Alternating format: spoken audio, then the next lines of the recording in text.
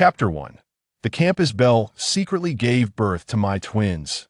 At the esteemed Magic City University, in the boys' dormitory room 254, Li Yong was engaged in a lively discussion with his 3 roommates about their dinner plans for the evening, when his phone suddenly rang. Upon answering, a female voice resonated from the other end, prompting his roommates to lean in, straining to listen. "Hello, is this Li Yong?" "Yes, this is he. May I ask who is calling?" "I am Shi, a close friend of Zhang Peixi." "Surely you remember Zhang Peixi." To Li Yong, the first name sounded vaguely familiar, but the second name struck a profound chord within him. Zhang Peixi was the very person who had stripped him of his title as the innocent young man. However, after that fateful night, nearly a year had elapsed without any sight of her. Now, hearing her name again left Li Yong momentarily dazed. "Hey, you haven't forgotten, have you?" "No, I remember." "That's good." Zhang Pei, she's expecting her child. She is currently at the Magic City Maternal and Child Health Hospital and is about to give birth. "Hurry over." And she spoke rapidly, delivering her message with urgency. Before Li Yong could fully process her words, she hung up the phone. "Yongo, what's up?" one of his roommates inquired. "Nothing, I need to step out for a moment. We'll be back shortly." With that, Li Yong dashed out of the dormitory, exited the residential area, and hailed a taxi, heading straight for the hospital, as if fate were smiling upon him. The traffic was remarkably smooth. In less than 20 minutes, he arrived at the hospital. At the front desk, he inquired urgently, "I'm looking for Zhang Peixi." "Please hold on, let me check." "She is in the inpatient area on the 3rd floor." "Thank you." Li Yong sprinted up the stairs. Upon reaching the 3rd floor, he collided with a beautifully made-up girl. "Are you Li Yong?" "Yes, that's me." "Shi, come with me quickly." Thus, under Shi's guidance, Li Yong found himself outside the operating room on the 5th floor. Entering the waiting area, a doctor approached him with a consent form for him to sign. "Family members should wait outside." "Understood." Outside the operating room, Shi paced back and forth, displaying signs of acute anxiety. Li Yong stood before the door, his emotions a whirlwind. His thoughts drifted back to that day when, during a club gathering, he had drawn a seat next to the campus Belle, Zhang Peixi. Amidst the lively atmosphere, everyone had indulged in drinks, and so had he and Zhang Peixi. After that, his memories became hazy, fragmented into scattered pieces. Yet the sound of Zhang Pei's soft voice reverberated in his ears, strikingly vivid. "Hey, Peixi has had it tough. You must treat her well. Do you understand?" And she suddenly interjected, snapping Li Yong back to the present.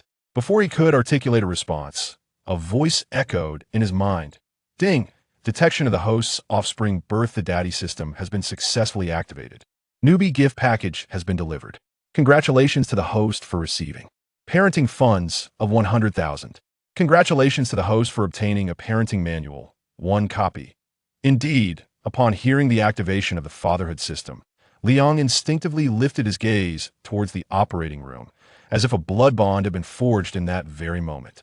Shi, observing this, felt a sense of relief, fearing that Li Yong might turn out to be a scoundrel, neglecting Zhang Peixi within the confines of a surgical theater. "My child, that of course it is your child. Peixi has only shared that intimacy with you that I will take responsibility for Peixi and the child," Li Yong affirmed. He was inherently a traditional thinker, having intended to take responsibility for Zhang Peixi from the moment he had taken her virginity. However, with Peixi being a year his senior, he had been unable to gather any news about her over the past year. Now, with Zhang Peixi having carried their child for 10 months, how could Li Yong possibly turn a blind eye? Each minute felt like an eternity. Although merely an hour had passed, both Li Yong and Shi found the wait excruciating. Finally, the operating room door swung open.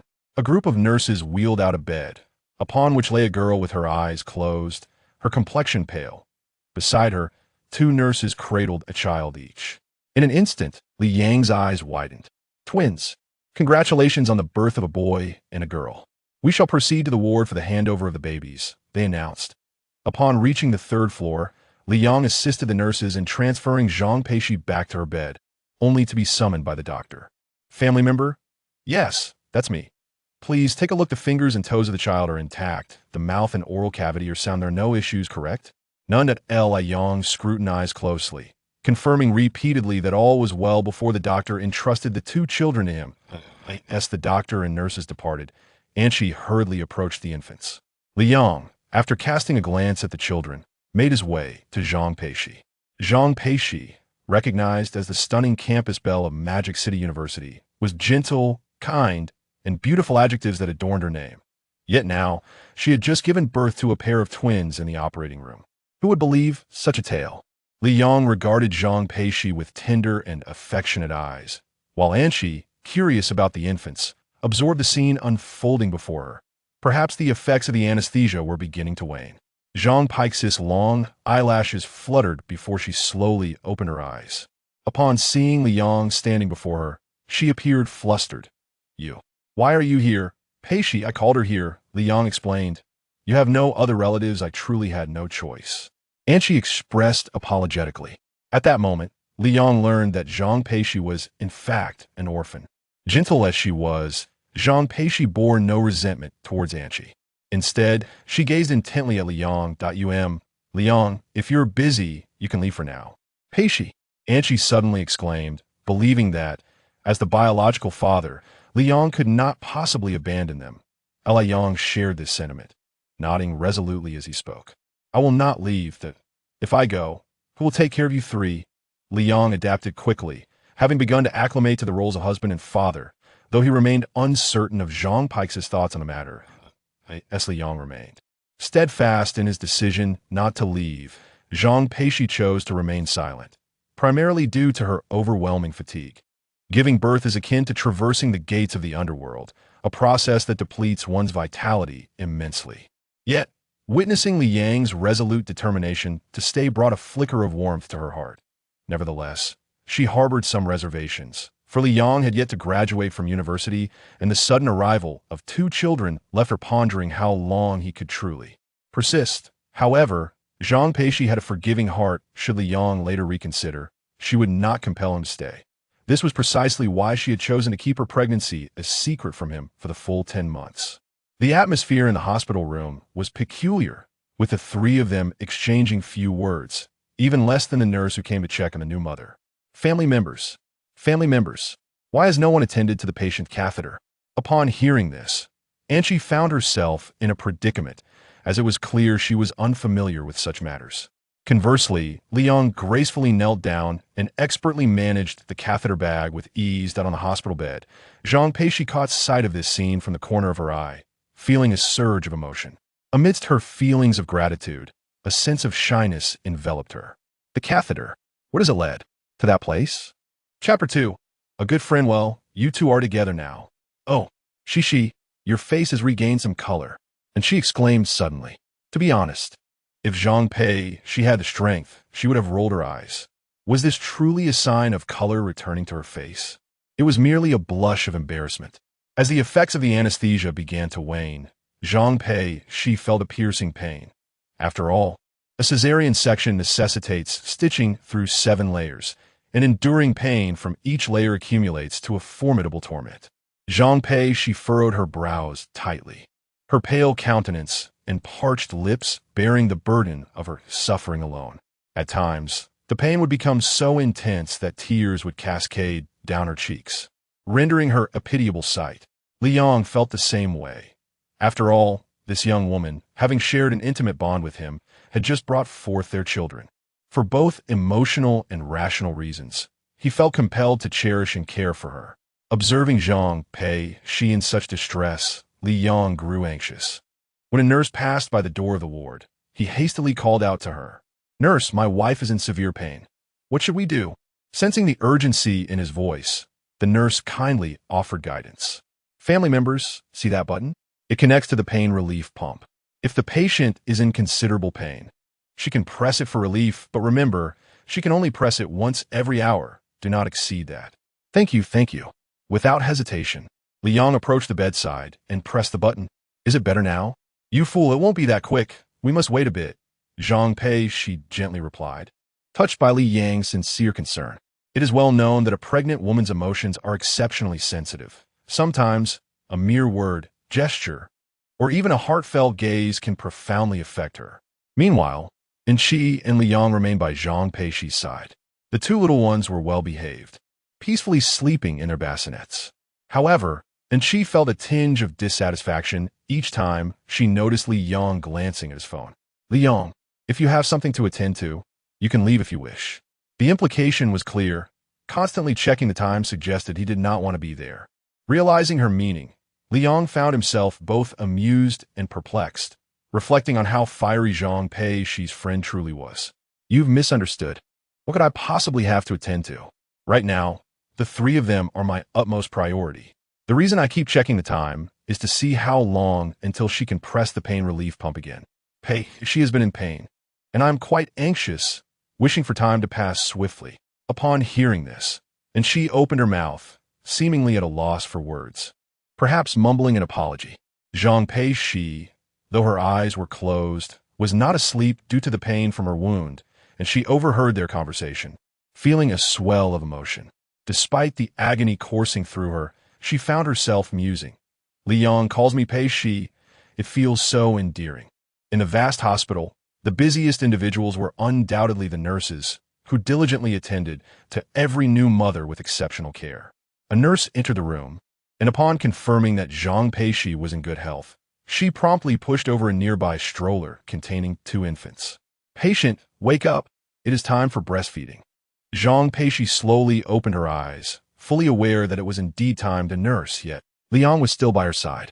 However, before she could voice her thoughts, the nurse had already kindly helped to loosen the loose hospital gown, revealing her fair skin beneath.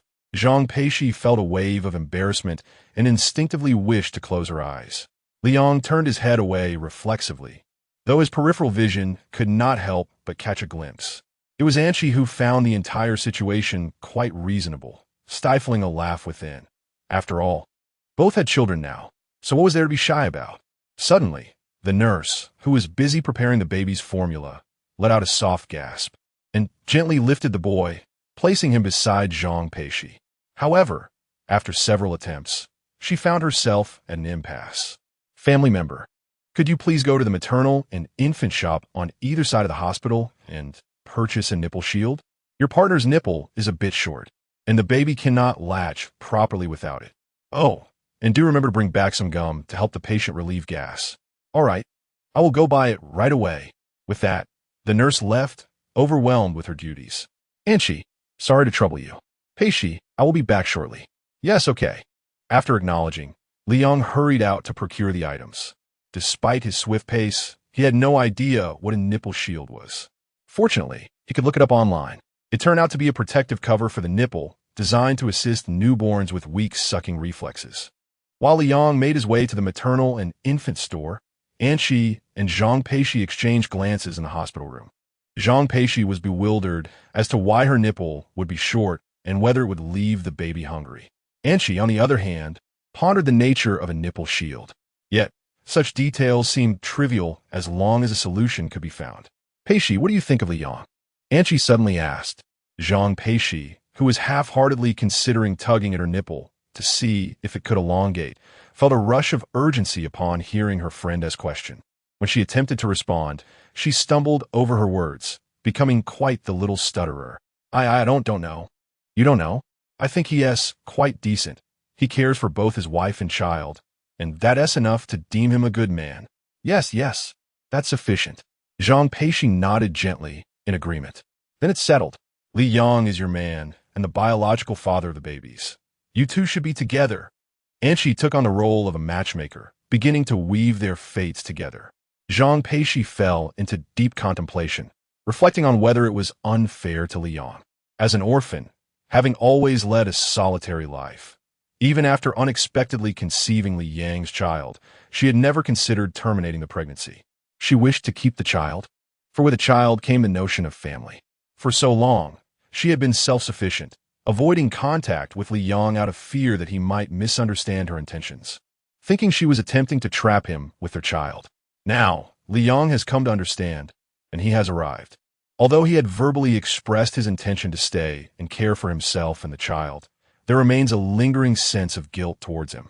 Fortunately, Zhang Peixi kept these thoughts to herself. If she were to voice them, Anchi would surely scold her as a fool, and Li Yong would be heartbroken. How could this girl be so naive? Cece, what do you think? I shall contemplate further. Observing this situation, Anchi refrained from further comments. yet she remained convinced that this matter was feasible. Thus, she subtly prepared to seize the opportunity to assist the two of them. Chapter 3. The First Feeding, a Reward. In the maternal and infant shop, Liang eagerly approached the sales associate. "Hello, I would like to purchase the lactation shield." "Certainly, sir. We have several options available, each with varying prices. Which one would you prefer?" "I would like the best one." "In that case, I recommend this model from Peixi. It fits well and offers a pleasant experience." "Excellent. I will take 4 of them." Upon hearing Li Yang's request for 4, the sales associate raised an eyebrow but refrained from commenting. After all, selling meant profit. Li Yang's decision to buy 4 was motivated by 2 reasons. Firstly, to facilitate easy cleaning, and secondly, to prevent the 2 babies from sharing, ensuring a healthier and more hygienic experience for each. After purchasing a few packs of chewing gum, Liang hurried back to the hospital room. However, before he could step inside, he was met with the sound of crying. Anxiously, he swung the door open, nearly knocking over Angel at the entrance. "Hey, Liang, are you trying to kill me?" "No, I'm sorry. I thought the babies were crying." "It's someone else's baby. Yours are sleeping soundly." Angel, wincing as she rubbed her backside and waist, clearly felt the impact. Coincidentally, the nurse was also present and called for Liang to assist with the disinfection of the lactation shield he had just purchased. Upon his return, the nurse requested his help in unbuttoning Zhang Peixi's shirt. "Family member, please unbutton her shirt. I can't manage with my hands full." "Huh? Oh." Liang, clutching the disinfected lactation shield, approached Zhang Peixi. Angel, on the other hand, had no intention of helping, partly to encourage a connection between the two, and partly due to her sore backside. Liang moved slowly, while Zhang Peixi grappled with her own feelings, simultaneously feeling frustrated about her inadequate situation. "You go ahead." "All right." After an internal struggle, Zhang Peixi decided to close her eyes and let things unfold, accepting that it was beyond her control. Thus, Liang successfully unfastened the buttons of the beautiful woman's blouse, and the next moment revealed a sight of delicate lace and soft pink. Where was the pink? It was all too clear. Having read the instructions, Liang was somewhat familiar with the usage of the lactation shield. Although he fumbled slightly, he managed to fit it on successfully. At that moment, the nurse approached, cradling the baby boy. As soon as the little one's mouth made contact with the lactation shield, he instinctively opened wide and began to suck vigorously, causing his mother to furrow her brow even more. "Family member, the mother's milk is surely insufficient. Please prepare formula for the second baby." The nurse instructed, and Liang nodded in agreement. With Angel's assistance, he successfully retrieved the pre-prepared formula, bottle, and other maternal and infant supplies from beneath the hospital bed. Holding the bottle, Liang prepared to fetch hot water for disinfection. In that moment, a thought struck him. He opened the parenting guide awarded by the system, which detailed how to prepare formula. Instantly, a wealth of instructions flooded Li Yang's mind, incredibly detailed. Simultaneously, a progress bar appeared before him, marked with the term proficiency. This indicated that once his proficiency in preparing formula reached its maximum, he would receive corresponding rewards. Upon returning to the ward, Anshi was engrossed in a video on her phone, preparing to make formula for the second baby. However, Liang showed no intention of handing her the bottle. "Liang, let me do it. I've watched the instructional video numerous times." "It's fine, I'll handle it," he replied. Then, under Anshi's astonished gaze, Liang commenced the task. Water at a temperature of 40 to 50 degrees, 30 milliliters. Formula, 1 leveled scoop. After securely fastening the lid, he shook it to ensure the formula and water amalgamated thoroughly. Finally, he released the air and checked the temperature. With a deft motion, Liang poured a few drops of milk from the inside of his wrist, waiting until it was warm but not scalding, thus completing the process. The progress bar, visible only to him, indicated a 25 increase, clearly signifying that his actions were entirely correct. "What? Liang, how did you manage that? Do you have children back home?" Anshi exclaimed in disbelief, as she had only dared to follow the TikTok video step by step, fearful of making a mistake. Yet here was Liang, executing the task flawlessly, igniting a flurry of thoughts within her. After all, not long ago, she had been contemplating matchmaking him with Zhang Peixi. "Stop it. You're being ridiculous. I picked it up while on my way to buy a nursing shield, Li Yong deflected, ensuring Anqi did not indulge in wild speculation. Impressive. You're quite skilled, Anqi praised, but her astonishment deepened as she witnessed the next feat, feeding the baby. Li Yong boldly lifted the little girl from the stroller. To Anqi's surprise, the infant not only refrained from crying, but appeared content in her father's embrace. The subsequent feeding and burping were executed seamlessly, leaving Anqi feeling a pang of shame. Throughout Zhang Peixi's pregnancy, she had diligently researched and watched numerous videos, convinced she had mastered the art.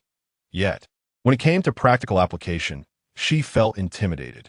In contrast, Li Yong performed exceptionally well. Could it be that he genuinely adored children?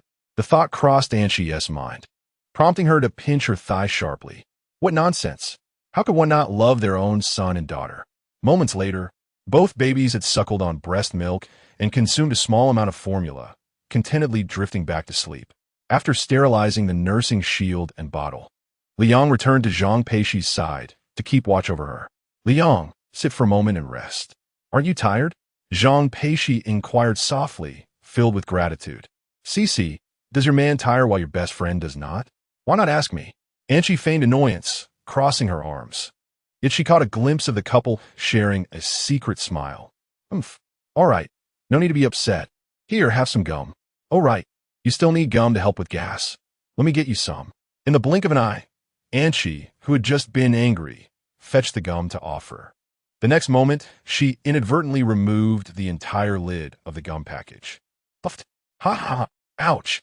Zhang Peixi burst into laughter. But as she did, she pressed against her wound, wanting to laugh, yet hesitating. Anqi noticed that the gum's packaging could easily dispense a piece, and, in her distraction, she had clumsily removed the entire cover. How unladylike. Ahem, enough laughter. Quickly, eat up. Anqi awkwardly took a seat, wishing she could vanish into the ground. However, following this commotion, the atmosphere improved significantly. It was at this moment that a notification sound echoed in Li Yang's mind. Ding! Initial feeding completed. Reward ability, performance enhancement, ability description. Upon use, it can enhance the capabilities of an item. Example, it can enhance such a perfunctory example left Li Yang momentarily bewildered. But in the next instant, he was struck by realization. This ability is indeed formidable. After all, if he was not mistaken, this ability could be succinctly described as turning waste into treasure. Could it work with anything? If so, what if I were to touch the sun? Chapter 4. The ingenious ideas of Zhang Peixi. Have we decided on names for our little ones? Li Yang inquired during a moment of leisure. He had heard that a birth certificate must be obtained before discharge. Yes, we have. Listen to this. If you feel they are unsuitable, we can always change them. The elder brother is named Li Junyi, and the younger sister is Li Junya. Do you find them pleasing? Junya. They sound delightful. Li Yang nodded enthusiastically. His heart swelled with emotion, especially upon hearing Anqi mention that Zhang Peixi had initially intended for the babies to bear the surname Li. Thank you, Peixi. Li Yang expressed his heartfelt gratitude, and Zhang Peixi smiled radiantly. Despite her pallor, she remained beautiful. Even without makeup, she undoubtedly deserved the title of most beautiful schoolbelle. Ding! The babies have names. How delightful. Based on the host's surname, the babies are bestowed with names. And a reward of physical enhancement for the babies has been granted once. The reward has been issued. Please check your notifications. Li Yang felt elated upon hearing the system's notification, when he had cradled his daughter to feed her formula not long ago. The profound connection of blood ties had sent tremors through his heart. In that moment, he vowed that even if he had to endure hardships, he would ensure a bright future for his children. Hence, the news of the reward enhancing his son's and daughter's physical well-being brought him immense joy. Thank me? For what? Do elaborate. Zhang Peixi playfully queried. Perhaps the pain relief pump was effective, or perhaps the presence of Li Yang was comforting. Her complexion had improved significantly, as she was now able to jest. I thank you for everything. Rest assured, I will always be by your side, watching over you and the children for eternity, Li Yang stated candidly, making Zhang Peixi's heart swell with sweetness. Anqi, however, smirked, her expression peculiar. Wait, Is this how you two feed each other dog food? Is this the manner in which it is served? Not at all, Zhang Peixi defended. Indeed, I am quite full. And she grinned widely. Thus, with Liang's presence, and she found herself relieved from the chaos, for he managed everything with remarkable attentiveness and care. He even arranged for their shared room to be converted into a single-occupancy suite. While purchasing some essentials, Liang thoughtfully brought along fruits to the nurse's station as a token of appreciation. With the impending room change, the nurses were exceedingly helpful. Otherwise, Liang and Anqi would have had to make several trips to transport their belongings. The single room was well-equipped, featuring a television, refrigerator, and microwave. Even the beds were 2 in number, allowing ample rest for the accompanying family member. The corridor had transformed into a tranquil haven, devoid of the previous clamor. Afterward, the day unfolded with routine checks and dressing changes, while Liang diligently fed the babies. Observing her diminishing role, Anqi felt compelled to take her leave, proposing, Peixi, I shall return home for the evening and come back early tomorrow morning. Would that be all right? Of course, go home and rest well. You've worked hard today, Zhang Peixi replied warmly. Liang expressed heartfelt gratitude on behalf of Zhang Peixi, acknowledging that if it were not for her phone call, he might have remained oblivious for a lifetime. Zhang Peixi remained silent, her gaze fixed anxiously on her friend Anqi, feeling somewhat at a loss. After all, she and Liang had shared only a single night together and were still unfamiliar with one another. As she watched Anqi depart, Zhang Peixi resigned herself to the thought that even if Liang were to change his mind and leave, she would not voice her reluctance. In the single patient room, Liang busied himself with various tasks while Zhang Peixi, feeling anxious, found herself unable to assist. He tended to the catheter and replaced his chewing gum without a hint of complaint, even allowing Zhang Peixi to discard her used gum into his hand. Liang, you are working hard, she thought. Are you not tired? Her chatter flowed like a lark song. Yet, she was the kind of person who disliked imposing on others. And now, with Liang diligently caring for her, she felt a mix of emotions, touched yet uneasy. As night fell completely, Li Junyi and Li Junyi slept soundly, behaving like considerate little angels, not crying or causing trouble, thus sparing their father Li Yang from additional burdens. As the hours slipped closer to midnight, the nurse's visits became less frequent, and the floor fell into a profound silence, interrupted only by the faint cries of other babies. As the night deepened, Liang sat beside Zhang Peixi, engaging her in conversation. Their dialogue shifted from light-hearted banter to dreams of the future, with Liang consistently reassuring Zhang Peixi, providing her with solace. Zhang Peixi nodded repeatedly, her smile sweet yet tinged with bitterness, perhaps a reflection of the solitude she had faced all along. Liang, she suddenly called out. Could you please help me unbutton my shirt? All right, are you about to breastfeed? Isn't it too early for that? Liang asked with suspicion, yet he proceeded to unbutton her shirt. Even in the dim light of the room, the soft glow illuminated her skin, resembling the delicate sheen of jade. The faint blush on her cheeks was also clearly visible. I'm not breastfeeding, this is for you. Upon hearing this, Liang was momentarily taken aback, unable to grasp the meaning of her words. Zhang Peixi took a breath, her breathing steady, and after a moment of contemplation, she elucidated, I still feel guilty towards you. Even though I haven't graduated from university, I'm already tied down with children, and it weighs heavily on my conscience. I reiterate, when the time comes, if you choose to leave, I will not stop you. I'm truly grateful for your presence today. It has moved me deeply. However, I can only remain here in bed. Perhaps you could touch me as a form of compensation. Upon uttering these words, her cheeks flushed a deep crimson. To be honest, she was a traditional girl, one who preferred pure cotton when purchasing undergarments, steering clear of silk or lace. Now, having made such a bold suggestion, one could only imagine the internal struggle she had endured. There was no alternative. She genuinely wished to express her gratitude to Liang, yet after much contemplation, it seemed that no other avenues remained. With a sigh, Liang closed the open hospital gown and fastened it.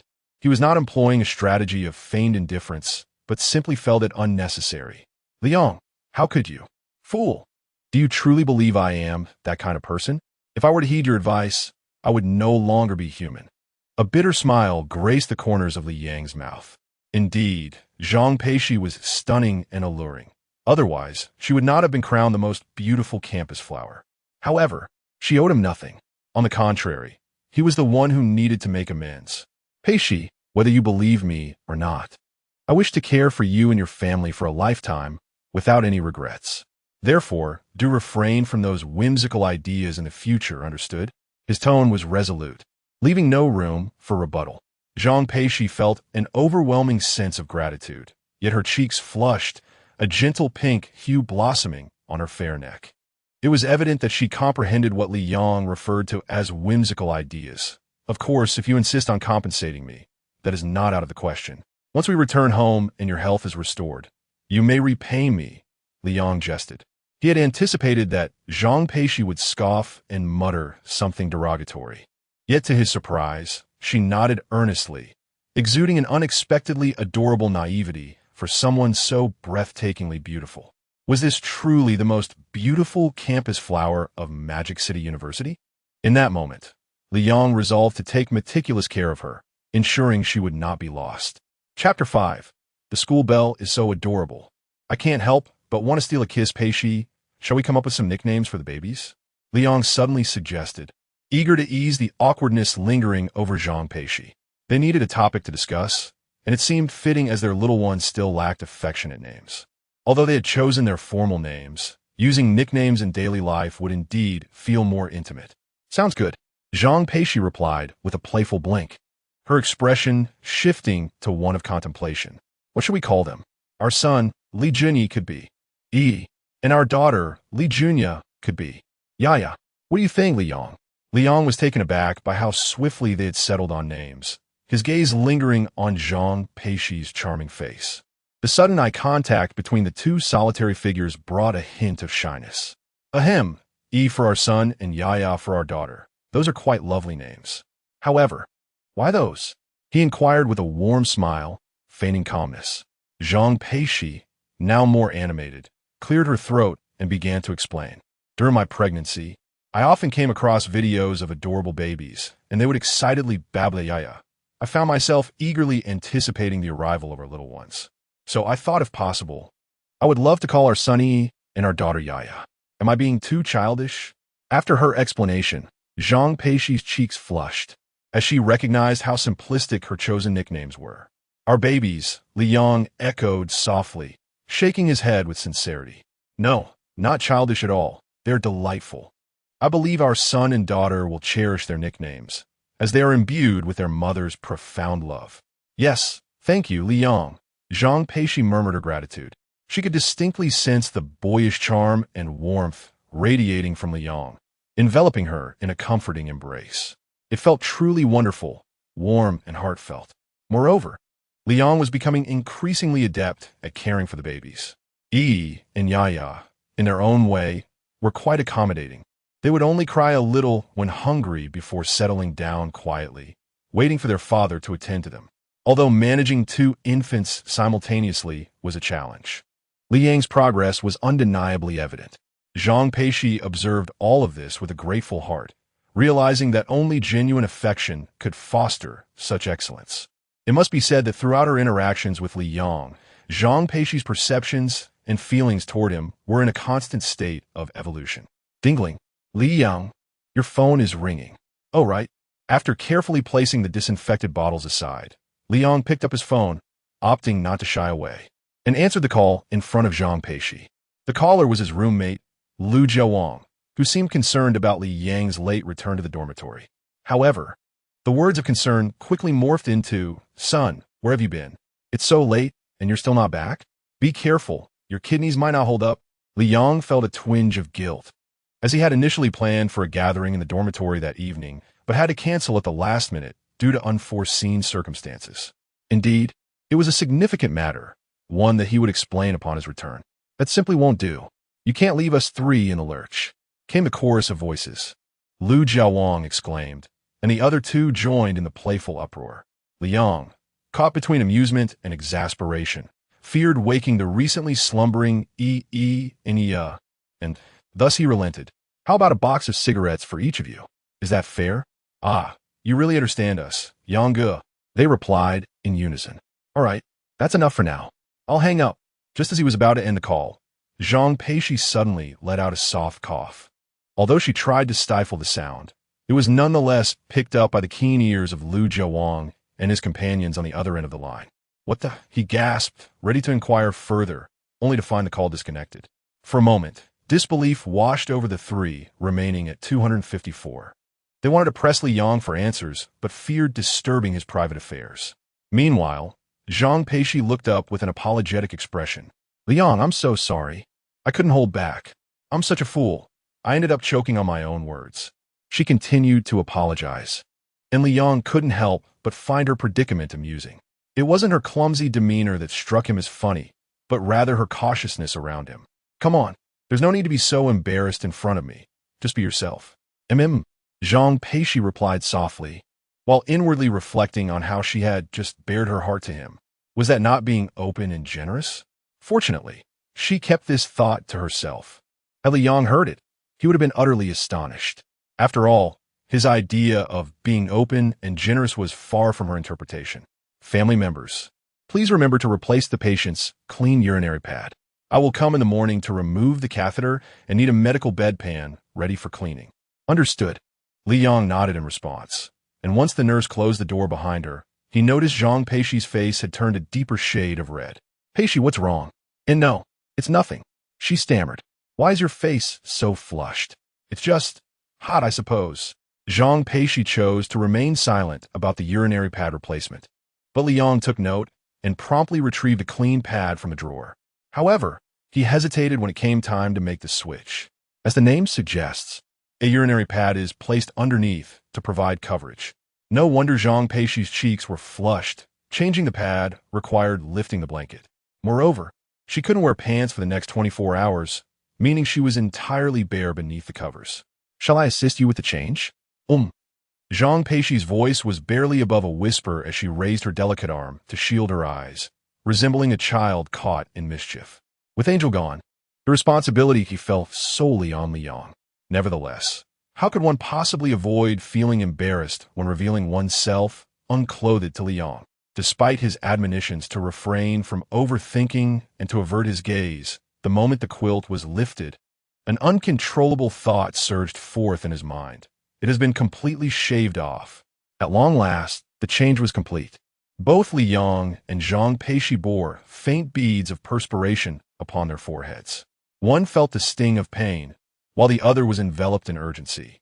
Throughout the process, Zhang Peixi kept her arm raised, shielding her eyes and a portion of her face. There was simply no way around it. The embarrassment was overwhelming. Li Yang even noticed how the girl bit her delicate lips, leaving subtle imprints of her teeth, adorable in a way that stirred an irresistible urge to kiss her. Indeed, he acted upon that impulse. A crisp pop resonated throughout the entire hospital room. Chapter 6. Be My Wife. When Zhang Peixi was kissed, her eyes widened in surprise. As she withdrew her small hand, she heard Li Yang's apologetic voice beside her. I'm sorry, you were just too adorable. I couldn't help myself. Zhang Peixi did not respond, merely uttering a soft before closing her eyes, preparing to drift into slumber. Though she maintained an outward composure, internally, she experienced an uncontrollable sweetness. Despite her confusion regarding this feeling, the kiss from Li Yang was undeniably delightful. Yes, it certainly was. On the first night in the hospital, Zhang Peixi found herself feeling surprisingly at ease, contrary to her initial apprehensions. However, she recognized that this sense of calm stemmed entirely from Li Yang's presence. Without him, she would likely have been flustered. Throughout the night, her sleep was light, and even the slightest sound would rouse her.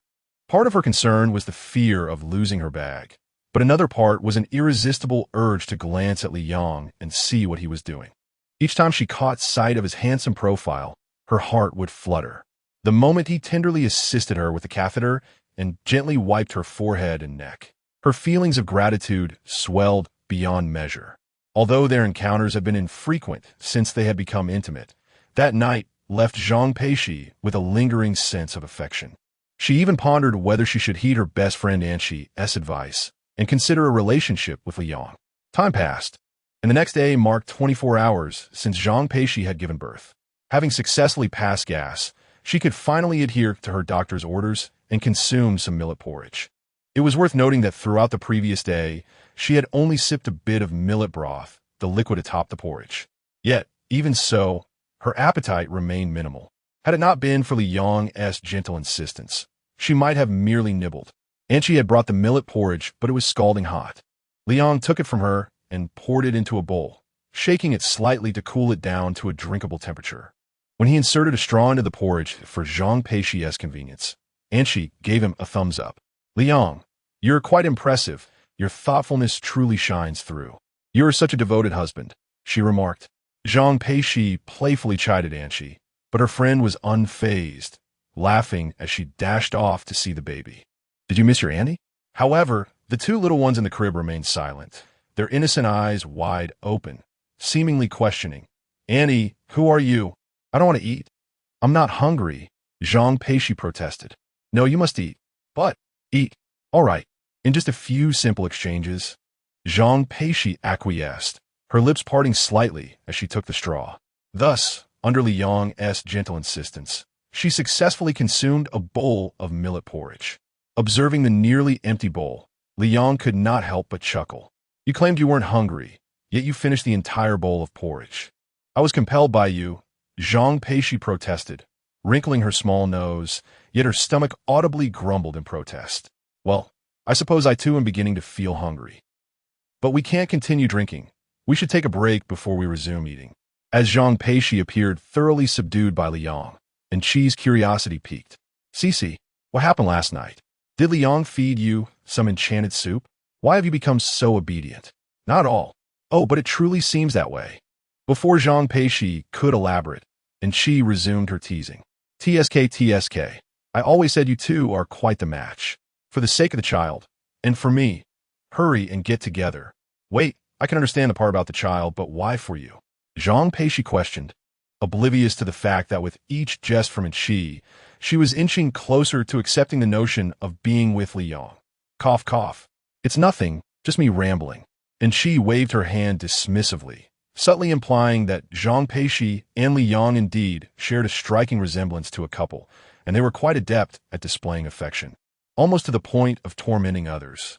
Soon, a nurse entered, pushing a medical cart, and immediately prepared to remove the catheter. The mere mention of the catheter made Zhang Peixi blush. She distinctly remembered how Li Yang had dutifully attended to her 10 times the previous night, stirring a fluttering in her heart. This young man was truly gentle. After removing the catheter, we need to disinfect. Did you buy the basin? Huh, disinfect? Zhang Peixi suddenly realized, recalling the nurse's words about needing to disinfect down below. And Qi, can you help me? Absolutely not, the nurse firmly replied, providing a compelling reason. Girls lack the strength and could easily strain the incision. A male family member must assist. Thus, Li Yang arrived while Qi stepped aside. Zhang Peixi closed her eyes, and even as she felt pain while adjusting her position, it seemed inconsequential. As she watched an entire bottle of disinfectant poured over that sensitive area, Li Yang maintained his composure, knowing it would be terribly inappropriate to entertain any other thoughts at such a critical moment. But Qi had a different perspective. As soon as the nurse left, she chimed in teasingly. Oh my, Li Yang, have you seen all of Cici? You must take responsibility. And Qi, you shouldn't say such things. Li Yang is only helping. Helping gives you the right to see a girl's body? But I'm no longer a girl. Upon hearing this, and Qi's eyes widened in shock. What do you mean you are no longer a girl? Are you a young woman? No, Cici. Why are you defending Li Yang? Sure, he is your man, but I am just a bystander, right? Not at all. What is he then?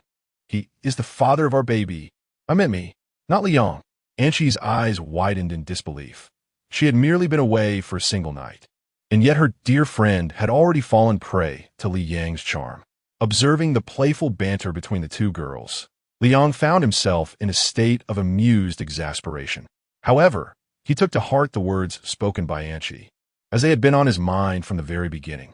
After a moment of contemplation, he stepped forward and approached Zhang Peixi, his expression earnest as he inquired, Peixi, will you be my wife? I promise to cherish and care for you and your family for a lifetime. The sweetness of his confession was almost overwhelming, a bittersweet pang that resonated within. Yet, the fervent hope remained. Peixi, please say yes. And she, despite being the sole participant, managed to elevate the atmosphere, making it feel as though they were declaring their affections on a playground rather than in a hospital room. Chapter 7. Nurse, be gentle. My son and daughter are afraid of pain. In the hospital room, Anchi, while creating a lively atmosphere, was subtly diverting Zhang Peixi's attention. In her view, missing this opportunity could mean a lifetime of regret for her dear friend. A girl raising 2 children alone is a daunting prospect, but with Li Yang by her side, the situation transforms entirely. United as a couple, their strength is formidable. Should Zhang Peixi accept Li Yang's proposal, they would indeed form a family that others would envy. Just imagining it made Anchi wish to revel in this couple's romance. However, Zhang Peixi remained silent, her kind-hearted nature leading her to ponder deeply. Would she burden Li Yang? Would it be unjust? Perhaps. Peixi, are you worried about being unfair to me? Li Yang had long discerned the thoughts swirling in her mind. Her inherent kindness meant she was not contemplating her own happiness, but rather the implications for others, specifically for him. Eventually, Zhang Peixi nodded. Li Yang witnessed this with both joy and concern. Such a girl is deserving of a lifetime of protection and care. Of course, if outsiders were aware of Li Yang's sentiments, they would undoubtedly roll their eyes at him, considering Zhang Peixi was renowned as the most beautiful campus belle, and it would seem he was taking advantage of her kindness. Yet, the current circumstances were different. They had created a bond. 2 little treasures that made Li Yang and Zhang Peixi the perfect match. Observing Li Yang's furrowed brow, Zhang Peixi, unable to bear the sight of his distress, decided to agree to his wishes. Li Yang, I accept. At this proclamation, both Li Yang and Anchi's eyes sparkled with surprise, but Zhang Peixi had more to say. I agree to be with you, but should you ever feel the need to leave, you may do so. After uttering this, Zhang Peixi softly murmured to herself, as long as you are here, I shall devote myself to you. In essence, as long as Li Yang remained by her side, Zhang Peixi would wholeheartedly love him. Though declaring love at this moment felt somewhat abrupt, Li Yang's actions had undeniably left an indelible mark in her heart, one she could neither erase nor forget. All right, Li Yang. Our little Cece has agreed. I reiterate, you must treat her well. Absolutely, Li Yang affirmed with a firm nod, his inner thoughts transforming into reality after their bond deepened. He felt fortunate to have found her and elated that they now had their son and daughter. The family was called to the 3rd floor for the children's vaccinations. A nurse at the door called out to Li Yang inside the room. As Zhang Peixi had accepted his request, a wave of excitement surged within Li Yang. Momentarily overlooking his joy, he leaned down to kiss Zhang Peixi's forehead. I will take the babies for their vaccinations. Wait for my return. Zhang Peixi nodded enthusiastically, her heart brimming with sweetness. As Li Yang pushed the stroller out, the hospital room was left with just Zhang Peixi and Anchi. Anchi's expression was peculiar. Had her best friend really just embarked on a relationship?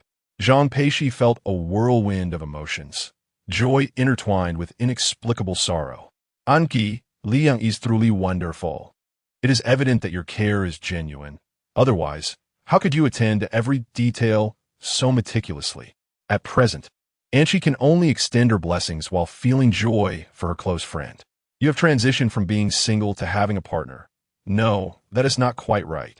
You have a boyfriend now. Or perhaps it is more complex than that, where a child precedes the establishment of your relationship. How rare indeed. I did not foresee this turn of events. As she spoke, Zhang Peixi tilted her head in contemplation, the upward curl of her lips revealing her happiness. Meanwhile, Li Yang pushed the little ones into the vaccination room.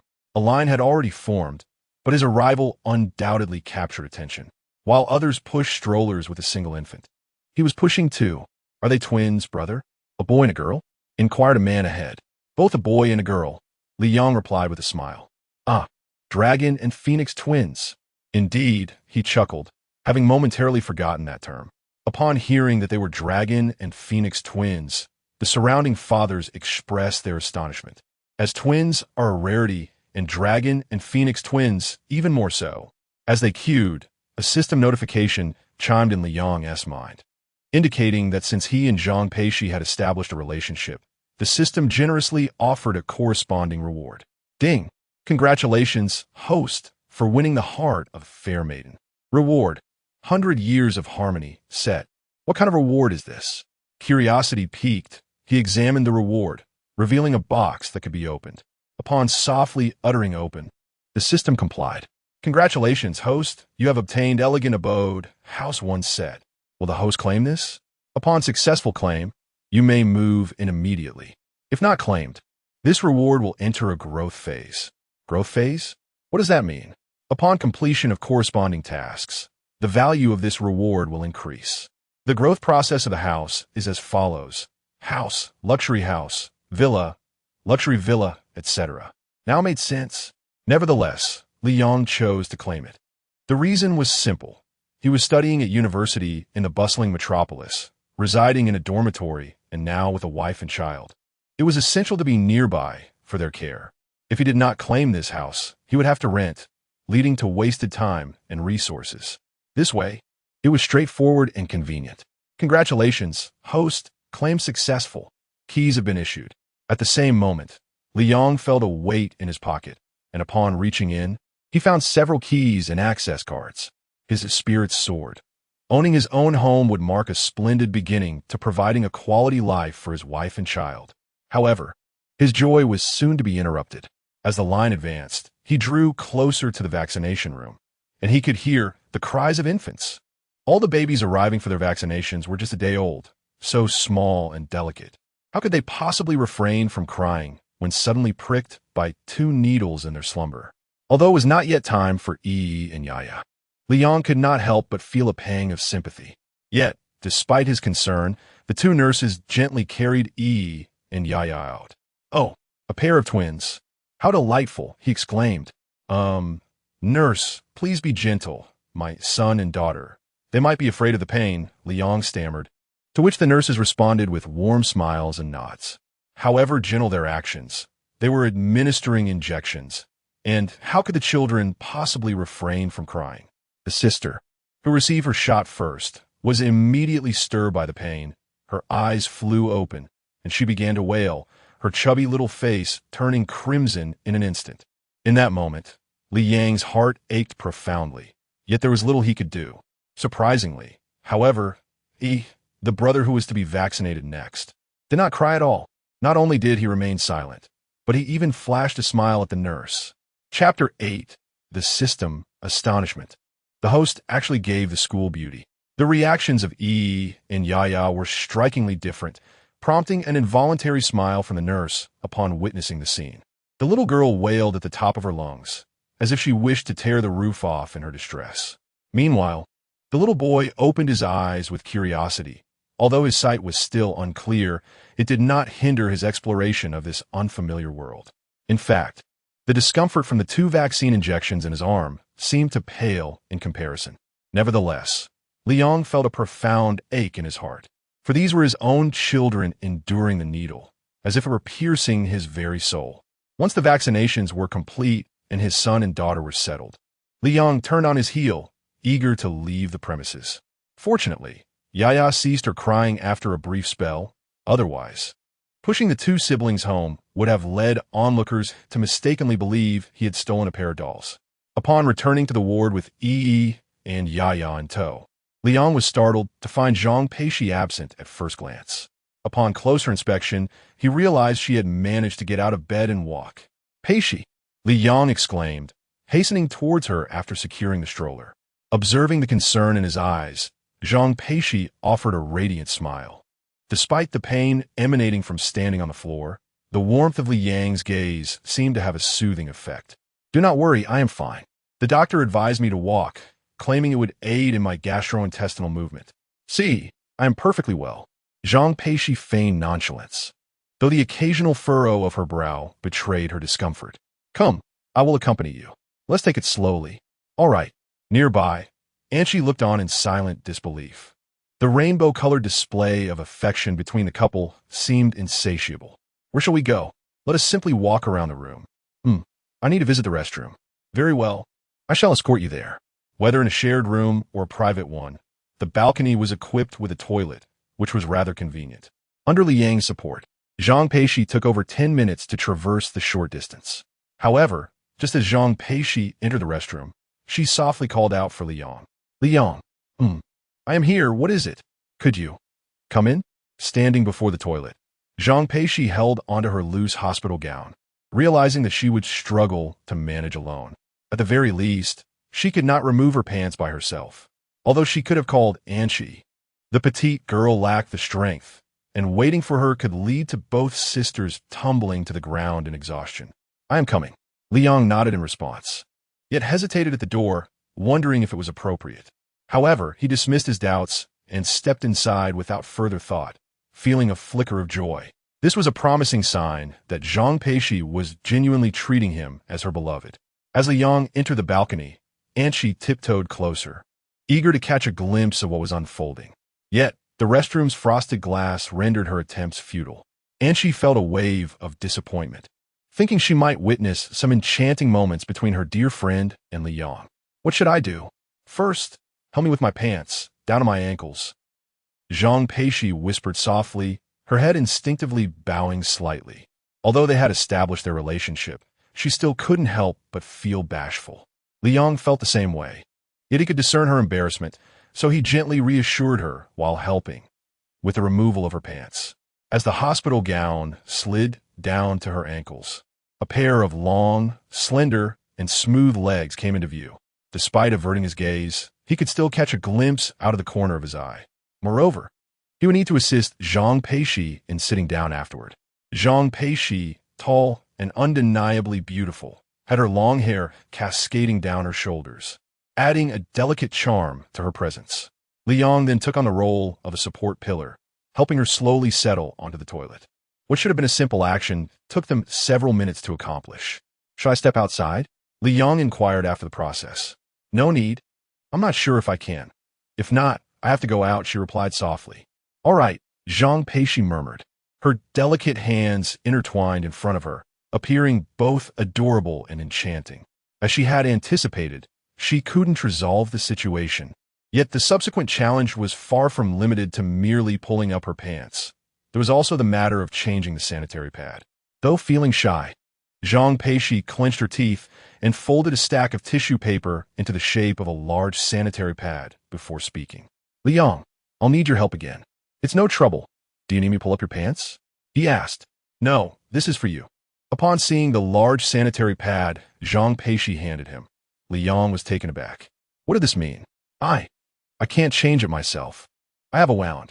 Oh, Liang realized, so she needed his assistance in changing the pad. He contemplated asking if it was appropriate, but, upon further reflection, realized there was no other option. He cautiously approached her. It's worth noting that he had never even bought one, let alone change one for a girl. However, considering they had a child together and were a couple, what was there that was impossible? Is this how it goes? Yes, that's right, Zhang Peixi confirmed. Liang fumbled through the task, and fortunately, he guessed correctly. But while Zhang Peixi trembled with anticipation, he felt nervous and inadvertently brushed against a private area. Initially, Zhang Peixi didn't register the sensation due to the pain of her wound, but Liang unexpectedly apologized. I'm sorry, I didn't mean to touch you there. Where? Zhang Peixi puffed up her cheeks, even though she hadn't felt anything. His words only served to heighten her embarrassment. I really want to bite you. Forget it, just hold still while I help you. All right, you do it yourself. With that, Liang felt a wave of frustration. He hadn't intended to take the lead in such a manner. Fortunately, Zhang Peixi was blissfully naive and didn't understand. Otherwise, he might have faced her wrath. Thus, with her delicate arms wrapped around Liang's neck, she clenched her fists, her cheeks flushed, and using all her strength, she finally managed to stand up. Upon witnessing the concern etched upon Liang's face, the stunning school Belle, Zhang Peixi, also revealed a gentle expression. Unable to restrain herself any longer, she tenderly placed a kiss upon his cheek. This kiss, akin to a dragonfly skimming the water's surface, was light yet remarkably vivid. As Liang turned his head, Zhang Peixi playfully scolded, "What are you staring at?" "Staring at you," he replied, leaning forward to capture her lips in a kiss. "You may return the favor." Li Yong chuckled. Zhang Peixi rolled her eyes in response, letting out a soft huff, exuding an irresistible charm. One cannot help but acknowledge the rapid progression of their relationship. Shocking. The host has accomplished the achievement of changing sanitary napkins. Reward. Medicine 1. Consumption by the host beloved will accelerate the recovery of physical fitness. This is truly a remarkable item. But what on earth is the name of this achievement? Who would believe it's not meant to be a joke? Chapter 9. The physiological milk surge. Zhang Peixi, in tears, cried out for her husband. Back on the bed, Li Yong retrieved the pill awarded by the system. It was indeed a pill, quite substantial, larger than the Anacin he had taken in his youth, nearly twice its size. Swallowing a whole seemed utterly impossible. Zhang Peixi gazed at the pill in astonishment. So large. Ahem, the nurse provided this medicine, and it's just this one. Let me break it into smaller pieces for you. Despite being divided into 4 segments, each taken one at a time, Zhang Peixi still found herself choking. It was no surprise. Her throat was too slender, a fact Li Yong could sympathize with after that night. Cough. I'm so tired, Li Yong. I want to sleep for a while. Sleep, I'm here. After a trip to the restroom, Zhang Peixi felt nearly exhausted, despite having taken the system's pill. It would require time to recuperate. Fine beads of sweat glistened on her pristine forehead, her delicate frame gasping for breath, exuding an ethereal beauty. Upon returning to the bed, she scarcely managed to exchange a few words with Anqi and Li Yong before her head tilted, and she succumbed to slumber. Alas! One could say that childbirth is akin to a brush with death. Before her pregnancy, Peixi had diligently exercised, boasting excellent physical fitness, yet now, she appeared almost unrecognizable in her frailty. Anqi, filled with concern, remarked, "Look at her now. She's nearly a shell of her former self." Li Yong concurred with her sentiment, but couldn't he help pondering that if even the campus Belle appeared so diminished, what of the other girls? Would they not need to dig a grave for themselves? Li Yong, you must treat Peixi well. I will. Li Yong chuckled softly, having heard Anqi express this sentiment countless times. Did she truly doubt his character? Yet it was a good sign, for it reflected Anqi's genuine care for Peixi. Such a devoted friend is a rare treasure, and for Zhang Peixi, having even one is a blessing. The following day at the hospital unfolded smoothly. Both Zhang Peixi and the infant spent more time asleep than awake. Li Yong's abilities shone brightly as he became increasingly adept at changing diapers and preparing formula. While claiming mastery might be an exaggeration, performing these tasks with ease became second nature. Before long, night fell, and Anqi had just departed. The previous evening, her visit aimed to foster a connection between Li Yong and Zhang Peixi, while tonight, she had to return home due to pressing family matters. Before leaving, she assured Peixi that she would bring an additional blanket the next day and would stay the night. Although Peixi insisted it was unnecessary, Anqi's words carried the weight of commitment, and Peixi refrained from further protest. On the hospital bed, Zhang Peixi and Li Yong shared laughter and light-hearted banter, their relationship growing increasingly intimate. Li Yong even jested, prompting Zhang Peixi to call him husband. Though she had yet to utter the word, she displayed no aversion. Instead, she blushed, feigned annoyance, and wrinkled her nose at the mention, a significant progress indeed. After all, she had allowed Li Yong to see and touch her, and had borne him 2 children. For Zhang Peixi, who is steeped in traditional thought, this was tantamount to affirming her feelings for this man. Although she still hesitates to call him husband, in the absence of Li Yong, she nonetheless refers to him as my beloved in front of the nurse. This has led Anqi to widen her eyes in surprise, sensing that their relationship has progressed, albeit slightly. Zhang Peixi, with her frail constitution, often listens while Li Yong speaks. Whether discussing matters of home or school, she patiently absorbs his words. At times, she becomes so engrossed that her demeanor takes on an ethereal quality, rendering her breathtakingly beautiful. However, at that moment, Zhang Peixi suddenly furrowed her brows. What was the matter? Li Yong grew anxious. It's nothing, just a feeling of swelling in my chest. A bit painful, she replied, shaking her head as she reached to touch her chest before continuing. Li Yong, could you take a look? Does it seem swollen or enlarged? Following her gaze, Li Yong indeed noticed that it was noticeably swollen and something felt amiss. Given Zhang Peixi's considerable discomfort, he promptly pressed the call button. Zhang Peixi.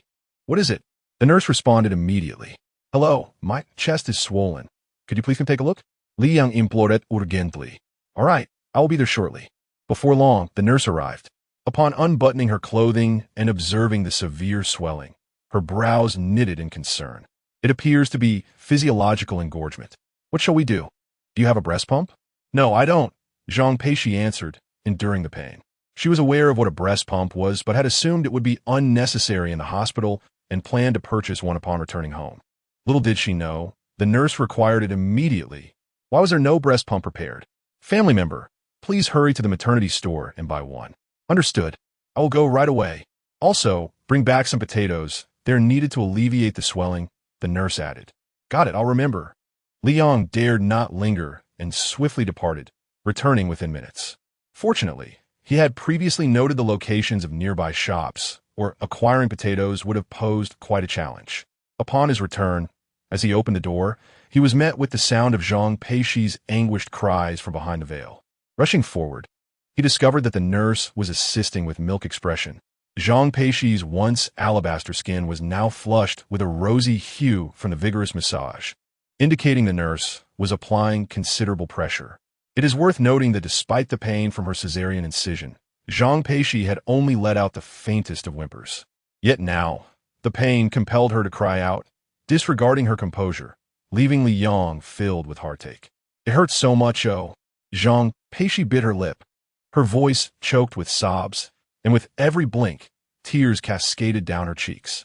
Were it any other time, being seen by Li Yang in such a vulnerable state would have left her blushing with embarrassment, but at this moment, she could not afford to feel shy.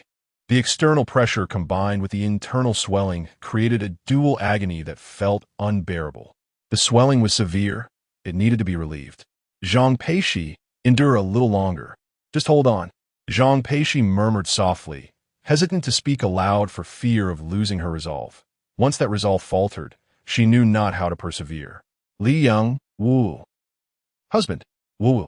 Zhang Peixi cried out helplessly, each utterance of husband shattering Li Yang's heart into a million pieces.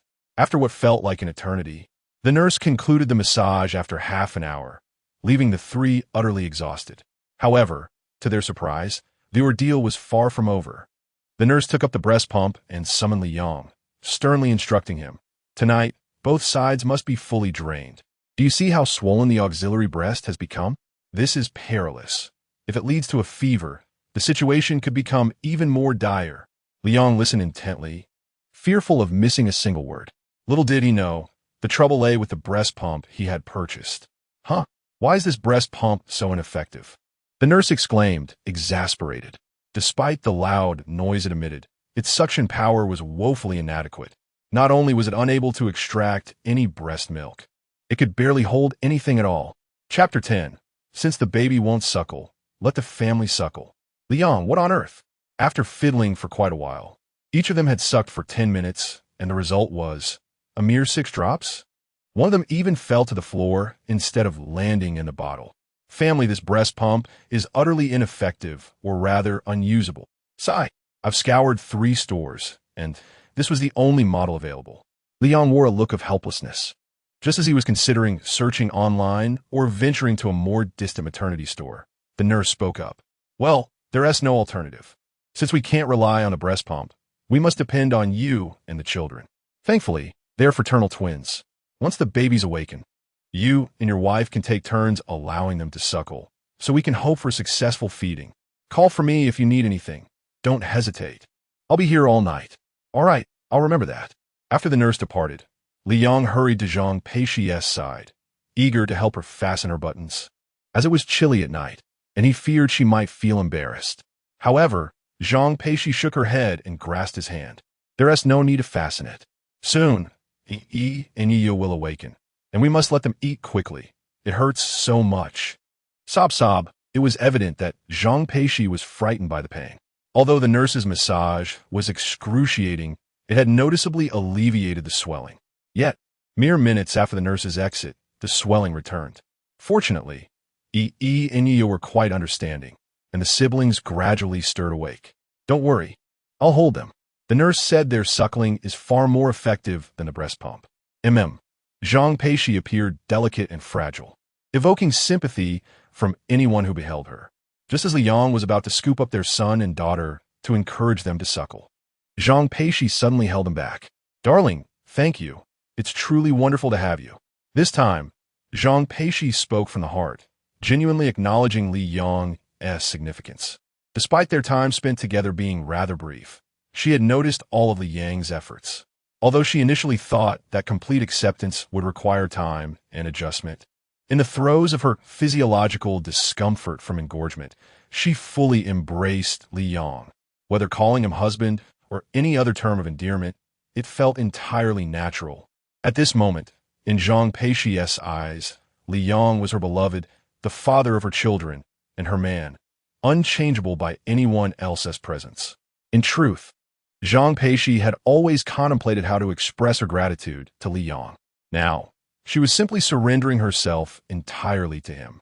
This was indeed a joyous occasion, a cause for celebration, or at least that is how Li Yang perceived it. While Zhang Peixi's sudden expression of affection was a source of joy and surprise, Li Yang's thoughts were entirely focused on her discomfort. As long as he could alleviate Zhang Peixi's pain and address her engorgement, he would do anything. I love you too, but for now, let us prioritize letting and Yi suckle. Alleviating the swelling is of utmost importance. All right. Zhang Peixi was entirely compliant with Li Yang's wishes, feeling an overwhelming sense of relief in that moment. Since the moment she became pregnant, everything has been accomplished independently by her, including preparing the delivery bag and making her way to the hospital alone. It is no wonder that Anshi repeatedly urged Li Yang to treat her well. Such a girl truly evokes deep sympathy. Li Yang first took Yaya into his arms. This was not out of favoritism towards daughters or a bias against sons, but rather a well-rounded consideration. It is important to note that his sister Yaya's cries are particularly piercing and frequent, especially in comparison to her brother Yi, who rarely cries even upon waking. He simply remains quietly waiting for his father's attention. Yaya, on the other hand, cries immediately upon awakening, regardless of the circumstances. Could this be the essence of an old saying? The baby who cries receives milk? When Li Yang brought Yaya over, Zhang Peixi had already equipped herself with the breast shield, still needing to rely on this device due to her short stature. The moment Yaya's mouth touched the breast shield, the little one quickly latched on, as if she were starving. However, contrary to expectations, Yaya, being rather impatient, became displeased after a few attempts without obtaining any milk. Although she did not wail loudly, she certainly refused to latch onto the breast shield again. Consequently, it became impossible to relieve her mother's engorgement. Li Yang found himself in a predicament, but fortunately, Yaya did not continue to fuss. After returning her, he could only opt for another child. Muster your strength and strive to extract your mother's milk. With a playful response, Yi answered his father with a toot. You mischievous little rascal. Li Yang couldn't help but chuckle, then took Yi into his arms. As Yi latched onto the breast shield, he truly began to suck vigorously. Yet, this also put Zhang Peixi through considerable distress. After enduring physiological engorgement, a half-hour massage from the nurse, and 20 minutes of chaotic suction from a subpar breast pump, Zhang Peixi's breasts had certainly endured much torment. The reason she did not allow Li Yang to assist with the buttons earlier was simply that even the slightest touch was excruciating. Now, as he sucked, Zhang Peixi suddenly grasped the truth. No wonder people often say, it takes a lot of effort to nurse. The strength required to suckle is indeed immense. Yi was more effective than Yaya. After a brief while, hearing the sounds of gulping, Yi realized he had accessed the milk, though it was still challenging to alleviate the urgent need. It is hard to imagine that Zhang Peixi's already ample bosom had increased in size overnight. Though swollen, it was undeniably larger. After a few sips, Yi refused to continue, and Yaya did the same. Could it be that both babies were proving unreliable? Silly child, if it hurts, just bite me. If you cause me pain, I will feel your hurt too, you fool. Li Yang felt a pang of sorrow and immediately extended his arm. Zhang Peixi shook her head with a forced smile, exuding a poignant beauty. The nurse on duty that night, demonstrating remarkable responsibility, returned promptly after attending to other patients, concerned for Zhang Peixi. Family member, how is it? Has the baby received any milk? He ate, albeit not much. What should the nurse do? My wife is still experiencing significant swelling. Liang, overwhelmed, called out wife in desperation. Don't worry. Let me take a look, the nurse said. After her examination, her expression grew more serious. This won't do. We need to perform suction. The breast pump is ineffective, and the baby isn't feeding properly, so we will need a family member to assist. A family member? Liang was taken aback. What do you mean? Yes, you will perform the suction. Your strength is certainly greater than that of the breast pump. Since the baby refuses to suck, it falls to you. The nurse reiterated, confirming that Liang had indeed heard correctly. However, as a grown man, was it appropriate for him to perform such a task? Chapter 11. What is Liang doing? Liang replied, I'm assisting the school beauty. It's quite a daunting task. Is that really appropriate? He added awkwardly. The nurse, however, appeared unfazed, her expression serious as she reiterated, I am not joking. Soon, no, immediately.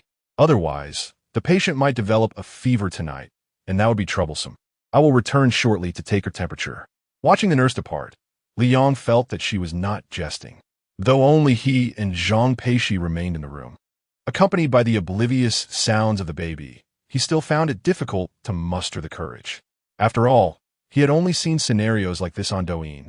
To find himself facing such a situation in real life was quite the conundrum. However, the nurse's words echoed in his mind. Peixi might indeed develop a fever, and that would pose great complications. Resolutely, he clenched his teeth and stomped his foot, startling the baby in the crib. Ahem. Peixi, what do you think? I have no idea. Zhang Peixi mumbled softly, shrinking her neck. If she had a blanket, she would likely cover her head with it. This was an experience she had never encountered, not even on Douyin, nor had she seen it discussed in local parenting groups. It was understandable. Such matters are hardly shared with outsiders. The stalemate persisted, yet the sense of discomfort remained palpable, despite her embarrassment and reluctance. The waves of pain surged through Zhang Peixi's mind, overshadowing her hesitation. If her strength permitted, she might have impulsively pulled Liang closer to her for relief. Overwhelmed by the unbearable pain, she clenched her fists, her eyes reddening, and finally whispered, Liang, please help me. Listen to the nurse. I am in so much pain. Don't cry. I will help. I am coming right away. Seeing Zhang Peixi in tears pierced Liang's heart, jolting him into action. He realized that now was not the time for hesitation. However, the thought of this being a moment meant for their child left him with a peculiar feeling. Since they had acknowledged their relationship, Zhang Peixi had chosen Liang. Although she had initially struggled with her pride, the intense pain shattered that barrier. Now, she felt her chest heavy, as if it were suffocating her breath. Thus, she resolved to disregard everything else, focusing solely on alleviating her torment. She could not bear the swelling any longer. Otherwise, she would truly burst into tears. Witnessing Zhang Peixi's distress, Liang stepped forward without any further qualms. Throughout this ordeal, he had pondered how a baby breastfeeds, only to realize that such an ability is an innate gift, gradually diminishing over time. Indeed, it was not as simple as he had imagined. Not only did he fail to provide any assistance to Zhang Peixi, but after clumsily fumbling for more than half an hour, he realized that he had seemingly achieved nothing at all. As Zhang Peixi's tightly furrowed brow relaxed slightly, her pale complexion gained a hint of color, suggesting a measure of relief. Husband, you've worked hard, she murmured. The power of the beautiful schoolgirl calling him husband seemed to ignite Li Yang's fighting spirit. The realization that he could indeed assist Zhang Peixi brought him a wave of joy. How do you feel? He inquired. Much better, she replied, her lips pouting and her brow knitted in discomfort.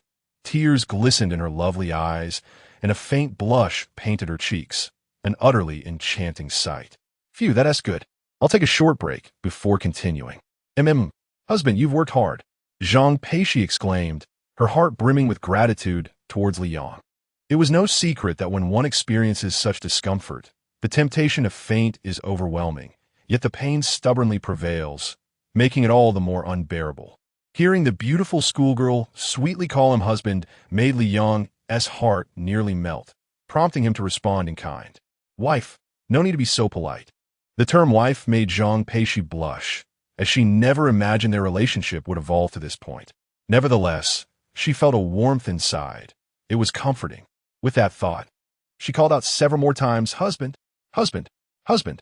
"Yes, yes, yes," Liang replied eagerly. In that moment, they resembled a couple deeply in love, where even a simple term of endearment brought immense joy to both. After a brief respite, as Liang prepared to embark on the next round, the nurse arrived unexpectedly, accompanied by an older woman, presumably the head nurse on duty that night. "Head nurse, this patient is experiencing significant physiological engorgement. Could you please take a look? The baby is uncooperative, and the family has already assisted in alleviating the discomfort." "Assisted in alleviating?" she echoed. "Yes. Good." Their conversation unfolded entirely in front of Liang, who noticed the head nurse's momentary pause upon hearing the term family assistance. Although she said little, the silence spoke volumes. Even with his thick skin, Liang felt a wave of embarrassment. However, he understood the urgency of the situation. Zhang Peixi couldn't wait, and his sole desire was to provide her with a modicum of comfort, leaving no room for distractions or burdens. The nurse and head nurse positioned themselves on either side of the bed to examine Zhang Peixi. As Liang observed the nurse's every squeeze and the head nurse's every press resulting in a flow of milk, he found himself eager to learn their technique. After all, he had labored for over an hour without achieving the remarkable results of the two women before him. Just when he thought his efforts might be in vain, the nurse acknowledged his contributions. "Not bad. Much alleviated. The family can continue." The head nurse concurred, adding, "The family will need to exert themselves a bit more tonight. Your assistance is crucial to prevent any risk of fever." Upon hearing this, Liang licked his swollen lips and nodded, acknowledging that there was little left to say. It was time to take action. It was not until the nurse departed that he felt somewhat embarrassed to return, all the while contemplating that today would undoubtedly not unfold with ease. However, before he could gather his thoughts, his phone rang, revealing that it was his roommate, Lu Jiawang. After their gaming session, the three roommates realized the hour was late, yet their brother Yang had yet to return, prompting concern and a subsequent phone call to inquire about his situation. "Yang, what's going on? Have you been deceived and taken to northern Myanmar? Be cautious of having your kidneys drained." Liang chuckled at the playful reprimand. Yet, when his roommate Lu Jiawang inquired about his current activity, he found himself at a loss for words.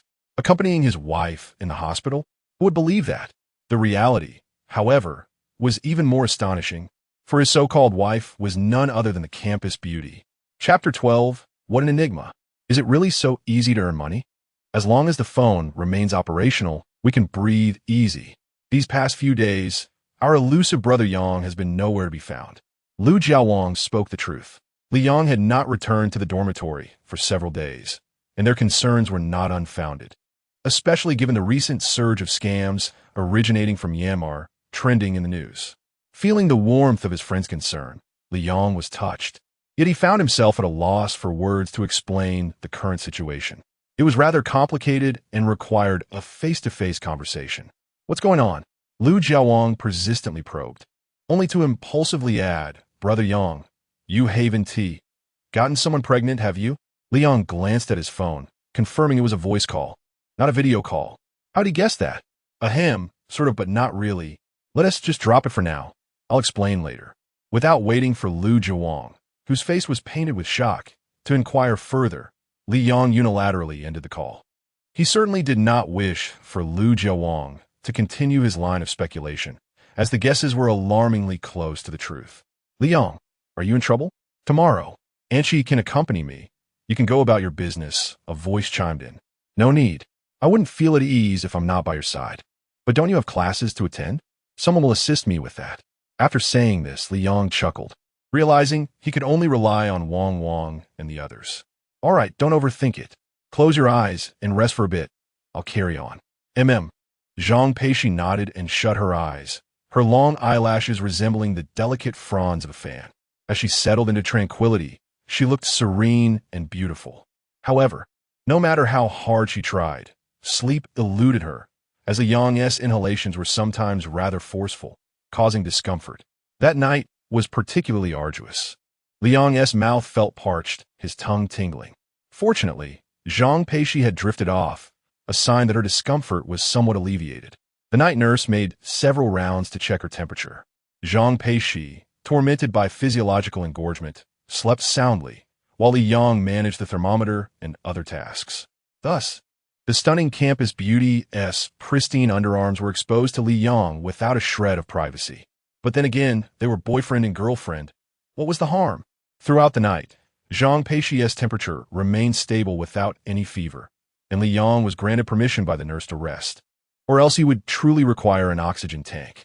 Once he had settled the fuss of feeding the little ones, a notification sound echoed in Liang's mind. Remarkable. Congratulations, host, you have successfully completed the nursing task. Upon hearing this notification, Liang's forehead darkened. Although it was meant to be congratulatory, something fell amiss. Was the act of nursing Peixi's milk part of task? Moreover, the previous alert had been astonishing, and this one was remarkable. Could it be that this system originated from a sensational news department?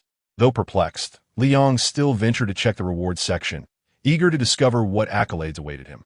Ding dong, task reward. Investment capital of 8 million. In the next moment, a text message arrived on Liang's phone. Upon unlocking the screen, he read the message. Longwood Bank has credited 8,000,000. Ding dong, the investment capital can be utilized for daily expenditures. But when profits are made through investments using this capital, a double reward will be granted. The system is quite considerate, providing clear explanations. However, the notification sound did not cease. Due to the host's extraordinary completion of the task breastfeeding, a critical reward has been granted. Congratulations to the host for acquiring the vision of value. Vision of value? The system elaborated. Vision of value. When activated, the host can perceive the value trajectory of items. Subsequently, under the guidance of the system, Liang directed his gaze toward an apple resting on the bedside table. In an instant, words materialized before his eyes. Item name, red apple item value. 5 yuan value in 1 minute. 0 yuan 0?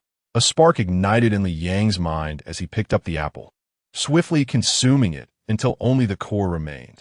When he checked again with the vision of value, he indeed found that the item's value had transformed into 0. After grasping how to utilize this system reward, Liang sank into contemplation. With such an ability, why not earn a living? His first thought was Bitcoin. Recently, trading Bitcoin for profit had become quite fashionable among his classmates, many of whom were engaging in it. Although it was merely a straightforward game of buying low and selling high, profits were still attainable.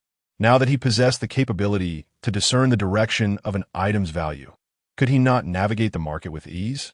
Without hesitation, Liang opened the application on his phone used for trading Bitcoin and gazed at the fluctuating candlestick chart on the screen, which resembled a pathway to wealth. Item name, Bitcoin, BTC, item value, 266,820. 00 value in 1 minute, 265,399. 00 value in 10 minutes, 270,000. 00 indeed, it was possible. Moreover, due to the market's volatility, Liang was privy to even more information. This implied that as long as one was not foolish, simply following the system's prompts to buy would suffice. The price would drop in 1 minute, but rise in 10 minutes. Selling at that point would yield a profit.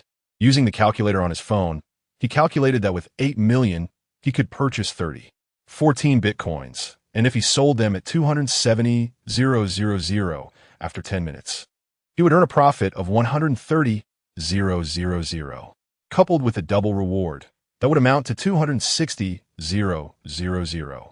This act of capitalizing on price discrepancies could truly be regarded as the pinnacle of profit-seeking.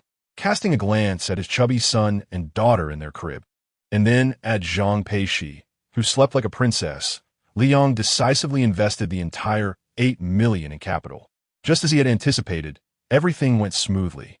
Approximately 10 minutes later, the transaction was completed. Due to market fluctuations, selling required time and price adjustments. Ultimately, Liang garnered a profit of 253,322. With just this single operation, he earned over 200,000, which was simply remarkable, as Liang was preparing to execute another strategic move using his keen insight. A message from WeChat interrupted him. Upon opening it, he discovered 4 friend requests, all accompanied by the note, "Gold medal customer service of a certain exchange." After accepting the requests, these 4 individuals added Liang to a group chat, where their words brimmed with admiration and respect. Although they claimed to be there to assist with withdrawals, deposits, and other inquiries, Liang harbored doubts, believing instead that these individuals were dispatched by the exchange to monitor him. It seemed his nearly flawless maneuvers had drawn their attention. This realization served as a reminder for Liang. While reaping rewards can be exhilarating, one must exercise caution and moderation. Otherwise, he risked losing both principal and profit, rendering the endeavor futile. Consequently, Liang abandoned the idea of another operation and chose to trade spontaneously, without relying on his keen insight. Initially, he intended to confuse the market manipulators, the exchange. Yet fortune smiled upon him today, as every casual transaction yielded profit. Observing the increasing accumulation of small gains, Liang found himself deep in thought. This made a situation all the more perplexing. Chapter 13. Lifting the blanket and applying potato slices, no longer engaging in petty schemes or receiving flattery from the secretary of the divorce exchange. Liang stood up and lifted the blanket covering Zhang Peixi. In an instant, the stunning beauty of the campus flower was laid bare, while she remained blissfully asleep, occasionally emitting soft, cat-like sounds. Liang was not being lewd. He was merely conducting a physical examination. It must be said that using his mouth to suck was surprisingly effective. Even without being a professional, he could discern a significant reduction in swelling at that moment. In truth, Zhang Peixi's ability to sleep soundly indicated that if the swelling and pain persisted, she would surely be unable to find rest. Not indulging in gluttonous glances, Liang gently tucked the blanket back around Zhang Peixi before glancing at the infant in the crib, who was babbling softly, and then turned to the balcony. As Liang lifted the blanket, Zhang Peixi stirred awake, though she kept her eyes closed, curious about his intentions. Upon realizing that he was merely checking on her and not engaging in anything else, a complex array of emotions welled up within her. Even a gentle pinch or caress from Liang would have brought her some comfort, but she felt burdened by the thought of troubling him further. After all, it was Liang who had tirelessly cared for her, and if given the chance, she truly wished to express her gratitude and make amends. Before long, Liang emerged from the balcony. Zhang Peixi, feigning sleep with her eyes closed, suddenly felt the blanket being lifted once more, eliciting a mix of surprise and anticipation. However, the sensation that followed was cold. Unable to resist, she opened her eyes. "Liang, I'm here. Don't move," he instructed. The nurse said that applying potato slices can reduce swelling. Obediently, Zhang Peixi remained still, though her small hands clenched tightly onto the bedsheet beneath the blanket. Feeling bashful due to the coolness and the gentle caress of Liang's hand across her chest. Finally, the thin potato slices were affixed, and she felt a significant wave of comfort wash over her. The pressure on her chest had lessened considerably, bringing her a newfound sense of ease. In a moment of delight, she couldn't help but extend her small hands toward Liang. "What's the matter?" he asked softly. The enchanting campus beauty sweetly responded. A hug with that, she pouted adorably, exuding both beauty and charm. "All right, a hug it is." Liang chuckled softly, moving closer to embrace her gently. Yet, he couldn't help but find amusement in the revelation that the stunning campus flower was not aloof, but rather endearingly cute, innocent, and utterly delightful. Igniting a protective instinct within him, time swiftly passed to the next day. When Zhang Peixi groggily awoke, she found Liang tinkering with a much-maligned breast pump. "Liang, what are you doing?" she inquired, her voice sweet and playful. Perhaps she was oblivious to the fact that, over the past few days, she had unconsciously grown attached to him. Waking up to see Liang by her side filled her heart with warmth and comfort. "I'm just fiddling with this breast pump. It seems usable. If you start feeling swollen again, we can give it a try." Indeed, every time Liang lays eyes on that breast pump, he feels an overwhelming urge to curse it as a piece of junk. The reason he told Zhang Peixi that it seemed usable was due to a forgotten detail. Previously, The system had rewarded him with a skill called performance enhancement, which could transform a mere 6-second man into a Knight 7 Lang. Naturally, this ability could also enhance this wretched breast pump, couldn't it? With this thought in mind, Li Yong decided to give it a try, and to his astonishment, it actually worked. The value of the enhanced breast pump had multiplied several times. When he suggested that this breast pump should indeed be functional, Li Yong wore an apologetic expression, genuinely wishing to convey that he had simply forgotten about this ability, rather than seeking to indulge in mere verbal whims. Upon hearing that the breast pump should be usable, Zhang Peixi couldn't help but wonder whether this was intentional.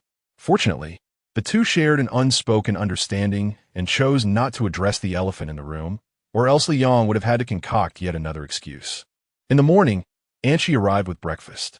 While Li Yong stepped onto the balcony to help Zhang Peixi cool her hot porridge, Anchi began to gossip. From her perspective, after a night apart, something must have transpired between the two. Whatever it was certainly worthy of her curiosity and gossip. Indeed, as she suspected, a great deal had occurred. However, Zhang Peixi would never divulge everything. She could speak of physiological engorgement and the nurse's massage for milk expression, but she would never reveal the fact that her partner, Li Yong, had been the one to assist her.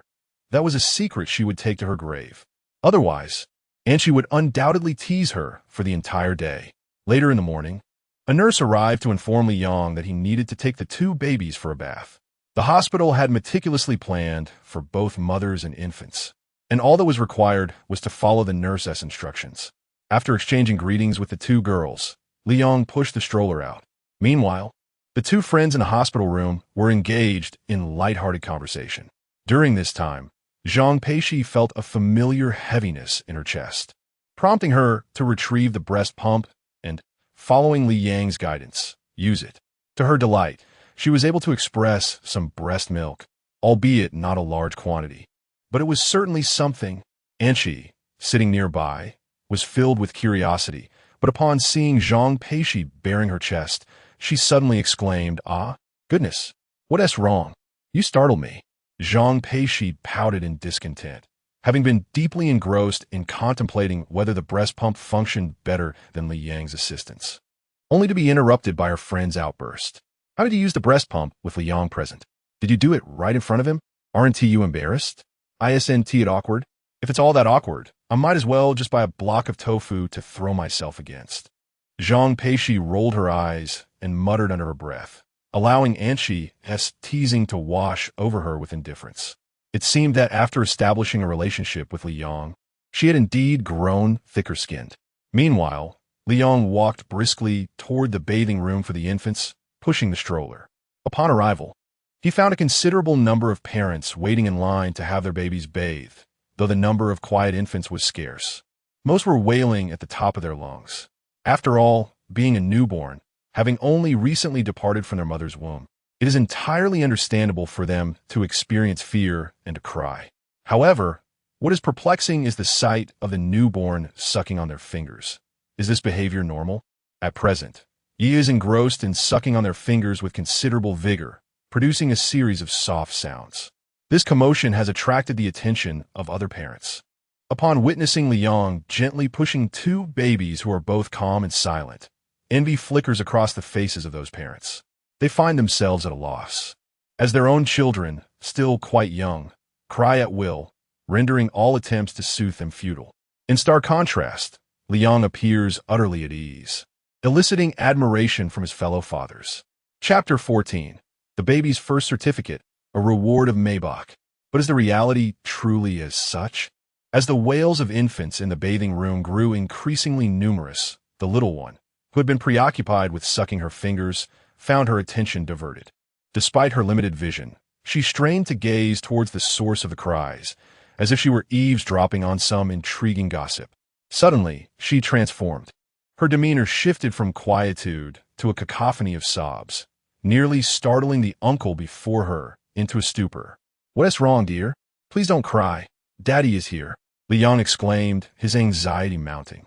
He attempted to soothe her with gentle caresses and comforting words, yet his daughter showed no inclination to cease her lamentations. In fact, she somehow managed to incite a chorus of cries from the other infants in the bathing room. The collective wails of more than a dozen babies constituted an auditory spectacle that even the seasoned nurses and doctors could not help but flinch at. In that moment, the cries of the infants echoed throughout the bathing room, while the instigator, Yia, inexplicably quieted, her own tears having vanished without a trace. Witnessing this scene, Liang felt a pang of discomfort in his jaw. Was his daughter truly this mischievous? Fortunately, the other fathers in the infant bathing area were preoccupied with pacifying their own children, thus oblivious to his plight. Had they noticed, he would surely have earned a few disparaging glances. At long last, it was time for Yi and Yia to bathe. The nurses and doctors gasped in astonishment upon realizing they were twins, a dragon and phoenix pair at that. Given the current decline in birth rates, encountering any set of twins, let alone a dragon and phoenix pair, brought an inexplicable joy. Consequently, the nurses and doctors poured extra care and attention into their bathing, even earning a profound gaze from Yi and a sudden sneeze from Yia. As the doctor dried Yia, the little one unexpectedly sneezed. Had the doctor been closer, she would certainly have been met with a delightful spray of milky drool. Once cleaned, the nurses returned the two babies to Liang, who hastily pushed his son and daughter back towards their hospital room, fearing that his daughter might once again provoke the tears of newly arrived infants. Upon returning to the ward, he found Zhang Peixi and Anqi engaged in lively conversation. It was evident that Zhang Peixi appeared much improved. Aside from needing assistance when standing, she could now manage to stroll about while holding onto her trousers. After Liang recounted the events from the infant bathing room, both Zhang Peixi and Anqi could not help but chuckle. "Yi is so mischievous, and she even splashed the doctor?" they exclaimed. "What will happen when they grow up and brother cannot keep up with sister?" In the afternoon, the doctor arrived, holding a notepad and papers, and began to discuss a plethora of topics with Zhang Peixi, including postpartum recovery and pelvic floor rehabilitation. Both Zhang Peixi and Anqi listened intently, and even Liang was diligently taking notes, though one might think that Yi and Yia, still too young, were also attentively eavesdropping on the conversation. "Doctor, are there any dangers associated with pelvic floor rehabilitation?" Angelica inquired, a rare moment for her, as she had never engaged in a romantic relationship before. The doctor, amiable and enthusiastic, provided a thorough explanation. However, upon noticing the perplexed expressions on Zhang Peixi and Angelica's faces, she candidly added, 90% of patients experience a significant impact on their daily lives. For instance, during intercourse, there can be severe pain that diminishes sexual desire. Zhang Peixi, Angelica, Liang. "Doctor, is such bluntness appropriate?" he queried, considering that the three young individuals present included one who had never been in a relationship, and the other two had only experienced a vague encounter once. It was hardly conceivable for them to grasp the profound implications of neglecting pelvic floor rehabilitation, leading to two young women blushing furiously, their cheeks turning crimson, extending to their necks, and rendering their earlobes translucent. Following this, the doctor elaborated on the potential consequences: constipation, urinary incontinence. How serious are these issues for young women concerned with their appearance? Moreover, the most critical point. As she spoke, the doctor's eyes sparkled behind her glasses as she continued, "Pelvic relaxation. How alarming is that? Don't think you can take it easy. Family members must also be involved, as this concerns both of you as a couple." Upon hearing this, Liang opened his mouth to respond but felt at a loss for words, especially with Zhang Peixi still flushed with embarrassment. Anything he might say would seem feeble in comparison. Yet, honestly, he could just ensure that Zhang Peixi remembered everything. The patient's recovery was progressing splendidly. If she did not have a fever after today, she could complete her discharge procedures by tomorrow morning. The doctor then reiterated other instructions, such as returning for a follow-up in 42 days before taking her leave. Zhang Peixi was pleasantly surprised to learn she could be discharged the next day. Reflecting on her experience, it seemed that only the first day had been challenging. The subsequent days were manageable. Upon reconsideration, it was entirely due to Li Yang's presence that made everything easier. Thus, as Zhang Peixi regarded Li Yang, her beautiful eyes radiated tenderness and dependence. At one moment, Angelica, as her close friend, felt both joy and a hint of anxiety. What if Li Yang were to cheat? This thought lingered only briefly before she dismissed it, for the reason was simple. Zhang Peixi, the most beautiful campus belle, who wouldn't be intrigued. Additionally, armed with the postpartum recovery manual, Angelica was confident that by assisting her dear friend in achieving effective postpartum recovery and pelvic floor restoration, she could ensure Li Yang remained firmly in her grasp. She believed that Li Yang could never resist the allure of a campus beauty in that state. In the afternoon, Angelica busied herself tidying up in the hospital room while Li Yang went to secure the birth certificates for their babies. The process went smoothly, and the presence of twins, a boy and a girl, was undeniably captivating wherever they went. After all, who wouldn't envy a set of twins? A perfect blessing of both a son and a daughter? Ding! Achievement unlocked. Baby's first certificate. Reward. Mercedes-Maybach S6 80/50 50%. Li Yang, holding the birth certificates of his infants, was momentarily taken aback. Was the reward only partially dispersed? Just as he pondered this, the system spoke again. Task triggered. Please purchase a 7-seater vehicle for transporting the babies. Upon completion, an additional 50 of the reward will be granted. So that was the case. The reward was indeed generous. Yet to claim the entirety, he needed to fulfill additional tasks. Nonetheless, this was preferable. For upon hearing the system mention a reward of Maybach, the first thought that crossed Li Yang's mind was, why not reward him with a multi-seater vehicle? While a sedan may be compact and exquisite, it would provide discomfort for the babies and their mothers. What purpose would serve then? Chapter 15. Encountering a classmate while buying a car. Are you going out? What for? In the hospital room. Upon hearing that Li Yang was stepping out for a moment, and she immediately grew anxious, fearing he might not return. To be frank, even Zhang Peixi was not as concerned. I'm going to buy a few things in preparation for my discharge tomorrow, Li Yang explained, clarifying that his errand was indeed for purchasing items, though the item in question was a car. What are you preparing for? All right, Li Yang. You go ahead, and please be careful. As in she seemed poised to inquire further, Zhang Peixi hastily intervened, understanding that pressing Li Yang would only suffocate him further. I'll be back shortly, Li Yang reassured them. Before departing, he kindly fed the babies their formula and adjusted their clothing, then took his leave. However, in Chi's eyes, his actions resembled a farewell scene straight out of a drama, as if he were leaving instructions for his affairs. Had it not been for the fact that only she and Zhang Peixi remained in the room, and she would have undoubtedly followed him to investigate. Yet, seeing Zhang Peixi calmly massaging her chest, and she felt a wave of frustration. Was she merely being overly anxious, or was Zhang Peixi simply too naive? Peixi, aren't you afraid that Li Yang might not return? And she could not help but ask again. Zhang Peixi, without lifting her gaze, responded in a gentle tone. Chi, please don't say that. You know how I feel. If possible, I would want to burden Li Yang, so. All right. Perhaps I'm overthinking it. Alas, if I were a man, I would pursue you relentlessly. And she lamented, sitting beside her, watching the fair and beautiful Zhang Peixi as she engaged in her task, feeling a mix of sympathy and uncertainty about what to say. She truly was a wonderful girl. May she always find joy and happiness. And she thought to herself, extending her heartfelt wishes. Meanwhile, after exiting the hospital, Li Yang hailed a taxi and headed towards Outer Ring Street, a somewhat secluded area, yet home to numerous 4S dealerships. After a brief survey, he entered the GAC Trumpshi dealership. It was a domestic brand, and the 7-seater parked outside caught his eye.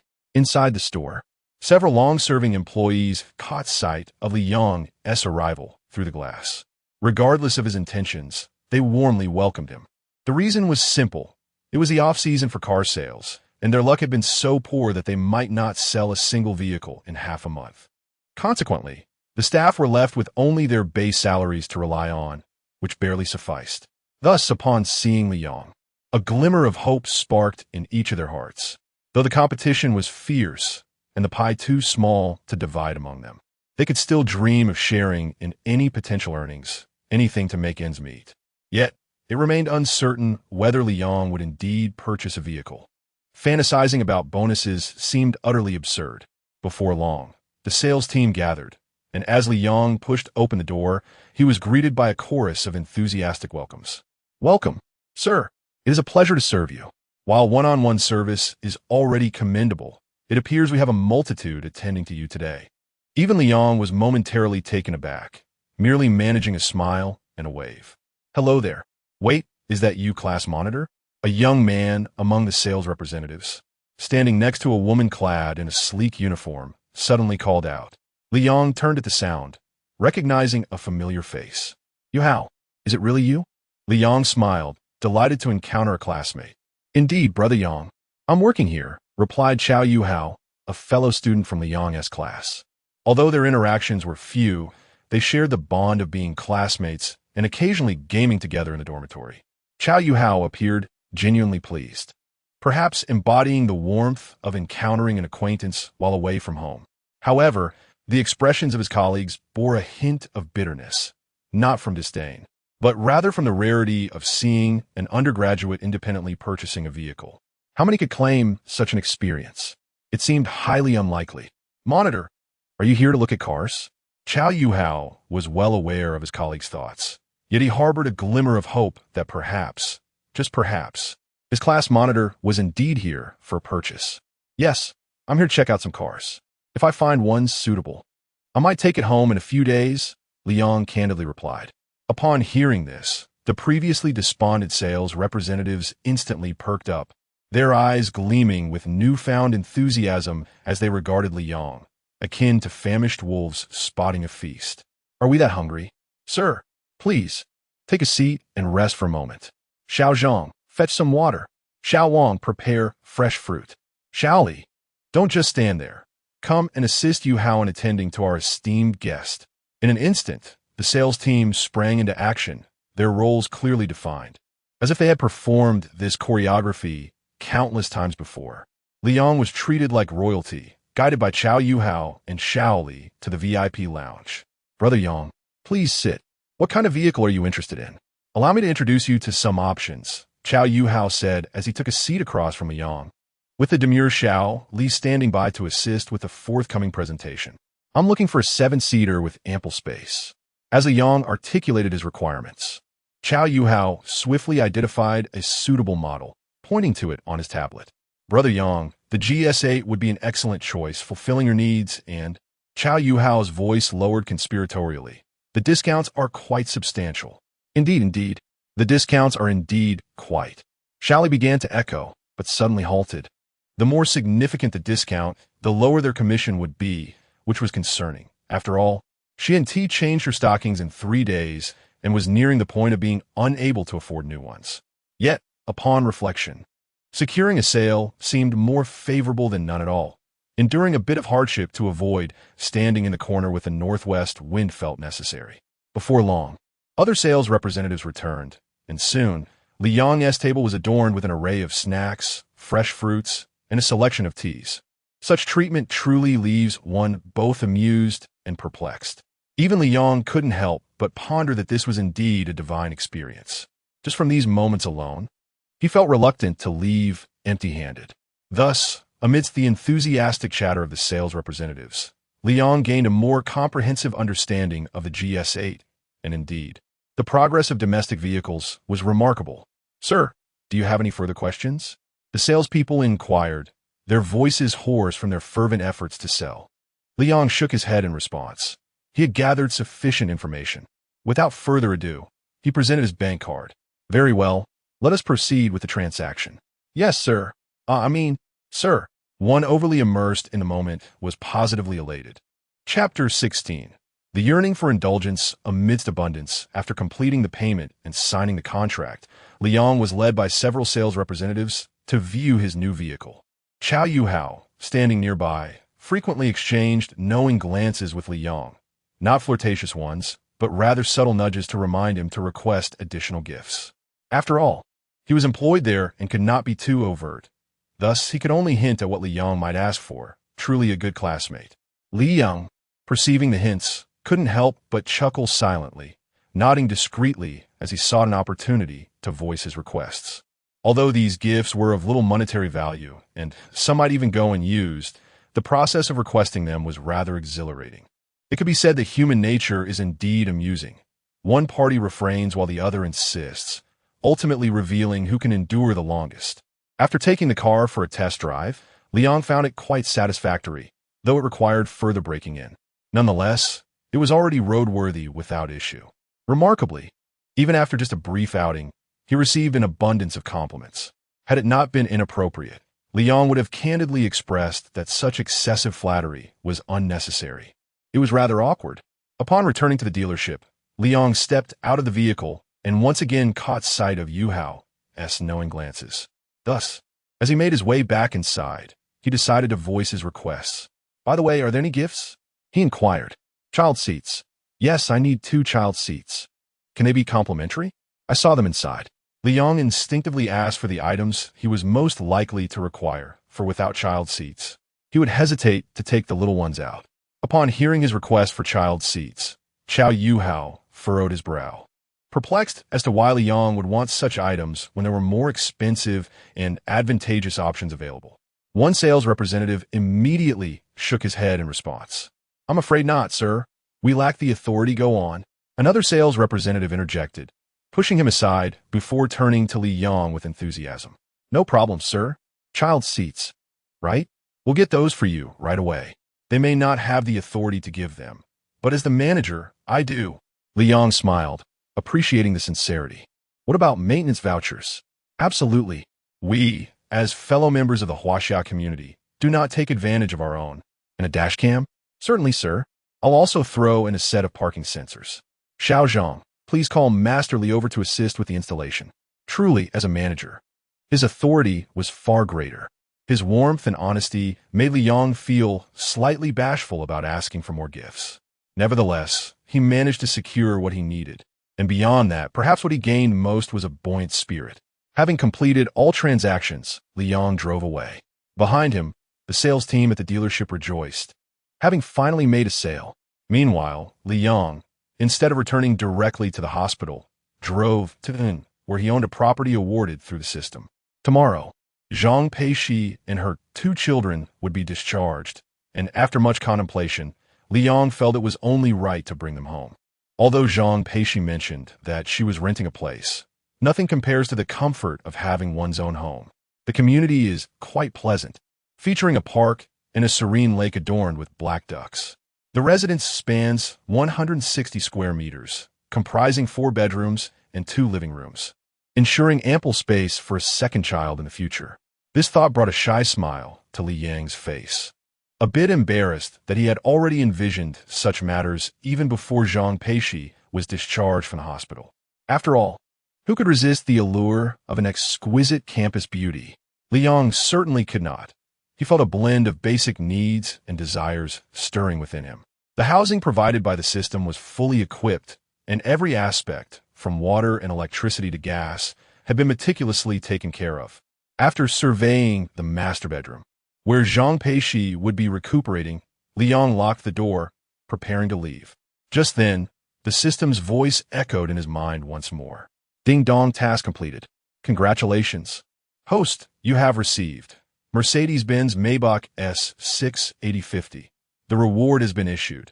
The vehicle is parked in the underground garage. Please take a moment to collect it." Take a moment? He had all the time in the world now. Li Yang took the elevator straight down to the underground parking lot, feeling the weight of the key in his pocket as he pressed it, prompting a sound in response. After casting a glance in the distance, Li Yang turned back to the elevator, intending to return to the hospital first. A luxury car, no matter how splendid, was merely a material possession. After spending some time away, he genuinely missed the 2 little ones. Half an hour later, Li Yang arrived at the maternal and child health hospital. Given its location in the bustling metropolis, the hospital was teeming with patients, and it took Li Yang quite some time to find a suitable parking spot. What constituted a suitable spot? Naturally, it would be one that minimized the distance Zhang Peixi would have to walk upon her discharge the following day. Inside the ward, Anchi was as anxious as a cat on a hot tin roof. Upon seeing Li Yang return, she let out a long sigh of relief. Had it not been for Zhang Peixi's intervention, she would have called him long ago. "What is the matter?" Li Yang inquired. "Puzzlet. Observing her worried expression, his heart raced. But both Zhang Peixi and the little ones lay peacefully at that moment. So, surely all was well? Nothing, Liang. And she is just sulking. Zhang Peixi interjected to ease the tension. Oh, what happened? Isn't she being discharged tomorrow? And she wants us to stay at her house. But I refuse since I'm renting a place, and we have somewhere to stay. And she cast a grateful glance at Zhang Peixi. Yet her statement posed a significant dilemma. The two women had been deliberating this issue for quite a while, yet neither could convince the other. Liang, the room that she rented is in poor condition. It's a one-bedroom apartment and quite inconvenient. I suggested she come to my house, but she wouldn't agree. Please help me persuade her. What is inconvenient about it? Ahem. I mean, my bed is quite large and can accommodate. Zhang Peixi suddenly grew flustered, realizing that the inconvenience Anchi referred to was that she and Liang would need to share the same bed. Alas, what shall I say to you, Liang? You ponder whether to visit my place or to go to Shishi's. Ultimately, the conversation circles back to you. Without hesitation, Liang candidly declined both invitations. We shall not go to Anshi's, he declared. Upon hearing this, Zhang Peixi's expression brightened, and she silently mused, my good man. Yet in the next moment, Liang's words left her utterly perplexed. We shall not go to the place rented by Peixi either. And you require a conducive living environment. He continued, let us do this.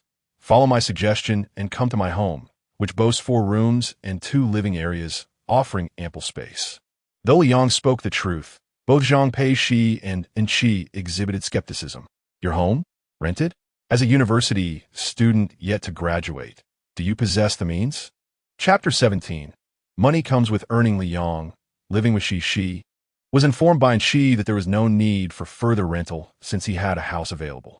You and she are now responsible for 2 little ones. It is time to spend wisely, she advised earnestly. It was evident that Anqi shared a deep bond with Zhang Peixi and sincerely wished for their well-being. If you secure a rental, just cancel it and stay at my place. Anqi insisted with unwavering resolve, which brought a sense of joy to Liang for having such a supportive friend for Zhang Peixi. However, how to articulate the truth? Anqi, we understand your good intentions, but I actually own a house, not rented, but purchased, Liang stated candidly after a moment of contemplation. He had no desire to misrepresent his ownership as a mere lease, only to reveal the truth later and astonish Zhang Peixi and Anqi. That would be rather tedious. Yet, the credibility of his words was questionable, particularly to Anqi, who remained skeptical. Come on, Liang. What kind of place is Magic City? Every inch is worth its weight in gold. How could a university student like you afford to buy a house? Anqi pressed further. Zhang Peixi, though silent, gazed at Liang with eager anticipation, curious about his response. For some inexplicable reason, she found herself subconsciously inclined to believe him, refraining from the skepticism that Anqi displayed, simply watching in quiet contemplation. Of course, money is earned. Liang chuckled and continued, I've been trading in Bitcoin. With a stroke of luck, one can make quite a fortune. Bitcoin. Anqi's eyes widened in shock, clearly aware of what it entailed. How could you dare to dabble in Bitcoin? That is a pitfall for the unwary. How much have you invested? No. How could you possibly profit? In response to Anqi's confusion, Liang quietly unlocked his phone, navigating to the cryptocurrency exchange to reveal his transaction history. Coming from a well-off background, Anqi had previously encountered Bitcoin through a classmate's introduction, thus understanding the significance of the figures displayed on the screen. Upon seeing profits exceeding 300,000, she was momentarily rendered speechless. After regaining her composure, she gave Liang an enthusiastic thumbs up. Impressive. Liang, you are remarkable. To profit from Bitcoin is akin to extracting flesh from the hands of the house. I am truly in awe. How did you manage this? It's simple, really. Just buy and sell to capitalize on the price difference. Liang replied honestly, confirming that indeed, last night had unfolded just that way, with fortune on his side, making losses impossible. However, to others, this sounded like mere bravado. At that moment, Anqi found herself convinced of Liang's ownership of a house in Magic City. Lying on the hospital bed, Zhang Peixi perceived Liang's nonchalant demeanor and felt a surge of admiration and astonishment within her, her lips parting in speechless awe, unable to suppress her perception of him as a genius. Certainly, the subtle upward curve of her lips and the gentle smile adorning her face were entirely due to the delightful thought that the endearing traits of Yi and Yiya would inherit Li Yang's remarkable genes. Oh, by the way, Li Yang, where did you purchase your residence? I wonder how far it is from my home. At Yiyuan, Li Yang replied. Where? What did you say? At Yiyuan. Oh, what is the matter? Li Yang, perplexed, looked down, realizing he had stepped on Chi's tail. So he wondered about her sudden excitement. Zhang Peixi quietly elucidated, Li Yang, and Chi's home is at Yiyuan. She originally intended to invite us to live there. So that is how it is. Isn't that quite a coincidence? Li Yang chuklet at something to explain. When I purchased the apartment, I thought the environment at Yiyuan was quite pleasant, but now it certainly seems like fate. Indeed, it is quite the coincidence. But that's wonderful. It will be so much more convenient for me to visit your home. And she exclaimed with uncontainable joy. The prospect of living in the same community as her best friend felt remarkably delightful. That night, Yi and Yiya were exceptionally well-behaved and understanding. After being well-fed, they lay down with their heads tilted, drifting into a deep slumber. Initially, and she hesitated to speak loudly, fearing she might awaken the two little ones. But once she realized it was unnecessary, she felt free to converse. Nevertheless, the challenging conditions of the hospital room left Chi in awe of Li Yang, who managed to care for Zhang Peixi so diligently. Whenever Li Yang stepped out to fetch water, and she would lean closer to Zhang Peixi to offer her compliments, causing Zhang Peixi's cheeks to flush. Although Zhang Peixi was well aware that Li Yang was a good man, hearing such praise from her closest friend felt entirely different. In fact, whenever Chi extolled Li Yang, Zhang Peixi felt a sense of pride, joy, and contentment, as if someone were praising her beloved, bringing her inexplicable happiness. Time swiftly carried them to the following day. Li Yang arrived early at the nurse's station to handle the discharge procedures, while Chi busied herself in the hospital room assisting with packing up. Although she was merely an outsider, the impending discharge of her dear friend filled her with happiness and delight. When Li Yang returned, after completing the discharge formalities, Zhang Peixi and Chi had already tidied everything up and were seated on the sofa, chatting and laughing in anticipation. After double-checking to ensure nothing was overlooked, Li Yang gently placed Zhang Peixi in the wheelchair. Li Yang, it's unnecessary. I can walk on my own now. Zhang Peixi, reluctant to be a burden and accustomed to her independence, refused the wheelchair. However, Li Yang's insistence was unwavering, and ultimately, Zhang Peixi had no choice but to sit in the wheelchair, clutching her phone, obediently complying with the arrangements. With her hat, gloves, and mask all in place, the stunning campus beauty was transformed into a cocoon figure. Even so, Zhang Peixi still raised her old, cracked-screen phone, eager to capture the moment for posterity. With intent, Li Yang appeared in the frame of the photo. So handsome, Zhang Peixi chirped happily, and then promptly edited a post for her social media, sharing the delightful memory. After posting, Zhang Peixi tucked her phone away, seemingly oblivious to the commotion her message would incite. With the assistance of a nurse, Chi and the young nurse gently cradled Yi and Yaya, while Li Yang pushed Zhang Peixi outside. It was only upon entering a brand new vehicle that Chi comprehended the meaning behind Li Yang's words. Everything has been arranged. Without relying on external aid, she managed to care for Zhang Peixi and her two children with remarkable attentiveness. The image of a good man firmly established itself in Chi's mind, and her initial worries dissipated in that moment. It was then that Chi felt entirely at ease in trusting her dear friend Zhang Peixi to Li Yang. She even found herself pondering when she might encounter such a wonderful man. Clearly, this girl was experiencing the stirrings of youthful infatuation. Chapter 18. Li Yang's mother isn't the girl of interest. Of age now, the forum of Magic City University has collapsed. The reason is singular. The most beautiful campus Belle, Zhang Peixi, has unexpectedly found a partner. Moreover, she has given birth to a child. Although it was merely a photograph accompanied by a few words, the implications contained within were profoundly significant. Regarding this enchanting Belle, the prevailing sentiment among people was one of admiration from afar. Now, Suddenly, she has blossomed in someone else's garden, leaving many in disbelief. However, there is one aspect that offers solace. The gentleman, Li Yong, is rather handsome. The forum, typically a hub for gossip and commerce, has erupted today, with both current students and alumni fervently discussing this occurrence. Incredible! Who is this fellow? How has he achieved this? The most beautiful campus, Belle, has been swept away and quietly given birth to a child. Oh heavens, how could this be? The phrase "good baby" suggests that the Belle is quite happy, and baby reflects her nurturing maternal glow. Nevertheless, enough of this. Dear Belle, I wish you both happiness. The male protagonist is truly impressive. It is said that a wealthy heir once pursued the Belle but received no acknowledgement, yet this protagonist has managed to breach her defenses. I wonder how that wealthy heir feels now. Every passing moment on the forum brings new replies and comments, and equally astonished are Li Yang's 3 roommates. Wow, check the forum. The most beautiful campus, Belle, Zhang Peixi, is taken, Lu Jiawang exclaimed as he leaped down from the upper bunk.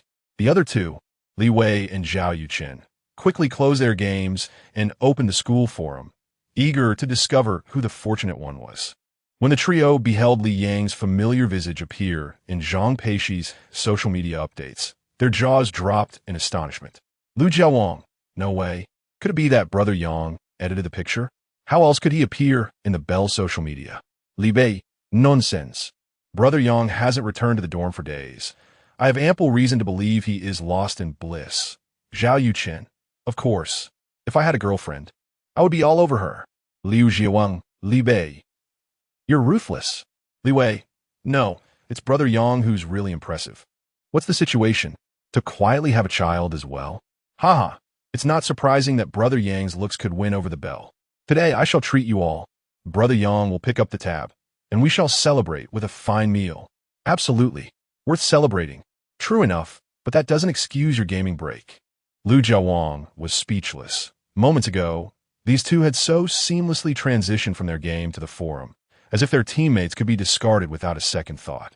Regardless, the news of Li Yang and Zhang Peixi being together and having a child detonated like a bomb, crashing the school forum. Yet at this very moment, the 2 protagonists of this event had only just returned to their home as a family of 4. It is quite astonishing that the house awarded by the system is directly opposite to Anshi's home. How ironic that Li Yang had previously expressed surprise at the pink door of the neighbor across the street, and now he finds himself face to face with the actual occupant. My goodness. Cece, you didn't inform Li Yang that you intended to purchase this house and become my neighbor, did you? You truly have left me utterly astounded. Standing in the immaculate new house, Anshi was filled with wonder. The 2 women had often fantasized about being neighbors and buying homes in close proximity. Yet they had not anticipated that their dream would materialize so swiftly. Zhang Peixi, nursing her baby on the main bedroom bed, was taken aback, unsure of how to articulate the situation. After all, she had not hinted at anything. Thus, Li Yang acquiring this house was purely coincidental. But how to explain it in a manner that would be believable? Perhaps it is fate? A coincidence? Do you believe it? I do. For the essence of our bond as neighbors is what truly matters. Both Anshi and Zhang Peixi were elated, unconcerned with overthinking the matter. In fact, even Liang was quite surprised by the system's arrangement. Seizing the opportunity with Anshi accompanying Zhang Peixi, he decided to make a phone call to his family. Suddenly finding himself in Shanghai, burdened with 2 children, such significant news warranted a conversation with his parents back home. After bidding farewell to the 2 women, Liang entered the adjacent bedroom to make the call. After 3 beeps, his mother, Jia Ximin, answered the phone, immediately launching into playful banter. Oh, who do we have here? It's my son, Liang. What have you been busy with lately? I haven't seen a message on WeChat. Nor have you answered my calls. Have you gone missing?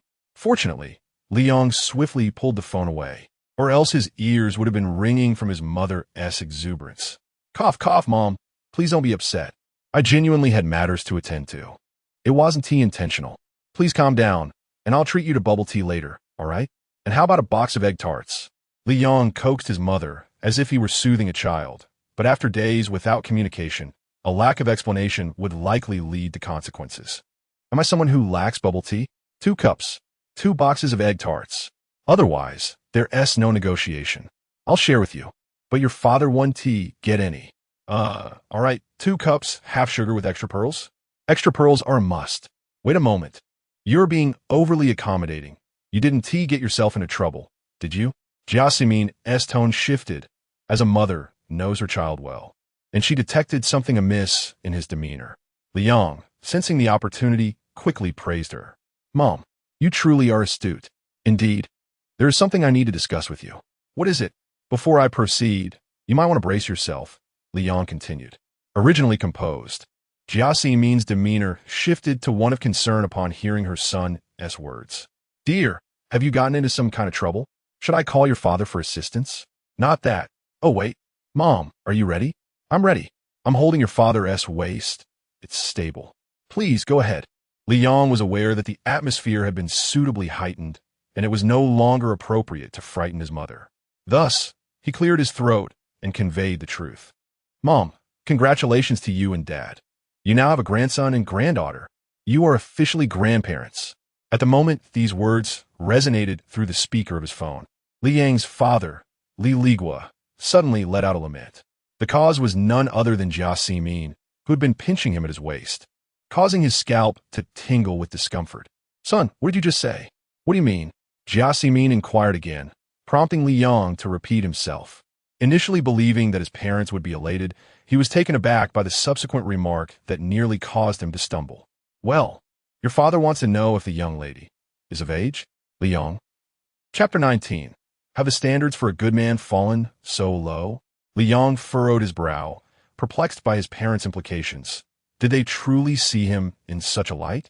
It dawned on him that his father, Li Ligua, a police officer, had developed a certain sensitivity regarding such matters due to his profession. In an effort to soothe his parents' concerns, Liang patiently offered further explanations. Eventually, they seemed reassured. After a moment's contemplation, Liang continued, Mom, Peixi is an orphan who has grown up in an orphanage. Please be kind to her. In his heart, Liang had already resolved to cherish Zhang Peixi. Whenever memories of her past surfaced, he felt a pang of sorrow and an overwhelming desire to comfort her. To prevent any inadvertent remarks from his parents that might unsettle Peixi during their future meetings, he felt compelled to remind them over the phone. However, to his surprise, Jia Ximin suddenly expressed a desire to speak with her future daughter-in-law. Liang found himself in a quandary, not due to a lack of courage, but rather out of concern for Peixi's feelings. Nevertheless, under his mother's insistence, he reluctantly raised the phone and steeled himself as he approached the master bedroom, where Zhang Peixi was. Upon receiving the phone, Zhang Peixi hesitated momentarily.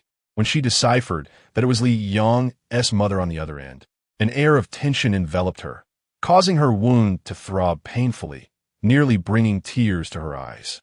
Though she bit her lip to suppress any sounds, a glimmer of tears still shimmered in her beautiful eyes, rendering her a picture of vulnerability. The reason behind her emotional state was not solely due to the pain from her injury, but also the anxiety of conversing with Li Yang's mother. She was unsure of what to say. When she finally regained her composure, her delicate hand had already taken the phone and pressed it to her ear. In that moment, she could distinctly hear the soft breaths of Li Yang's mother on the other end. Hello, Annie. It's me. Hello, Cece. I'm Li Yang's mother, and I suppose I am also your mother now. Aren't I? Mom startled by Jia Ximin's words. Zhang Peixi felt an impulsive surge and instinctively followed her future mother-in-law's lead, calling her Mom. However, as that long-awaited term slipped from her lips, her heart raced, and tears began to cascade down her cheeks uncontrollably. She could not contain her emotions. Perhaps only the heavens understood the profound yearning an orphan feels when uttering the word Mom. Upon hearing Zhang Peixi call her Mom, Jia Ximin's heart, which had been hanging by a thread, suddenly found solace. She had feared that Zhang Peixi would not willingly bear twins for Liang. If that were the case, she would not hesitate to impose familial discipline on her son.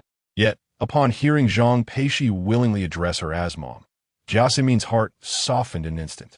Cece, you've endured so much. I'll be in Magic City tomorrow. You can rest assured during your confinement. I will take care of you. No need, Mom. Zhang Peixi exclaimed anxiously, wiping away the tears from her eyes. That is not necessary. Why ever not? How could you manage your confinement without anyone by your side? Don't worry, I will arrive tomorrow.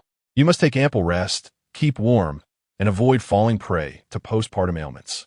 Should that rascal Li Yong dare to vex you, simply inform Mother, and she will administer family discipline. However, Mother acknowledges that Li Yong is a sensible child, albeit with his minor flaws, so please be forgiving. Jia Ximin, as expected of a teacher, articulates her thoughts with clarity, and her engaging style of alternating emphasis is quite delightful. Upon hearing his mother mention family discipline, Li Yong could not help but smirk, but soon he felt reassured. How could he possibly upset Peixi? Fortunately, Jia Ximin's subsequent words, laden with concern, truly tugged at one's heartstrings. With a chuckle, Zhang Peixi was amused by her mother-in-law's humorous manner of speaking, nodding enthusiastically while subtly indicating that she would not permit Jia Ximin to impose any discipline on Li Yong, for she felt compassion towards him. This only served to elevate Jia Ximin's spirits, as it is a joy for a mother to see her daughter-in-law so supportive of her son. After a few more exchanges, Jia Ximin ended the call, prioritizing Zhang Peixi's need for rest, while also preparing to request leave from school to care for her daughter-in-law during her confinement, a matter of utmost importance. Setting down her phone, Zhang Peixi playfully hugged a pillow, swaying it back and forth, a smile gracing her face. It was evident to all that this was a smile of happiness. Meanwhile, Anqi blinked in confusion, wondering when Zhang Peixi had mastered the art of changing her demeanor so swiftly. Li Yong, on the other hand, breathed a sigh of relief, recognizing the harmonious relationship between the two women. Li Yong, take a few photos of Yi and Yaya for Mother. She hasn't seen her grandchildren yet. Zhang Peixi suggested thoughtfully. Of course, my dear wife. I shall do it at once. Li Yong exclaimed, hastily rushing off to capture the moment, eliciting eye rolls and amused smiles from Anqi. Oh dear, you two are relentless in your display of affection, aren't you? Peixi, Li Yong is calling you his wife. What? What's that about? Zhang Peixi feigned ignorance, looking up at her close friend. Aren't you embarrassed? Why should I be embarrassed? Anqi, exasperated, smacked her forehead and sat at the edge of the bed, choosing to ignore the seemingly oblivious young mother before her. Before long, Li Yong approached again, intending to prepare a meal for Zhang Peixi. After all, she was not only eating for herself, but also nourishing two little ones, who would surely be hungry quickly.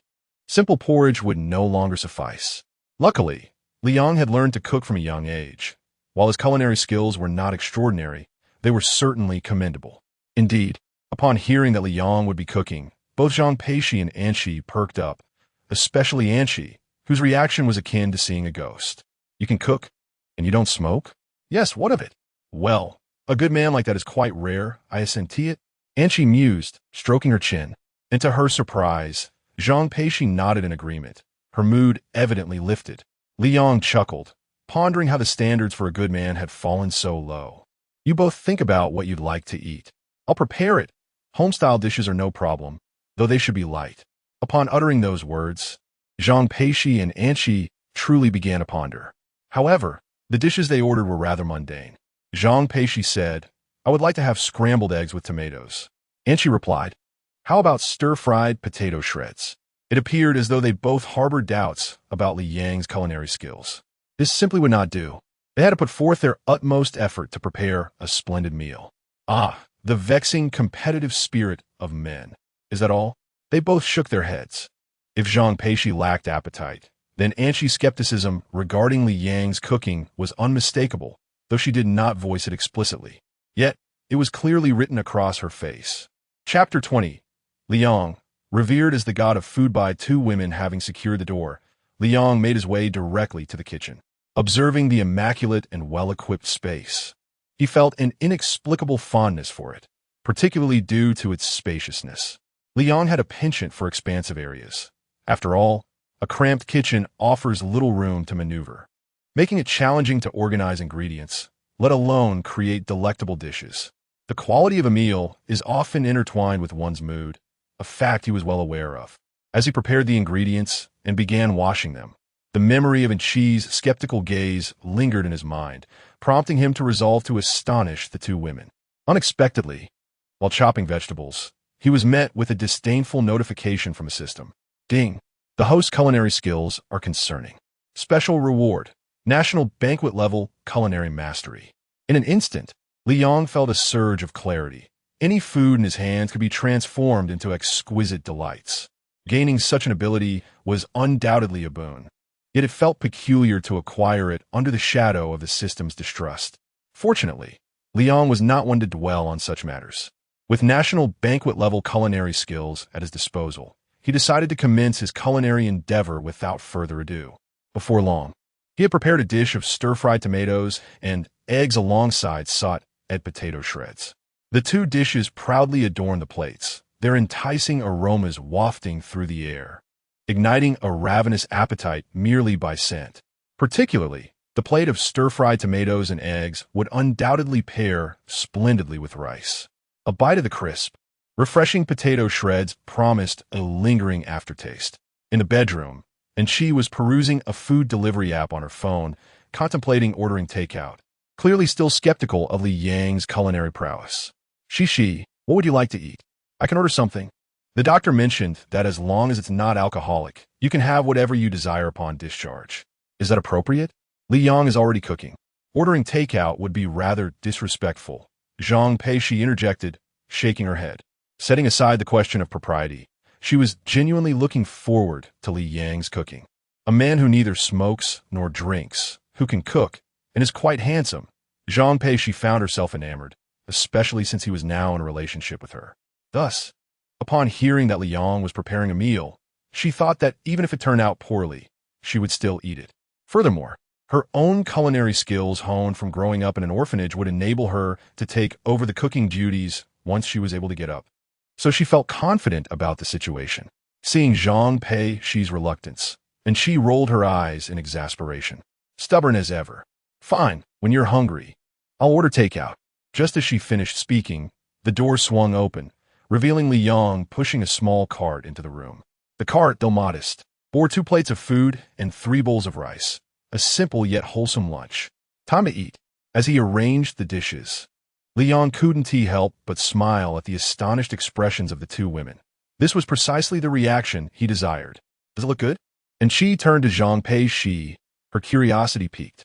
Zhang Peixi nodded emphatically, her gaze fixated on the plate of stir-fried tomatoes and eggs. Can I eat now? Zhang Peixi softly inquired, exuding a certain adorable innocence. Li Yang felt a surge of joy in his heart, nodding as he lifted a bowl of rice and asked, "Would you like some soup on your rice?" "Yes, pour pronti," she replied eagerly. "All right, here you go." Receiving the bowl and chopsticks, Zhang Peixi took a deep breath, her desire to eat palpable, yet she refrained from hastily picking up her chopsticks. "Go ahead and eat," Li Yang encouraged. "No, I will wait for you." She shook her head, firmly believing in the principle of only eat when everyone is gathered. As Li Yang took his seat, both Zhang Peixi and Anqi began to indulge heartily. They scooped up rice mixed with a luscious tomato and scrambled egg sauce, followed by bites of stir-fried potato strips, savoring the delightful flavors. After a few mouthfuls, a look of contentment graced Zhang Peixi's lovely face, her pink tongue gliding across her lips to ensure not a single grain was wasted. Anqi, however, was even more dramatic, unabashedly declaring, "Forget being a lady. Eating is what matters most." It was amusing to think that she had initially doubted Li Yang's culinary skills, yet now she was utterly captivated. "Oh, Li Yang, I'm so sorry. Your cooking is exquisite, and the food is delectable. I apologize." She continued to shovel in her rice, making it seem as though she were being compelled to do so. The truth was, recognizing one's mistakes and making amends is not difficult when it comes to food. Li Yang, unbothered by her antics, felt it was only right to reciprocate since Anqi had taken good care of Zhang Peixi before they were acquainted. "If you enjoy it, eat more. We're neighbors now, so just call out if you want anything. I'll gladly cook for you." Li Yang, you are too kind. Peixi, I envy you so much. Wishing you both a long and happy life together," Anqi exclaimed, raising her glass and taking a large gulp. Zhang Peixi, sweetly smiling while nibbling on her rice, lifted her glass in response. Hee, thank you, Anchi. Li Yang quickly joined in, clinking glasses with Zhang Peixi, and the atmosphere of the room grew significantly warmer. As night fell, the two women, having eaten abundantly at lunch, were not particularly hungry, leading Li Yang to prepare a pot of millet porridge. Perhaps due to his exceptional culinary skills, Anchi consumed 3 large bowls, despite the porridge being accompanied solely by pickled vegetables. Setting down her bowl, she glanced at her protruding belly, feeling somewhat embarrassed. I may have eaten a bit too much. Oh, what is the big deal? If you keep being so coy, you might as well stop being my best friend. Zhang Peixi scolded, her cheeks puffed in mock anger. Given Anchi's attentive care, it was clear that 2 simple meals could not adequately repay her kindness. Anchi grinned, dropping her pretense, and picked up her bowl once more. Li Yang, another bowl, please. No way. I'm still not full. There is hardly anything left. Zhang Peixi exclaimed, nearly leaping from her bed in her urgency, only to remember her injury. Peixi, you just said we are best friends. Anchi argued back. Best friends don't steal my food. Zhang Peixi mumbled, scrunching her nose. Perhaps they do? Under normal circumstances, the two women would never attribute a frenzy to the delightful millet porridge. However, at this moment, due to the exquisite taste of the millet porridge crafted by Li Yang, Zhang Peixi realized the answer to a perplexity that had haunted her for 10 months upon the very first glance at the pot. What exactly is the rice oil? Dobed ginseng soup. In an instant, Li Yang was revered by the two women as a culinary deity. With him around, who would even think of ordering takeout? As night fell, and she returned to her home across the hall, Li Yang began to tidy up the bedding, preparing to sleep on the floor. When Zhang Peixi saw him laying a sponge mat on the ground, she became anxious and, without thinking, exclaimed, Li Yang, do you not wish to sleep with me? This question is rather difficult to answer. Chapter 21, darling. Why don't you want to? Oh no. I fear I'd crush you and the children if I sleep on the bed. Li Yang quickly rephrased his words, attempting to explain himself. Yet, Zhang Peixi remained resolute. That simply won't do. Sleeping on the floor will lead to back pain. In our old age, it will become a source of ailments. As she spoke, Zhang Peixi shifted her body down to the floor, reaching for Li Yang's blanket and placing it on the bed. Please don't sleep on the floor. Just for me, not only was Zhang Peixi unyielding, but Li Yang found it impossible to resist, especially when such a stunning beauty was tugging at his arm. Who could refuse such a request? All right, I shall heed your wishes. Li Yang replied with a smile, and unable to resist, he affectionately ruffled Zhang Peixi's hair. Yes, now, let us bring Yi and Yaya onto the bed. Of course, the young couple worked in tandem, one cradling the brother while the other held the sister, gently arranging them in the center of the bed. Fortunately, the master bedroom's bed was spacious enough to accommodate them all, alleviating any worry about rolling over and disturbing the little ones. In the quiet of the night, the family of 4 lay harmoniously on the bed, the 2 babies fast asleep, while Zhang Peixi and Li Yang engaged in light conversation. Suddenly, Zhang Peixi sat up, her cheeks puffed out as she fixed her gaze on Li Yang. It seemed she had something on her mind. Peixi, what is it? His inquiry prompted her to shyly fidget with her fingers, the delicate, pale digits intertwining in a manner that exuded youthful charm. Li Yang, could you hold me? I want to lie in your arms. Li Yang was taken aback by Zhang Peixi's request, but nodded in agreement, opening his arms wide. As he felt her soft body nestling against him, a wave of affection washed over him, and he leaned down to place a gentle kiss on her forehead. The crisp sound echoed softly in the bedroom, causing the little girl's cheeks to flush a deep crimson. Having grown accustomed to a solitary existence, Zhang Peixi felt an overwhelming sense of gratitude at having someone to lean on, and a sudden urge to shed tears welled up within her. Peixi, my dear wife. Zhang Peixi replied quietly, fearing that a louder response would reveal her emotional state to Li Yang. Yet being so close, he could not possibly miss her subtle shifts in demeanor. Silly girl, I will always be by your side from now on. Will you smile for me? Your happiness is worth a fortune. He continued softly, his words sincere as he encouraged Zhang Peixi to embrace a more positive outlook, aware of the dangers of postpartum depression. As long as I am here, you must spend your days joyfully. Promise me. I promise you, my husband. Li Yang's words deeply touched Zhang Peixi. And in her struggle to express her emotions, she could only utter those two words. Little did she know, those words were precisely what Li Yang yearned to hear. Previously, during their time in the hospital, although she had spoken them, the sentiment was different. Now, this heartfelt husband was a true expression of her inner feelings, a genuine manifestation of her acceptance. Li Yang was filled with joy as he tightly embraced the soft figure of the girl in his arms, his fingertips gliding through her silky hair, releasing a delicate fragrance. Thus, Li Yang and Zhang Peixi lay intertwined for quite some time. Although their words were few, in that moment their hearts were inextricably close, for they had fully accepted one another. It would not be an exaggeration to describe them as a married couple. With only 2 marriage certificates and a wedding ceremony lacking, Zhang Peixi had fallen into a deep and sweet slumber, her lips slightly curving upwards even in her dreams. It would not be an exaggeration to say that this was the most restful sleep she had experienced in nearly a year. No matter what calamities might befall the world, they could not disturb her, for she lay securely in the arms of her beloved.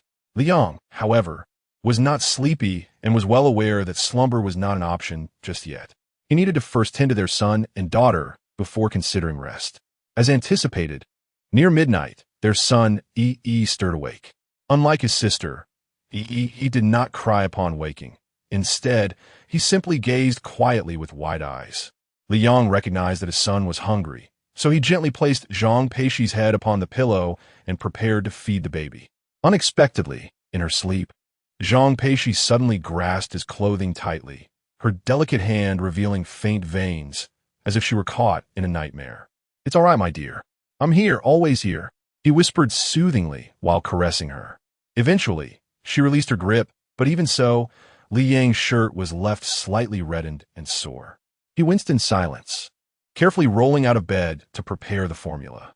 Upon his return, he remained calm and quiet, patiently waiting without a fuss, a rarity for such an infant, as praised by the nurses and doctors at the hospital. Naturally, when it came to their daughter, the doctors and nurses had a different tale to tell. Li Yang lifted Yi, placing a bib under him before offering the bottle. Li Junyi, as Yi was named, displayed a refined demeanor, leisurely savoring the 30 milliliters of formula. At times, Li Yang would worry that the milk might cool down due to the extended feeding. After Yi finished, Li Yang held him a while longer, expertly patting his back to help him burp, his motions fluid and practiced. Friends who had known him might be astonished at his transformation into a seasoned father in just a few days. Shortly thereafter, their daughter, Yi, also awoke.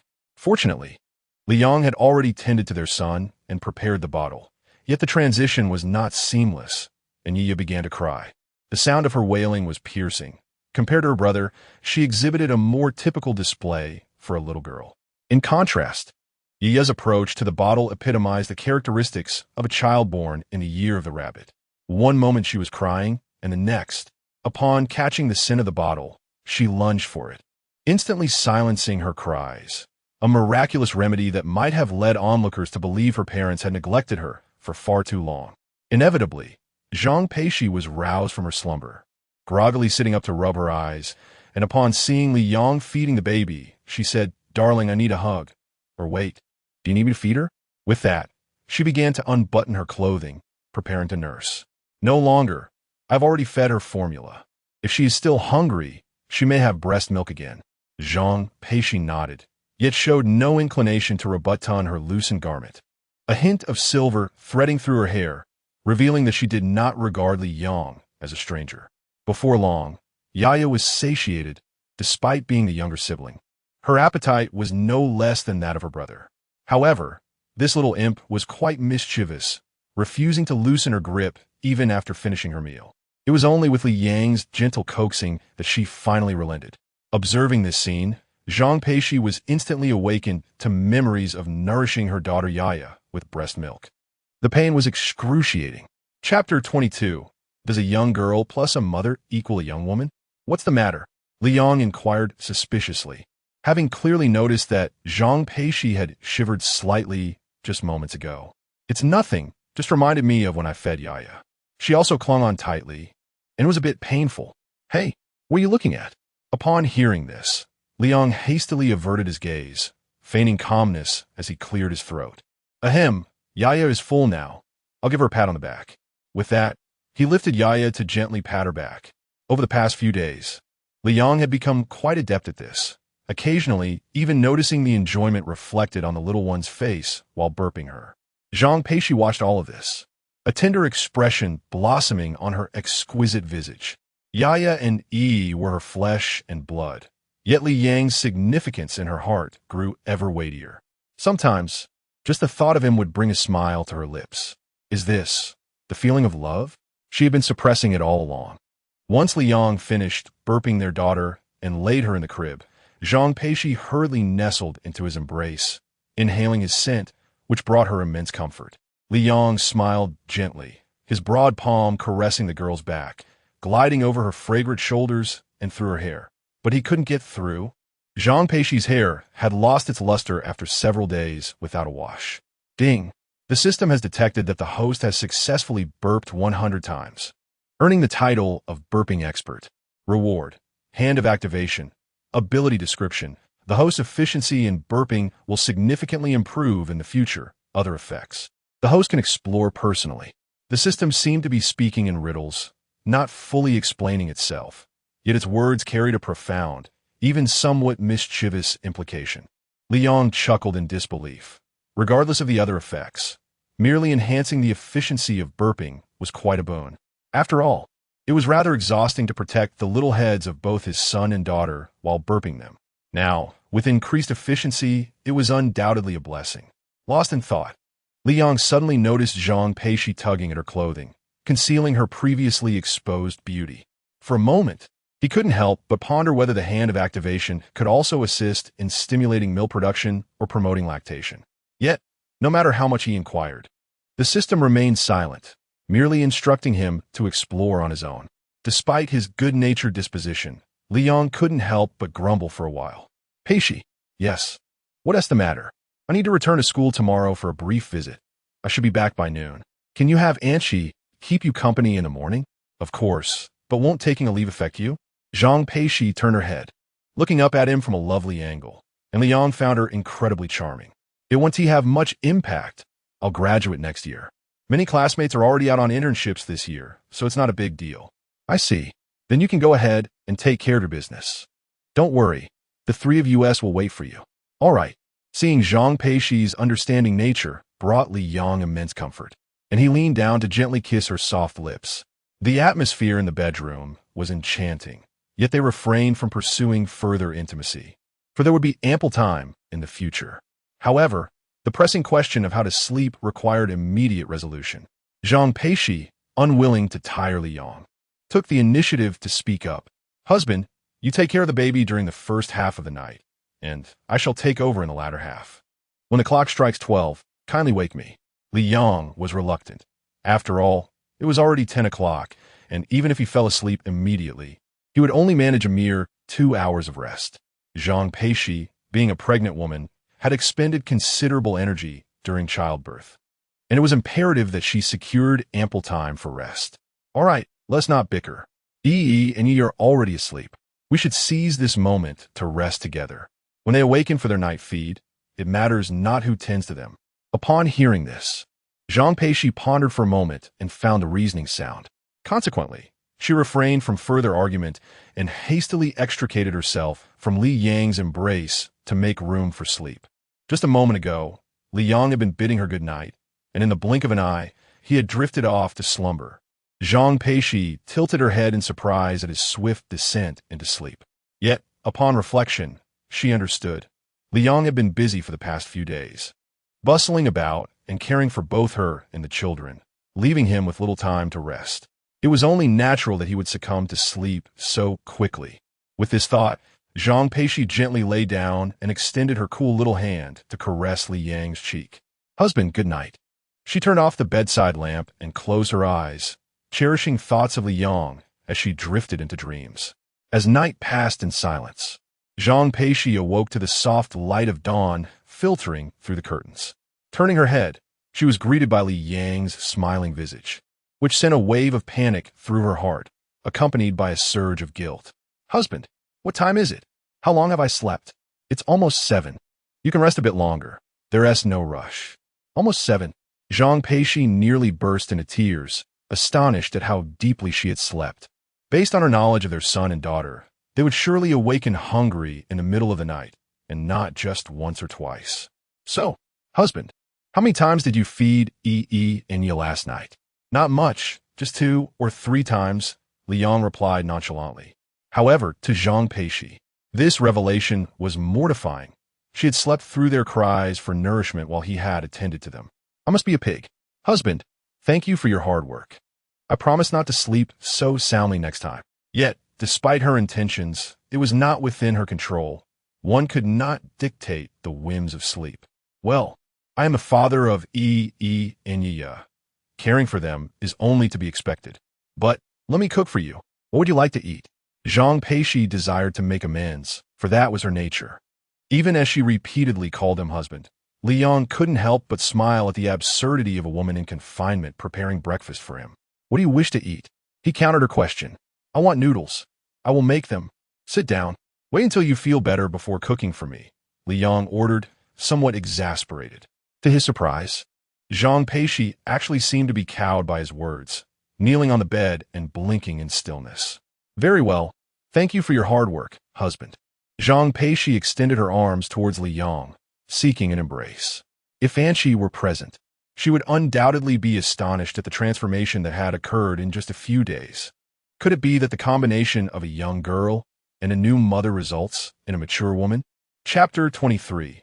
The adoration sparked by a simple fried egg. Liang ventured into the kitchen, while Zhang Peixi remained in the bedroom, cherishing moments with their son and daughter. The little ones, still tender in age, spent a considerable portion of their day slumbering. Yet, even amidst this tranquility, the sight of their cherubic faces filled Zhang Peixi with immeasurable joy, especially with Liang, her beloved, by her side. Each thought of him stirred a warmth within her heart, compelling her to embrace him. Even in his absence, her thoughts gravitated towards him, and upon seeing him, an involuntary smile would grace her lips. Darling, your father's remarkable. Isn't, and I, your mother, feel immensely blessed. At that moment, Zhang Peixi found herself lost in thoughts of Liang again. Meanwhile, in the kitchen, Liang received a notification from the system, the content of which left him slightly astonished. Ding! Love value detected from Zhang Peixi towards the host has reached its maximum. Congratulations on completing the hidden task ahead of schedule. Congratulations on activating Treasure Basin. Treasure Basin?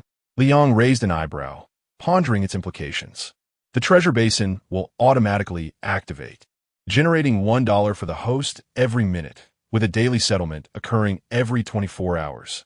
After hearing the system's explanation, Liang could not help but feel astonished. The Treasure Basin was indeed a boon. It implied that he could effortlessly earn $440 in a single day. Over the course of a month, that amounted to an astonishing $200, an effortless fortune. Life was becoming increasingly indulgent. Yet, he reminded himself that he had yet to graduate from university. Even upon graduation, how many individuals could secure a job with a monthly salary exceeding $40,000? In a world where many graduates were valued at a mere $2,000, often relegated to the most arduous tasks and subjected to mistreatment, Liang recognized his favorable circumstances. His wife was the epitome of beauty, a campus belle, and they had 2 children, a precious daughter and a spirited son. Furthermore, he possessed a system that served as a golden key. Fortune had indeed smiled upon him. However, he was acutely aware that he was not alone in this journey. With parents above and a wife and children below, he could not afford to become complacent over minor gains. It was imperative to strive diligently while young, ensuring the best possible living conditions for his family. That was of utmost importance. With this mindset, the future gleamed with promise. Although the system's rewards were enticing, Liang's curiosity was piqued by the sudden surge of love value from Zhang Peixi. Contemplating this, he stepped out of the kitchen and approached the bedroom door.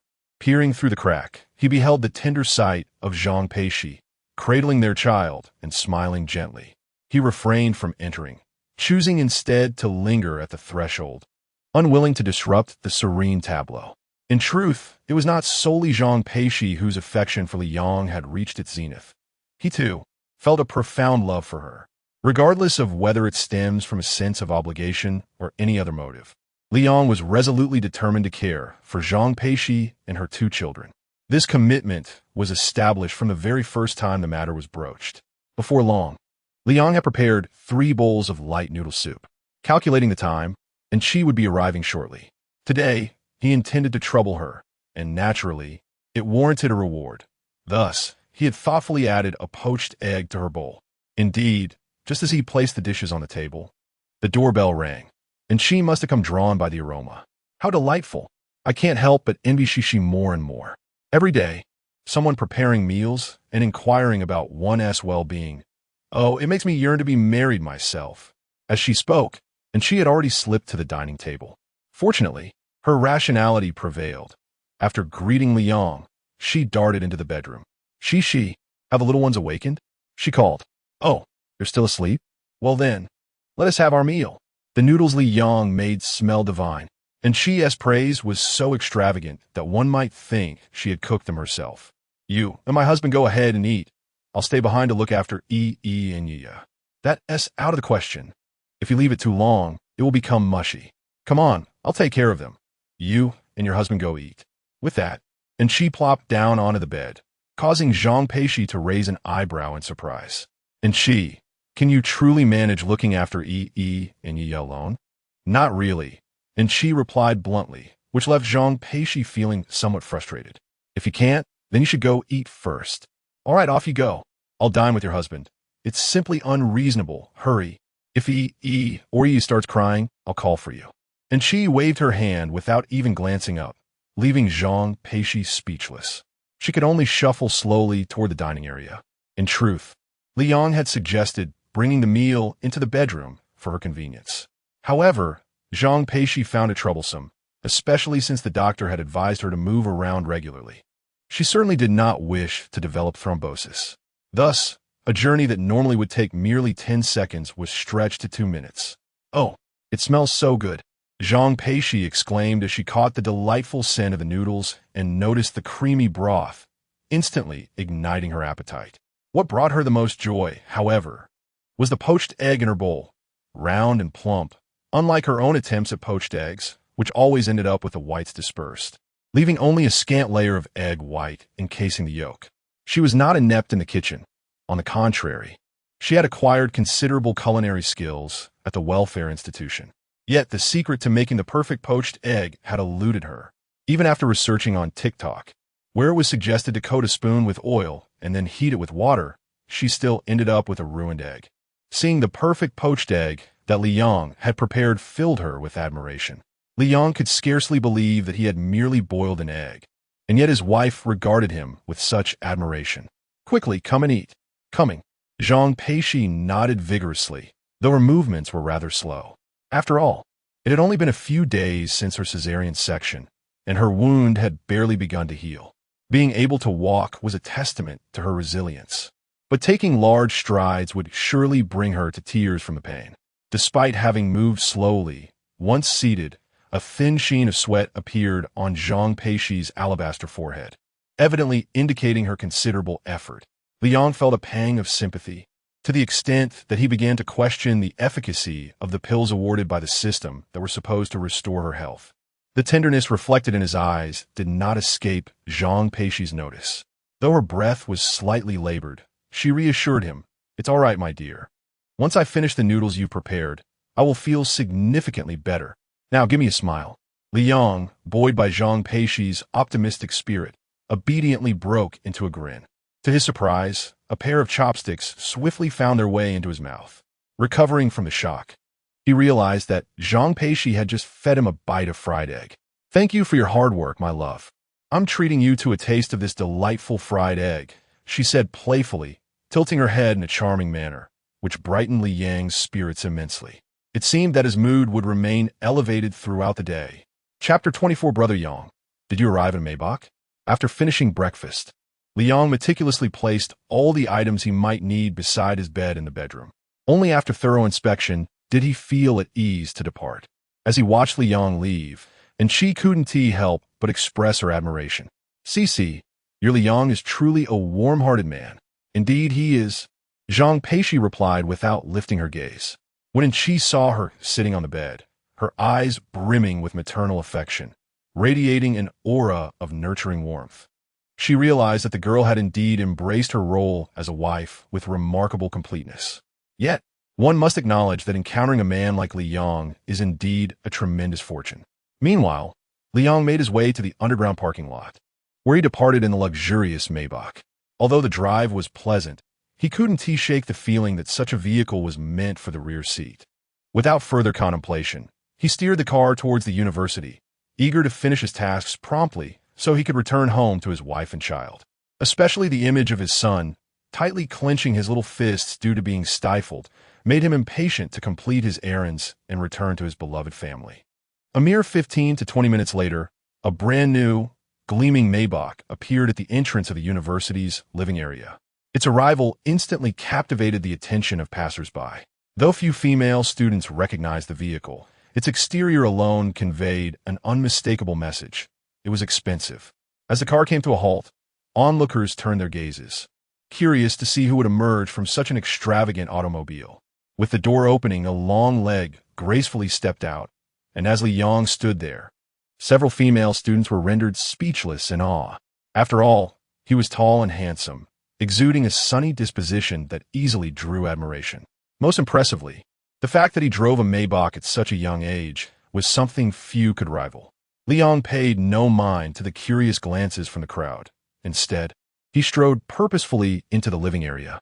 Notably, even the usually stern security guard wore a smile at that moment, even offering him a cigarette. Before heading back to his dormitory, Liang purchased 2 packs of cigarettes as a small treat for his friends, having previously stood them up, which had caused them concern. In the corridor, the dormitory door stood ajar, and he could hear the lively shouts of gaming from a distance. Upon entering, the cheers abruptly transformed into startled gasps. "Ah, sure." Liang frowned, puzzled by the sudden change in atmosphere, as if he had committed some offense. "Brother Yang, you actually remembered to come back.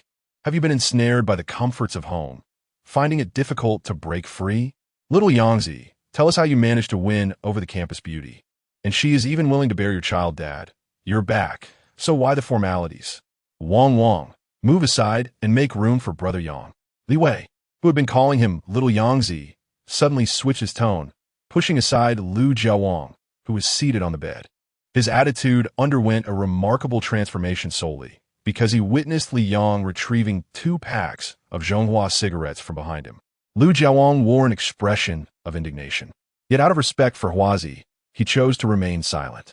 Dormitory mate Zhao Yuchen leaped down from the upper bunk, cast a glance at Li Yang, and then raised his thumb in genuine admiration.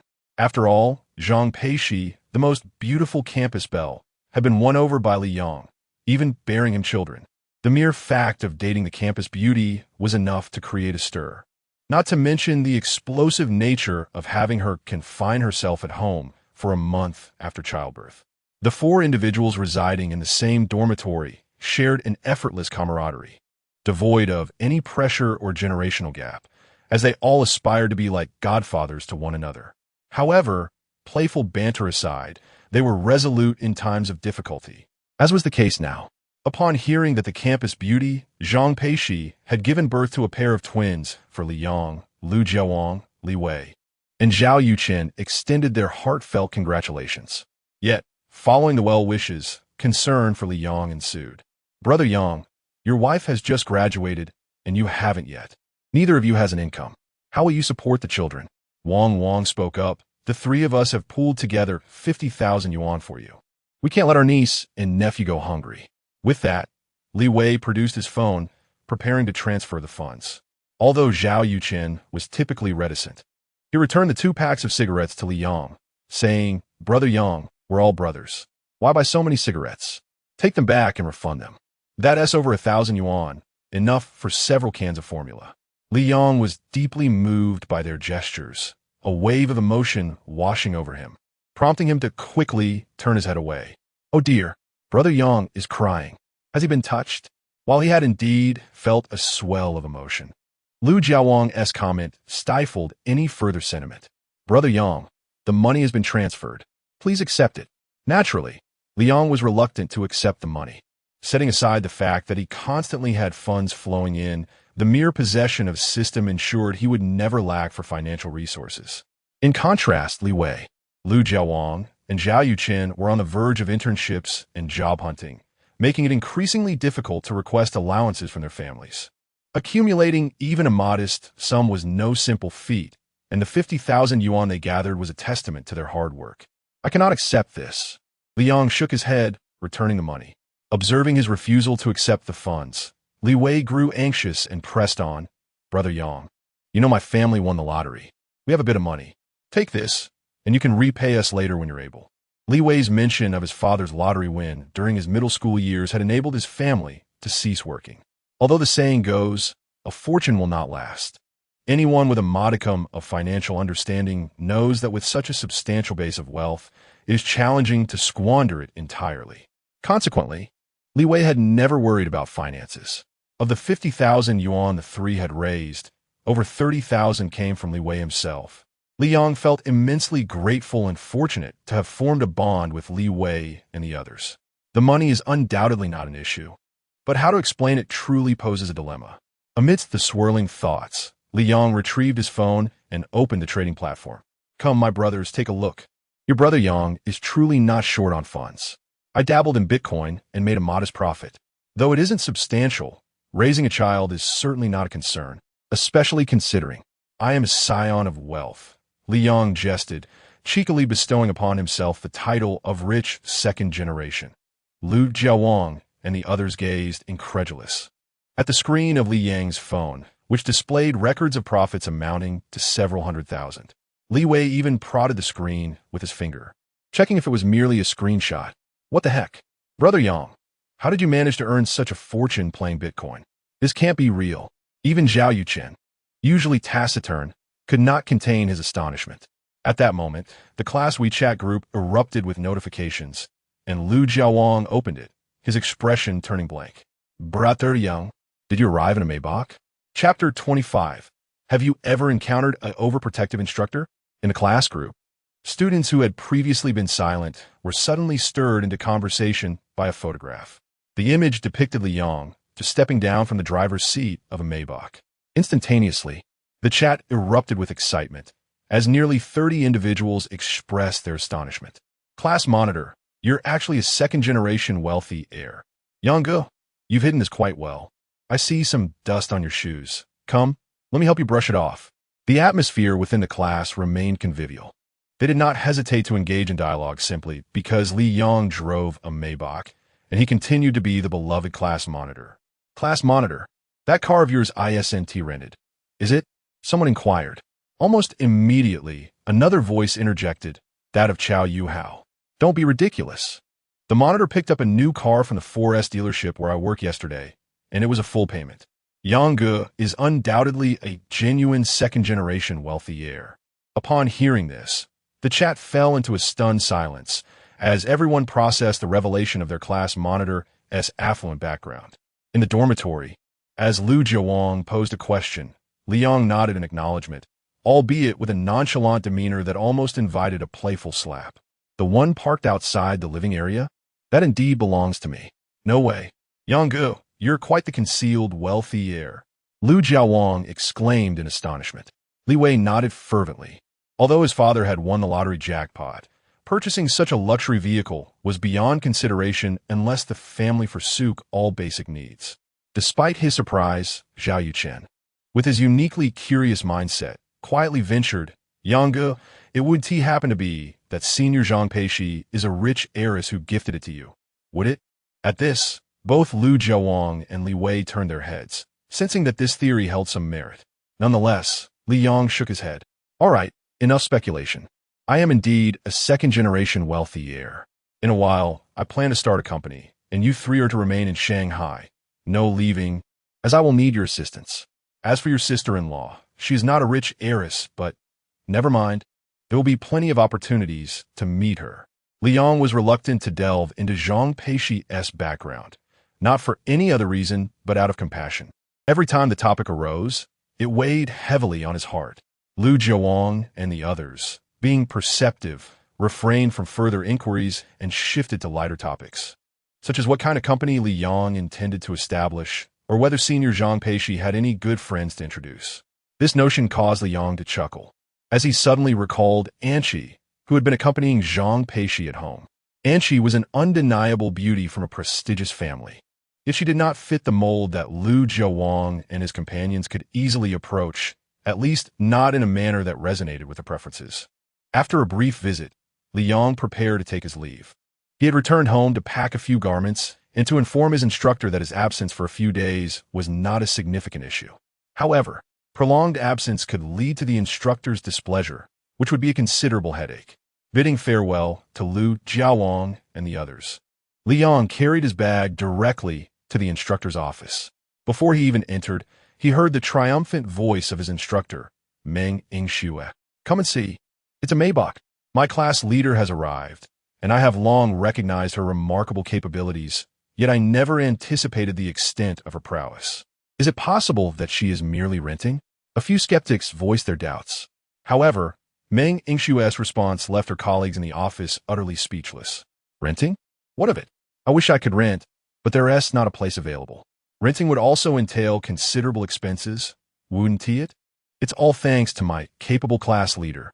The crowd fell silent, and even Li Yang in the corridor stumbled slightly. I have seen teachers protect their students, but never in such a manner. "Shuijia," Li Yang called out warmly at the office entrance before stepping inside. Meng Yingxue hastily rose, taking Li Yang's hand to introduce him to her colleagues. "This is my class leader, Li Yang." "Hello, teachers," Li Yang greeted amicably, embodying the praise of Meng Yingxue's strong abilities and good character perfectly. Particularly notable was his ability to drive a Maybach, prompting the others in the office to regard him with newfound respect.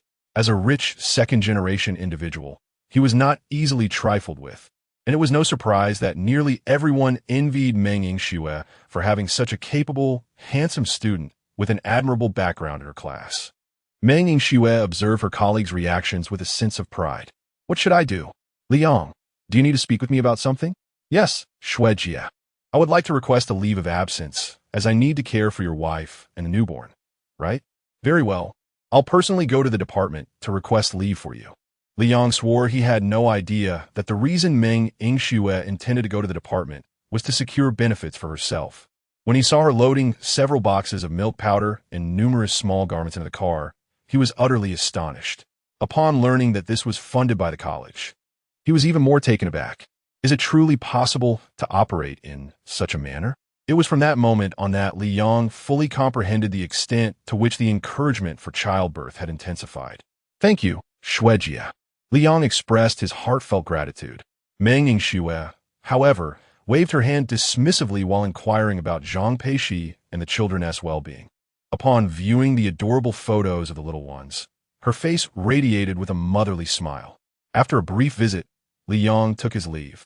As he exited the office, Meng Yingxue couldn't help but boast to her colleagues once more. "See, it is indeed my class leader who has won the heart of the campus, Belle.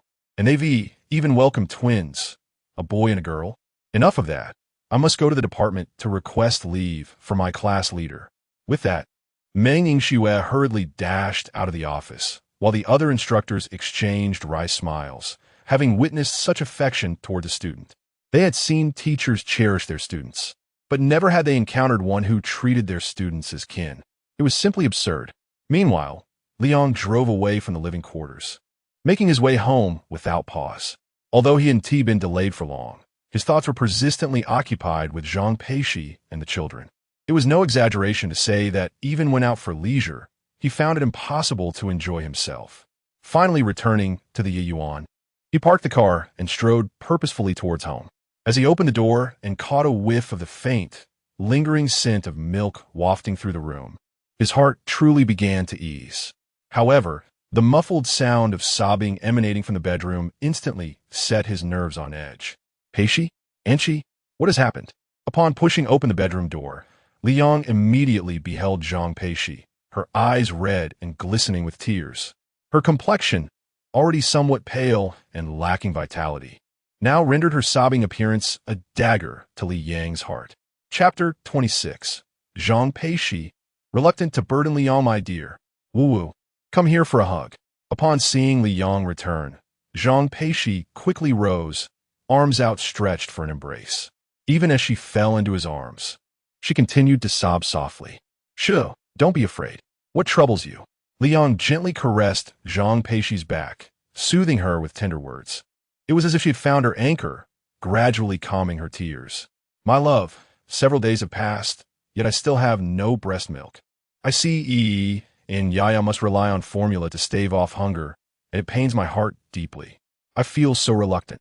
After she spoke, Anchi, who was nearby and anxious, quickly interjected.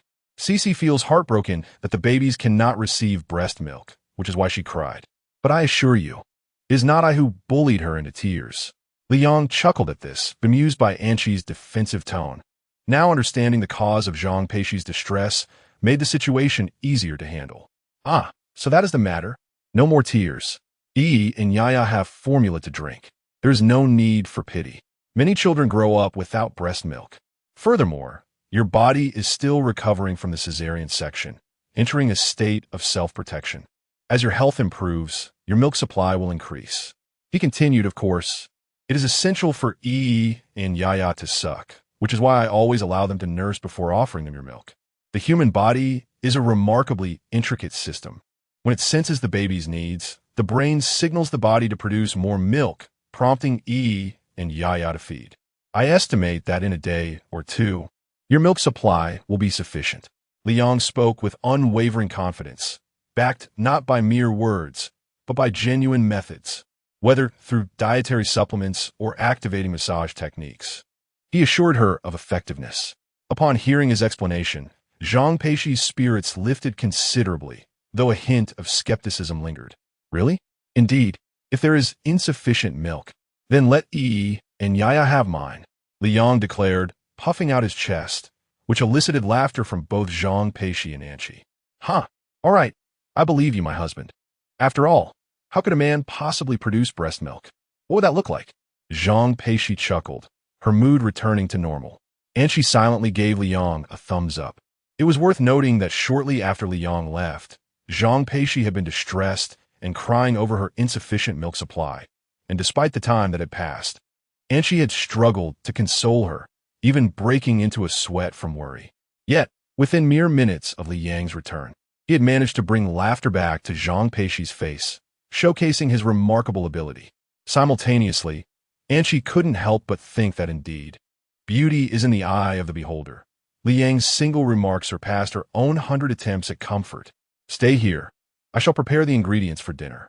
Upon hearing the words lunch, Anchi's eyes instantly brightened. Both yesterday's home-cooked meal and this morning's clear soup noodles lingered in her thoughts. Now, with Liang preparing lunch, an undeniable sense of anticipation stirred within her. Before leaving, Liang glanced at the baby in the crib. He was still fast asleep, while her sister Yaya had one eye open, seemingly lost in thought, gazing at the ceiling. Well, Yaya, your brother can open both his eyes. When will you open yours? Liang asked, Bamu said. Amusingly, on the second day after their birth, Yi could open her eyes wide, bright and alert. Though Yaya had also opened her eyes, it was only one, still bright and lively, but ultimately just the one. Even after returning home for 2 days, the other eye remained closed. Earlier, Zhang Peixi had worried, but after consulting the doctor and finding no issues, she felt reassured, though she still looked forward to her daughter opening both eyes. Honey, I suspect her eyes are still a bit stuck. Just wait a little longer, and she will open them fully. Perhaps, but even with just one eye open, our Yaya is still a little beauty, Liang said with a doting smile, playfully caressing his daughter's tiny, delicate feet, which were so soft and small that one dared not apply too much pressure. In the kitchen, Liang retrieved 3 clean pig trotters and soaked a suitable amount of yellow beans in advance. Ever since he learned that Zhang Peixi had cried out of concern for her milk supply, he resolved to prepare nourishing soups known to promote lactation. The pig trotter in yellow bean soup is an essential dish for postpartum recovery, said to have originated in the Tang dynasty, enjoyed even by the mother of Emperor Xuanzong, with remarkable effects. This was not mere hearsay. It was a tale recorded in the annals of imperial culinary techniques. After preparing a stir-fried broccoli and shrimp dish, Li Yang left the kitchen and headed towards the bedroom. Upon entering, he found Zhang Peixi sitting on the bed, a laptop in her lap. "What are you doing? You should limit your screen time during the postpartum period and rest more," he advised. "Yes, I understand, dear, but I want to finish this bit of work before I take a break," she replied. "Work? Li Yang cuestionet perplexet. Your Peixi understands the challenges of parenting and does not wish to bear the burdens of life alone. She wants to help alleviate some of your stress. You may not know this, but your wife is quite the little internet celebrity, with over 200,000 followers on Douyin, a somewhat renowned beauty influencer," Anchi announced. Li Yang felt a wave of surprise wash over him. He truly had no idea. Zhang Peixi, flattered by Anchi's praise, quickly defended herself. "Oh, it's nothing really. Just sharing beauty tips and makeup techniques. Thankfully, many people enjoy it and support me." "How impressive," Li Yang sincerely complimented. Upon hearing his praise, Zhang Peixi beamed with joy, her smile growing radiant, as if her mind had become sharper. "By the way, I just had a sudden inspiration." "What is it?" Li Yang and Anchi both turned their heads. "Most of my followers are young women, each possessing an innate desire for beauty, even during pregnancy. I frequently receive inquiries from fans who are expectant mothers, asking for suitable cosmetics for their condition. I perceive this as a promising avenue.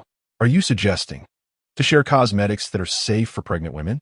And she grasped the idea and found it feasible. "I think it's quite commendable. Although it may lead to some existing followers unsubscribing, in the long run, it could indeed attract a larger audience of expectant mothers." "Precisely. However, this means you would have to disclose your motherhood and the existence of Li Yang." And she added. Surprisingly, Zhang Peixi seemed entirely unconcerned. "What is there to hide? I will simply post a video about it shortly." Her willingness to openly reveal the presence of her children and their father inevitably touched Li Yang. Chapter 27. A powerful lactation soup, effective at first sip? Zhang Peixi not only spoke of it, but truly acted upon her words. She took several candid photographs of her children, alongside selecting a few from her phone's album, crafting an exquisite PowerPoint presentation. The cover of the PPT featured a family portrait, where Li Yang appeared dashing. The children were adorable, and Zhang Peixi radiated pure joy.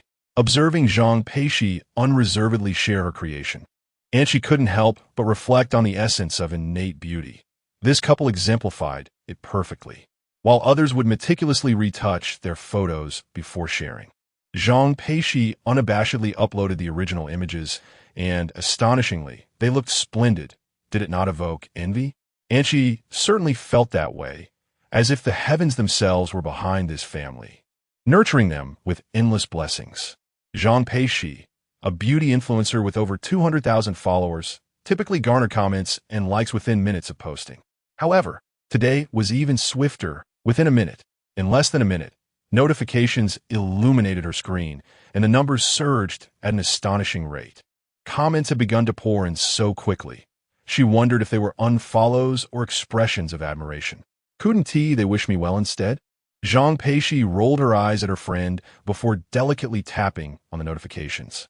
She had anticipated a potential loss of followers, but remained unfazed, as she longed for her loved ones, including her children and Li Yang, to be acknowledged and celebrated. Yet, upon opening the comments section, she was greeted not by disheartening remarks, but by an outpouring of warm wishes. "Congratulations, dear. Your babies are adorable. And your husband is quite handsome. What a blissful family of 4. Wow. Sister Peixi, you have children already? I didn't even notice your pregnancy. What a delightful surprise to share this with us. Sister Peixi, I'm also an expectant mother. Could you recommend some cosmetics suitable for pregnant women? Being a woman is tough, and being pregnant is even more challenging." The comments were heartwarming, devoid of anything unpleasant, further solidifying Zhang Peixi's resolve to alleviate Li Yang's burdens. With this thought, Zhang Peixi cheerfully lifted her head, seeking praise from Li Yang. "Darling, am I not remarkable? Indeed, you are the most impressive." Li Yang generously showered her with compliments, causing Anchi to roll her eyes in exasperation at the abundance of affection. Time passed, and Li Yang returned to the kitchen, determined to make something special. The thought of Zhang Peixi still in her confinement, striving to share the load of responsibilities, filled his heart with gratitude. As a man, Witnessing his wife toil and fret during her confinement truly tugged at Li Yang's heartstrings. After much contemplation, he resolved to take action. The idea of establishing a company surged forth in his mind, and once it took root, there was no turning back. Although he had earned a modest sum through his ability to assess the value of items, it was ultimately a pittance. However, if he were to start an investment firm, might he not maximize this unique talent? After all, even the most astute investment companies, despite their rigorous analyses and investigations, face the risk of failure in their ventures. In contrast, if he utilized his abilities judiciously, the outcome could be markedly different. With this thought, Li Yang felt a surge of optimism. Providing the best life for his wife and child would no longer be mere words. As if sensing his determination, the system activated. Ding! Reward received. Congratulations, host. On acquiring Xiang Ventures, please complete the acceptance promptly. Wishing you continued strength and success. Li Yang couldn't help but smile. The timing of this reward was impeccable. However, while the prospect of creating brilliance was promising, he found himself wishing he could alter the name. At first glance, Xiang Ventures seemed quite pleasant and even romantic, but the phonetic similarity to setting sun was rather inappropriate. Yet, after dispensing the reward, the system fell silent, leaving Li Yang to voice his grievances to the void. With no other recourse, he decided to acquiesce. Before long, lunch was prepared. The stir-fry was simple, but the pig trotter and yellow bean soup required more time to cook. Drinking soup before the meal had been a directive from the doctor upon discharge. When Li Yang brought the dishes and soup into the bedroom, Zhang Peixi and Anshi sprang into action almost simultaneously. Anshi was in charge of moving the table, while Zhang Peixi tidied the bedding with remarkable speed. The two had already caught a whiff of the enticing aroma wafting from the kitchen, and even if they had not been hungry before, their stomachs now rumbled in anticipation. "Oh, is this soup for lactation?" Zhang Peixi exclaimed in surprise upon seeing the pig trotter yellow bean soup in the clay pot. During her earlier moments of distress, she had researched methods to enhance milk production, and this soup had garnered significant recommendations. Despite this, she had refrained from mentioning it to Li Yang, fearing it might cause him discomfort. To her astonishment, he had taken the initiative to prepare it and present it before her. The steam rose in fragrant wisps, and Zhang Peixi felt her eyes welling with emotion. "Li Yang, look how touched Peixi is," Anshi remarked with a sense of satisfaction, then added, "To be honest, do you have any brothers? As warm-hearted as you would be splendid. Please introduce me. I too wish to find my match." She genuinely envied the bond between Li Yang and Zhang Peixi. It was worth noting that she had previously declared her intent to remain single until her 40s, yet now, her heart had begun to soften. "Indeed, I have 3 brothers in my dorm, all of whom are quite warm-hearted. I will be happy to introduce you." Li Yang readily agreed, thinking it only right to consider his brothers in such matters. Dinner was served, and Anshi, much like Zhang Peixi, ladled herself a portion of the pig trotter and mung bean soup to savor. With the first sip, warmth enveloped her stomach, followed by the rich aroma of the soup returning to her palate. The sensation was truly delightful.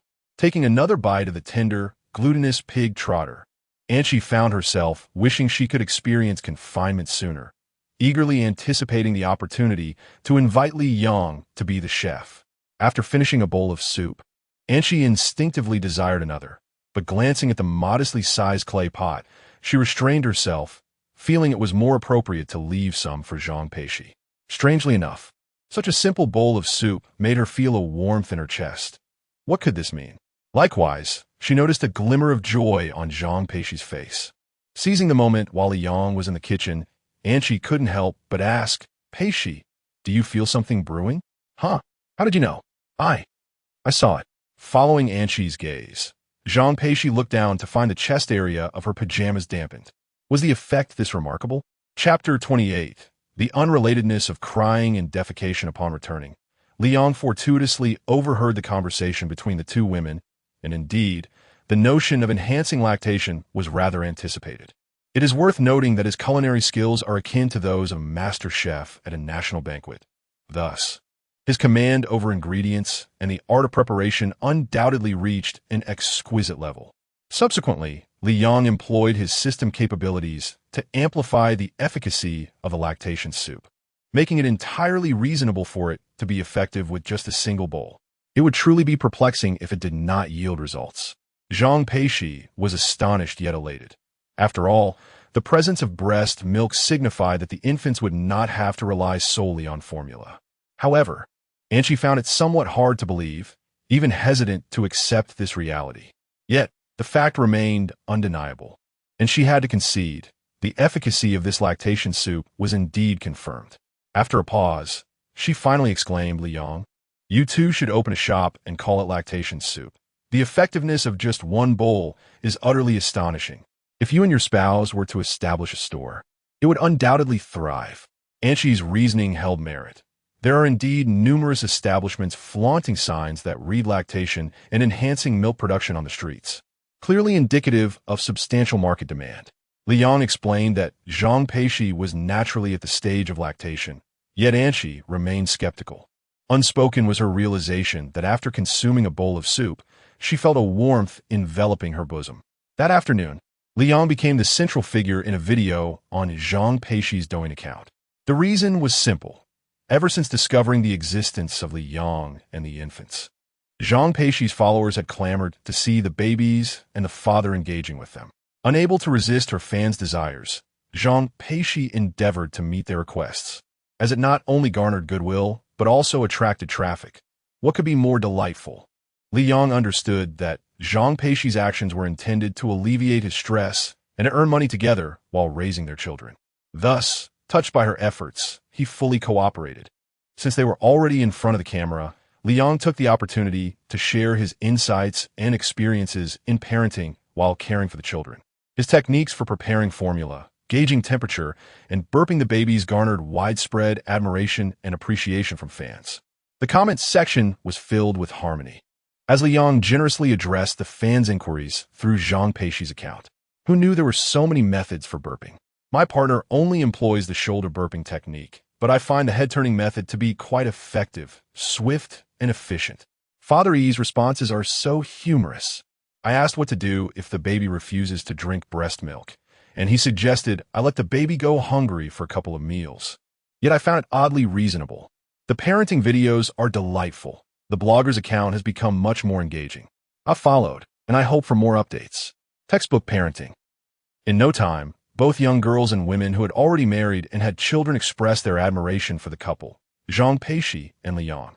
There are indeed certain parenting techniques that prove invaluable, even unbeknownst to some mothers of second-borns. Simultaneously, Zhang Peixi, armed with profound knowledge, introduced an array of cosmetics suitable for expectant mothers, instantly earning the admiration of this segment of her audience, who regarded her as a beacon of timely assistance. Unsubscribing? Absolutely inconceivable. In fact, they were eager to recommend their close friends to follow her as well. Consequently, within just half a day, Zhang Peixi's Douyin account amassed an impressive following of 300,000, a growth rate that can only be described as astonishing.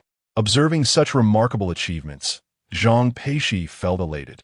Even her subtly aching wound seemed to diminish in discomfort. "Thank you, my dear husband." She expressed her heartfelt gratitude to Li Yang, attributing the day's accomplishments to him, recognizing that his contributions were also significant and should not be overlooked. "Silly, you're being too modest," Li Yang smiled gently. The mere fact that Zhang Peixi chose to work during her confinement to alleviate his burdens was more than enough for him to cherish this endearing girl for a lifetime. Moreover, they were blessed with two little ones, Yaya and Yi. "All right, enough with the sweet nothings. Save it for when I leave. Don't use me as a late-night snack." And she interjected with feigned annoyance. Nevertheless, despite her words, she couldn't help but feel a tinge of envy. "Where's the sweet nothings?" Zhang Peixi chuckled, and she rolled her eyes in resignation, feeling somewhat full, so skipping dinner posed no issue. Suddenly, a long wail emanated from the baby crib.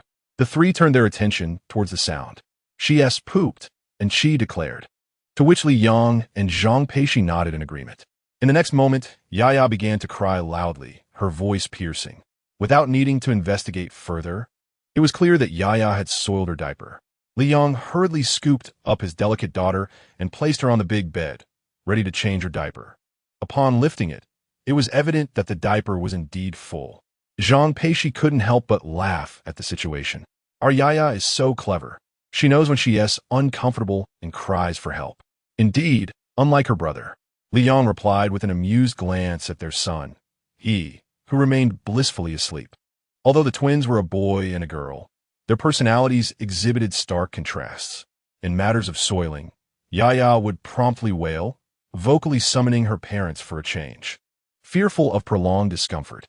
In contrast, remained silent, even when his diaper was bulging, waiting patiently for his parents to notice and attend to him. Such markedly different behaviors often left their aunt and Chi in fits of laughter, for indeed, this was an age where even the act of pooping could be deemed adorable. Before long, Li Yong had cleaned Yaya's little bottom. However, the attentive Zhang Peixi noticed a troubling issue.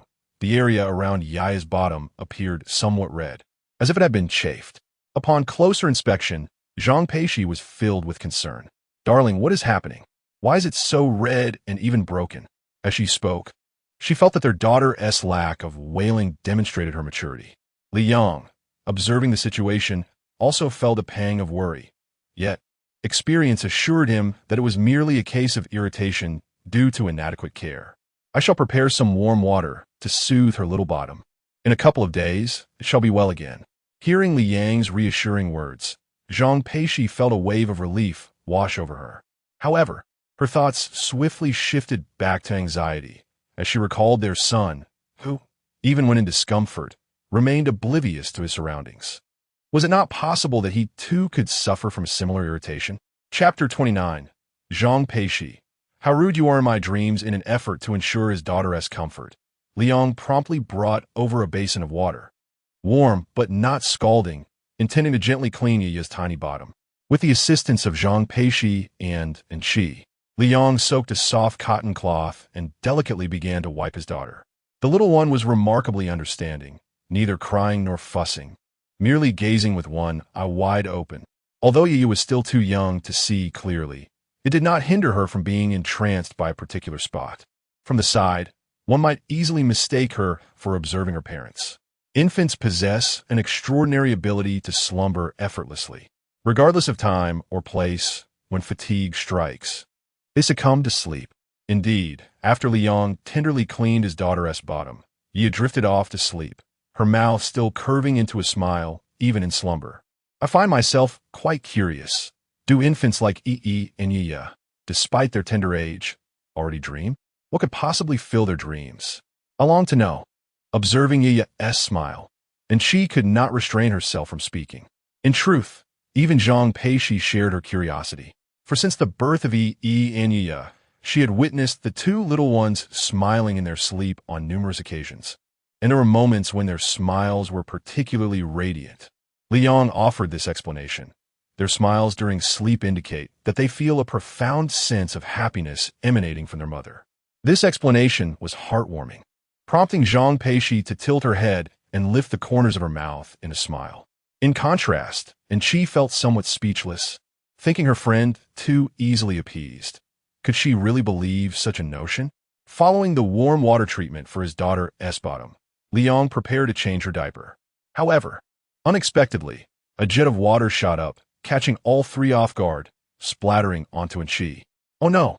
Chi exclaimed, realizing too late to evade the surprise, resulting in her clothes becoming inevitably damp. "I never imagined I could be splashed sitting on this side of Yaya's head," she remarked while dabbing at the wetness with a tissue. As she noted, a baby's urine could spray in any direction, yet the likelihood of it shooting upwards seemed the least probable. Yet here she was, experiencing it firsthand, watching her good friend being sprayed by her daughter. Zhang Peixi felt a mix of amusement and a hint of guilt, especially since Chi had only just changed into those clothes. "Chi, why don't you change your clothes and bring them to me? I'll wash them for you later," Zhang Peixi said with a wry smile. However, Chi was not inclined to accept, waving her hand dismissively and watching as droplets trickled down her arm. "You just given birth. Why would you wash clothes? I can manage it myself. Besides, if I let you do it, wouldn't Li Yong give me the side eye?" "Not at all," Zhang Peixi countered with a laugh.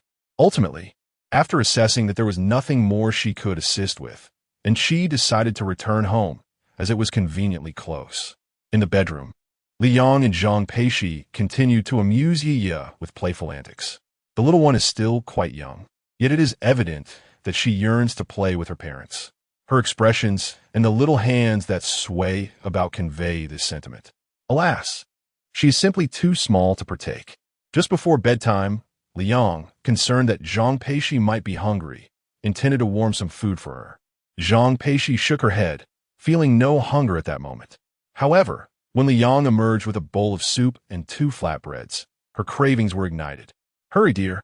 I want to eat. I'm so hungry." In the span of merely 10 minutes, Zhang Peixi transformed, suddenly appearing as if she had missed multiple meals. Li Yang understood, as Zhang Peixi now bore the significant responsibility of nursing, effectively consuming for 3.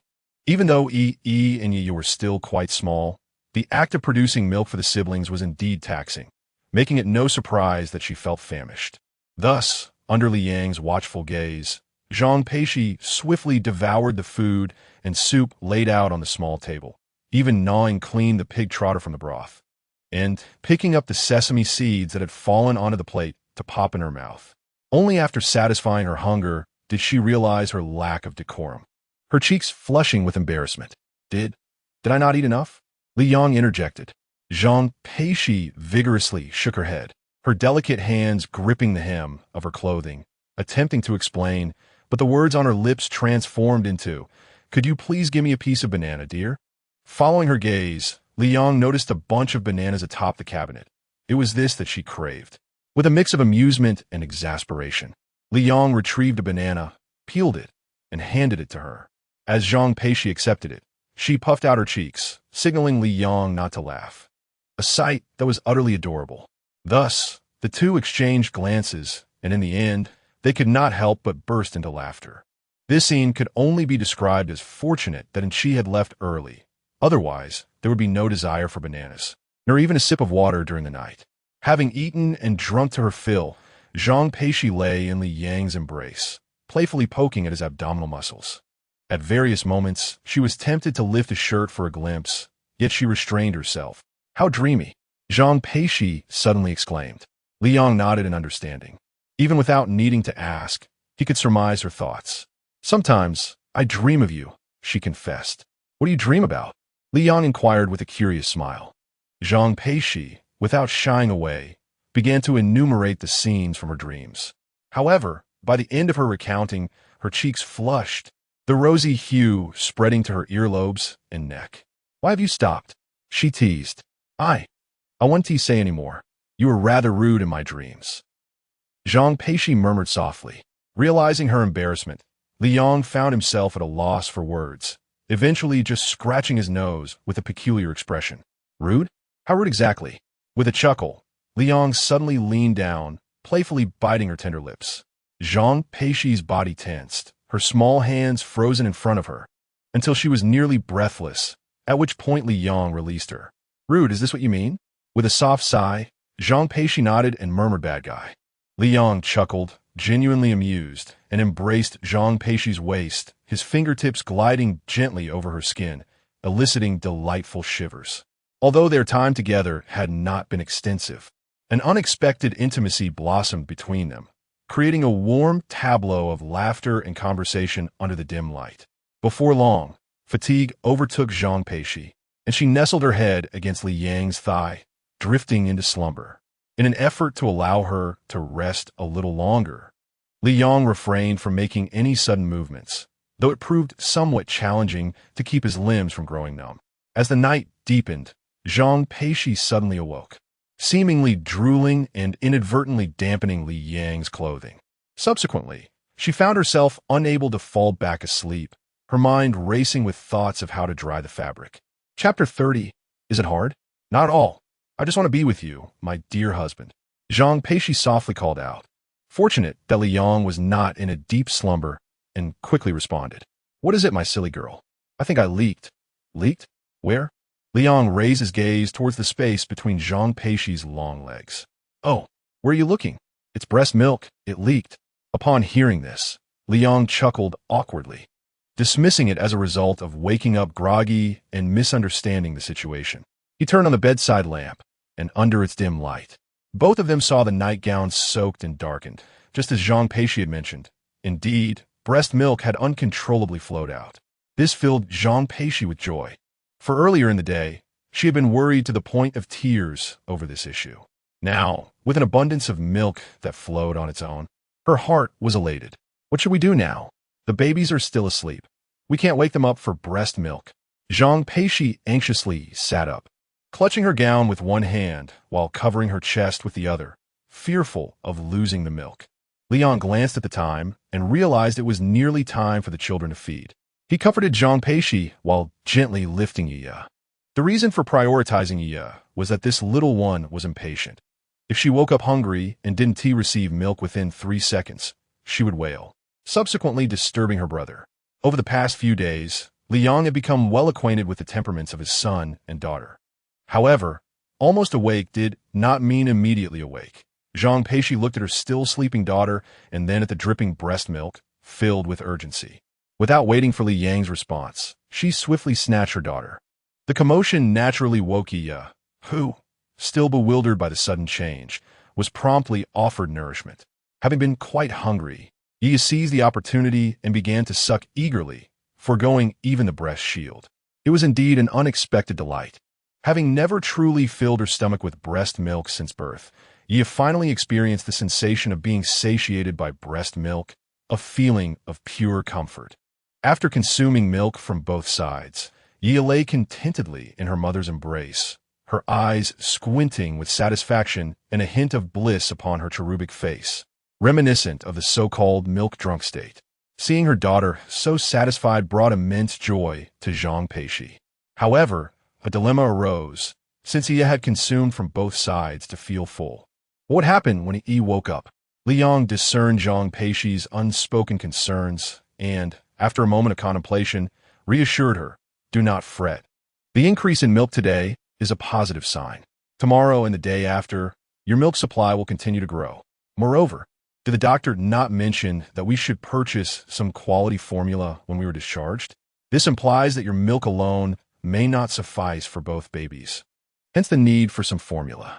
Besides, I will prepare milk soup for you daily and massage you when I have time. Your milk supply will undoubtedly be ample." With Li Yang's comforting words, Zhang Peixi felt a sense of relief and ceased her worries, recognizing that some things simply take time. However, she was still filled with joy, finally relieved that her son and daughter would not be solely reliant on formula. Despite the late hour, Zhang Peixi felt no fatigue. Instead, she was exuberant, unable to sleep, and she leapt into Li Yang's embrace, bestowing upon him a sweet kiss. "Thank you, my love." It was evident that she attributed all the credit to Li Yang. Even though he insisted it was unnecessary, Zhang Peixi delightedly snuggled closer, resembling a playful kitten.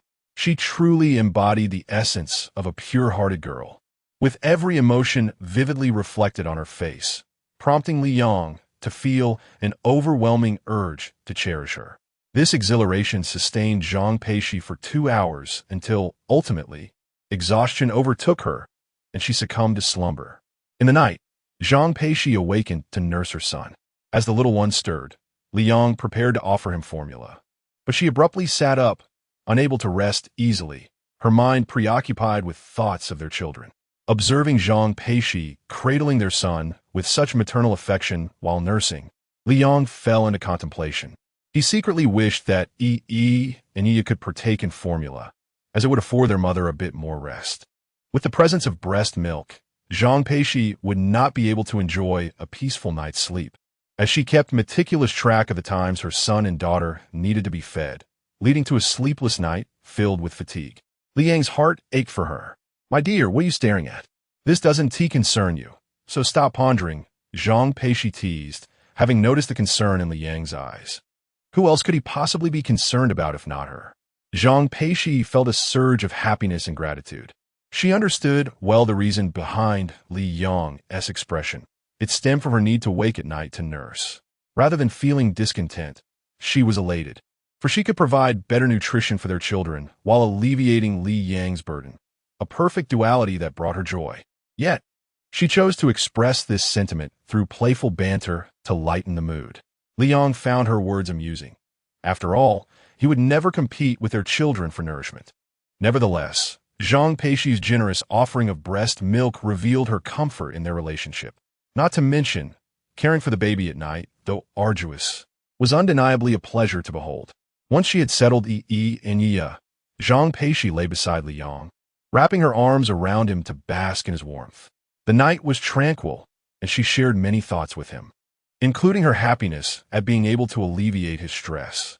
Listening to her heartfelt confessions, Liang felt a swell of emotion, realizing that the responsibility of home had become an inseparable part of his existence. The night passed smoothly, largely because Yi and Yi were well-behaved, embodying the ideal of angelic babies who simply slept soundly after being fed. In the morning, as Liang prepared breakfast, Zhang Peixi tended to the babies in the bedroom when suddenly the doorbell rang. Zhang Peixi was perplexed. Didn't Anqi possess the key? Moreover, it was still early. She should be languishing in bed. Why was she up so early today? Contemplating this, Zhang Peixi intended to open the door, but was intercepted by Liang, who emerged from the kitchen. I'll answer the door. You stay put, he instructed. All right, I understand, Zhang Peixi replied, returning to the bedside. Yet, before she could even settle down, she heard Li Yang's voice. He was calling out, Mom. The astonishment in his tone was palpable. However, it was Zhang Peixi's realization that left her even more startled. Could it be that her mother-in-law had arrived? Chapter 31. A child with a mother is like a treasure. Liang was taken aback to find that his mother had arrived. It is worth noting that their hometown is over 1,000 kilometers from the bustling city of Modu, requiring several modes of transportation to reach. Clearly, his mother was undeterred by the hardships for the sake of her grandchildren. Mother, what brings you here? And where is father?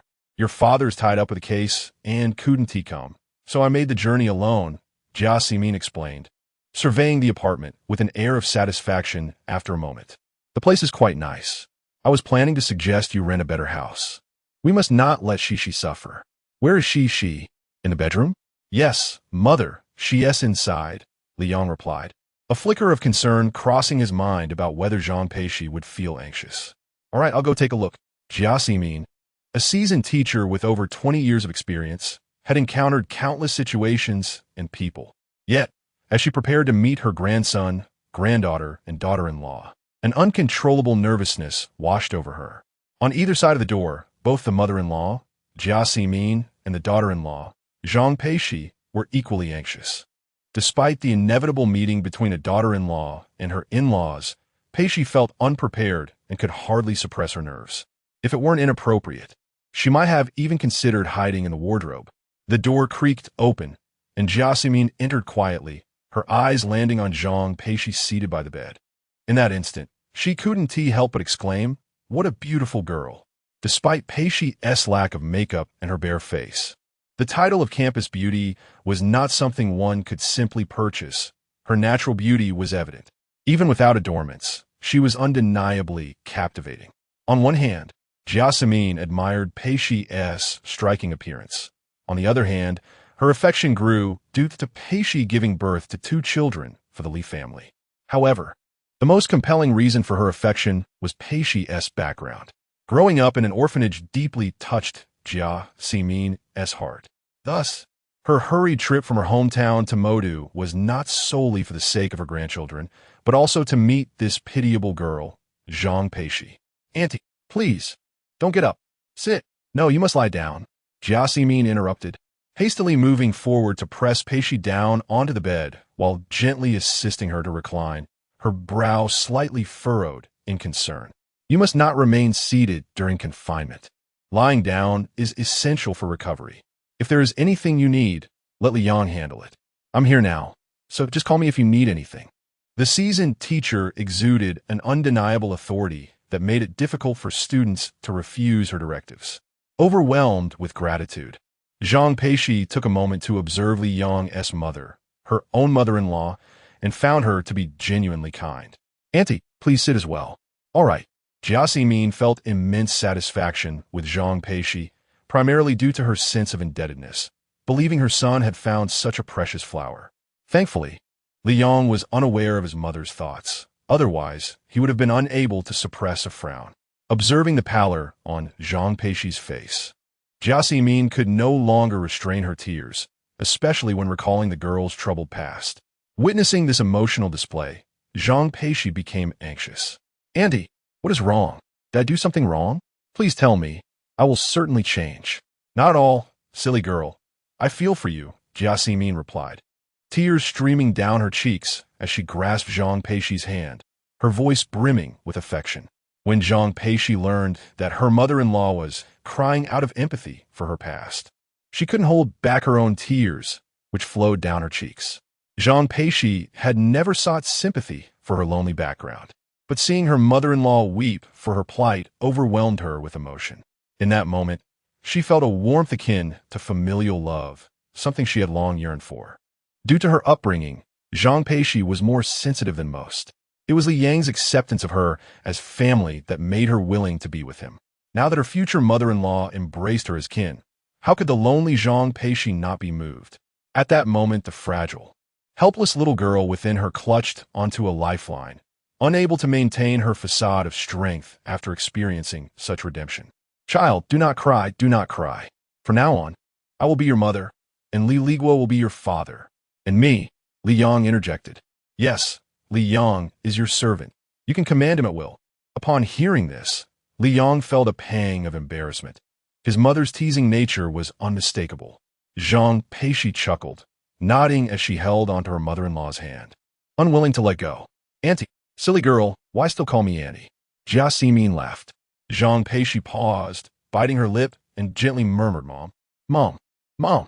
She exclaimed several times in quick succession, still feeling a sense of disbelief. She had envied countless others who called out for their mothers, but had only been left with envy. Now, having a mother of her own felt incredibly wonderful. "Ah, silly child, you are my true daughter, do you understand?" "Yes, I know. I have a mother now, how wonderful!" Zhang Peixi exclaimed, embracing Jia Ximin tightly, her heart swelling with emotion. Orphans often tread cautiously, even amidst newfound love and family, fearing that a single misstep might shatter their dreams. After a while, Zhang Peixi finally calmed down, yet she remained reluctant to release her hold on Jia Ximin's hand.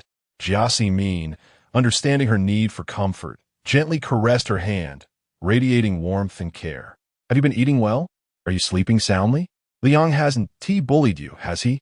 "In truth, he's a good boy."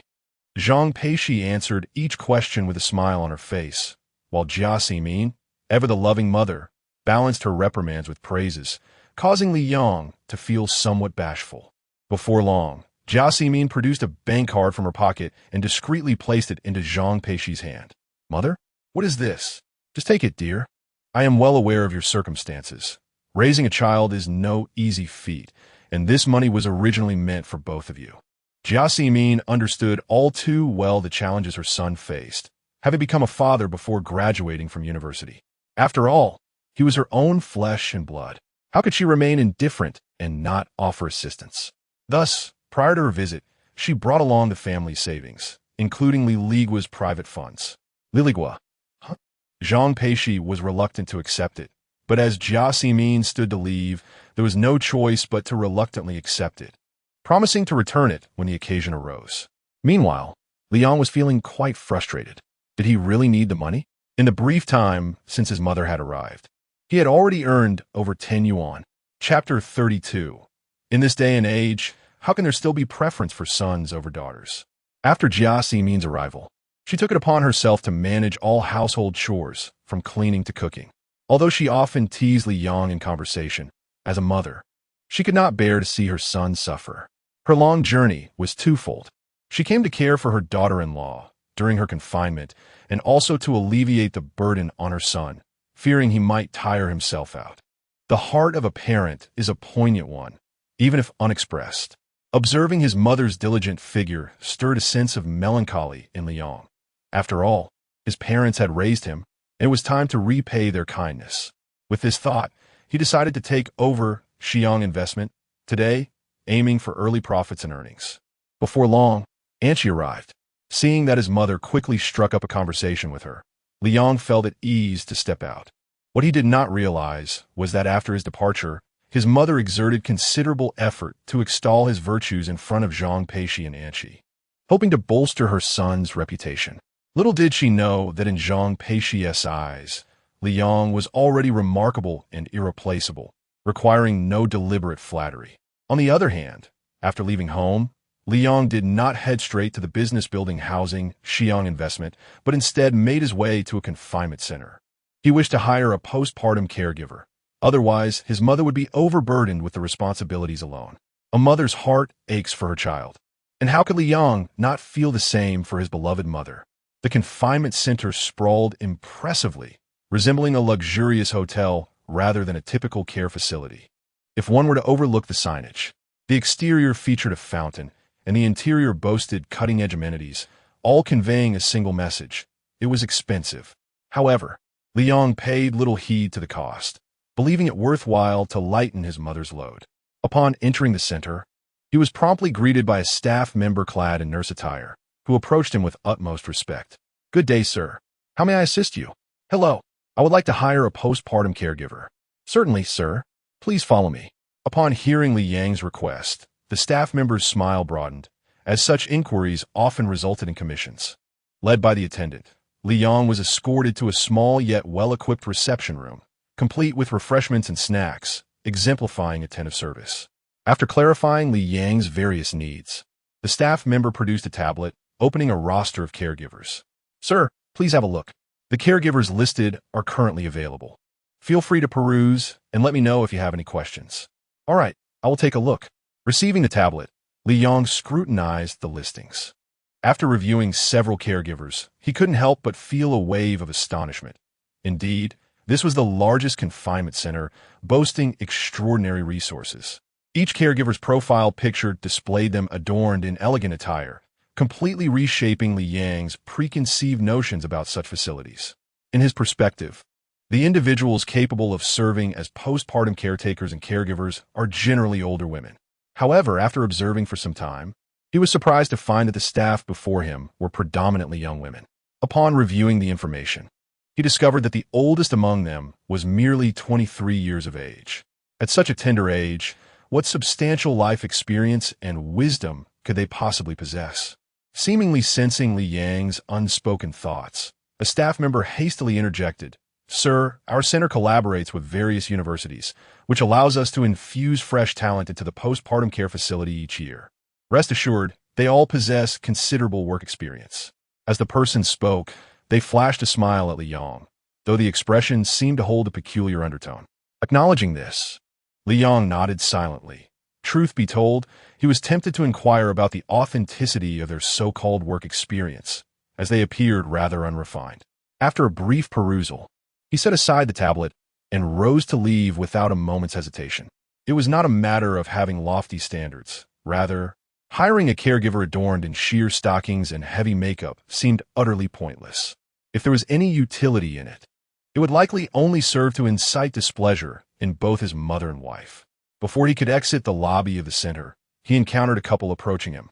The man was dressed in a sharp suit and polished shoes, while the woman, heavily pregnant, struggled to keep pace behind him. No matter how she called out to him, he refused to slow his stride. "What nonsense is this? 18,000 for 42 days? Why not just rob a bank?"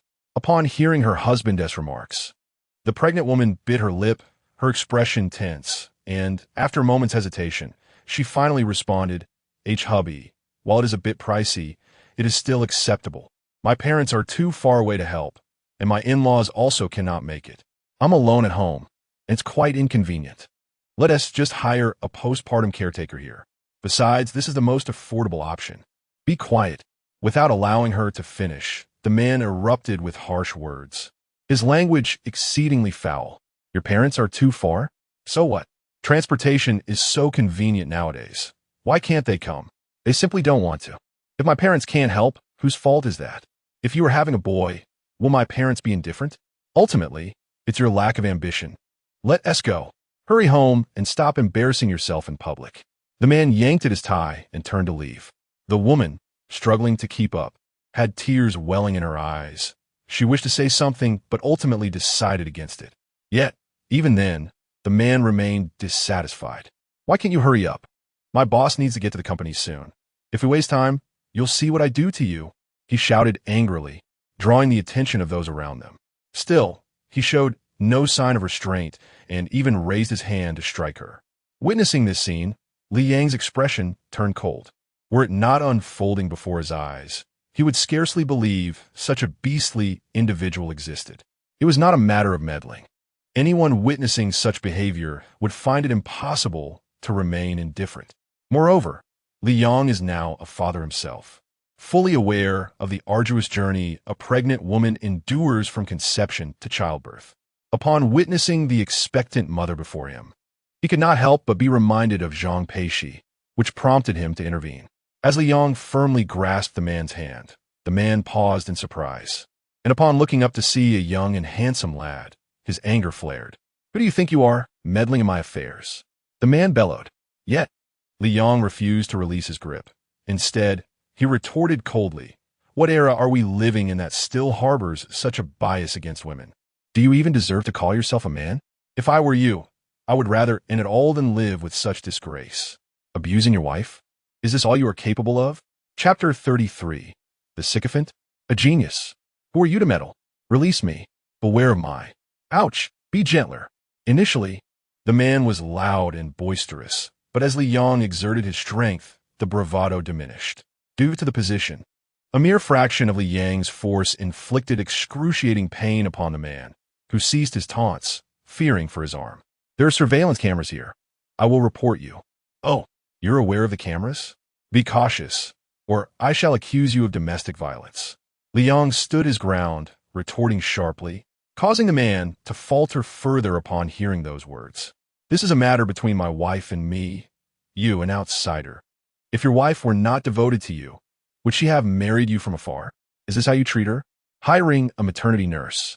Yet you can't even show her compassion? But maternity nurses are expensive here." The man winced in pain, yet persisted in his defense. Li Yang, Unyielding, pressed on with another question. "What would you do if your wife were to bear a son?" The man fell silent, yet the answer was apparent. The wife behind him wore a pained expression. Though she knew the answer, sorrow still washed over her. Li Yang released his grip, casting the man aside before approaching the pregnant woman. "Dear lady, sometimes the more you endure, the more you suffer. A call to 110 is more effective than anything else. Alas, we are all family." Hearing the pregnant woman speak thus, Li Yang chose not to press further. He nodded and turned to leave. He had already interfered too much, but how could a single intervention alter the man's entrenched beliefs? Ultimately, it was the pregnant woman's choice. After all, her legs were her own, and the decision to stay or leave rested with her. Yet, to endure such humiliation publicly while still conversing with her husband made any further words from Li Yang seem foolish. It is often said that even the most impartial judge struggles with domestic disputes. As an outsider, he was even less capable. He considered it a moment of kindness. Li Yang drove away. Behind him, the man and woman exited the maternity center. The man's face was ashen, having been reprimanded publicly. However, upon seeing Li Yang drive off in a seemingly expensive Maybach, he couldn't help but smirk. Soon enough, he found solace in the bustling city. After all, there were many affluent young men in this metropolis. Being chastised by one of them was hardly a matter of disgrace. Outside the blue sky business tower, Li Yang parked his car and took the elevator to the floor of Xiang Venture Capital. Following the receptionist's guidance, he entered the general manager's office directly. Inside, Jiajiqi was organizing documents. Upon seeing Li Yang enter, he hurried forward to greet him. "Who are you?" "Li Yang. You are Mr. Li Yang." It was evident that he was aware of Li Yang's existence, albeit they had never met before. "Yes, that is me. Good day, Manager Jia." Long before, Li Yang had acquired relevant information about the upper management of Xiang Venture Capital from a system. The man before him, in his 30s, was named Jiajiqi. The current general manager, remarkably capable and worthy of being nurtured as a trusted confidant. "Please have a seat, boss. Xiaozhang, prepare some tea." "No, I shall do it myself." The receptionist, known as Xiaozhang, was taken aback when she realized that the handsome gentleman she had ushered in was, in fact, her own employer. A look of astonishment flitted across her delicate features, swiftly followed by skepticism and mild annoyance. As a company employee, even in her humble role at the front desk, she possessed a clear understanding of the company's stature. Numerous prestigious enterprises aspired to collaborate with Xiyang Venture Capital to secure greater investments, thus highlighting the high regard in which the company was held. Yet, to her surprise, the esteemed leader of such a notable firm turned out to be a remarkably young man. Zhang Lan felt her head spinning. The disparity was rather significant, particularly as they seemed to be of similar age. Jia Zhiqi proceeded to prepare the tea, while Li Yang settled into the executive chair, perusing the documents and files on the desk. Upon examination, he discovered they pertained to various investment projects. When Jia Zhiqi returned with a cup of tea and observed the situation, he hastily explained, "Boss, these are the latest projects shortlisted by the analysis team for your review." With that, Jia Zhiqi stood respectfully by, eager to elucidate, having thoroughly researched each project proposal, allowing him to offer insightful commentary. After several discussions, Li Yang concluded that Jia Zhiqi was indeed a valuable asset, and he felt confident in trusting the management of Xiyang Venture Capital to him. With a discerning eye, Li Yang meticulously reviewed the project proposals before him, astonished to find that over half of them presented a potential for profitability, indicating a remarkable likelihood of success. Consequently, he discarded all projects that lacked the potential for profit, retaining only those with favorable projections.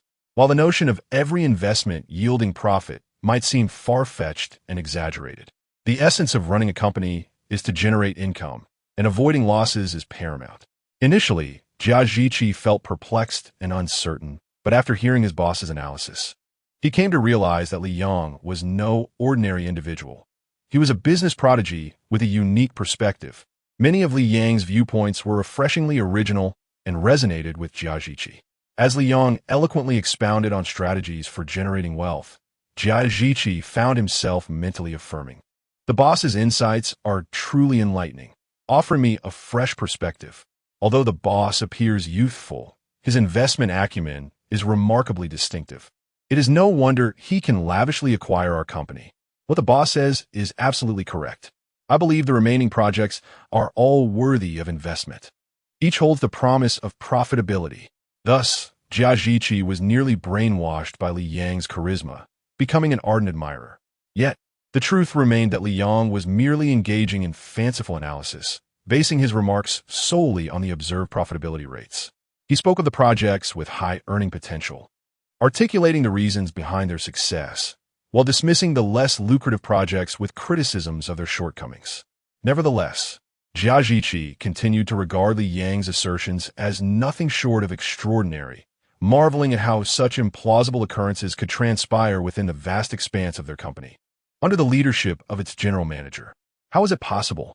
One can only remark on the formidable leadership acumen that Li Yang possesses, compelling one to concede to his prowess. After half an hour of discussion, Jia Zhiqi felt he had gleaned a wealth of knowledge, which would greatly assist in the future selection of new projects. During this half hour, Li Yang, amidst a flurry of eloquent discourse, found himself parched and raised his teacup to quench his thirst. Although it is often said that as long as one remains unembarrassed, it is the outsiders who feel the discomfort, the unequivocal admiration and respect reflected on Jia Zhiqi's face nearly led Li Yang to believe he truly was a commercial prodigy. In that moment, both men held similar thoughts. Li Yang pondered, "Old Jia is quite the sycophant," while Jia Zhiqi mused, "The boss is nothing short of a genius." Chapter 34. Ah, such a thoughtful little cotton-padded jacket. Although Li Yang had not spent a substantial amount of time at the company, he left an indelible impression on all the employees. As the proprietor, Li Yang understood one fundamental truth. To ensure that the horse runs swiftly, it must be well fed. Consequently, he generously enhanced the employees' benefits, raising the 5 insurances and 1 fund to the highest standard and augmenting food and travel subsidies. These 2 measures alone elevated Li Yang's image in the eyes of the entire workforce to a remarkable stature. Indeed, as Li Yang anticipated, the employees soon brought him unexpectedly lucrative returns. This validated the adage: when a company offers satisfactory benefits, the employees fear its closure even more than the employer does.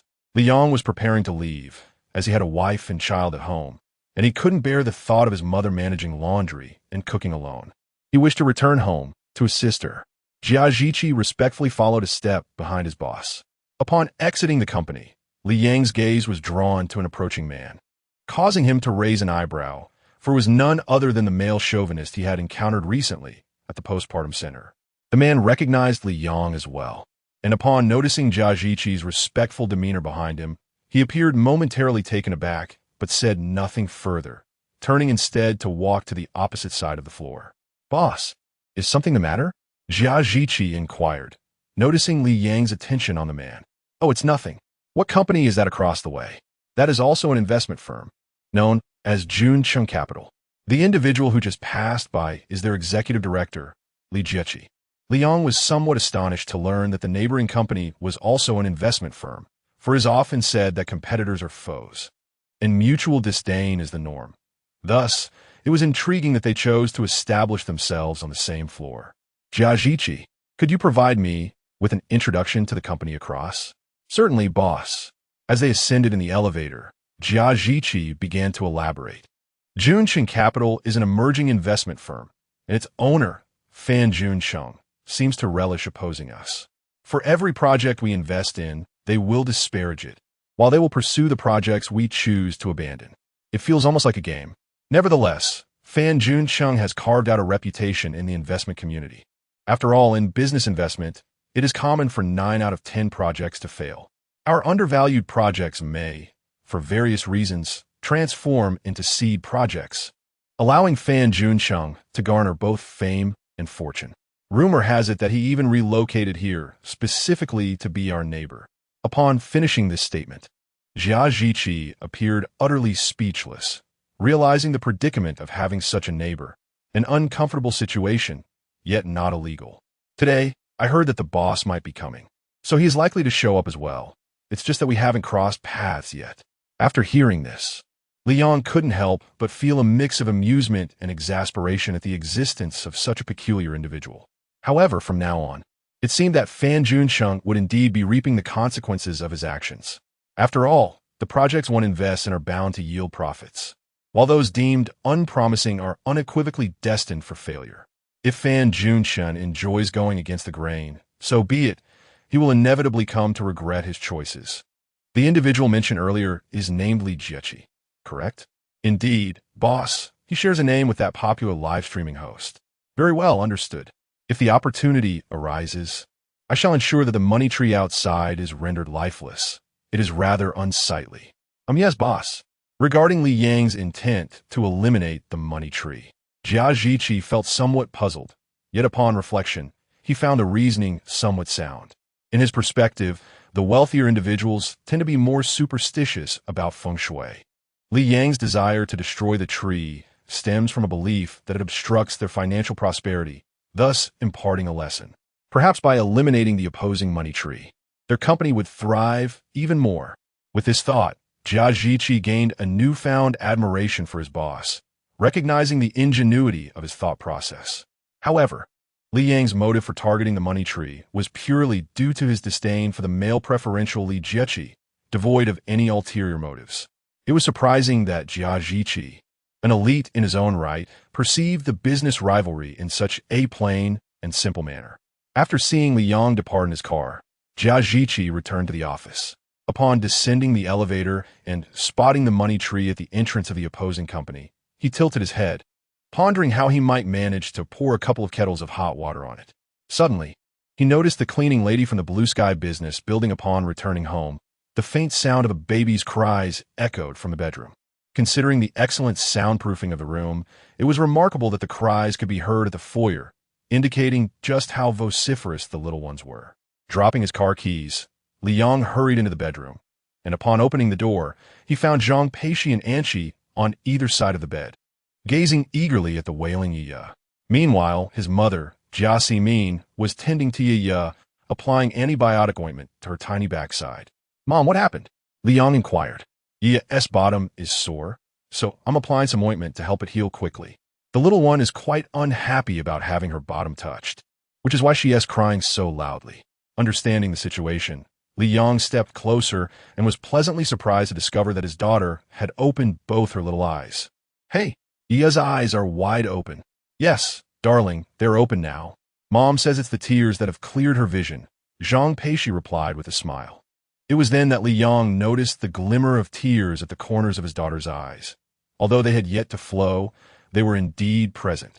There, little one, no need to cry. Once Grandma changes your diaper, Daddy will give you a cuddle, he soothed, although you might not fully comprehend his words. She ceased her cries, perhaps sensing that he was speaking directly to her, despite her tender age of just a few days. It was astonishing. With just a few comforting words, the little one actually stopped crying. This left Zhang Peixi and the others utterly astonished. Honey, does he really listen to you like that? Oh, it's no wonder they say daughters are their father's little treasures. There's truth in that sentiment. And she remarked with a hint of admiration. Even Jia Ximin, who was in the midst of changing a diaper, was taken aback by her granddaughter's unexpected response. Soon, Jia Ximin changed her granddaughter into a dry diaper and then cradled the little one in her arms, bringing her to Li Yang. However, before she could place the baby into Li Yang's embrace, the tiny creature began to wail loudly, pouting her lips in a manner that exuded an unmistakable sense of grievance. Poor little thing, why are you crying again? It seems you only shed tears upon seeing your father. One might think your grandmother had pinched your little bottom. Jia Ximin, both amused and exasperated, handed the baby over to Li Yang. Interestingly, once nestled in her father's arms, the baby indeed ceased her crying. How endearing is this little darling, so intuitively responsive? Chapter 35. The adorable quadricule Aya, nestled in her father's embrace, made a valiant effort to widen her eyes as if striving to comprehend the visage of her father. Indeed, she was genuinely attempting to expand her gaze, her tiny eyes appearing slightly larger than usual. How endearing she was, especially with her cherubic, rosy cheeks, which ignited within Li Yang an irresistible urge to pinch her. Fortunately, he restrained himself. It is worth noting that at this stage, a baby's immune system is not fully developed and cannot be compared to that of an adult. To err on the side of caution, Li Yang tempered his affection, merely lowering his head to nuzzle his chin against his daughter's body. Even so, Yu was amused, her little mouth breaking into a silent yet delightful smile, radiating cuteness. On the bed, Zhang Peixi beamed at Li Yang's demeanor, her expression soft and joyful. You returned just in time. Let's take advantage of this warm weather and give Yi and Ayu a bath, suggested Jia Ximin, who was busy gathering bathing supplies. Upon hearing about the bath, Li Yang's expression shifted to one of concern. Mom, are the babies too small for a bath? Of course not. What? Are you more traditional in your thinking than this old lady? Even if it were she wanting a bath, she could have one. Nowadays, we advocate for scientific parenting and proper postpartum care. Don't adhere to outdated notions, Jia Ximin replied, demonstrating her open-mindedness as a teacher while imparting wisdom to Li Yang. Zhang Peixi chuckled at her mother-in-law's words. She had longed for a bath herself, but had hesitated until now, and with Mom's permission, she felt immensely relieved. All right, you make a valid point, Mom, Li Yang conceded, realizing he had indeed overthought the matter. After all, the doctors and nurses at the hospital had bathed the babies the very next day, so it was certainly permissible at home as well. Furthermore, he had consulted parenting guides that confirmed the necessity of bathing for infants, as their skin is quite active in metabolism and prone to sweating, making cleanliness essential. With Enchi's assistance, Jia Ximin prepared the bathroom, adjusting the water temperature and the air conditioning. The initial plan was for Zhang Peixi to remain in the bedroom to care for Aya, while Jia Ximin and Enchi bathed Yi first, followed by Aya. However, with Li Yang's return, they had sufficient hands, allowing both Yi and Aya to be carried into the bathroom together. Seemingly sensing the warmth and humidity from the bedroom, Yi and Aya widened their dark eyes. Despite their limited range of vision, the siblings were quite animated, glancing around with curiosity. However, a mishap occurred during the undressing process. The typically mischievous Aya became surprisingly calm and obedient, shedding her clothes effortlessly in the blink of an eye. Although the room was heated, the sudden absence of clothing caused her to shiver momentarily, yet she quickly acclimated. In contrast, the usually composed exhibited a rebellious streak today, letting out a wail the moment his clothes were removed, clearly disapproving of being bare. And she couldn't help but laugh at the scene. The little one, still knows shyness. Rest assured, we will finish bathing soon. There is no need to be afraid. Despite all attempts at comfort, continued to cry until his mother intervened, holding him for a while until he calmed down. Sigh, though we have yet to begin, I already feel a sheen of perspiration. Anshi, bemused yet slightly fatigued, took a couple of deep breaths. Meanwhile, Li Yang and Zhang Peixi seized the opportunity, while and Yaya were quiet to quickly apply umbilical stickers to the siblings. There was no alternative. The umbilical cord had not yet fully detached, and it was imperative to protect it with the stickers to prevent infection. One cannot help but commend Zhang Peixi for her thorough preparations during her pregnancy.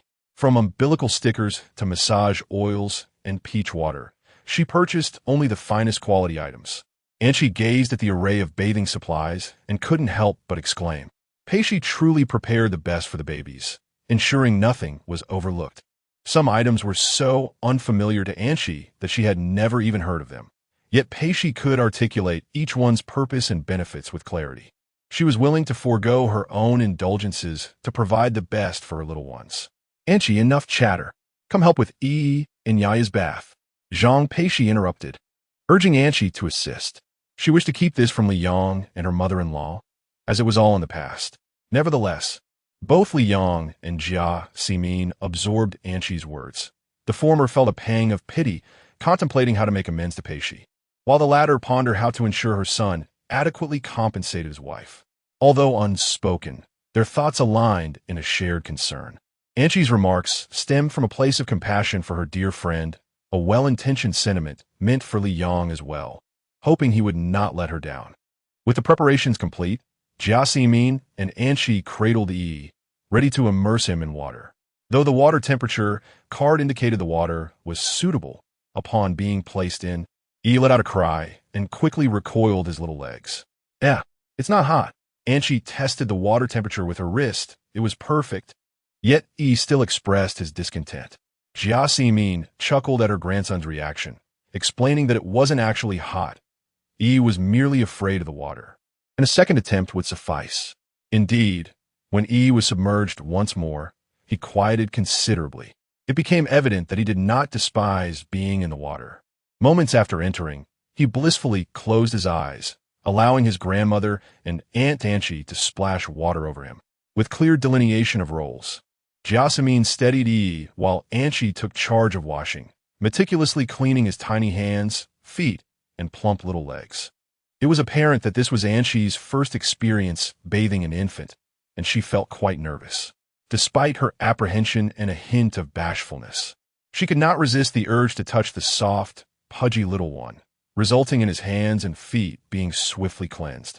As she observed Angel's curious expression, Jasmine couldn't help but chuckle. She contemplated offering a word of advice, but hesitated, fearing that the girl might feel embarrassed. Instead, she subtly hinted, Chi-Chi, it's essential to be mindful of time. Prolonged bathing is not beneficial for the child. Oh, understood, Auntie. Angel felt her cheeks flush, fully convinced that her aunt had noticed her previous antics. Nevertheless, she found the situation rather amusing. Just then, while was peacefully reclining in the basin with Grandma's assistance, her little sister began to stir up mischief. With a playful flick of her chubby arm, a splash of water erupted, inadvertently drenching Li Yang and his companions. Quadra-kill? Chapter 36. Zhang Peixi. I have long contemplated the notion of becoming your legitimate wife. With a playful giggle, the little one splashed water from her mouth, undoubtedly the remnants of her sister's bathwater. Yaya was vivacious and mischievous. Upon entering the water, she transformed into a whirlwind of activity, splashing vigorously. Within mere minutes, she had drenched her parents, grandmother, and Aunt Anshi. The flying droplets even found their way into her brother's mouth. This scene was undeniably amusing, causing Anshi to laugh uncontrollably, nearly losing her balance. The consequence of such laughter was that she too was splashed with a mouthful of water. Splutter! Despite her best efforts to expel it, She inadvertently swallowed some of Yaya's bathwater, leaving her momentarily speechless. Little rascal, where do you get such strength? The bathwater is everywhere. Yet, Yaya was still too young to comprehend Aunt Anshi's words. With her eyes barely open, she gazed around, her limited view not hindering her desire to explore this new world. Equally perplexed was Yi, who merely wished for a moment of tranquility in the water, only to be interrupted by her sister's antics. Not only did she end up with bathwater in her mouth, but the splashes also left her feeling a tad chilly. Jiaximi noticed her eldest grandson shivering visibly. "All right, time to get you both out of the water." To prevent the little ones from catching a chill, Jiaximi promptly instructed Zhang Peixi and Li Yang to lift Yaya out. Thus, both Yaya, who was not quite finished playing, and Yi, who had yet to rest enough in the water, were taken out and placed on a soft towel. It seemed that after their bath, both little ones felt revitalized, their eyes wide open and sparkling with energy. Coupled with the nourishing effects of peach water and skincare cream, these two bundles of joy were simply irresistible. Had she not been concerned about them catching a cold, Jiaximi would have relished the opportunity to embrace her eldest grandson and granddaughter, enjoying their bare, cherubic forms. Once dry, the adults dressed the two little ones in fresh garments, and, taking advantage of Yi and Yaya's distraction, quietly slipped back to the bedroom. Upon being placed on the bed, Yaya began to mimic splashing water by patting the surface with her tiny hands, though this time, no droplets erupted. A fleeting frown crossed her cherubic face, and her little lips pursed in a way that was utterly endearing. During this time, Liang had gained profound insights. Despite the advantages provided by the system, he still found himself somewhat anxious, as this was his first experience as a father. Suddenly, he was responsible for 3 individuals, and his subconscious had begun to feel the weight of this responsibility, though all was progressing smoothly. Particularly, the arrival of his mother, Jiaximi, felt like a much-needed boost of confidence. The notion of hiring a postpartum caregiver was swiftly dismissed by her. In her view, any spare funds would be better spent on nutritious ingredients to nourish Peixi. Unable to resist his mother, Liang had no choice but to relent, offering what assistance he could to alleviate her burdens. The life of a devoted father is rich and fulfilling. Mornings are spent accompanying his wife and caring for their baby, while afternoons are devoted to capturing moments for Douyin, and before he knows it, the day has flown by. As he embraces his roles as both father and husband, Li Yang's understanding deepens, fully immersing himself in these identities. One cannot help but appreciate the blessings he possesses: a well-behaved son, a lively daughter, a charming wife, and financial stability. Such a life is the envy of many, and Li Yang cherishes it, especially knowing that his parents are in good health, full of vitality, and able to tease him. This life is truly priceless. A month has passed in the blink of an eye. Under Jiaximi's care, Zhang Peixi successfully completed her confinement period. Upon her discharge, she noted a slight increase in her weight, and stepping onto the scale confirmed it, a mere gain of a little over a pound. When she learned that Zhang Peixi had only gained a little over a pound during her confinement, she was filled with envy, as she could clearly see her dear friend had become notably fuller.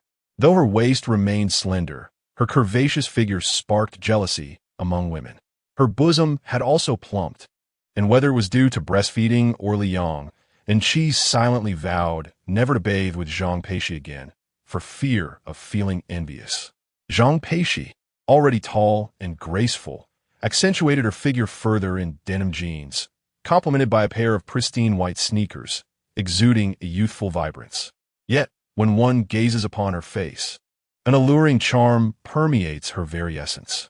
These seemingly contradictory styles harmoniously blend within Zhang Peixi, creating a cohesive and captivating presence. Even Jiaximi, aware of Zhang Peixi's inherent beauty, could not help but marvel. As a teacher who has encountered countless girls, she found none of her students could rival her daughter-in-law's beauty, not due to familial bias, but simply as a matter of fact. Just observing and she sulking in a corner, drawing circles and praying to the heavens, revealed Zhang Peixi's natural allure. With a swift motion, Jiaximi emerged from the room, thrusting a deep crimson booklet into Li Yang's hands. Upon closer inspection, he realized it was their household registration book. "Mother, what is this?" "Silly boy. It's been 2 or 3 days since she completed her confinement, and you haven't taken her out for a stroll? The sun is shining beautifully today. Why not go and obtain your marriage certificate?" Upon hearing this, Zhang Peixi blinked her large eyes repeatedly, suddenly understanding why her mother-in-law had urged her to dress up. It was for her and Li Yang to go out together. To be honest, she had felt quite stifled at home during this period, and the mere thought of going out sent her heart racing with anticipation. However, a concern lingered. What about the baby? "Mother, if Li Yang and I go out, will you be all right taking care of the little one?" "Of course. Our baby is so understanding. It will be no problem at all." Jasmine shook her head, and Angel promptly interjected, "Rest assured, I will take care of Yi along with Annie. There will be absolutely no problem." With both of them speaking up, Zhang Peixi felt a wave of relief wash over her, even urging Li Yang to hurry inside and change his clothes so they could leave sooner and return home earlier. Li Yang nodded and led Zhang Peixi back to the room, unable to suppress a smile at the sight of the eager girl, who was so keen to set out. "Silly girl, Mom called us to go get our marriage license, and you have nothing to say about it?" "Nothing to say?" Zhang Peixi raised her eyes in suspicion, then shook her head vigorously, responding in a serious tone. "Actually, I've been contemplating this matter since the week before last. Yes, the prospect of becoming your lawful wife." Chapter 37. Who decreed that only men could propose, and that women could not ask for marriage? Zhang Peixi, after speaking, suddenly blinked her eyes and gracefully knelt on one knee, taking Li Yang's hand playfully as she inquired, "So, Mr. Li, would you do me the honor of marrying me?" Li Yang gazed down at Zhang Peixi's stunning visage, momentarily entranced, feeling a thrill course through him as he held her delicate hand. The sensation of being proposed to was undeniably intriguing, yet more than that, he felt a wave of emotion and a hint of regret. He lifted Zhang Peixi from the ground, enveloping her in a tender embrace, cradling her head as he inhaled her enchanting fragrance and murmured, "Silly girl, of course I would marry you, but shouldn't it be me who proposes?" Zhang Peixi dismissed his concern with a shake of her head, her gentle hand resting on his back. "Darling, I truly do not mind. And who says that only men can propose? You have already answered me with those 3 words. I do, and I shall cherish them for a lifetime, truly." Hearing her words, Li Yang's heart raced. How could one such as he protect a girl like this? The only answer was a lifetime together, just the 2 of them. "All right, darling. Hurry and change your clothes. We're off to obtain our marriage certificate." "All right, I'll be quick." Li Yang soon donned a casual outfit, standing shoulder to shoulder with Zhang Peixi, the 2 appearing remarkably well-matched. As they exited the bedroom, and she's eyes widened in astonishment. "You 2 look perfect together. Indeed. You rascal. Why didn't you hold onto Peixi's hand?" Jia Simin concurred with Chi's sentiment. Yet even in this moment, she was scheming to bring the couple closer, unaware that it was entirely unnecessary. Li Yang, feeling at ease, gently took Zhang Peixi's hand, their fingers entwined, allowing him to feel the warmth radiating from her palm. "Listen to your grandmother and aunt, you too," Zhang Peixi softly advised, though the younger sibling, Yi, did not respond, not even turning her head, while Yi did reply with a playful "you," with their documents in hand and a small bag slung over their shoulders. The couple stepped out of their home. Upon reaching the ground floor, inhaling the fresh air, Zhang Peixi felt a surge of joy. She was uncertain whether it was the prospect of marrying Li Yang and becoming his lawful wife, or simply the thrill of stepping outside after such a long time. "Darling, where are we going? Aren't we driving?" Seeing Li Yang heading toward the underground parking lot, Zhang Peixi felt a twinge of confusion, for she had seen the car he drove upon their discharge parked nearby. "Oh, I forgot to mention, we'll be taking the small car today." "Small car? Is an electric one? I love those." Zhang Peixi's eyes sparkled with excitement, already envisioning Li Yang riding the little electric scooter with her holding onto his waist from the back. "On the little scooter?" "No, you'll see." Under Li Yang's guidance, Zhang Peixi followed him to the underground parking area. After weaving through several rows of vehicles, they stopped before a car that exuded an air of luxury. "Darling?" Zhang Peixi was filled with suspicion and confusion, and under her gaze, Li Yang unlocked the luxurious Maybach. What is happening here? Let us go. Get in the car. Even after they were seated, Zhang Peixi couldn't comprehend the situation. In her understanding, this car beneath her was surely worth a fortune. Where did Li Yang acquire such wealth? Although she was aware that he was embarking on a business venture, the challenges of entrepreneurship are well known, and success and profit rarely come easily. Li Yang, not wishing to keep secrets from Zhang Peixi, explained about his investment company, Xiang Ventures. While driving out of the parking lot, I have started an investment firm called Xiang Ventures, and several of our projects are beginning to yield profits, making it feasible to purchase a better vehicle. After he spoke, he noticed Zhang Peixi gazing at him intently, prompting him to ask with a smile, "What's wrong? Is there something on my face?" "No, dear, it's just that hearing the word entrepreneurship from your lips sounds so effortless." "Really? It's not that difficult," Li Yang replied. "You're an amazing husband."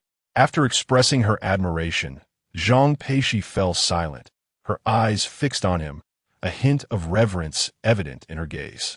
Unspoken was her desire to also contribute financially, hoping to lighten the burdens of life that weighed solely on Li Yang's shoulders, even if just a little.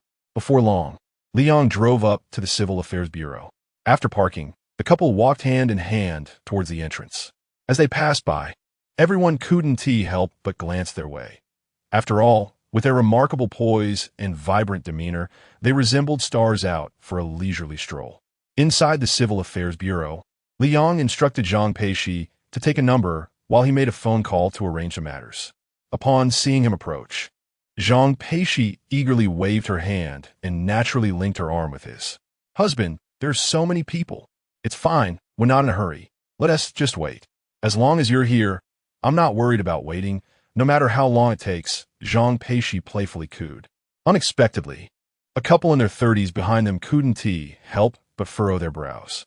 "Young man, judging by your appearance, you must be here to collect a marriage certificate. Yet you're queuing at the divorce counter? What?" Zhang Peixi's eyes widened in shock as she tiptoed to look ahead and indeed saw the sign hanging in front of that room. "Divorce Processing Center. If you're here for a certificate, you should head to the left over there. Hurry along." "Yes, thank you."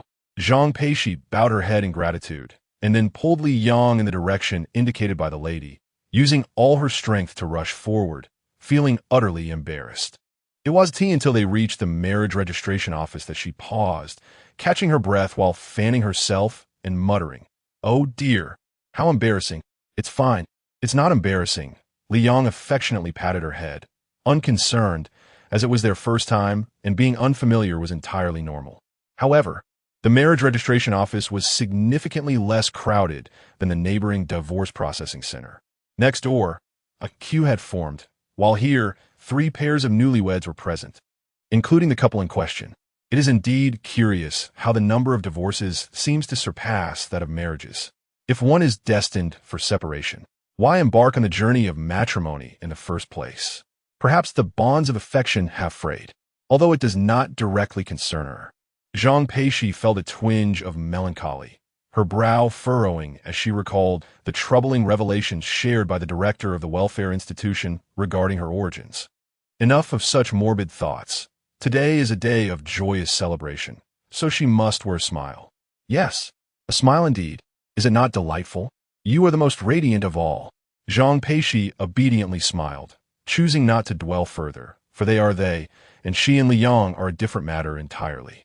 Chapter 38. The official announcement of marriage license in the suites on one hand, the number of couples registering for marriage was rather limited, while on the other, the staff exhibited remarkable efficiency.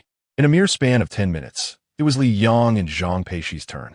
As they approached the desk, the hands they had clasped together finally parted, prompting a knowing smile from the staff member witnessing the tender scene. For her, though she encountered newlyweds daily, each pair ignited a spark of joy within her, perhaps due to the celebratory nature of the occasion. "Greetings to the lovely couple. Kindly fill out these forms while I assist you with the printing of your documents," said the staff member, Li Lulu, as she took their household registration book and identification cards to print the necessary materials. The printer beside her appeared quite modern. Once upon a time, couples were required to prepare their own documents prior to registering for marriage. However, the process had since evolved. Now, as long as they brought the complete set of materials and appeared in person, the formalities could be swiftly handled. Alas, with the dwindling number of marriages, such changes were inevitable. This shift in societal attitudes meant that the office was often bustling in the morning, only to become quite tranquil by the afternoon, sometimes even devoid of any newlyweds throughout the day. During such lulls, the staff yearned for something to occupy their time. The contemporary youth held differing views on marriage, often marked by apprehension or disinterest, which contributed to the continuous decline in the number of couples tying the knot.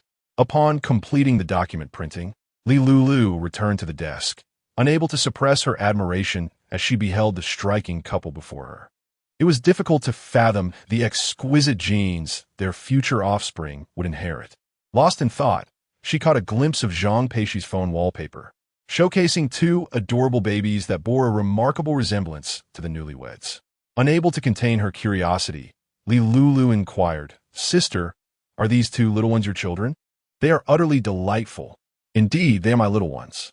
"Thank you for the compliment," Zhang Peixi replied with a cheerful nod. Although her circumstances with Li Yang involved an unplanned pregnancy, she felt no embarrassment. Quite the contrary, she felt a sense of pride, for the admiration directed at her children brought her immeasurable joy. Li Lulu worked with exceptional diligence, eager to expedite the couple's process so they could return home to care for their two little ones. The thought of such adorable children crying from hunger tugged at her heartstrings as an outsider. With a decisive thud, the steel stamp marked both marriage certificates. And as the couple's information was successfully uploaded, Li Yang and Zhang Peixi became legally united as husband and wife. "Congratulations to you both." The staff cheered in unison.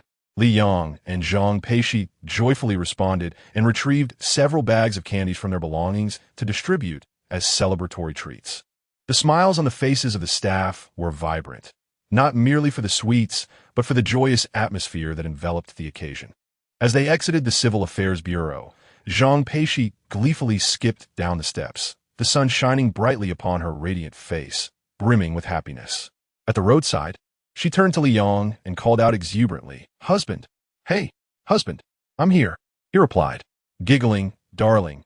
Li Yang affectionately took her hand, their public display of affection drawing curious glances from passers-by. However, upon realizing that the couple had just emerged from the Civil Affairs Bureau, smiles adorned their faces. For newlyweds are indeed a cause for celebration, a significant milestone in life.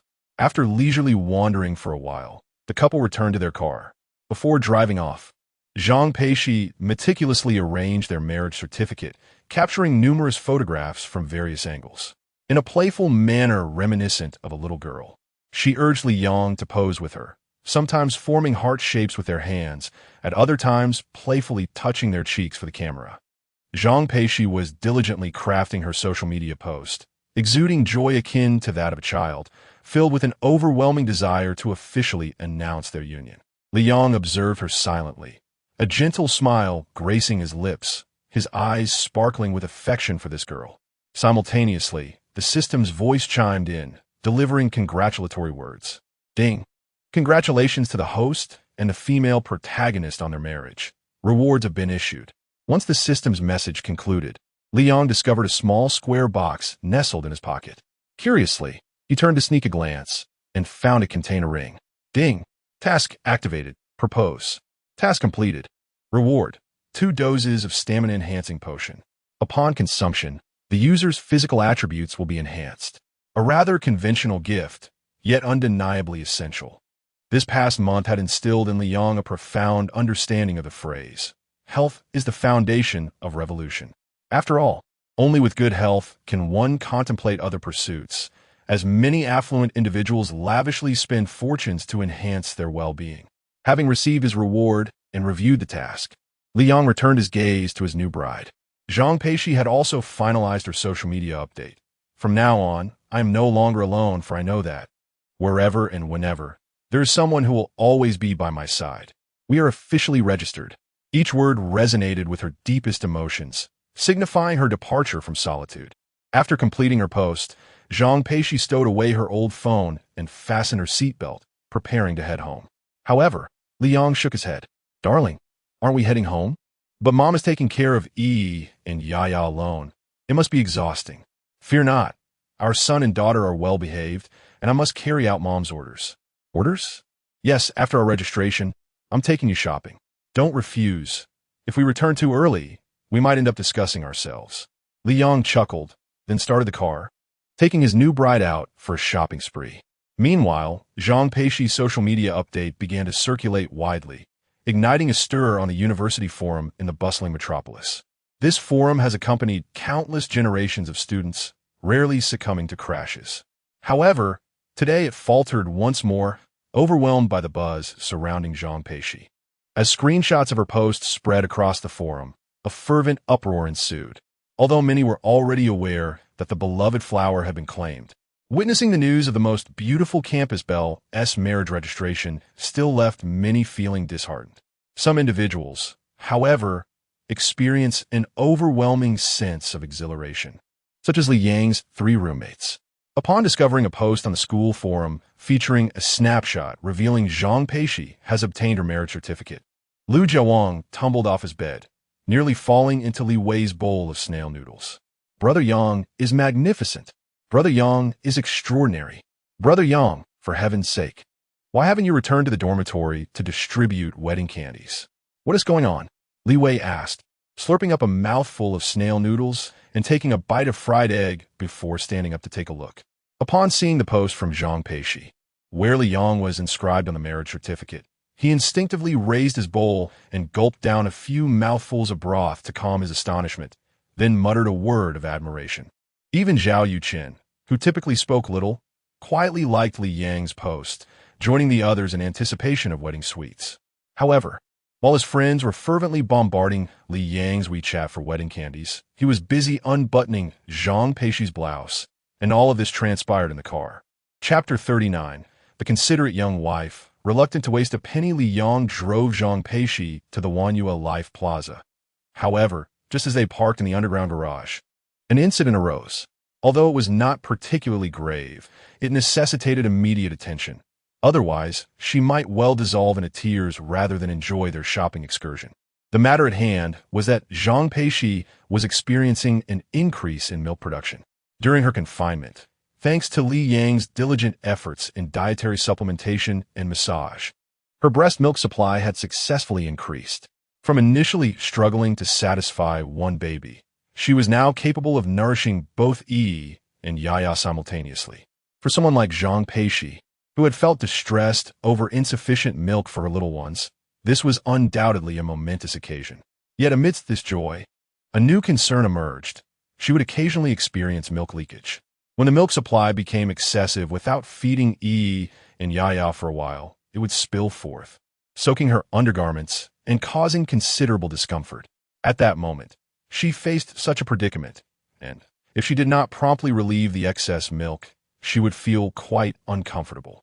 Thus, upon halting the vehicle, she requested Li Yang to assist in unfastening her bra, enabling her to use the breast pump.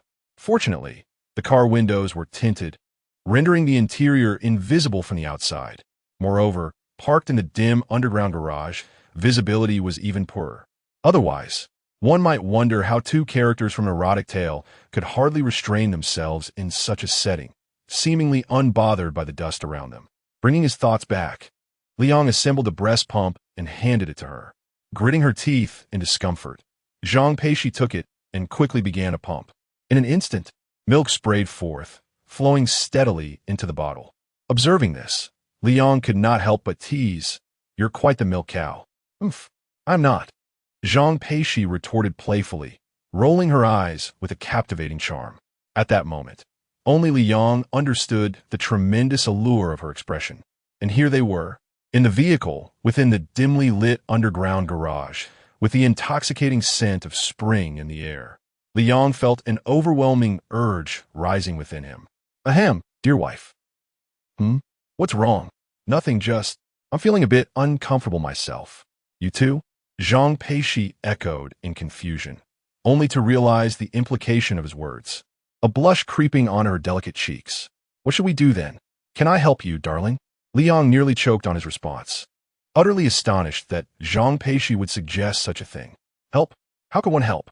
If it were possible, he certainly would. Zhang Peixi, resembling a sweet little lamb, earnestly replied, "Darling, Wait for me to finish pumping, okay? All right. Li Yong nodded silently, a flicker of anticipation coursing through him, coupled with a thrilling sensation. Zhang Peixi had only recently completed her confinement period, and thus, Li Yong would refrain from engaging in intimate activities as it could be detrimental to her health. He lifted his gaze to admire Zhang Peixi's rosy, glistening lips. After a brief interval of around 10 minutes, Zhang Peixi had finished breastfeeding, and the sensation of her empty, unburdened bosom was truly liberating. 40 minutes later, the couple descended from the vehicle, hand in hand, embarking on a shopping excursion, neither of them confessing their mutual feeling of restlessness. Upon entering the Wanyua Mall, Zhang Peixi paused before the directory, her approach to shopping distinctly different from that of other women. It resembled that of a man. Typically, women would peruse every shop, regardless of intention to purchase, as if to validate their outing. However, Zhang Peixi preferred a more straightforward approach, aiming directly for her destination, purchasing what she needed, and returning home expeditiously. Are we not starting on the ground floor? Li Yong inquired curiously, mentally preparing himself to carry his wife's bags. Yet, Zhang Peixi shook her head, extending a delicate, pink finger towards the third floor. No, let us head straight to the third floor. I wish to browse for some lingerie. To be honest, due to the breastfeeding, I feel a bit damp and uncomfortable. Li Yong couldn't suppress a chuckle upon hearing Zhang Peixi's shopping strategy. Wife, your shopping method is quite similar to that of a man. Shouldn't women explore from start to finish? But that would be exhausting, Zhang Peixi pouted, linking her arm with Li Yang's, silently adding, the more one browses, the more one spends. Suddenly, a notification chimed. Ding. Limited time offer, only 9.8 yuan. Take the benefits home. Was that an advertisement implanted by the system? Intrigued, Li Yong purchased the limited time offer for 9.8 yuan. Congratulations, host. You have received a 200 cashback card, valid for 3 hours. 1. Upon use, within the limited time, the host's spending will be reimbursed by the system. There was no mistaking it. The system disapproved of Zhang Peixi's frugality, as it represented a personal affront. Thus, it issued a limited-time reward, encouraging the host to take Zhang Peixi shopping and indulge in spending. Without hesitation, Li Yong grasped Zhang Peixi's hand and moved forward, not heading straight to the third floor, but rather commencing from the ground floor. Fortunately, Zhang Peixi's health had improved significantly. Otherwise, Li Yong would never dare to exploit the cashback card at the expense of his beloved's well-being. As Li Yong led the way, Zhang Peixi blinked in confusion, recalling their earlier agreement to visit the third floor for lingerie. Husband, we're supposed to go to the third floor. No, we shall start from the ground floor. Buy whatever you fancy. There's no need to save money for me. But that will be tiring. If you tire, I shall carry you. If you wish, I can even hoist you upon my shoulders, Li Yong proclaimed boldly, unaware that Zhang Peixi's face had flushed anew as memories of their first intimate encounter flooded her mind. Was it truly like that? Yet, something felt amiss. Perhaps it was a misunderstanding. Fortunately, Zhang Peixi merely entertained naive thoughts in her heart. Had Li Yong been aware, he would likely have stumbled in surprise. After all, the musings of a girl can be rather profound, or perhaps not. The first floor of Wanyua Mall, though less populated with shops than the upper levels, boasts a substantial area. The variety of merchandise is limited to just 4 categories: gold, watches, cosmetics, and handbags. Unsurprisingly, aside from cosmetics, the other 3 categories are high-end counters. Zhang Peixi shook her head after a brief glance, eager to lead Li Yong to the third floor. Is something the matter? Do you not fancy anything? Not at all, my dear.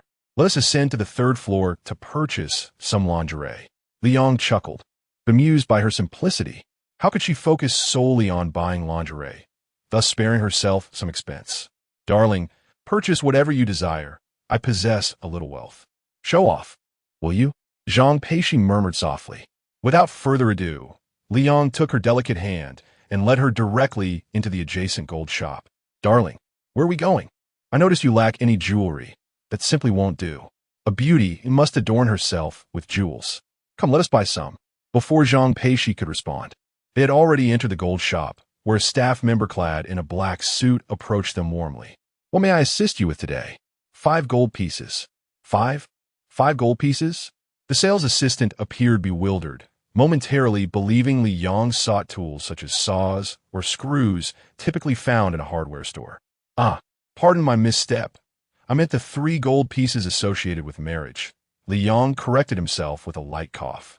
However, why not 5? Gold earrings, gold bracelets, gold necklaces, gold rings, and gold pendants. Aren't they all considered gold pieces? Li Yang continued. Zhang Peixi, anxious, interjected, let us just buy the 3 gold pieces. Why pursue 5? No. What need is there for 3 gold pieces? That would squander our limited finances. Chapter 40 Zhang Peixi. No. Li Yang, not going to try? My dear, why should we buy it? Zhang Peixi gently tugged at Li Yang's arm, softly insisting against the purchase. In contrast, Li Yang's response was forthright and unabashed, unperturbed by the presence of others. He chuckled, if you don't buy it, I might just throw a tantrum and sit right here. Whenever we make a purchase, we can head out. My dear, it truly isn't necessary. Observing the couple's playful banter, the sales associate couldn't help but smile. For she had encountered many expressions of disdain regarding trivial purchases, yet had never witnessed a girl so resolutely declare her refusal to buy. Of course, she had also never seen a boy so willing to throw a fit and sit down on the floor. Eventually, Zhang Peixi, unable to resist Li Yang's insistence, obediently linked her arm with his as they meandered through the store, searching for desired gold jewelry. To ensure Zhang Peixi had no escape route, Li Yang requested the staff to bring forth a jewelry box for storage. Once the gift box was unsealed, it became non-refundable, meaning that whether Zhang Peixi wished to buy or not, she would have to take the box home. After a thorough search, Zhang Peixi found no piece that captivated her. Primarily, she deemed them too expensive. Noticing her gaze fixated on the price tags, Li Yang let out a resigned sigh, thinking to himself, this foolish girl truly is a gentle and naive sweetheart. Hello, let us first select a bracelet, but it must be substantial. If it's too light, one might not even notice if it were lost. Li Yang's humor elicited laughter from several sales associates, who then caught a whiff of the sweet aroma of love in the air. Zhang Peixi wished to decline, yet when it came to the more affordable bracelets, Li Yang promptly dismissed them, forbidding her from even glancing that way. They could only choose from the rows of counters before them, where the cheapest option astonishingly cost $333. Such a price made Zhang Peixi's heart skip a beat. It would take her 3 months of filming TikTok videos to afford even a single bracelet. Foolish girl. Pick one. If you don't, I may just have to ask the lady to fetch the heaviest one for you, he teased. Following Li Yang's finger, Zhang Peixi spotted a bracelet priced an astounding $888, and immediately shook her head. It wasn't merely the cost that deterred her. She felt it was unjustifiable, as no matter how she looked at it, this bracelet seemed less substantial than those of lesser price, thus possessing what one might call lower carat weight. The kind sales associate, having glanced at the surveillance camera in the corner, quietly offered a word of caution. That 180,000 bracelet isn't suitable. It has less weight and is overpriced, primarily due to labor costs. You would be getting your money's worth. Upon hearing this, Li Yang couldn't help but regard the sales associate with newfound respect. Although she was outside their circle, he understood that the more extravagant the jewelry, the higher the commission for the sales staff. Yet, this woman was looking out for them, leading to a significant boost in his favorability. Thank you, dear lady. Please bring out the $999 bracelet for us to examine. Certainly. Before Zhang Peixi could utter a word, the elder sister had already produced the exquisite bracelet, just shy of 100,000. This bracelet, adorned with unique patterns and engraved scriptures by a skilled artisan, was indeed a remarkable piece. Upon hearing this, Zhang Peixi couldn't help but smirk inwardly. Its beauty was undoubtedly overshadowed by its extravagant price. Quite splendid, isn't it? Here, give it a try, Li Yang urged, gently taking Zhang Peixi's delicate hand to help her try it on. The elder sister hastily applied hand cream to Zhang Peixi's slender fingers, smoothing it over before carefully placing the bracelet around her wrist. Observing the scene, Zhang Peixi couldn't help but think how cumbersome it was to wear a bracelet. If it required such effort, why purchase it at all? The professional saleswoman swiftly secured the bracelet on Zhang Peixi's wrist, the golden piece gleaming luxuriously against her fair skin. However, its weight was considerable, and she pondered how it would drain her energy daily. Meanwhile, she contemplated how to persuade Li Yong not to buy it. The saleswoman, too, was strategizing on how to convince the young lady to make the purchase. Fortunately, with Li Yong present, their dilemmas seemed to find resolution. "All right, take it off," Zhang Peixi declared. "I'm not buying it." "Not buying it," the saleswoman responded, as she began placing it back into its box. "Let us explore other options." With that, Li Yong took Zhang Peixi's hand and led her towards the nearby necklace display. The three sales assistants were momentarily taken aback, but soon regained their composure, hurriedly packing the bracelet away, while secretly admiring the handsome young man. "Darling, 90,000. The necklace is also 90,000? No, not trying it on? Fine then. Miss, could you fetch that 99999 necklace for me? Oh, it requires a pendant, doesn't it? My dear, go choose a pendant. We'll each pick one. I'll take care of the necklace, and the pendant is your responsibility. I can't bear all the burden myself."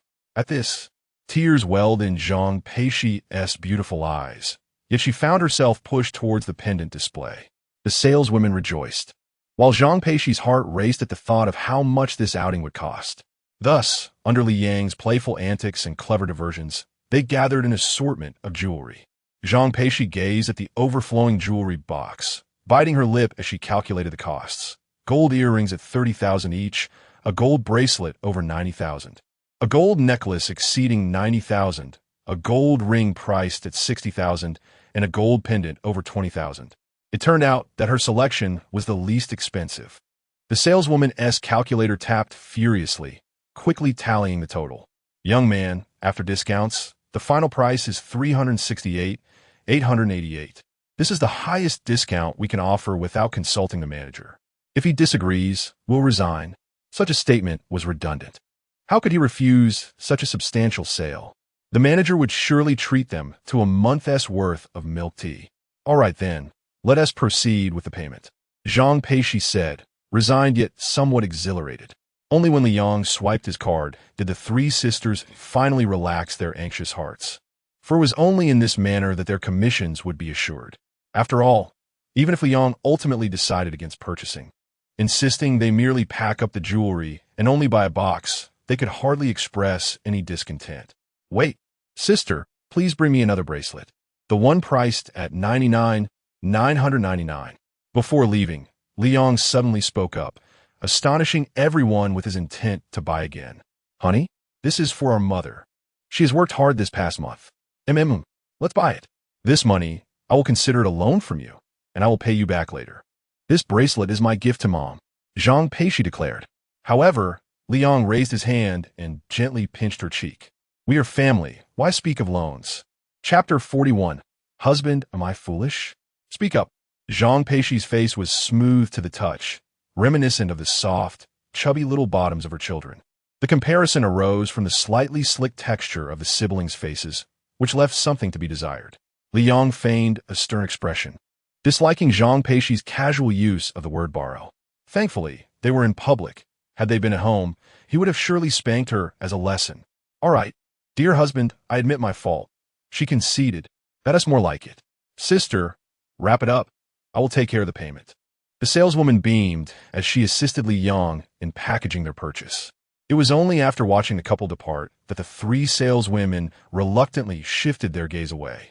Oh, if only such esteemed customers visited once a month. One sighed. Dream on. Daydreaming is one thing, but your fantasies are truly delightful. However, your dreams are quite accurate. Meanwhile, upon exiting the jewelry store, Li Yong and Zhang Peixi found themselves in front of a luxury handbag boutique. Zhang Peixi instinctively quickened her pace, but Li Yong plunged right inside. "Husband, I do not fancy carrying handbags," Zhang Peixi exclaimed urgently. Although she understood that Li Yang's mind was made up, she couldn't help feeling that purchasing items which would remain unused was an utter waste. "Is that so?" Li Yong retorted, noticing her genuine anxiety. "Yes, let us head upstairs. There's no rush. I need to buy something to pack it in." "Pack it in?" Zhang Peixi asked suspiciously, but Li Yong nodded earnestly and directed his gaze towards the highest shelf of the display. His eyes lit up upon spotting a particularly large handbag. "Hello, could you please fetch that handbag for me? I will take it." "Ah, sir, what did you say?" The saleswoman behind the counter, momentarily stunned, had to clear her ears, convinced she had misheard. While gold jewelry is indeed a luxury, it pales in comparison to the allure of their handbags. Therefore, when Li Yang and Zhang Peixi entered, the lone saleswoman had not even considered leaving her post, genuinely believing they were mere window shoppers.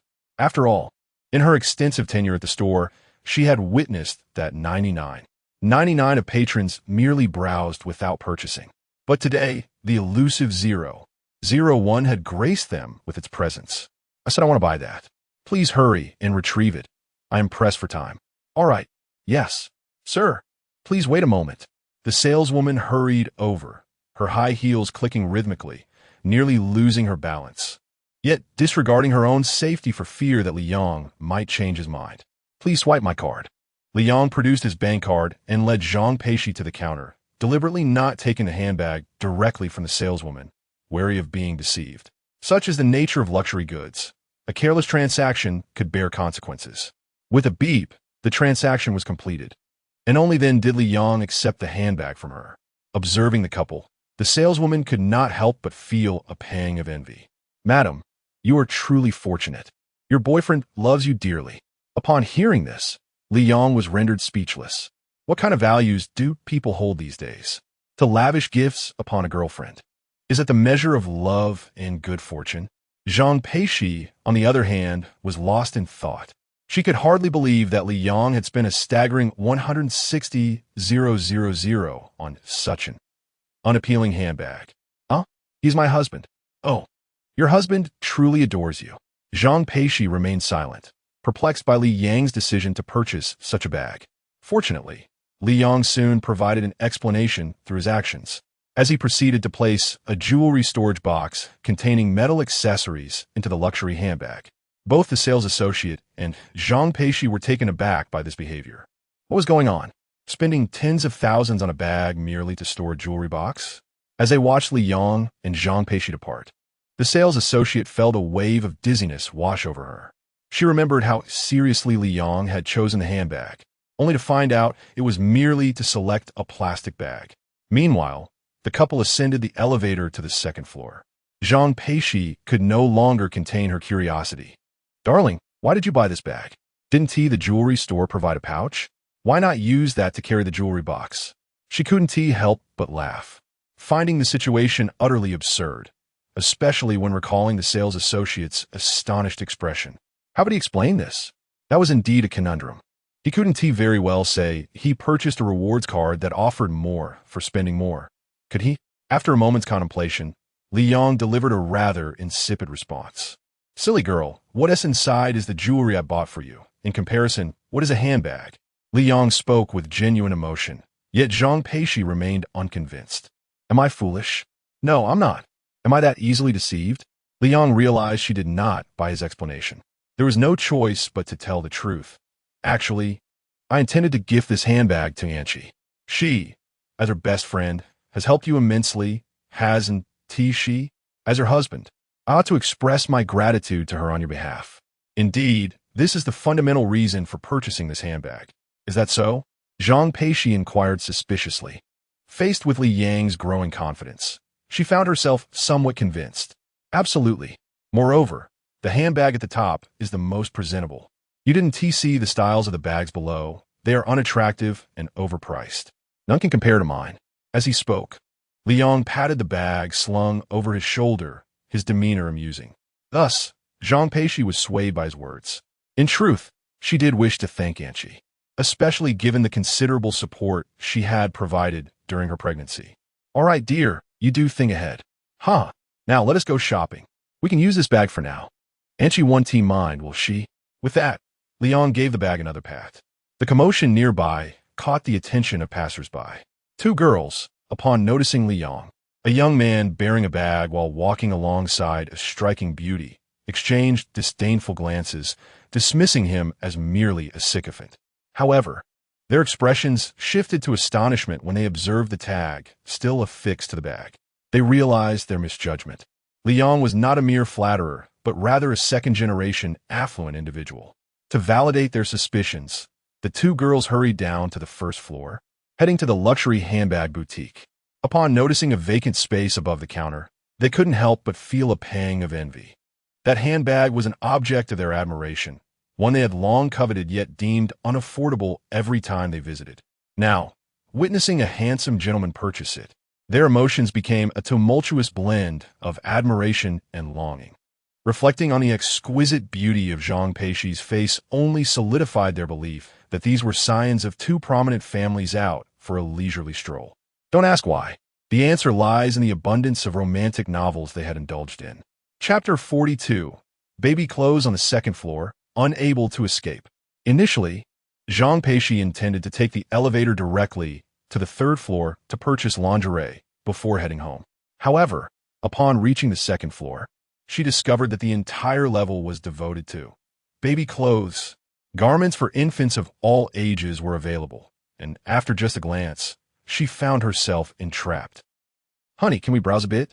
Zhang Peixi gazed longingly at a children's clothing store, barely able to tear her eyes away from Liang. Of course, Liang readily agreed. His reason for bringing Zhang Peixi here was of his own design. The longer they lingered, the better for his intentions. Thus, Zhang Peixi pulled Li Yang into the first shop. Indeed, after ascending to the second floor, it became evident that she was now leading Li Yang on a shopping spree. Those adorable little outfits were simply irresistible. Upon entering the store, the sales associate greeted them with warmth. Yet, she quickly discerned the reality. Couples like this, radiant young women and handsome young men, often ventured into such stores not with any serious intent, but rather to indulge in fantasies of a beautiful future. Even before graduating from university, young couples often dreamt of marriage and children, which, one must admit, was rather far-fetched. It is understandable, for they had yet to face the harsh truths of life. They only knew that dreams are abundant while remaining oblivious to the reality that life can be stark. This sales associate had worked at the store for nearly 5 years and had seen many university students pass through, inevitably witnessing numerous couples enamored with the notion of eternal love while perusing baby clothes. Those female students, whether accompanied by their boyfriends or older men, would excitedly pick up tiny garments, their faces alight with joy. It was no exaggeration to say that these young women could easily envision themselves as the protagonists in their own romantic dramas. Yet, what were the odds that such relationships would culminate in lasting commitments? Returning to the present, the sales associate approached Li Yang and Zhang Peixi with enthusiasm. As a seasoned saleswoman, she knew precisely how to engage with customers. "May I ask, how old is your baby? I will be delighted to recommend some clothing for you." Although such inquiries were typically met with polite refusals. After all, who had a baby before even graduating from college? Today, the sales associate was taken by surprise. "Sister, our baby just turned 1 month old today. Please show us what she can wear." "Oh, you have a baby. I mean they." The sales associate quickly corrected herself. Zhang Peixi nodded with a blissful expression, continuing, "Yes, sister, we have fraternal twins." "How wonderful. Congratulations to both of you. Fraternal twins. How delightful." The sales associate, quick on her feet, managed to avoid further blunders. Yet, as she guided Li Yang and Zhang Peixi to view suitable outfits for their 1-month-old, she couldn't help but steal glances at the couple from time to time. It was quite astonishing. At first glance, when Zhang Peixi saw Li Yang and Zhang Peixi, she assumed they were the school's beauty and heartthrob. To her utter surprise, they both had children. After strolling past several rows of shelves, Li Yang and Zhang Peixi were guided by a sales assistant to a counter adorned with infant clothing. The counter displayed an abundance of charming little outfits that captivated Zhang Peixi's attention. Although the styles were somewhat similar, she imagined how her little ones, Yi and Yaya, would look in these adorable garments. It was delightful, even if it was merely a figment of her imagination. Despite having purchased several outfits for her babies during her confinement, she had never used them at the hospital. Before being wheeled into the operating room, her carefully prepared delivery bag was detained outside. The doctor explained that the operating room was a sterile environment and external items could not be taken inside. With no choice, she complied and left her delivery bag outside. Consequently, the blankets and outfits she had prepared for E and Yaya remained in the rental apartment. while she had to buy items on-site from a hospital. Initially, Zhang Peixi intended to return home after giving birth and had not packed many clothes, leaving most behind in her rented accommodation. However, unexpectedly, Liang appeared, recognized her, and took her to his place right after her discharge. Thus, the outfits she had prepared were left behind, going unused. Throughout her confinement, both Liang and Jia Ximin took care of her, and Zhang Peixi felt reluctant to ask Liang to retrieve her belongings from the rental. Although she could go, she didn't want to impose. What was she thinking? Noticing Zhang Peixi lost in thought, Liang gently inquired. "It's nothing, my dear. When you have the time, could we visit my rental to collect my things and return the apartment? Otherwise, it would be a waste of rent. All right, after we finish shopping for clothes, we can stop by. No rush. Yes, let us first admire the garments. That one looks lovely." Following Li Yang's gesture, Zhang Peixi spotted a vibrant red onesie, exuding festive cheer. While wearing such bright red attire might seem bold for adults, it was utterly charming for infants, especially since Yi and Yaya were at that delightful age where even the simplest acts were endearing. "Excuse me, could you please take that out for us to see? Oh, by the way, is it all right to look?" "Of course. You may examine it without obligation to purchase. Otherwise, how would you know if it suits you?" The sales assistant replied with a smile. She had already noticed the designer bag Liang was carrying, a remarkably expensive item. She recognized it because the brand store was located on the first floor, right beneath them. With such a lavish bag being casually used to carry items, it was clear that this couple was not of ordinary means, but rather belonged to a wealthy family. Naturally, she was eager to provide exceptional service, hoping they would make substantial purchases. Just as she had anticipated, Zhang Peixi truly adored those little outfits and wished to buy them. Although the prices are somewhat higher than those found outside or online, they remain reasonable, especially when it comes to spending on the little ones. She is more than willing to indulge. Thus, Zhang Peixi found herself captivated by one lovely item after another, purchasing each without hesitation. Before long, Li Yang's arms were filled with several pieces, as they had two little ones, Yi and Yaya, necessitating the acquisition of 2 outfits for each, making their haul appear more substantial than others. While selecting clothes, it seemed that Zhang Peixi was softly murmuring to herself. Curious, Liang leaned in to listen closely, but could not comprehend her words. "Silly, what are you mumbling about?" he asked. "Oh, nothing," she replied. "Just calculating the heights of our Yi and Yaya to choose the right sizes." "Oh, look at these matching parent-child outfits." Before she could finish her thought, she was drawn to the matching outfits and dashed over, leaving Liang nearly struggling to catch up. Chapter 43. Is it not just lingerie? Why are we buying pantyhose? Zhang Peixi, aware that this was her first time purchasing clothing for the children, had a sense of excitement. Those unaware might have assumed that the couple was merely restocking their inventory. As they departed from the second floor, Liang found himself burdened with several packages, and any further purchases would be impossible to carry. Even his pinky finger bore a bag. After an extensive shopping spree, Zhang Peixi felt an immense sense of satisfaction. While Liang was taken aback by the realization that his foolish shopping genes had somehow manifested in the form of maternal love, when it came to her own clothing, she rejected the notion, insisting she had enough to wear. However, when it involved clothing for the babies, she meticulously compared and contrasted. If the material was impure, it was dismissed. If the texture was unsatisfactory, it was rejected. Only the most carefully curated items remained. Despite having spent a considerable sum, Zhang Peixi deemed it worthwhile, especially upon learning that their expenditure had reached a threshold for discounts, which filled her with joy. Yet, while she reveled in her happiness, Liang felt a twinge of dissatisfaction. After all, with the discounts applied, the cashback amount would dwindle, equating to a loss. Fortunately, Zhang Peixi's happiness was sufficient. Before ascending to the third floor, Liang stowed the children's clothing at a storage point, while Zhang Peixi took possession of the exquisite bag containing the jewelry box. It wasn't that she had suddenly developed an affinity for the bag, but rather a concern for its safety if left at the storage point. Her serious demeanor was both amusing and endearing. Indeed, heeding his wife's wishes, they would hold on to it. Dear husband, am I being too talkative?"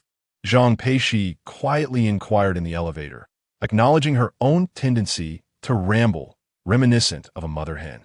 Upon hearing her words, Liang couldn't help but chuckle. Really? Not at all. Where's the excessive chatter? It's quite nice. Is it really?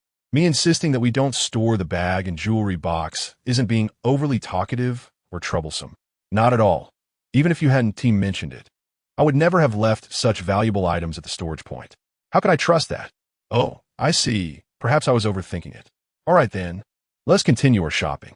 Are you tired? If so, we could take a break. Zhang Peixi shook her head, asserting she was not tired in the slightest. In fact, she was curious about this newfound energy. Logically, a new mother should still be recovering physically, yet here she was, invigorated as if she had been energized by a surge of vitality and not fatigued by the shopping. The third floor was noticeably busier, with a diverse array of merchandise available, including men's and women's clothing, but predominantly featuring lingerie stores. From a distance, one could see that the lingerie shop was filled with young women, with no men in sight, and the shop's decor was strikingly distinctive, instantly revealing its purpose. After all, no other clothing store would prominently display an assortment of stockings in the front row, followed by various women's undergarments, adorned with lace. Approaching a store, Zhang Peixi naturally intended to enter, but Liang, trailing behind, halted. "Darling, what's wrong?" "It's nothing. Please go in and choose. I will wait outside." "Why won't you come in?" "No, it's not appropriate for a man like me to go in." Liang coughed lightly, his gaze inadvertently drifting elsewhere. Alas, the lingerie store before him was filled with young women, resembling university students, selecting undergarments and stockings. If he were to stare directly inside, he would undoubtedly be perceived as a lecherous figure. Rather than feeling uncomfortable inside, he preferred to wait quietly outside, although standing idly in front of such a shop was hardly fitting either. Upon sensing Liang's inner turmoil, Zhang Peixi was momentarily taken aback, before breaking into a delicate giggle. "Oh, darling, there's nothing wrong with it. Lingerie stores do not prohibit men from entering. It's perfectly fine." "No, I won't go in." "You should go instead," Liang insisted, his eyes flitting left and right as he searched for other lingerie shops, noticing that there were no men present. Indeed, not a single male to be found. In all those lingerie stores, there must be men accompanying their girlfriends or wives, yet they all lingered at the entrance. What did that signify? A reluctance to enter, of course. Seeing Liang's bashfulness, Zhang Peixi ceased her insistence. She tiptoed and planted a kiss on his cheek as a reward. "Wait for me a moment. I will be out shortly. Take your time. I will wait for you," he replied. With a cheerful nod, Zhang Peixi strolled into the lingerie store, while Liang remained at the entrance. Fortunately, adjacent to the lingerie shop was a Hongxing store, providing him a diversion. Like many in the country, he held a favorable impression of the brand, although the quality of its products left much to be desired. He once purchased a pair of shoes from them, which, after merely 10 years, had fallen apart. A poor review was warranted. Why couldn't they have fallen apart sooner, allowing him to buy a new pair? Feeling somewhat bored, Liang ventured inside the Hongxing store for a brief perusal. As fate would have it, when he looked up, he spotted Zhang Peixi smiling at him, unmistakably directing her smile his way, even though they were in two separate shops. It turned out that the Hongxing store and the adjacent lingerie shop were originally one establishment, divided by the landlord into two separate spaces for rent. The landlord's method of partitioning was simplistic. A transparent glass display case separated the two, enabling one side to sell lingerie while the other offered sportswear. Watching Zhang Peixi beam with delight, Liang gestured for her to continue browsing for clothes. She understood and nodded, returning her focus to her selections. However, Liang's keen eye soon caught sight of something unexpected. Zhang Peixi was selecting stockings, and what she held was a pair with red trim. In an instant, Liang's thoughts drifted back to the previous night. Bored and with and Yaya fast asleep, he had taken out his phone to scroll through Douyin.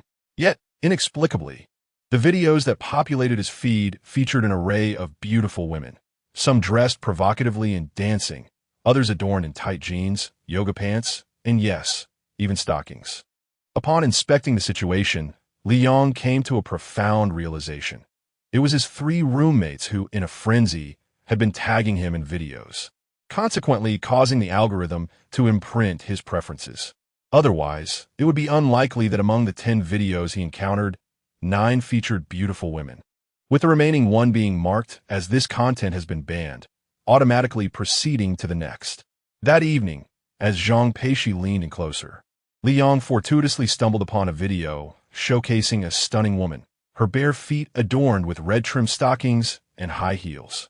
Thus, while he awkwardly muttered vulgar, Zhang Peixi teasingly inquired whether he found her appealing, to which, in a moment of folly, Liang surprisingly nodded in agreement. Chapter 44. How can a little whip be worth 800? To her surprise, Zhang Peixi had indeed remembered, and while selecting lingerie today, she deliberately glanced at the red-edged stockings. At this thought, Liang felt a warmth in his lower abdomen, his male hormones stirring. Across from him, Zhang Peixi had merely picked it up by chance. Yet her action was indeed inspired by the sight of beautiful women wearing such stockings on Douyin that night. With this in mind, she quietly placed the red-edged stockings into her shopping bag, along with several other styles and colors. Since she had never worn stockings before, Zhang Peixi was somewhat anxious as she resolved to purchase a few pairs for Liang. Would her legs be suitable for stockings? Would he like them? Would they look unattractive? If Liang were present and could hear her inner concerns, he would undoubtedly offer comforting words. Rest assured, your legs are perfect. I adore them. They look exquisite. Moreover, Zhang Peixi's desire to buy stockings for Liang was also a means of rewarding him for his hard work during this period. Long ago, she had contemplated giving him a gift, but was at a loss for what to choose. Now that she knew he enjoyed watching beautiful women and admired stockings, it became much easier to fulfill his desires. While humility is essential, Zhang Peixi believed she looked quite appealing herself. With a bit of adornment, Liang would surely appreciate her appearance.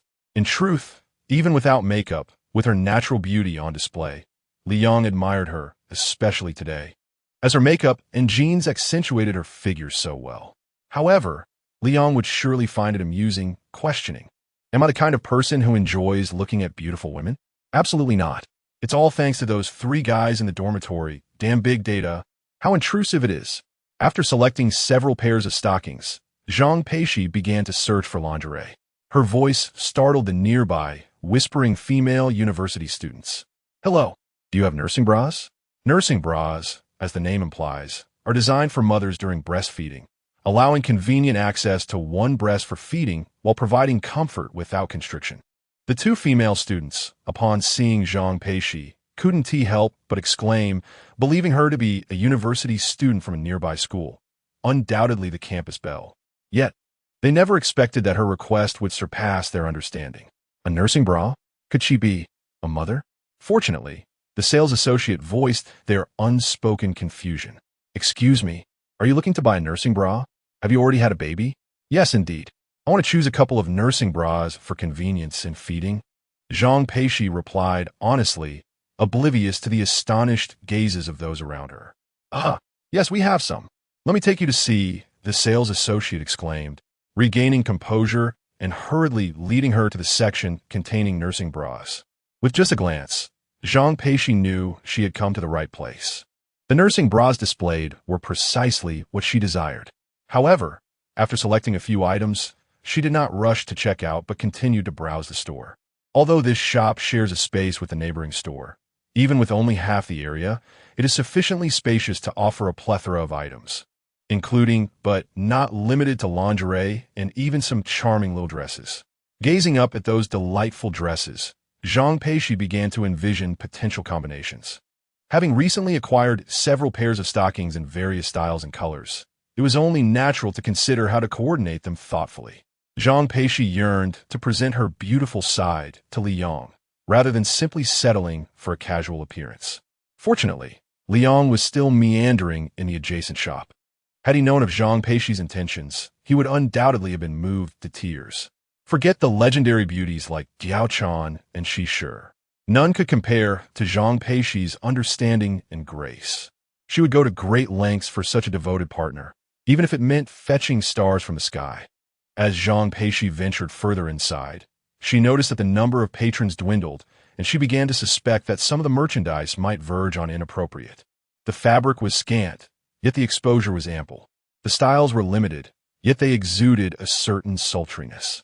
She could not fathom why that little whip commanded a price of 800. Perhaps the rent here was exorbitant? Blushing, Zhang Peixi cast a hasty glance and quickly exited, not out of fear of being misunderstood for browsing, but rather out of concern that lingering longer would incite an irresistible urge to purchase a few trinkets to contemplate their uses. Though she typically practiced frugality, she couldn't shake the feeling that Li Yong would appreciate these little treasures. Otherwise, she would have no inclination to buy them at all at the counter. 3 or 4 girls were lined up to check out, and Zhang Peixi quietly positioned herself at the end of the line. While waiting, the 2 girls in front of her began to chat softly. Whether it was Zhang Peixi's keen hearing or simply proximity, she could hear them quite clearly. One girl asked the other why she had purchased so many stockings, to which the latter replied, "My boyfriend likes to tear them." Tear? Zhang Peixi seized upon this detail and found herself uncontrollably imagining scenes of Li Yong tearing them. In an instant, she dared not contemplate further. It was too provocative, however. She felt no urge to resist. Before long, Zhang Peixi completed her purchase and exited the store, where Li Yong, waiting at the entrance, gently extended his hand to assist with her bag. She declined, primarily wishing to conceal the fact that it contained stockings, particularly those meant for tearing on. No, rather, it held several styles. This item was best saved as a surprise to unveil later with this thought. Zhang Peixi tightened her grip on the plastic bag and freed one hand to link with Li Yang's arm. "Darling, shall we go?" "Sure. Shall we head downstairs first?" Wait, it seems there's some commotion on the first floor." Zhang Peixi took little steps towards the safety railing, leaning over to see what was happening below. The hubbub was due to a crowd gathering, though she could not discern the reason. "Silly, let us go. I want to see what's down there." "Just wait. Let us observe from up here." Zhang Peixi clung to the safety railing, her gaze fixed intently downward.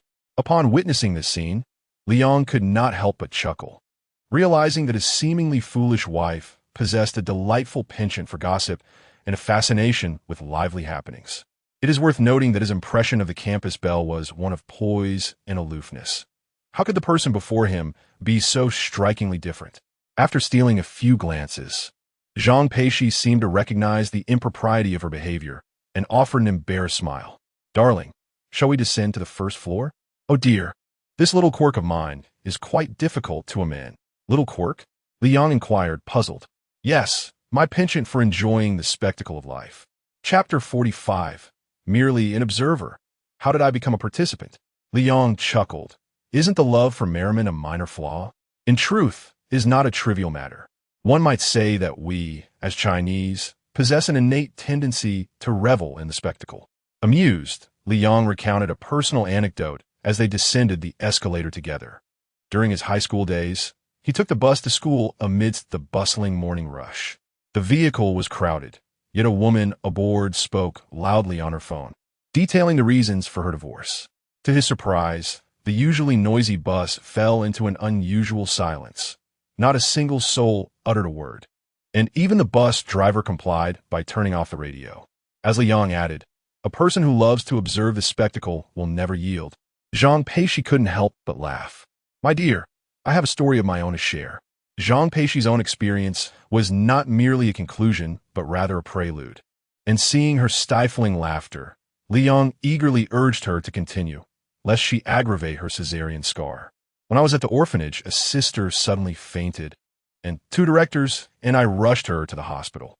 I was terrified, anxious to the point of distraction, fixated on the instruments on the table, my eyes scarcely blinking. Soon, a man in the adjacent bed arrived. He had been hospitalized after getting drunk and injured. Suddenly, that sister sat up with a start, craning her neck to witness how the man had gotten drunk and injured. Her excitement caused the instruments to beep incessantly. Then, upon hearing the commotion, the man also jolted upright, curious about the source of the noise. Though many years have passed, the memory still brings a smile to my face. How absurd it was! Li Yong chuckled at her tale, realizing that the penchant for observing the spectacle was indeed ingrained in their very essence. Before long, the couple arrived at the ground floor, serendipitously near the crowd Zhang Peixi had spotted from the 3rd floor. She looked up at Li Yong with eager anticipation. Can we go take a look? Of course. Let's go together. Yes. It feels wonderful to witness the spectacle with you, she murmured softly, blissfully unaware of the smile in Li Yang's eyes, which carried a deeper nuance. As they approached, they found themselves inexplicably moving closer to the center of the scene. This was peculiar. The love for spectacle typically meant never yielding. Hadn't Li Yong just mentioned that? Yet, he found himself instinctively stepping aside. However, Zhang Peixi gave it little thought, her wide eyes fixed on a billboard that read, "Proposal Scene," though the names of the couple were obscured by cute bunny stickers. Zhang Peixi, curious about the names displayed, found herself distracted from her thoughts. However, a sudden burst of applause startled her. Startled, she instinctively reached for Li Yang's arm but was surprised to find it empty. When she turned around, she discovered that Li Yong was kneeling on one knee. "Darling, Zhang Peixi, will you marry me?" As the words fell from his lips, Li Yong opened a ring box, revealing a beautifully crafted diamond ring within. "Darling, you." The adage that pregnancy dulls the mind resonated with her as she felt her thoughts momentarily falter. Simultaneously, the small rabbit figure that had captured her attention earlier was removed from the billboard, unveiling two names beneath: Li Yong, Zhang Peixi. What was happening? Bewildered, Zhang Peixi struggled to comprehend the situation. She had merely intended to enjoy the spectacle, yet here she was, an unwitting participant. Fortunately, she was not entirely oblivious. After a fleeting moment of confusion, she realized that this was all orchestrated by Li Yong. The ring, the proposal setting, and the perfect vantage point from the third floor had all been meticulously planned. Yet, there was one oversight. Li Yong had not anticipated that Zhang Peixi would be drawn in by the commotion. He had assumed that after purchasing her intended items, she would hasten home or return to her previous residence to collect her belongings. Little did he know that she too enjoyed the thrill of a spectacle.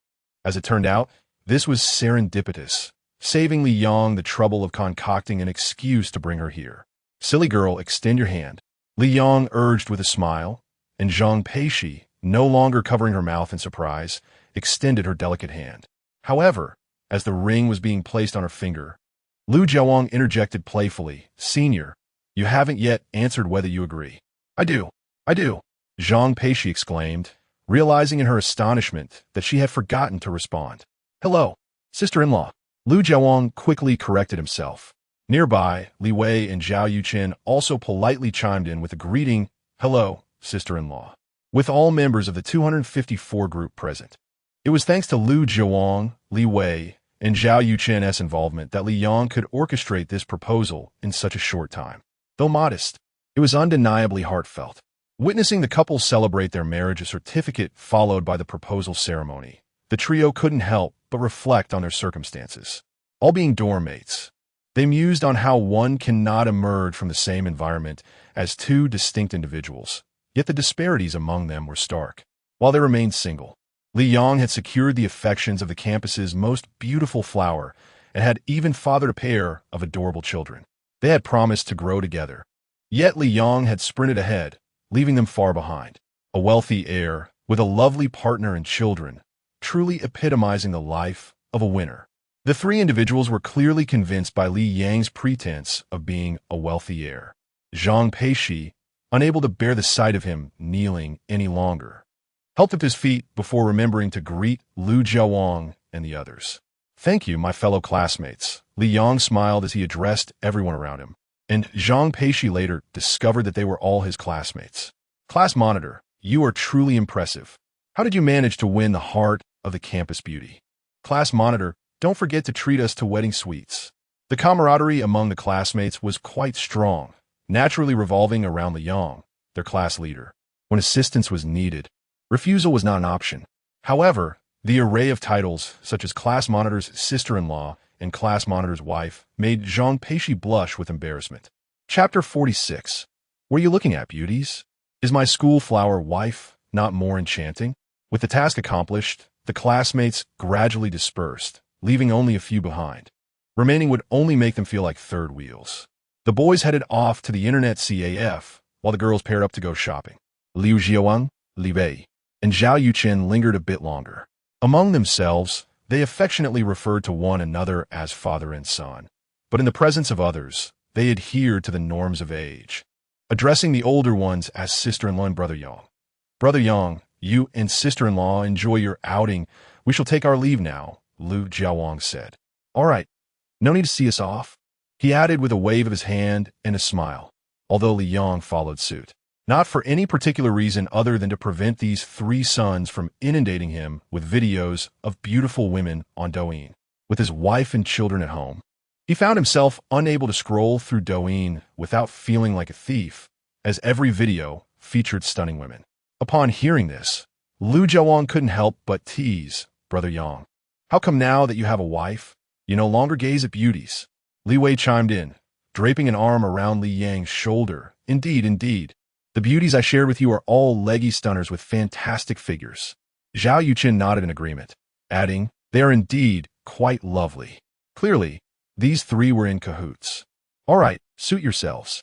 It's not that I don't appreciate beauty. It's just that my wife is far more captivating than those fake beauties enhanced by filters, Li Yang retorted. At this, Lu Jiawang and the others turned on their heels, departing without hesitation. Even as they walked away, they raised their middle fingers in unison towards Li Yang. It seemed these three harbored some grievances. Li Yang chuckled as he returned to Zhang Peixi's side. He spoke the truth. Even without makeup today, his wife, with just a little enhancement, could easily outshine those Douyin beauties. After all, she was genuine and authentic. What are you laughing at? Zhang Peixi inquired, her hands clasped behind her back, her spirits buoyant. They had just registered their marriage, becoming a legitimate couple, and she had accepted his proposal. How could she possibly feel anything but elated? Nothing much. I'm just amused that my wife is a true beauty. I feel so happy, so fulfilled, so proud, he replied, taking her small hand in his and playfully rubbing it, filled with joy. Seeing this, Zhang Peixi smiled tenderly and linked her arm with his. Honey, shall we head home? Sure. Wherever you wish to go is fine with me. Is there anywhere else you want to visit? Yes, she replied decisively. Oh, where to? To your company. Liang was somewhat puzzled. What business did she have at Xi'an Venture Capital? However, since his wife wanted to go, he agreed, noting that it had been a while since he last visited. Moreover, he had received a work report from Jia Zhiqi a few days ago, indicating that several projects were showing preliminary profits, a positive development. Yet, he had been unable to find the time to go. With some free time today and his wife's desire to visit, it was indeed convenient. Let us go to the company. The couple did not linger in the shopping mall. Instead, they made their way directly to the underground parking lot. After securing their belongings, they returned to the car, where Liang noticed Zhang Peixi picking up the breast pump. Did she feel engorged? A bit, but there was no need to pump. She could feed the baby directly at home. All right, let's set off. As Liang started the engine, he couldn't resist turning to Zhang Peixi and affectionately calling her little milk cow. Zhang Peixi, not one to indulge him, promptly pinched his thigh, causing him considerable discomfort. Realizing she had hurt him, she hurriedly began to rub the spot, only to accidentally. As the Maybach emerged from the underground parking lot and the surroundings brightened, Zhang Peixi's cheeks flushed a rosy hue. Once they reached the road, three familiar figures appeared in the distance, Lu Jiawang and his companions. Seeing them walking, Liang intended to offer them a ride, but they resolutely declined. Li Wei remarked, I won't sit. My backside is too cheap for a luxury car. Zhao Yuqing added, I refuse to be a third wheel. Go ahead, Yang Ge. Lu Jiawang chimed in, who want to ride? I want to drive. Whenever you decide to stop, drop me off at the dormitory and personally call me down a hand over the keys so I can show off a little in front of others. Okay, Yang Ge? Li Yang agreed to their requests, assuring them it was no trouble, and even took a moment to draw a metaphorical pancake, saying, work hard with me, and I'll get you all new cars every year. With that, he drove off, leaving Lu Jiawang and his friends pondering his words, feeling something was amiss. Wait a minute, are the new cars for us or just for show? They mused. Changing cars every year is fine, but let us not change sisters-in-law every year. That SA conversation we need to have with Yang Ge. They dismissed the notion, convinced that as long as a sister-in-law was present, Liang wouldn't be interested in other temptations. As the trio walked toward the internet CAF, Li Yang and Zhang Peixi arrived at the Blue Sky Business Building. Upon parking and stepping out, Zhang Peixi was examining the business office across the street. What's wrong? Li Yang inquired. Nothing much. Just recalling that I once interviewed in that building, she replied, pointing at the office structure. White Cloud Business Building. He asked. Yes, indeed. She nodded, then suddenly smiled. You wouldn't believe it. During my interview, the general manager personally interviewed me. Dressed in a suit, high heels, red lipstick, and gold earrings.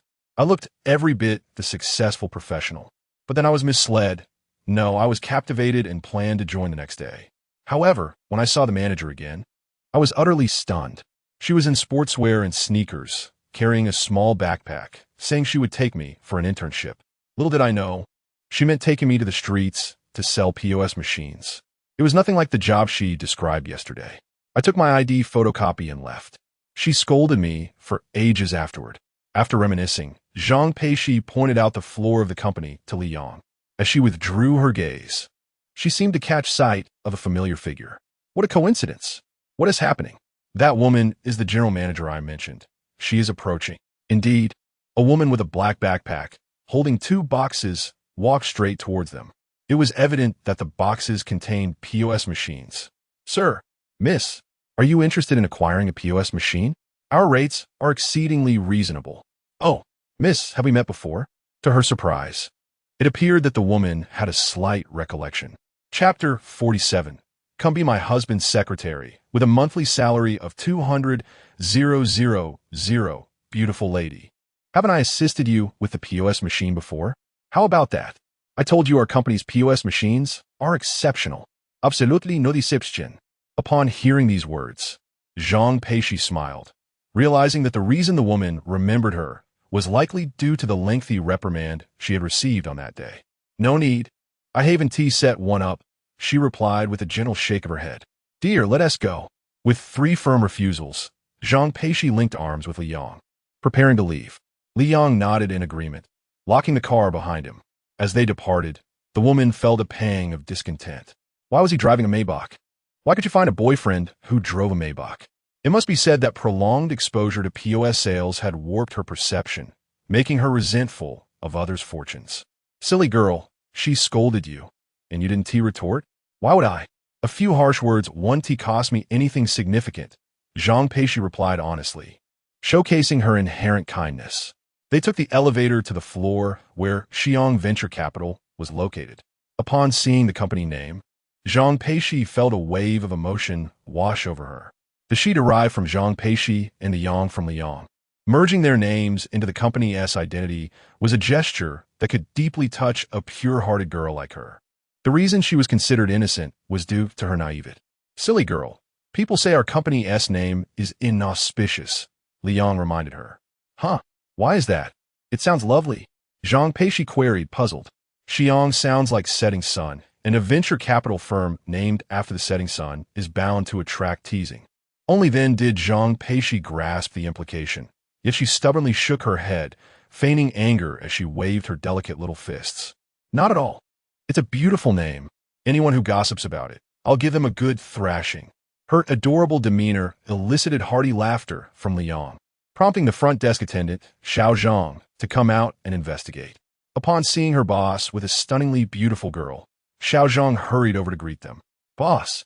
Hello. Xiao Zhang. Greetings, boss. Xiao Zhang would remember for a lifetime how Li Yang treated everyone equally, even raising the front desk salary. This is my wife. Noticing Xiao Zhang eyeing Zhang Peixi, Li Yang quickly introduced her, ensuring there was no misunderstanding regarding their relationship. Ah, good day, madam, Xiao Zhang exclaimed. Where is General Manager Jia? In the office. All right, you continue with your work. We'll be on our way. Boss, madam, take care. Xiao Zhang respectfully watched as the couple entered the office. As the two entered the company, they were greeted by employees who respectfully addressed Li Yang as boss. This simple act instilled within Li Yang a profound sense of belonging and responsibility. The employees, working in what he considered his own company, were indeed his own people. This burgeoning sense of responsibility naturally stemmed from the desire not to betray the trust placed in him by his staff. Upon entering the office, Jia Zhiqi was momentarily taken aback by Li Yang's unexpected arrival, but quickly rose in delight and hurried over. Boss, boss, boss, old Jia exclaimed 3 times in quick succession, as if he had an abundance of words to convey. All right, old Jia, have a seat, Liang said. Yes, of course. And this is my wife. Ah, good day, madam. Jia greeted enthusiastically. Hello, Mr. Jia. Thank you for managing the company on behalf of my husband during this period, Zhang Peixi said with a smile. In that moment, Liang felt both astonished and gratified. He was surprised by Zhang Peixi's words and pleased to have such a capable partner by his side. It is well known that there are certain things a boss cannot say. Speaking too much can sometimes feel like making empty promises. However, a supportive spouse has a different weight to her words, and her sincerity is unmistakable. This is precisely why it is often said that behind every successful man stands a wise woman. You flatter me, madam. I'm merely fulfilling the tasks assigned by the boss. Jia Zhiqi said, standing up in honor. Old Jia, please sit. There are no outsiders here. Yes, boss. The phrase, there are no outsiders, here profoundly moved Jia Zhiqi. It is said that a single phrase can convey a multitude of sentiments. Sometimes, the right expression is indeed more effective than 1,000 words. In just a few exchanges between Li Yang and Zhang Peixi, Jia Zhiqi became even more devoted to his work. Boss, you truly are remarkable, he exclaimed, barely settling into his seat before rising again, as if the sofa were prickled with nails. What is the rush? Speak slowly, Li Yang chucklet.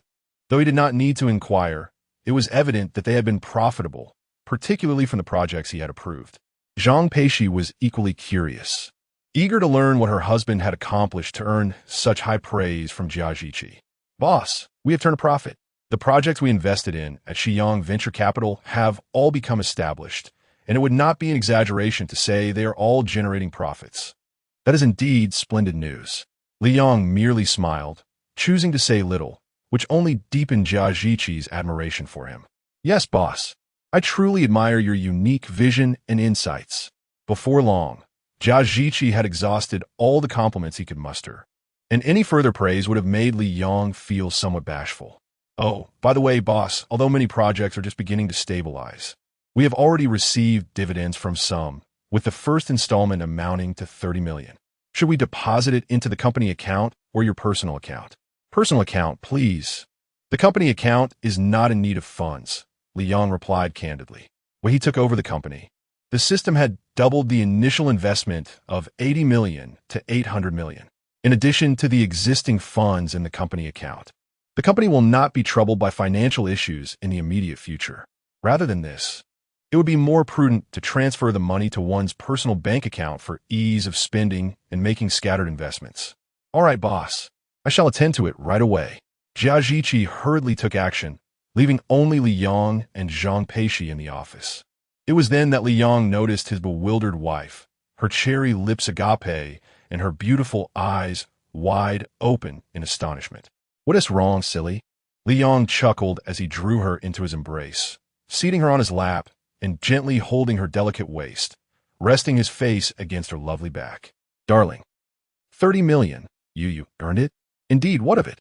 It's just, it feels like a dream. Ha, see, I told you I could take care of you, and I spoke no falsehood, did I? Here's an idea. Why not be my secretary? I shall pay you a monthly salary. How does 200,000 a month sound? If that's insufficient, we can increase it. Chapter 48. Zhang Peixi. How did you know I purchased the secretary outfit? Li Yang initially intended to tease and flirt with Zhang Peixi, but to his surprise, she took his jest seriously. With a sincere gaze, she softly inquired, Husband, how did you know I bought a secretary outfit? Really? Li Yang exclaimed in astonishment. For heaven's sake, he truly had no knowledge of this matter. Oh, you didn't know? Zhang Peixi responded. How could I? I wasn't privy to that information. Li Yang replied, tugging at the corner of his mouth. But then, why do you want me to be your secretary? Zhang Peixi pressed further. In response, Li Yang gently pinched the soft flesh at her waist and explained, Silly girl, if I don't have you as my secretary, should I seek another woman for that role? Would you be at ease with that? Well, then I shall be your secretary, she declared, albeit with a hint of uncertainty. But I've never done it before. What does it entail? There's no rush. You'll learn gradually, Li Yang reassured her, successfully persuading Zhang Peixi. It was evident that no woman wishes for her man to have other women around. Such a notion is utterly unacceptable. Before long, Jia Zhiqi returned after completing his tasks. Upon hearing the commotion, Zhang Peixi swiftly stood up, unwilling to display her affection for Li Yong in front of outsiders, as it would be too embarrassing. When alone, it was acceptable, but in the presence of others, it was prudent to maintain a degree of decorum, lest she be mistaken for a little secretary. It would be quite an embarrassment for a legitimate wife to be treated as a mistress. Boss, everything is settled. The funds will be transferred to your personal account by tomorrow, Jia Zhiqi reported. Thank you for your hard work, old Jia, Li Yong responded. You're welcome, Jia Zhiqi replied. Li Yong and Zhang Peixi did not linger at the company for long. They merely reviewed a selection of newly approved projects before taking their leave. Once they departed, Jia Zhiqi picked up the project funding application forms that Li Yong had divided into 2 batches and couldn't help but feel a sense of admiration. Once again, he was witnessing the essence of a natural-born investor. His admiration stemmed from the annotations Li Yong had made on the numerous project funding applications, whether they were worthy of investment or not. He had provided comments on each. Although his perspective was unconventional, after reflection, it did seem to hold merit. This only deepened Jia Zhiqi's respect for Li Yong. Coincidentally, it was not only Jia Zhiqi who was captivated. Zhang Peixi was also fixated on Li Yong at that very moment, her gaze filled with newfound admiration. What is the matter? Is there something on my face? Li Yong asked, noticing Zhang Peixi's unwavering stare from the corner of his eye, despite his self-proclaimed thick skin. He felt a twinge of discomfort. No, I just suddenly realized how impressive you are. You truly understand investments. Really? Hee. Does that mean I deserve a kiss? Yes. A kiss. Seizing the moment while waiting at a traffic light, Zhang Peixi leaned in and planted a kiss on Li Yang's cheek, the sweet fragrance enveloping him, lifting his spirits immensely. My dear, how did you master the art of investing? I heard from Mr. Jia that every project you managed has yielded profits, with even the least successful now on the right track and profits imminent. How remarkable you are. Well, how should I put it? One day I had an epiphany, and suddenly I grasped the intricacies of investing. Li Yong speaks the truth, albeit the truth is often the least believed. Zhang Peixi remains skeptical, convinced that Li Yong is withholding information out of concern that she wouldn't comprehend. However, I believe him. Zhang Peixi, despite her contradictory words, trusts that Li Yong has his reasons for his reticence. Yet, he has indeed revealed the truth, only just shy of unveiling the entire system. On our way home, we passed a vegetable market, and Li Yong stopped the car, intending to buy some groceries before heading back. Zhang Peixi trotted after him. What brings you here? Craving something? Well, I just saw that little child drinking cola. I want some too. Can I have it, dear? Zhang Peixi inquired eagerly, her beautiful, crystalline eyes shimmering with anticipation, clearly yearning for the soda. Of course, as long as you avoid anything alcoholic, you may indulge in whatever you desire. Yay. Thank you, darling. I want a large bottle. Coca-Cola, not the sugar-free kind. All right, I shall grant your wishes. Li Yong affectionately ruffled Zhang Peixi's hair, and she playfully linked her arm with his. The couple, both strikingly attractive, naturally attracted attention as they entered the market. However, observing their sweet and playful banter seemed to uplift the spirits of the vendors around them. Indeed, the saccharine nature of love has a remarkable ability to influence one's mood. Let us buy the cola last. Let us focus on vegetables first and decide what to eat. Sounds good. Zhang Peixi nodded earnestly, scanning the stalls. Yet, after just a few glances, she felt overwhelmed, as she had no idea what she wanted. The selection of vegetables was limited, and pondering over them only led to confusion. Darling, you choose. I'm at a loss for what to eat. Hearing this, Li Yong found himself in a quandary as well. The reason he had asked Zhang Peixi to select the vegetables was that he too was uncertain about their meal. If someone could merely state what they wished to eat, he could easily prepare it. The true challenge lay in the absence of such suggestions. He need not consult his mother, as her answer would simply be, whatever. And she is not picky, but she too would only say, whatever you cook. If tasked with suggesting what to buy, she would take ages to respond with, I don't know. Let us wander around. With so many vendors, we might just stumble upon something we fancy. Absolutely.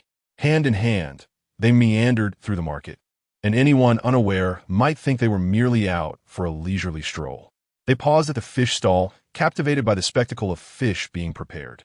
They stopped again at a stall selling baby bok choy, watching in fascination as the vendor expertly peeled away the outer layers of a whole cabbage, leaving only the core, which was then bagged and sold as baby bok choy.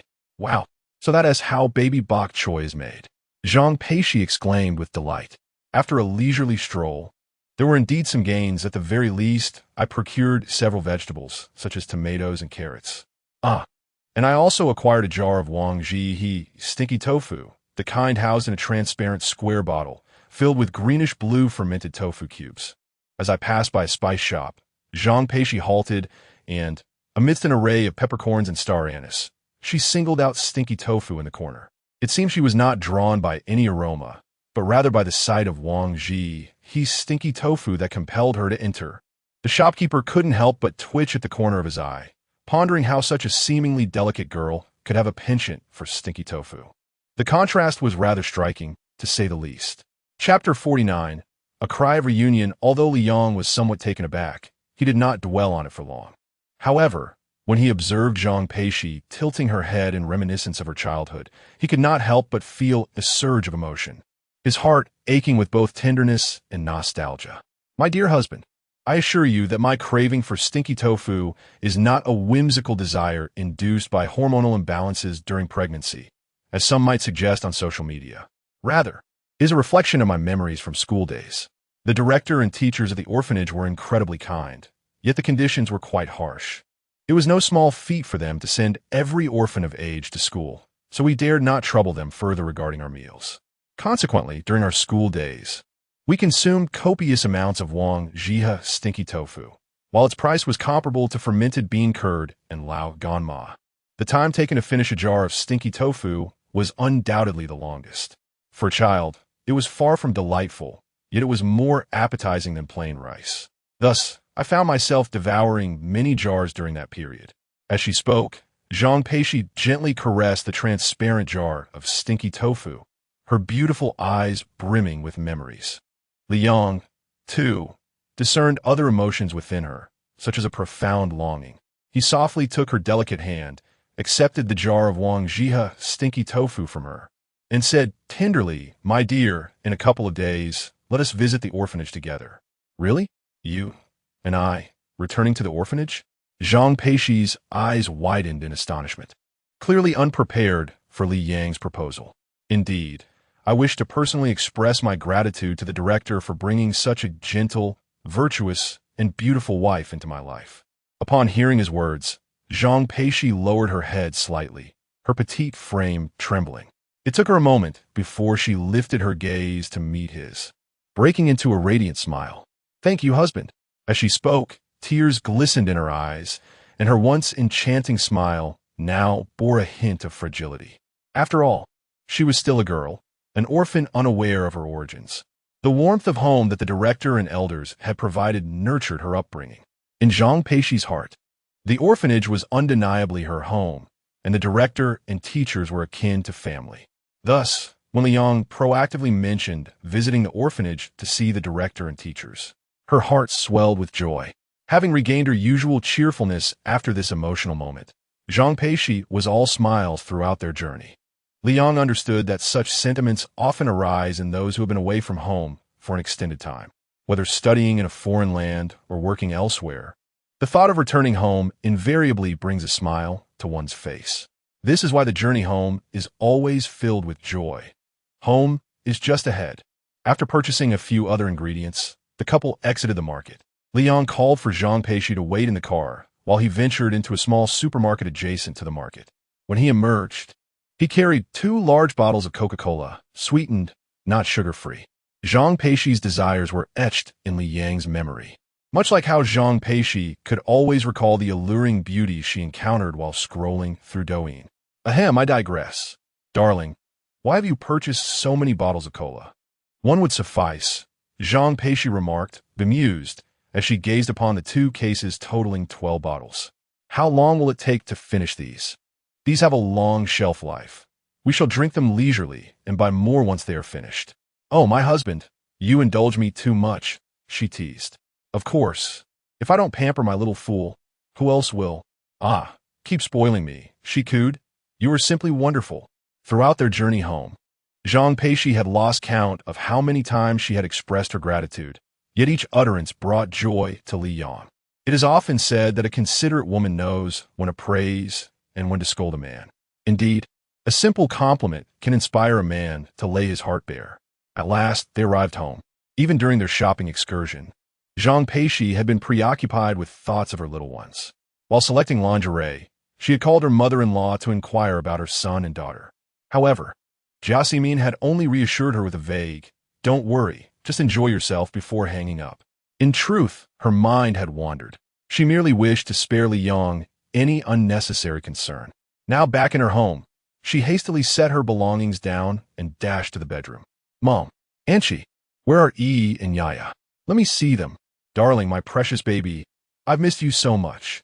Yaya was nestled in Anchi's arms, while Yi was being cradled by Jiaximin. They had recently enjoyed a bottle of formula and were in the midst of playful antics. However, to Zhang Peixi's surprise, upon transferring Yi from his grandmother's embrace to her own, he began to pout in discontent. His pitiful expression could easily lead one to believe he had suffered a great injustice. To add to this, Yi burst into tears, a stark contrast to his usual serene and composed demeanor. "Wah, wah, wah." The piercing cries startled Yaya, causing him to turn his head and gaze around in bewilderment. Yet, the immediate priority was to calm Yi, who continued to wail. Observing this, Jiaximin felt a mix of exasperation and confusion. What on earth is going on? Why cry upon seeing your mother when you were perfectly content with your grandmother? One might think I had wronged you. Pray tell, did your grandmother pinch your little bottom or squeeze your chubby cheeks? Jiaximin rolled her eyes in irritation, but Yi remained inconsolable. With no other option, Zhang Peixi resorted to retrieving the pacifier, a true lifesaver in such moments. As soon as it was offered to Yi, his cries ceased instantly. Yet, Anchi and Jiaximin were left bewildered.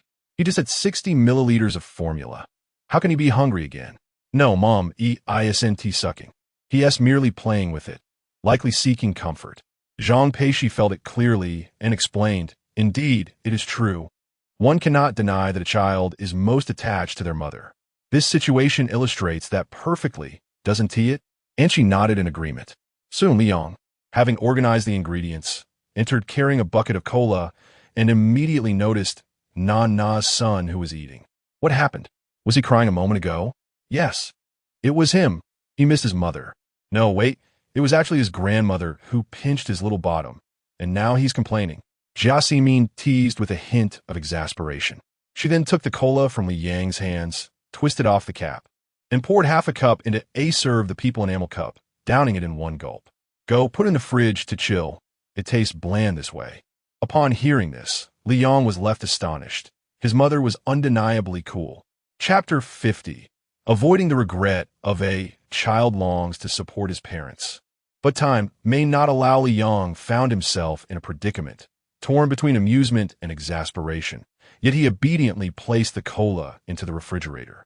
Meanwhile, holding the gurgling Zhang Peixi, anxiety washed over her as she had yet to take a sip herself. Fortunately, Li Yang, with her in mind, returned bearing a cup filled with cola. "Thank you, Li Yang," and she said, eagerly accepting the cup and downing the contents in one go, leaving Zhang Peixi in a state of resigned disbelief. "That was supposed to be mine." Li Yang gently took Yi from Anchi's embrace. The moment she was in his arms, Yi seemed to detect the familiar scent of her father, shaking her little head in delight. After adjusting her position for a while, the little one finally caught sight of her father. Indeed, it is Daddy, although Yi could only discern a blurred visage. The joyous recognition of being held by her father filled her with glee. Her chubby little hands reached out, yearning to touch him. As her face nestled against his, she affectionately rubbed against him, resembling a playful little rabbit. Li Yang, watching his daughter's adorable antics, felt his heart melting in the warmth of her presence. Seated nearby, Jiaximin observed with relief as Li Yang and Zhang Peixi adeptly cared for the two children, Yi and Yi. "Yang, Peixi, I intend to return to our hometown tomorrow," she announced. "I worry about your father being alone at home. He has probably subsisted on instant noodles for over 20 days this past month." Li Yang and Zhang Peixi momentarily hesitated, caught off guard by her sudden decision. However, upon hearing her reasoning, they found it difficult to counter. After all, their father was notoriously inept in the kitchen, and taking him out for meals seemed like a waste of money. If Jia Ximin was concerned about Li Ligua, Li Yang felt a twinge of unease for his father as well. "All right then, Mom. We'll visit home soon so that Dad can see his grandchildren," he replied. "No need for that." She shook her head. "We speak on the phone every day, don't we? You've seen him. It would be better for you to find a job instead. You can't expect Peixi to support you indefinitely." Jia Ximin refused the idea. Having learned that Zhang Peixi could earn money by promoting products on Douyin, but she did not want her son to be idle, relying on his wife. She understood that such a life was unsustainable. A marriage thrives on mutual effort and contribution. If Liang were to languish at home, not only would Jia Ximin be displeased, but Li Ligua, back in their hometown, would surely come to reprimand him. "Of course not. How could I let my wife support me?" "You can rest assured, Mom," Li Yang said, half amused, realizing it was necessary to inform her of his plans to start a company and earn his own income. "Mom." However, before he could continue, Jia Ximin interjected, "But you two need not worry too much. You are the only child in our family, and everything here will eventually belong to you too. Presently, both your father and I are in good health, capable of working and providing support for you all, especially you, Cece. Do not dwell too much on worries, as it may lead to feelings of depression." Jia Ximin spoke earnestly, which was precisely why she had returned to her hometown so soon after taking care of Zhang Peixi during her confinement. If she did not resume work, the burden of the household would entirely fall upon her husband. "Mom, wait, I'm talking to Cece," Jia Ximin interjected, causing Li Yang to nearly choke on his words. Desperate to speak out, after some time, as he waited for his mother to finish her conversation with Zhang Peixi, he finally seized the opportunity to voice his thoughts. "What is the matter, Yang Yang? Why is your face so flushed?" she inquired. Hearing this, Liang found himself at a loss for words, suddenly reminded that he still had something to say. "Mom, you and Dad needn't work so hard anymore. I have achieved success. Now I have indeed made progress. Having brought home my wife even before graduating from university, and you and Dad are now grandparents." Liang thought to himself, unsure whether his mother was praising him or teasing him. Zhang Peixi, amused, understood Li Yang well enough to know what he intended to convey and offered her assistance. "Mom, what my husband says is true. He is indeed impressive. Oh, do share." At this point, Li Yang finally had the chance to reveal everything. "Mom, I have established an investment company, and the first round of dividends totaled over 30 million. More will follow, and it would not be an issue for you and Dad to retire immediately. I will take care of you both. Tomorrow, I will transfer 10 million to you. Spend it as you wish. If you desire milk tea, have it. If you wish for hot pot, indulge. The bill is on me." Upon uttering these words, Li Yang felt an overwhelming sense of satisfaction. It is widely recognized that the greatest regret in life is the inability to provide for one's parents while they are still alive. But he was grateful to be able to avoid such remorse. Jia Ximin was momentarily taken aback. As a mother, she knew her son well. Li Yang had never been one to joke around, and his serious demeanor made her wonder if he was indeed speaking the truth. Noticing her mother-in-law lost in thought, Zhang Peixi quickly chimed in. "Mom, what my husband says is indeed true. Before coming home, we even visited his company together, and he wants me to be his secretary." As she spoke, her cheeks flushed slightly, inevitably recalling the idea of a secretary outfit, which made her feel bashful. With both her son and daughter-in-law affirming the statement, Jia Ximin found it difficult to disbelieve them. Yet, the notion that her son had established a company with an immediate profit of 30 million was quite astonishing and required some time to digest. Consequently, Jia Ximin sat on the edge of the bed, somewhat dazed. Indeed, when a son unveils such significant news, how could a mother not be astonished? Li Yang, sensing the urgency of the moment, feared his mother might misunderstand. But fortunately, Jia Ximin possessed a commendable composure. After piecing together the words of her son and daughter-in-law, she suddenly broke into a radiant smile and extended her arms toward Li Yang. "Since my son has succeeded, then treat me to milk tea, half sugar with extra pearls. 2 cups, one for me and one for your father. I must make him happy as well." "Absolutely, Mom." You truly startled me. As Li Yong observed his mother regaining her vivacity, a genuine sense of relief washed over him. Not only was the phrase milk tea with half sugar and extra pearls no longer a mere whim, but the prospect of opening a milk tea shop seemed entirely feasible. He spoke from the heart. His parents had toiled for the better part of their lives, and it was high time they indulged in some enjoyment. "Oh dear, let me give your ears a little tug and smooth your hair," she playfully exclaimed. "Alas, my son has grown up, and I have aged. Look how much taller you are than me now. When you were born, you weighed a mere 4.5 pounds, hardly bigger than 2 palms. Time has flown by so swiftly. I am now a grandmother." Jia Simin murmured softly, and upon hearing her words, Li Yong felt a wave of emotion overwhelm him. His mother could no longer contain her heartfelt sentiments. Chapter 51. The Natural Beauty of Zhang Peixi, more womanly after giving birth, as tomorrow marked a return to her hometown. Jia Simin graciously took on the responsibility of preparing dinner today, insisting that no one should enter the kitchen to assist her. In the bedroom, Li Yong lay on the bed, playfully engaging with his son and daughter. Meanwhile, Zhang Peixi and Anqi were examining the newly purchased hardware, both intrigued by their novelty, yet feeling somewhat isolated as they lacked peers who were married. Why do I perceive the 3-piece set as more romantic, while the 5-piece set seems rather rustic, despite the latter being pricier? Anqi pondered aloud. It could be because there are more hardware stores on the streets, Zhang Peixi suggested. Perhaps, but Li Yong, you've truly done well. You become a small business owner. Oh no, a large one. Anqi's perception of Li Yong had transformed dramatically over the past month, evolving from skepticism to admiration.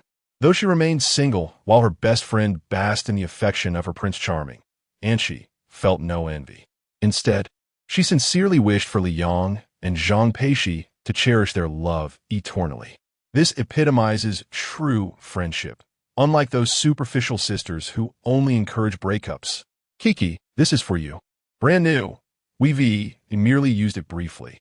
Zhang Peixi shyly handed over a bag. Anqi examined it and was pleasantly surprised to discover it was from a prestigious brand.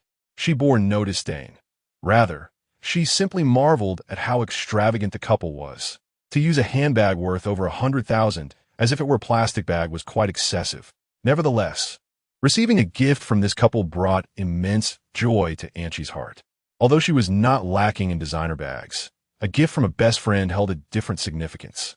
Nearby, Li Yong picked up another golden bracelet. "Silly Anqi, you two take care of the baby. I'll check on Mom." "All right." Li Yong exited, and Anqi, tucking the bag away, approached the children, her happiness evident. "Thank you, Peixi, and of course, thank you to your Li Yong as well." "You're welcome. Have I not helped you enough?" Zhang Peixi shook her head vigorously, then gently pulled Anqi into an embrace. Anqi felt a surge of emotions, yet, "Peixi, while gratitude is one thing, why are you touching my chest?"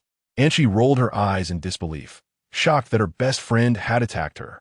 "Oh dear," Zhang Peixi exclaimed, releasing her hold and shaking her hands in embarrassment. I didn't mean to. I was merely curious if nursing truly causes one to enlarge." "Should you be probing your own then?" "Oh, right." Anqi couldn't help but chuckle at her best friend's naive demeanor. Though upon witnessing Zhang Peixi's genuine attempt to feel, she felt an uncontrollable urge to tease her. "Wait, can I at least close the door first? It wouldn't be proper if someone saw us." Meanwhile, Li Yong pushed open the kitchen door and stepped inside. "Didn't I say I would cook? Go keep Peixi company." "Mom, aren't you returning to your hometown tomorrow? Cece also felt that you had worked too hard this month, so she purchased a gift for you, which I am to deliver." "No need. What gift could possibly be appropriate?"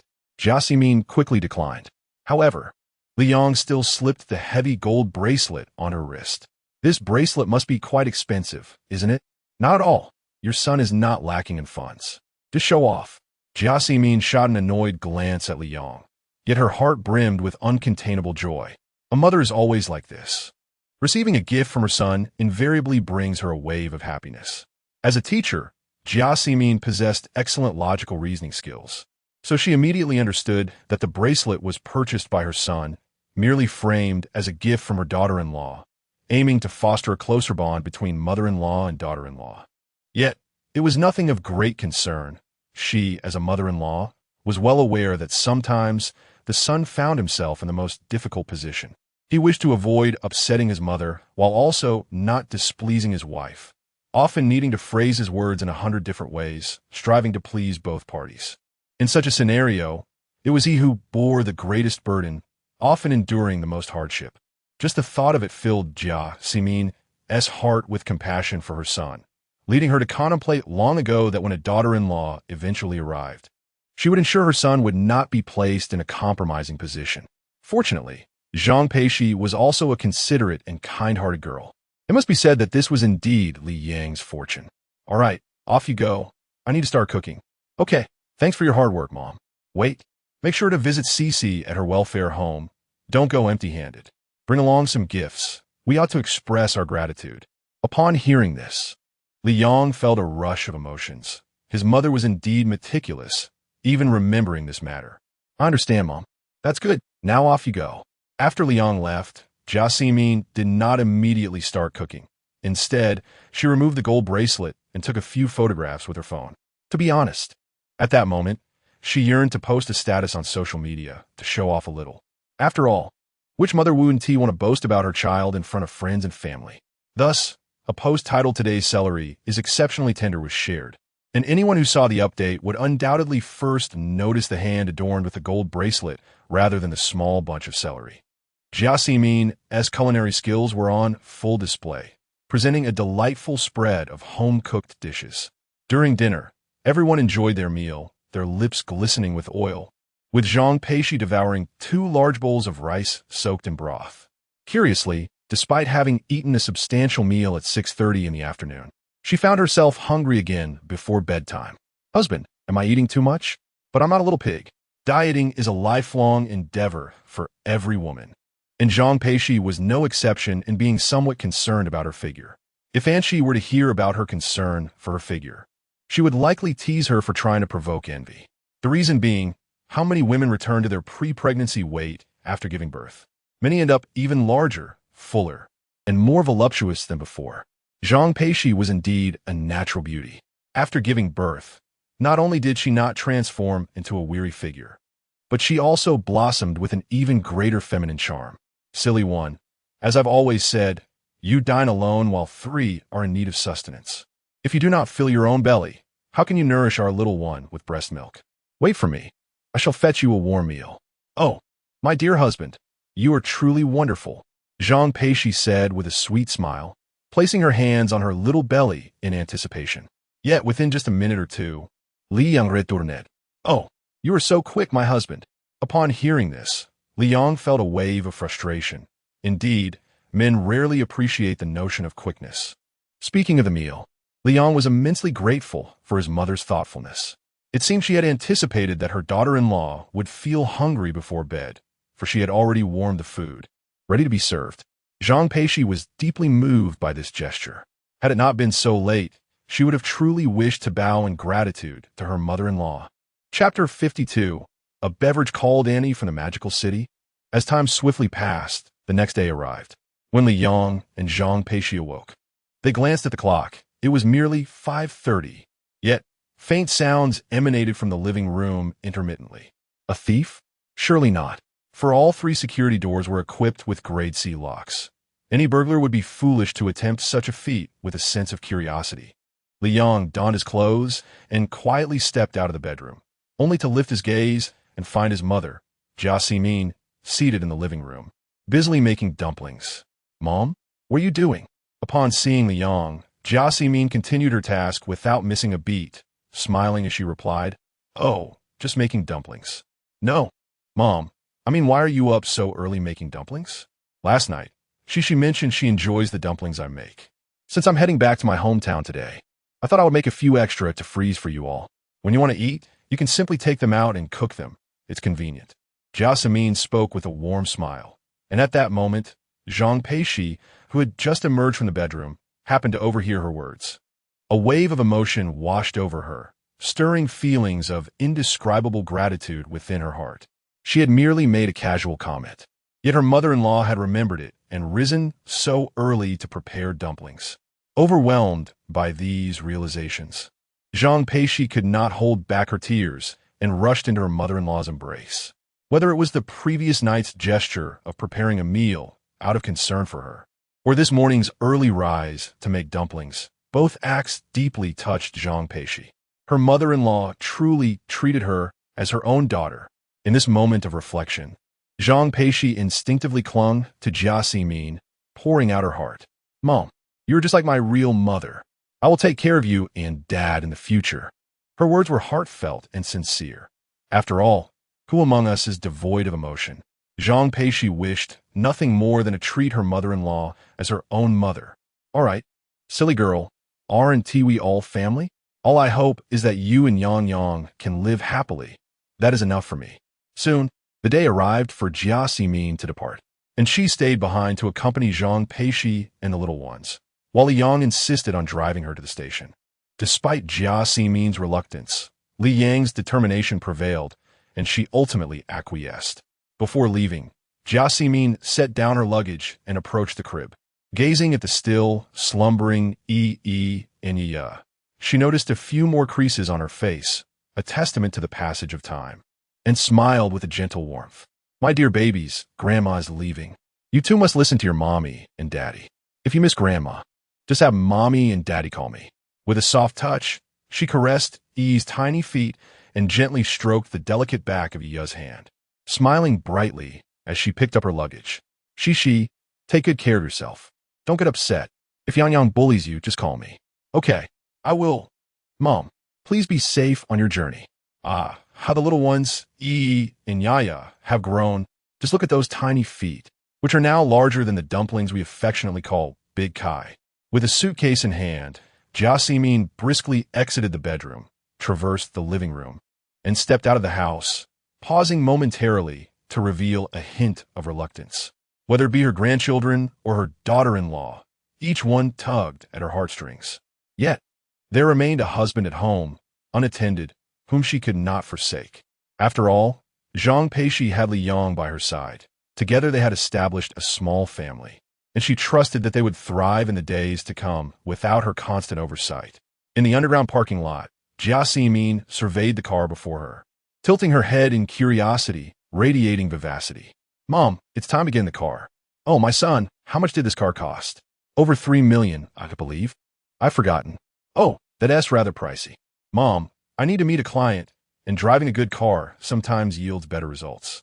In that case, it's not too expensive. It must be said that Jia Ximin is remarkably open-minded, unlike certain parents who merely exclaim expensive without considering the underlying implications.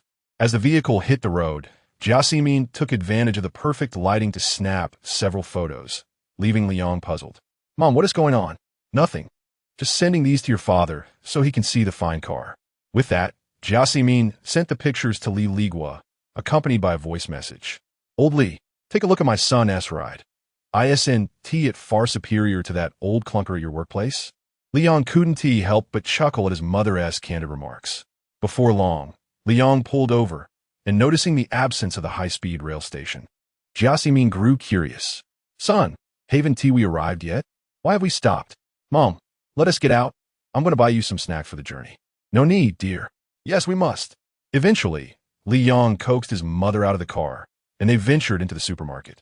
Initially concerned about how to persuade his mother to buy some snacks, Li Yang soon realized he had worried for naught. Once inside the supermarket, his mother transformed into a different person, enthusiastically purchasing a myriad of items.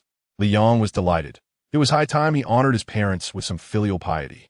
Upon exiting the supermarket, Jia Ximin, content with a bag full of snacks, felt a sense of satisfaction. In the past, she would never have allowed her son to pay. But times had changed. If her son was willing to spend, then so be it. Even at the checkout, she snagged a box of chocolates from the counter. Once outside, she broke a piece of chocolate and tasted it, only to find it lacking in flavor, prompting her to mutter softly, bitter and unpalatable. The tastes of today as children are truly peculiar. I'd rather have milk tea. This remark reminded Li Yang that he had yet to fulfill his promise of buying her milk tea. Mom, shall I get you some milk tea? Jia Ximin, upon hearing this, eagerly agreed, but then shook her head. What's the matter? It's such a rare visit to the metropolis. Let us skip the milk tea and take me to try Annie of the metropolis instead. Auntie of the metropolis? Li Yong, taken aback, retorted in disbelief. Were it not for the earnest expression on his mother's face, he would have thought he misheard her. Ah, no, it is not called Magic City, Annie. It seems to be referred to as Shanghai Matron. Yes, that's it, Jiaximin declared with utmost confidence, seemingly oblivious to the darkening expression on Li Yang's face. Matron? What matron? Fortunately, based on the two names his mother mentioned, Li Yong could deduce the true name. Mother, you must be referring to Shanghai Auntie, right? Huh? Did I not just say Shanghai Auntie? Jiaximin asked with a serious demeanor. In the end, Li Yong could only nod and admit he had misheard. For mentioning matron in front of his mother felt rather inappropriate. Ah, you were correct. It is I who misheard. Alas, just like your father, careless and inattentive.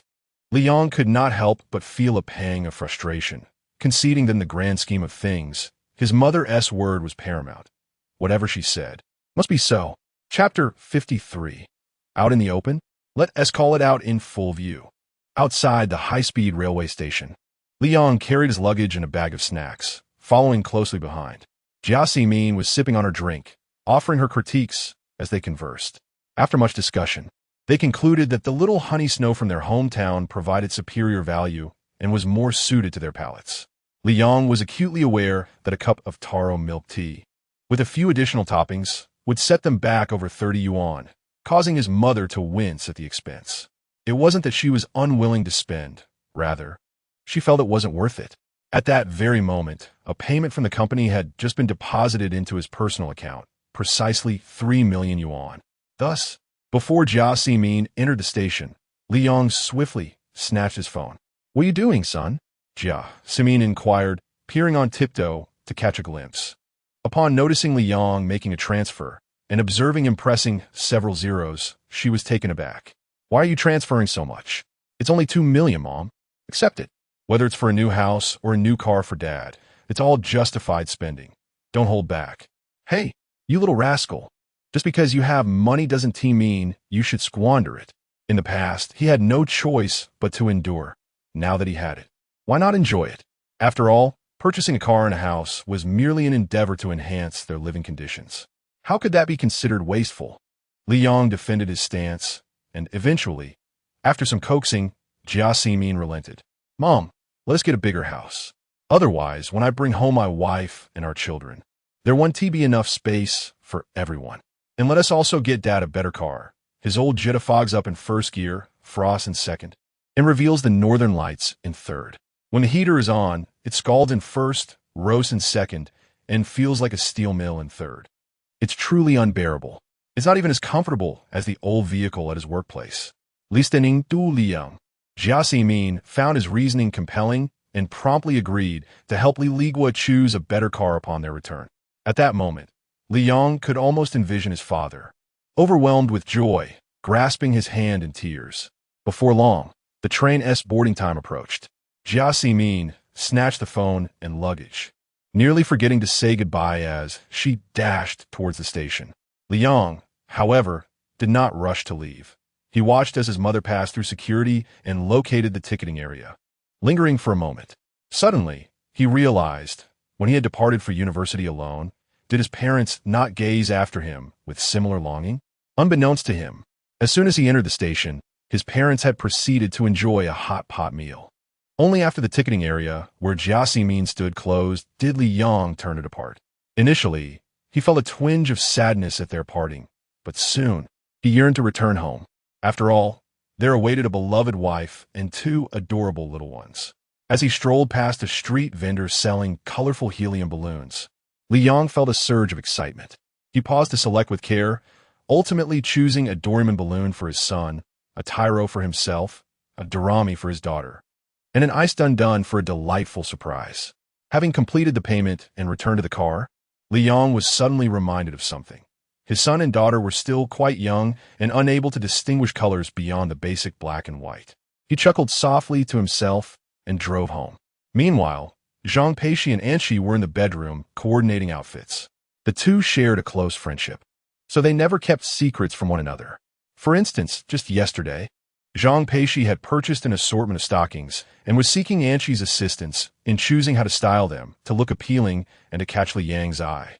After a while, the two had put together several ensembles, including a pairing of thigh-high stockings with a pleated skirt, an oversized sweater with short black shorts and thigh-highs, as well as denim jeans featuring stockings underneath.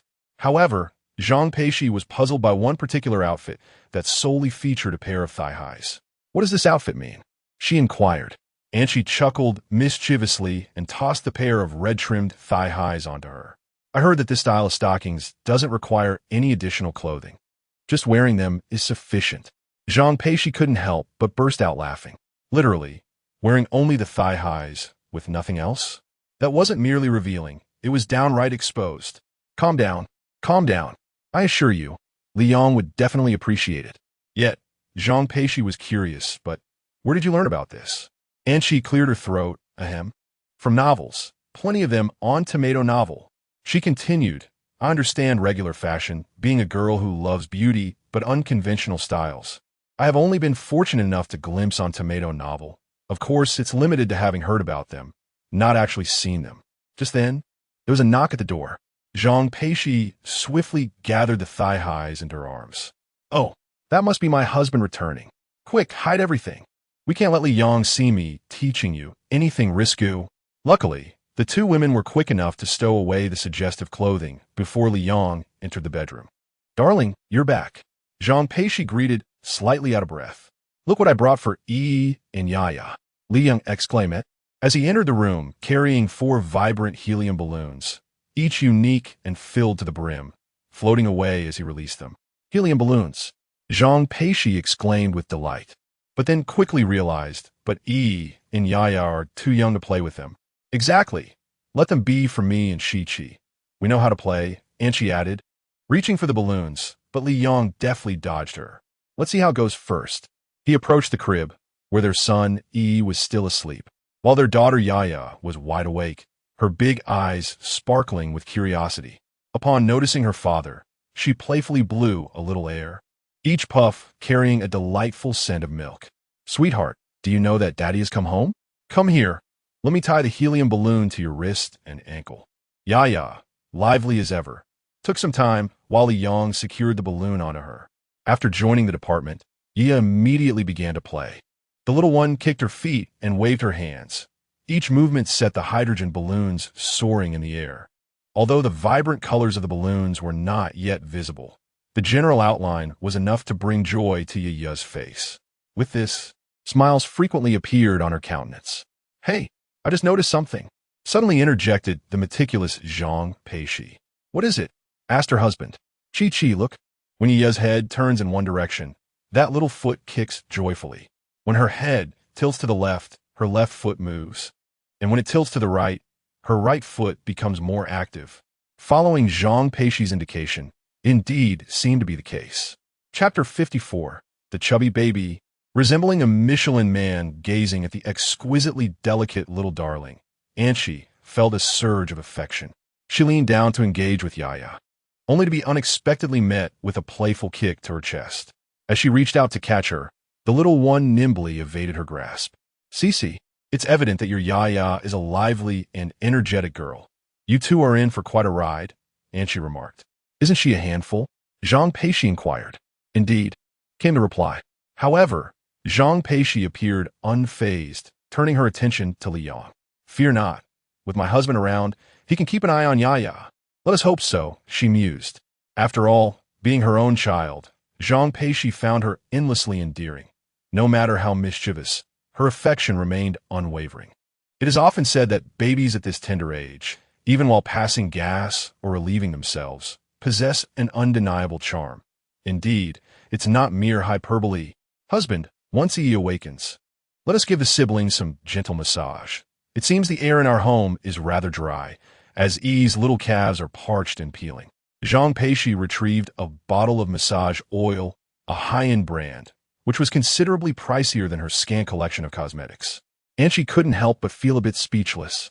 The radiance of her best friend's maternal love was overwhelmingly bright, almost blinding. "All right, while our daughter is awake, let us ensure she stays hydrated." "Absolutely."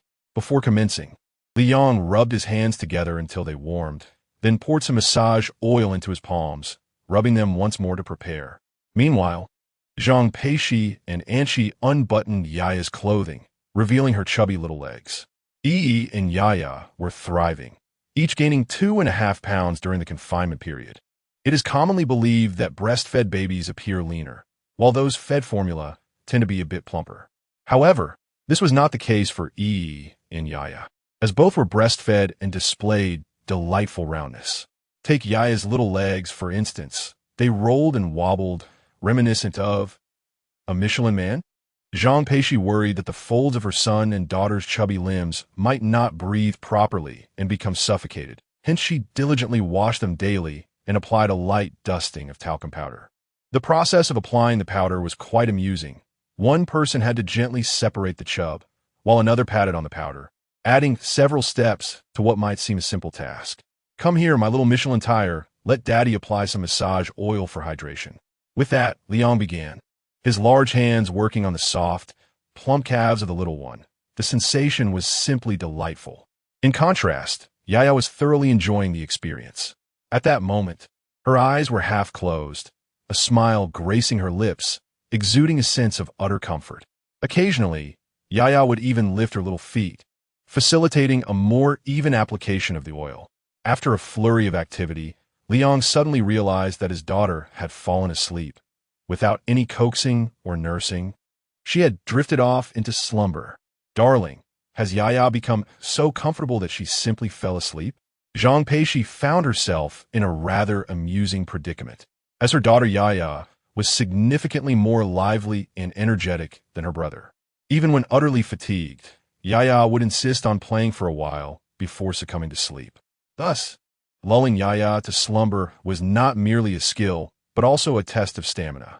However, at this moment, after just a gentle caress and a brief massage, the little one had drifted off to sleep. How delightful that must have been. The adults exchanged bemused glances as Yaya slept soundly, oblivious to the world around her, even emitting soft snores. In an instant, Anqi and Zhang Peixi could no longer contain their laughter, only to discover that their merriment had roused the little one. Fortunately, Yaya awoke without a trace of displeasure or tears. Instead, she lifted her tiny feet and opened her mouth as if to say, "Daddy, please continue the massage." Having momentarily paused, Liang found himself compelled to resume his efforts. Just a few minutes later, the little one was asleep once more. This time, the trio dared not raise their voices, fearful of disturbing Yaya again. After all, waking a baby before they are fully rested can lead to a most dreadful scenario. In severe cases, she could wail for hours on end. Moments later, Yi stirred awake. Liang began anew, warming his palms before applying the soothing oil. Yi watched her father's curious actions with wide-eyed intrigue. When Zhang Peixi and Anqi attempted to unbutton Yi's clothing, the little one suddenly shivered as if startled. Upon feeling Li Yang's hand grasp her chubby little leg, her eyes widened and her mouth formed a perfect round shape, as if experiencing a sensation akin to flight. Indeed, infant massage is an immensely pleasurable experience. Even Yi, who had been remarkably calm since birth, couldn't help but emit a sound of satisfaction. Like her sister, Yi wiggled her tiny feet, seemingly reluctant to let go of the indulgence. Observing this, Zhang Peixi couldn't help but wonder, could it truly be that enjoyable? If her close friend weren't present, she would insist that her husband pamper her as well. During dinner, Zhang Peixi extended an invitation to Anqi, as she and her husband had already agreed to visit the Sunshine Welfare Institute in the coming days. Anqi readily accepted, though she pretended to offer assistance in caring for Yi and Yaya during the journey. Her true desire was to embark on an adventure. Most importantly, Anqi was curious about the place that held such significance for her dear friend. After all, the Sunshine Welfare Institute was where Zhang Peixi had grown up, filled with relatives and friends she would never forget. That evening, Liang lay in bed, with Zhang Peixi curled up against his arm, their affection palpable in each shared glance and smile. "Darling, you can't leave tomorrow without preparing something. What do you need to prepare?" Zhang Peixi inquired, her confusion evident, for she was eager to set off the next day, having been away from home for far too long. Liang smiled gently, caressing her delicate shoulder, and replied softly, "Silly girl, it's our first visit. I can't show up empty-handed. I need to prepare some gifts, so I'll need to delay our departure by a day."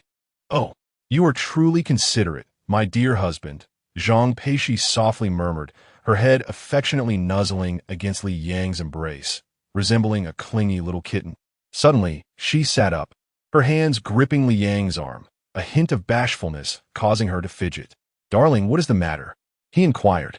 "Oh, my love, the massages you give to Yi and Yiyo appears so soothing. Could you perhaps offer me the same?" Li Yang chuckled, initially thinking that his beloved Zhang Peixi was shy for some other reason. "Of course, my dear. Come, lie down, and I shall fetch the massage oil." When Li Yang turned back with the massage oil, he found Zhang Peixi playfully rolling up her nightgown in sections, soon revealing her delicate and smooth legs. "Silly girl, what are you doing?" Chapter 55. If I remain courteous with my husband, I may end up in trouble. For a massage, do I need to lift my skirt? Zhang Peixi remarked bashfully. Li Yang had no intention of diverting his gaze. Instead, he admired her with unabashed appreciation. After all, they were not strangers. Why not look if one could? But don't lift it too high. At these words, Zhang Peixi's face flushed crimson, and she attempted to pull the blanket over her head, only to realize it was far from her reach. In a moment of heated embarrassment, she pulled her skirt over her head, resembling a self-deceiving ostrich. "Fool, don't neglect your backside. Husband, please stop. I'm so embarrassed." From that moment on, despite Li Yang's persistent massage, Zhang Peixi remained silent, yet the comfort she felt was undeniable. By the time Li Yang finished, she had drifted into a deep slumber. Time swiftly passed to the following day. Upon awakening, Zhang Peixi felt utterly relaxed and invigorated, managing to express 250 milliliters of breast milk using a pump. With her little one, not able to consume all of it, she had to freeze the surplus in storage bags. Although nursing directly was the most convenient, her anatomical constraints posed challenges. Zhang Peixi felt a sense of helplessness.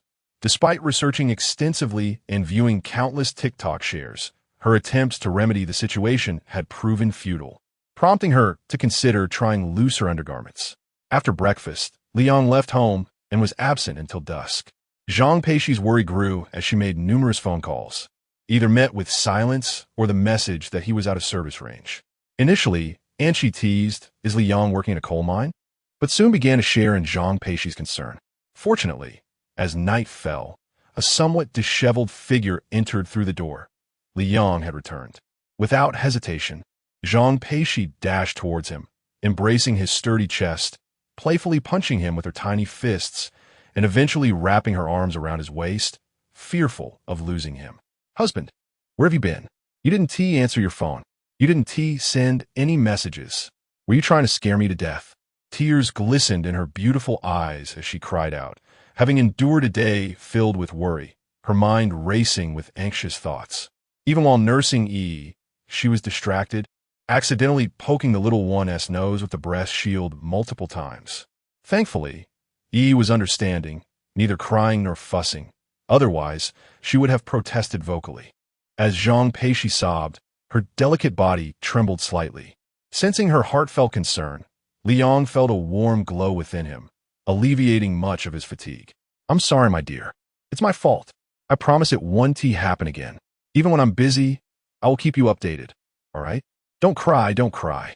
Your eyes are turning red." Li Yang spoke softly, and one must say, being cared for by his wife felt truly wonderful.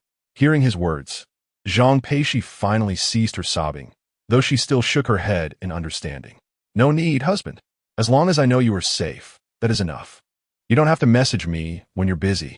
Upon hearing these words, Li Yang could not help but shudder. His new bride was indeed perceptive and considerate, evoking a sense of tenderness. "Mom, give me a kiss. No more tears." As their lips parted, a sound of exasperation echoed from the doorway of the bedroom. And she, with a pouting expression, privately regretted her decision to step out. It seemed that upon exiting, she had unwittingly stumbled into a heap of dog food. "Oh dear, what are you doing? There are outsiders present. After all, I must be quite the power drain as a third wheel." However, Li Yang, what have you been up to today? You were unreachable, and she was worried sick, nearly dragging me to the police station to file a report. "Oh, come on. It's not that dramatic." Zhang Peixi protested, then muttered in a voice only Li Yang could hear, "I just took a little peek." Li Yang chuckled. taking Zhang Peixi's hand and leading her to the sofa. Everything is ready. I've bought the tickets. I will accompany you home tomorrow. Yes, yes. Zhang Peixi nodded enthusiastically, although her curiosity about Li Yang's activities that day lingered. Dear, what exactly did you do today? What do you mean by everything is ready? Sure, it's a secret. Li Yang smiled mysteriously, refusing to divulge the details. Even when Zhang Peixi employed her secret weapon, pouting, he remained tight-lipped. Not even when she nestled against his neck and planted kisses did he relent. Eventually, it was Anchi who could no longer bear it, grumbling as she retreated to her own home across the way. All right, silly, let us head back inside. Otherwise, we might wake Yaya and Yi without realizing it. But you must tell me what you did today. Well, okay, I'll tell you. I want to prepare a gift. A gift? For the director and the children? Correct. Then why didn't you invite me along? Were you busy all day with this? Liang nodded, and at that moment, Zhang Peixi felt a pang of sympathy, immediately wrapping her arms around him. Dear, you've worked hard. With a firm embrace, Liang lifted her effortlessly, smiling at the beauty in his arms. Silly, if you continue to be so polite, I might just have to spank you. Saying this, he playfully smacked her bottom, and despite the fabric barrier, the sensation was quite delightful. Zhang Peixi bit her lip and let out a playful huff, burying her head in Li Yang's embrace, much like their daughter Yaya, who always loved to snuggle in close. Dear, I've noticed that Yaya is quite like me. Doesn't she also love to burrow into your arms? Liang pondered for a moment and realized she was right, prompting him to jest. Not merely similar, it's an exact replica. So, why not call me Daddy? How shameless, trying to take advantage. How is that trying again? Because your hand is already taking advantage. Liang instinctively glanced down and realized it was indeed the case. To let an opportunity slip by is foolish. I'm warning you now. No more politeness with me in the future, or there's going to be a spanking. This is merely a demonstration. I wouldn't believe you. Zhang Peixi puckered her lips and scrunched her nose, seizing the opportunity while Liang was momentarily distracted to escape from his embrace. She dashed ahead, with Liang in hot pursuit, ultimately realizing that escape was futile. The young couple lay on the bed, laughing and giggling, blissfully unaware of the awakened Yi and Yiya. On the contrary, the two little ones, with their drowsy eyes, were evidently roused by the playful antics of their parents. Alas, the challenges of parenting. Suddenly, Liang noticed that both his son and daughter had a red ribbon tied around their waists, prompting a surge of curiosity. Upon closer inspection, he discovered that, to his astonishment, the red ribbon was adorned with a large silver dollar. Is this what it means to be affluent? Chapter 56 Angel, Young Master, Young Lady, Doiru Zembel Anani. The red ribbon was a complimentary gift from yesterday as lingerie purchase. The silver coin was taken from home by Angel. Zhang Peixi recounted the events with candor. Upon hearing this, Liang nodded, gaining a vague understanding of the underlying intentions. The wealth was but a fade. The true concern lay in treating the umbilical hernia. Typically, it is the more temperamental infants who are prone to umbilical hernias, yet since the day of his birth, Yi had cried only a handful of times, certainly not enough to warrant the label of temperamental. Nevertheless, his belly button remained prominently protruding, a clear indication of the hernia. Coincidentally, his sister Yi seemed to be afflicted as well. Initially, the family was quite anxious, but the doctor reassured them that umbilical hernias in infants were quite common. If one wished to intervene, a coin could be used to apply pressure. If not, one could simply wait for it to resolve itself over time. The red silk ribbon, gifted with the lingerie, was deemed quite fitting, and today, Zhang Peixi and Angel decided to adorn the two little ones with it. However, Liang's curiosity piqued. My dear wife, I find myself rather intrigued. If we do not treat our son and daughter's umbilical hernias, what purpose does the red silk ribbon serve? His line of questioning was somewhat peculiar. Zhang Peixi did not shy away from the inquiry and reiterated the shop assistant's words. Darling, I also inquired what it could be used for. The shop assistant mentioned two purposes, one for binding, the other for packaging. Yet, she did not specify what was to be bound or packaged. Do you know, my dear? The question, clearly intended for her husband, hinted at a playful undertone. Liang, seasoned in the ways of life, chuckled inwardly but did not anticipate that this would be the source of his wife's vexation. "Are you certain you wish to hear?"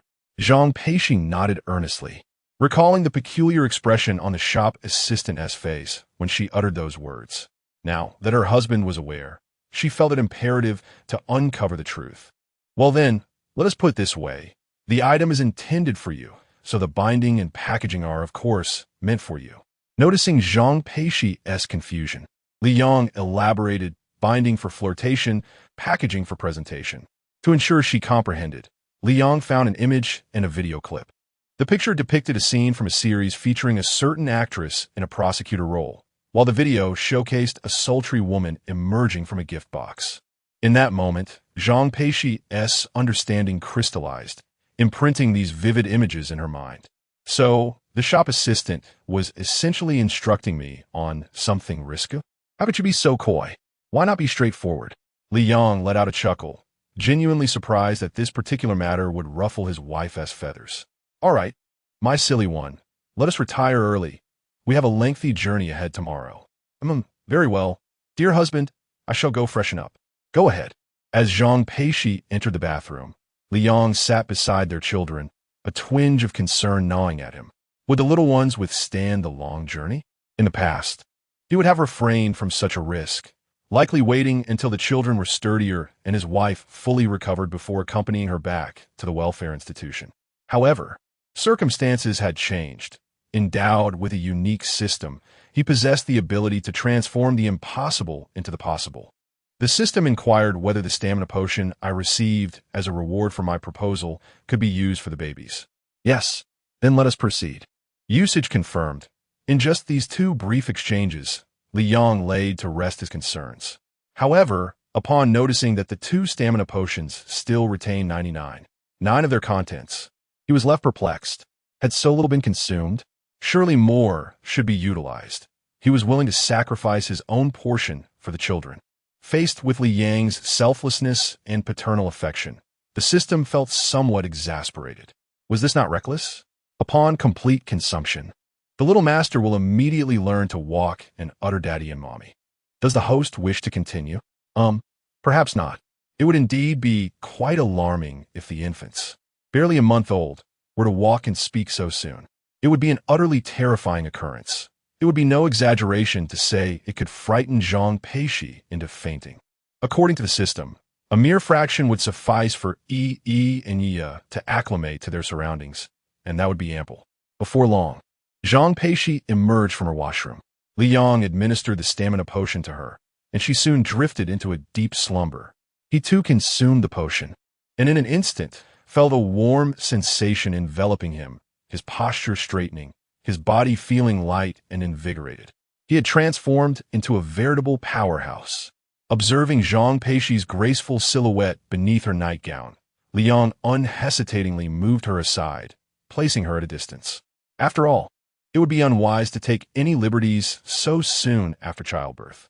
Zhang Peixi was still within the confines of her recovery period. The lochia had yet to fully subside. Any further indiscretions would be nothing short of foolishness. Sleep beckoned. With a tilt of his head and a blanket pulled over him, Li Yong succumbed to slumber. Of course, with Yi and Yi present, he would inevitably awaken 2 or 3 times throughout the night for feedings and diaper changes, a familiar routine for him. Time swiftly passed, and soon it was the day of departure, and she was more eager than anyone else, having prepared thoroughly and patiently awaited in the living room. Yet, she sensed something amiss. Both Li Yong and Zhang Peixi appeared different from the previous day. "What is wrong, Chi? Do I look unwell?" "Not at all. You look absolutely radiant. By the way, what did you and Li Yong do last night? Why do you both seem so vibrant?" "Huh, really? We did nothing at all. We turned in quite early," Zhang Peixi replied, gently touching her face and shaking her head. And she was unconvinced, observing Zhang Peixi's reluctance to divulge. She attributed it to the notion that beauty nourishes the soul. Thanks to the enhancements from the stamina potion, both Li Yong and Zhang Peixi exuded a peculiar aura. Even though Chi was not lacking in attractiveness, walking behind this couple made her feel akin to a mere maidservant. It was utterly ridiculous. Throughout their journey, the group attracted numerous glances, everyone unable to resist casting their eyes back at Li Yong and Zhang Peixi, as if they were celebrities or signs of nobility, possessing an air that ordinary folk could not emulate. And she found herself at a loss, particularly when a fellow passenger inquired, "How much does a nanny from a wealthy family earn in a month?" She wished to dismiss the question, but was instead met with, "Does a nanny really have such an attitude?" Had it not been for the concern that Li Yang and Zhang Peixi might struggle to care for Yi and Yi, and she would have truly felt an overwhelming urge to turn back home and burrow beneath the covers. The journey from the bustling metropolis to the Sunshine Welfare Institute in Sichuan province necessitated a series of transportation changes. Neither Li Yang nor Enqi anticipated that the very institution that had nurtured Zhang Peixi would be situated in such a remote locale. Watching in disbelief as the urban landscape transformed into fields and forests outside the window. Fortunately, after 10 arduous hours of travel, their destination drew ever closer, merely awaiting the arrival of the aging bus at its terminus. As they progressed midway, Zhang Peixi suddenly began to murmur softly, and she strained to catch her words, but could not discern what she was mumbling about. "Shishi, what are you saying?" "Huh? Nothing. I'm just contemplating how to inform the driver where to disembark." She lowered her voice, fearing the driver might not hear her, yet felt embarrassed to speak too loudly. Chapter 57.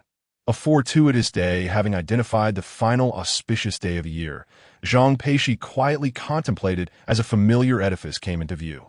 "Master, step on the brakes."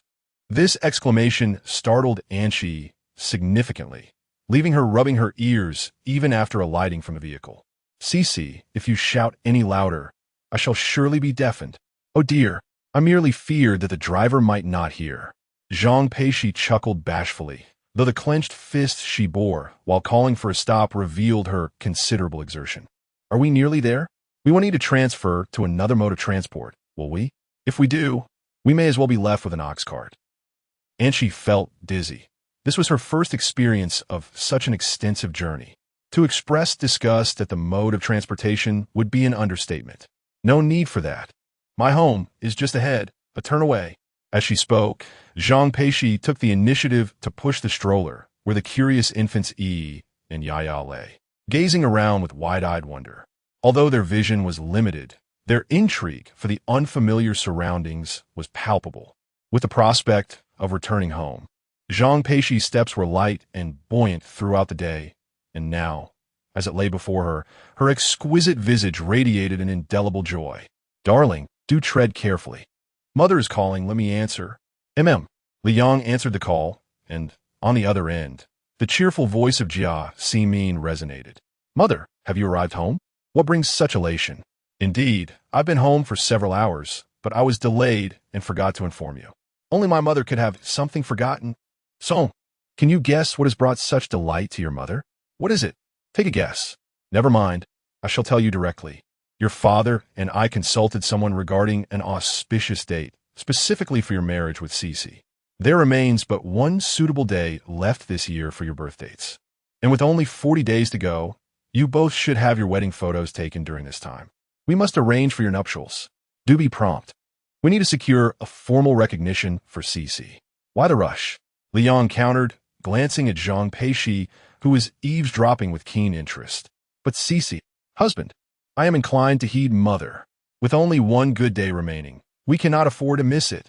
Upon hearing this, Jia Ximin beamed with delight, even from a distance, praising her daughter-in-law for her sensibility. "Precisely. You little rascal, do you intend to disregard your mother's wishes or your wife's?" Faced with his mother's inquiry, Li Yang found himself in a humorous predicament. The world may be vast, but a mother's authority is paramount. "Understood, mother. I shall ensure the task is accomplished. Once we return from Sichuan, we will commence preparations. Rest assured." "Oh, you're going to Sichuan? How swift your legs are." "Just remember, once you arrive, do not be a silent thundercloud. Engage in conversation and handle matters." "Shishi, please extend my regards to mother and the elders," Jia Ximin said, aware that her daughter-in-law was nearby. After advising Li Yang, she called out to Zhang Peixi, "Don't worry, Mom." Upon hanging up the phone, Zhang Peixi joyfully linked her arm with Li Yang's. Observing the exuberance on their faces, and she couldn't help but feel a twinge of curiosity about what had transpired. Shishi, what is going on? You look as if you cannot contain your laughter, like the village fool. In a splendid mood, Zhang Peixi approached and Qi took her hand and began counting on her fingers. Qi, Liang and I are getting married. It's in just over 40 days. And you must be my bridesmaid. What? What is happening? And Qi exclaimed, my mother-in-law has selected an auspicious date for Liang and me. At the end of next month. We need to prepare for the wedding, so it's a bit urgent. Isn't it wonderful? I'm so happy. Zhang Peixi beamed, and then she genuinely felt happiness for her friend, though she continued to jest. Go on. Being a bridesmaid saves you from the gift money, right? If it saves me, I'll do it. If not, I'll still do it. That's fine as long as you're there. Zhang Peixi replied nonchalantly, like a naive darling. That won't do. You are my best friend. I must prepare a generous gift. How much? Zhang Peixi blinked, and then Qi's forehead darkened. Wasn't she just saying she didn't care? Why was she now inquiring about how much to give? Hey, we've arrived. Zhang Peixi exclaimed with delight. Liang and Qi followed her gaze and indeed spotted an old welfare home. The dilapidated buildings exuded a flavor of the last century, with peeling paint on the time-worn walls, faintly revealing the slogan, fewer births, better births, a lifetime of happiness, community committee announcement. At that moment, a few rusty trucks were parked in front, causing Zhang Peixi to feel puzzled. What's going on? She thought, quickening her pace. As she approached, she recognized a familiar figure and couldn't help but call out. Sister Xiao Shuang. Xiao Shuang turned to the sound, and upon seeing Zhang Peixi, her face lit up with joy. Ako, you're finally back. Yes, I'm back. Sister Xiao Shuang. Upon seeing Xiao Shuang, Zhang Peixi felt as though she were reuniting with family, grasping her hand as tears welled in her eyes. Sister Xiao Shuang. What about these trucks? After exchanging warm pleasantries for a while, Zhang Peixi remembered to inquire about the trucks, but before she could finish her question, Xiao Shuang gently reprimanded her. Shishi, you can come back, but why did you bring back so many supplies? You still have children to care for, and it's not easy in the bustling metropolis. We can't assist you with this. These 3 trucks must have cost quite a bit, right? Don't do this again, understood? Huh? What do you mean, Sister Xiao Shuang? Zhang Peixi was perplexed, but to Xiao Shuang, it seemed like an obvious question. She chose not to elaborate further and instead contemplated how to gather some money from the director to repay her. Is this the beloved of our Shi? See, why not introduce her to me? Without pausing to inquire further, Zhang Peixi hastily made the introductions. Darling, this is Sister Xiao Shuang, a remarkably talented teacher. Sister Xiao Shuang. This is my husband, Liang, and this is my dear friend, Anqi, whom you already know. Hello, Sister Xiao Shuang. Anqi greeted with warmth. Oh, you all are here. Let us head inside and sit down. Xiao Shuang warmly welcomed them, yet her gaze involuntarily drifted towards the stroller, where the little ones were peacefully asleep. Even though she adored them, it wasn't the right moment to hold them. As they approached the entrance of the courtyard, a truck driver suddenly approached Liang and handed him a cigarette. Boss Li, the goods you requested have been delivered in perfect condition. Do take good care of us for future business. Upon hearing this, Xiao Shuang, who was responsible for the material transfer, was taken aback. Anqi and Zhang Peixi, too, were left in shock. What was happening? Chapter 58. The origin of Zhang Peixi's nickname. That's easy. It's not a problem at all. I would also appreciate it if you could help arrange the goods. I shall increase the transportation fee by 200 for each of you, Liang said with a smile. It wasn't that he had an abundance of money, but rather that he had gained a profound understanding of the difficult road conditions along the way. Despite the challenges, the drivers managed to deliver the goods intact and on time. Though 200 yuan was not a significant amount, it was certainly deserved, especially considering the hardships faced by the truck drivers. Upon hearing Liang's words, the drivers smiled quietly, and although they did not vocalize their gratitude, they worked even harder, as respect between individuals is mutual. Thank you, Boss Li, they acknowledged. You're welcome. As they entered the Welfare Institute, Xiao Shuang couldn't help but ask, Dear Ko, are all these goods bought by you? Zhang Peixi turned her head, having surmised what Liang had been busy with that day. Honey, you returned late that night because you were doing this, right? Liang nodded, seemingly indifferent, as if it were a trivial matter, primarily wishing to alleviate any psychological burden from Zhang Peixi. He then added, "Sister Xiaoshuang, it is the least I could do. If there is anything we lack in the future, please inform me, and I will do my utmost to assist." "Ah, you are Urchu's partner? Our son-in-law at the Welfare Institute. We are all family here. We are grateful for your willingness to help, but please refrain from such gestures in the future. You and your wife have more pressing needs," Qiu Xiaoshuang replied, her brow furrowed, torn between gratitude and emotion. She was touched by Zhang Peixi's remembrance of the Welfare Institute's kindness and grateful for the much-needed supplies provided by Li Yang. "My husband has long expressed his desire to show gratitude to the Institute. Without it, I would have perished in the wilderness," Zhang Peixi remarked. "Please accept these goods. I can never repay the kindness of the Institute in this lifetime. If you don't allow me to contribute in some way, I would feel utterly distressed." She grasped Qiu Xiaoshuang's rough hand and said, "They say to be raised before birth is a debt that spans 100 lifetimes. I can never forget the Institute's kindness. Silly girl, this is your home. There is no need to speak of debts. Now let us go inside." Qiu Xiaoshuang ushered them into the building, revealing a spacious classroom reminiscent of a kindergarten. Within, 6 children sat. Though they appeared thin, their eyes sparkled with light, and smiles adorned their faces. It was clear they were abandoned children, yet they had been nurtured by the Welfare Institute, and with its presence, their fates seemed less tragic. "Hey, CCZ, are you Sister Shi?" A little girl suddenly stood up, recognizing Zhang Peixi. Soon, the others followed suit, rushing over to call out, "Sister, sister." Zhang Peixi bent down to converse with the children, and for a moment, she felt as though she had returned to her own childhood. Not only she, but even Anshi was enveloped by the children, who affectionately called her sister, creating a warm atmosphere of familiarity. The interruption came in the form of a ringing bell, signaling the beginning of class. Although Qiu Xiaoshuang appeared preoccupied, the children dutifully returned to their respective seats, diligently practicing their writing with concentrated strokes. Let us proceed to the office. Further inside lay an office, which also served as Qiu Xiaoshuang's modest living quarters. Throughout its existence, the Welfare Institute had maintained a self-sufficient approach, rarely seeking assistance from the outside, resulting in undeniably harsh conditions. Yet, both Qiu Xiaoshuang and her companions persevered through these challenges. "Please make yourselves comfortable.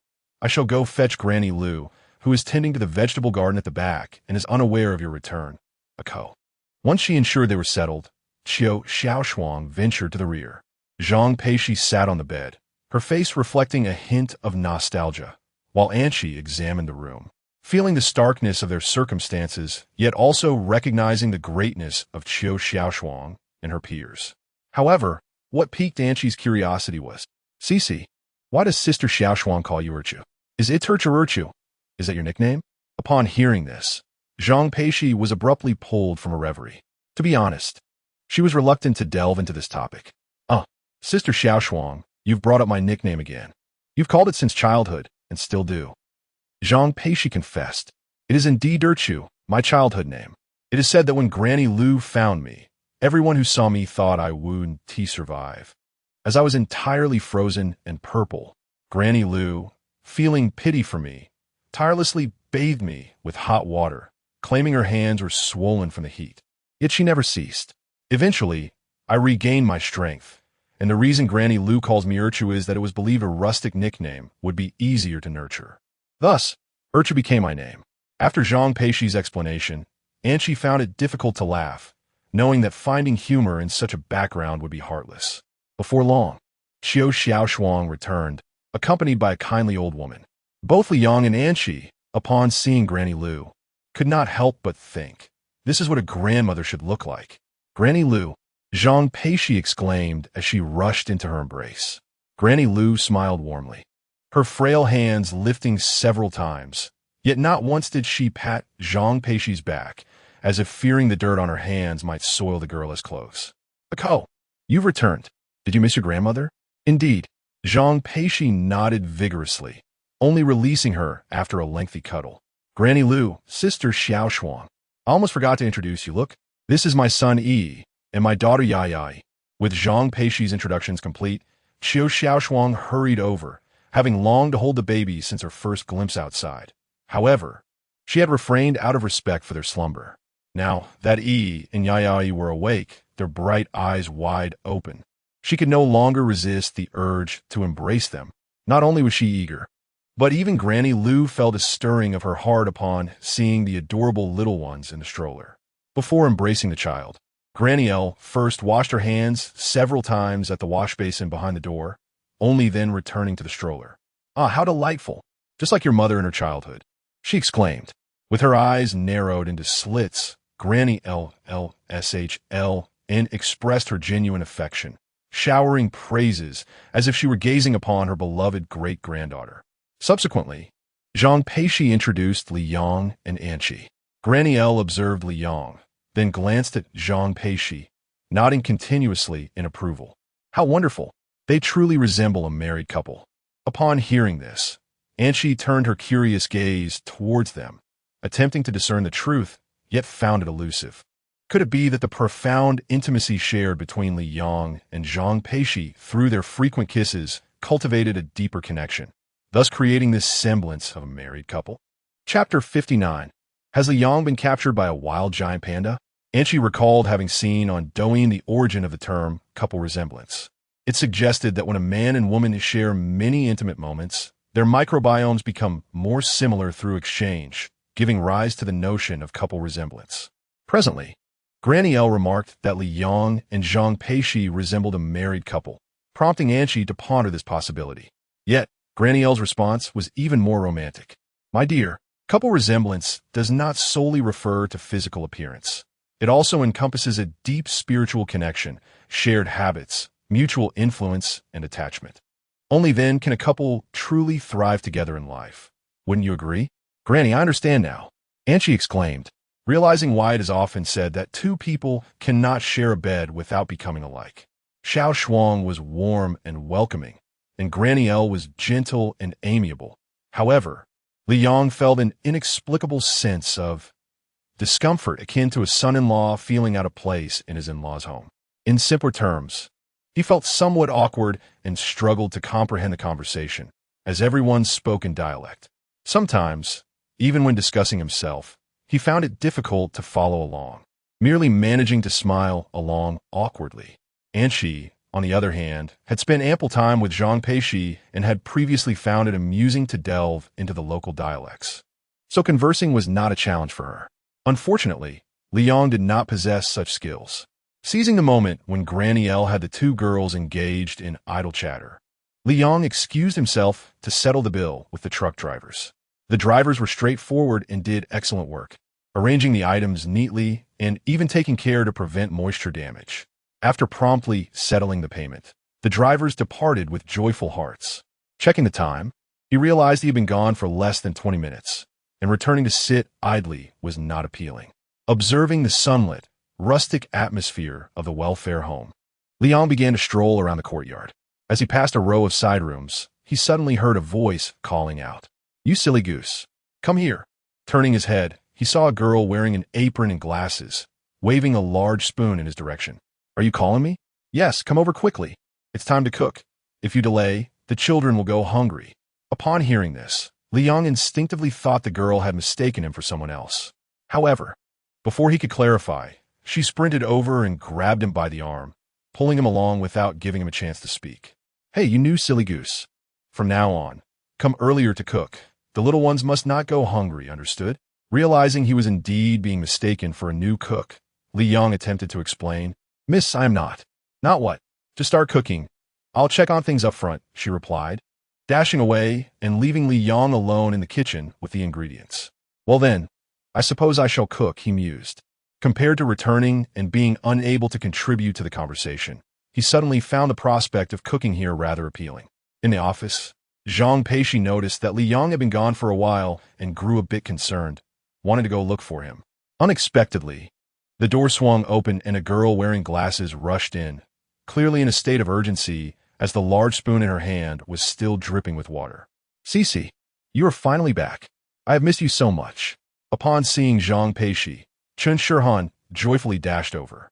Qiu Xiaoshuang quickly took the spoon from her. not out of any particular reason, but out of concern that in her excitement, she might drop it, waking the babies. Sister, I have missed you too. Zhang Peixi and Chun Shirhan embraced, and there was so much the honest and sincere girl wanted to say. Chi-Chi, this is Chun Shirhan. I always like to call her sister. Sister, this is Anchi, my closest friend. Ah, sister, hello. Anchi cheerfully approached Chun Shirhan to greet her, genuinely delighted by Zhang Peixi's introduction of her as closest friend. Chun Shirhan's exuberance was such that every time Zhang Peixi sought out Liang, she was gently but firmly encouraged to sit back down on the bed. By the time she found an opportunity to speak, half an hour had already passed. Sister, I will go find my husband and introduce you to him shortly. I almost forgot. Where has your husband gone? I don't know, but I will go look for him, Zhang Peixi replied, truly unaware, which only heightened her worry. As twilight descended, she fretted over the possibility of Liang wandering too far and getting lost. She felt a pang of guilt, realizing that if she hadn't been so engrossed in conversation with Xiao Shuang and Granny Elle, Liang wouldn't have ventured out alone. Xiao Shuang, Shirhan, please help find a co. All right. Under Granny Elle's directive, the four girls exited the office.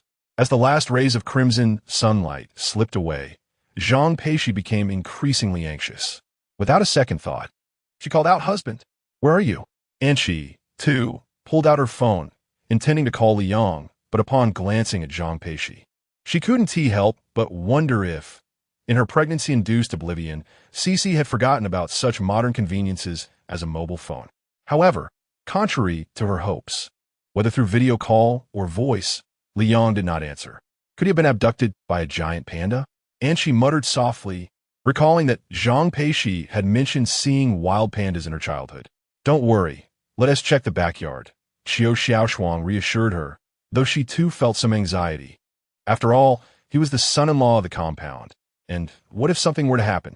The backyard referred to the area behind the main building of the welfare home, where 2 rows of auxiliary rooms and a vegetable garden were located. The western auxiliary room served as a restroom, while the eastern one housed the kitchen, from which the sounds of pots and spoons clattering could be heard. Is a co-S partner in the kitchen? What would they be doing? Qiu Xiaoshuang wondered aloud as she approached, puzzled. Chun Shirhan followed closely behind, equally perplexed. Wait, the one in the kitchen is the new chef. Where could Cece's husband be?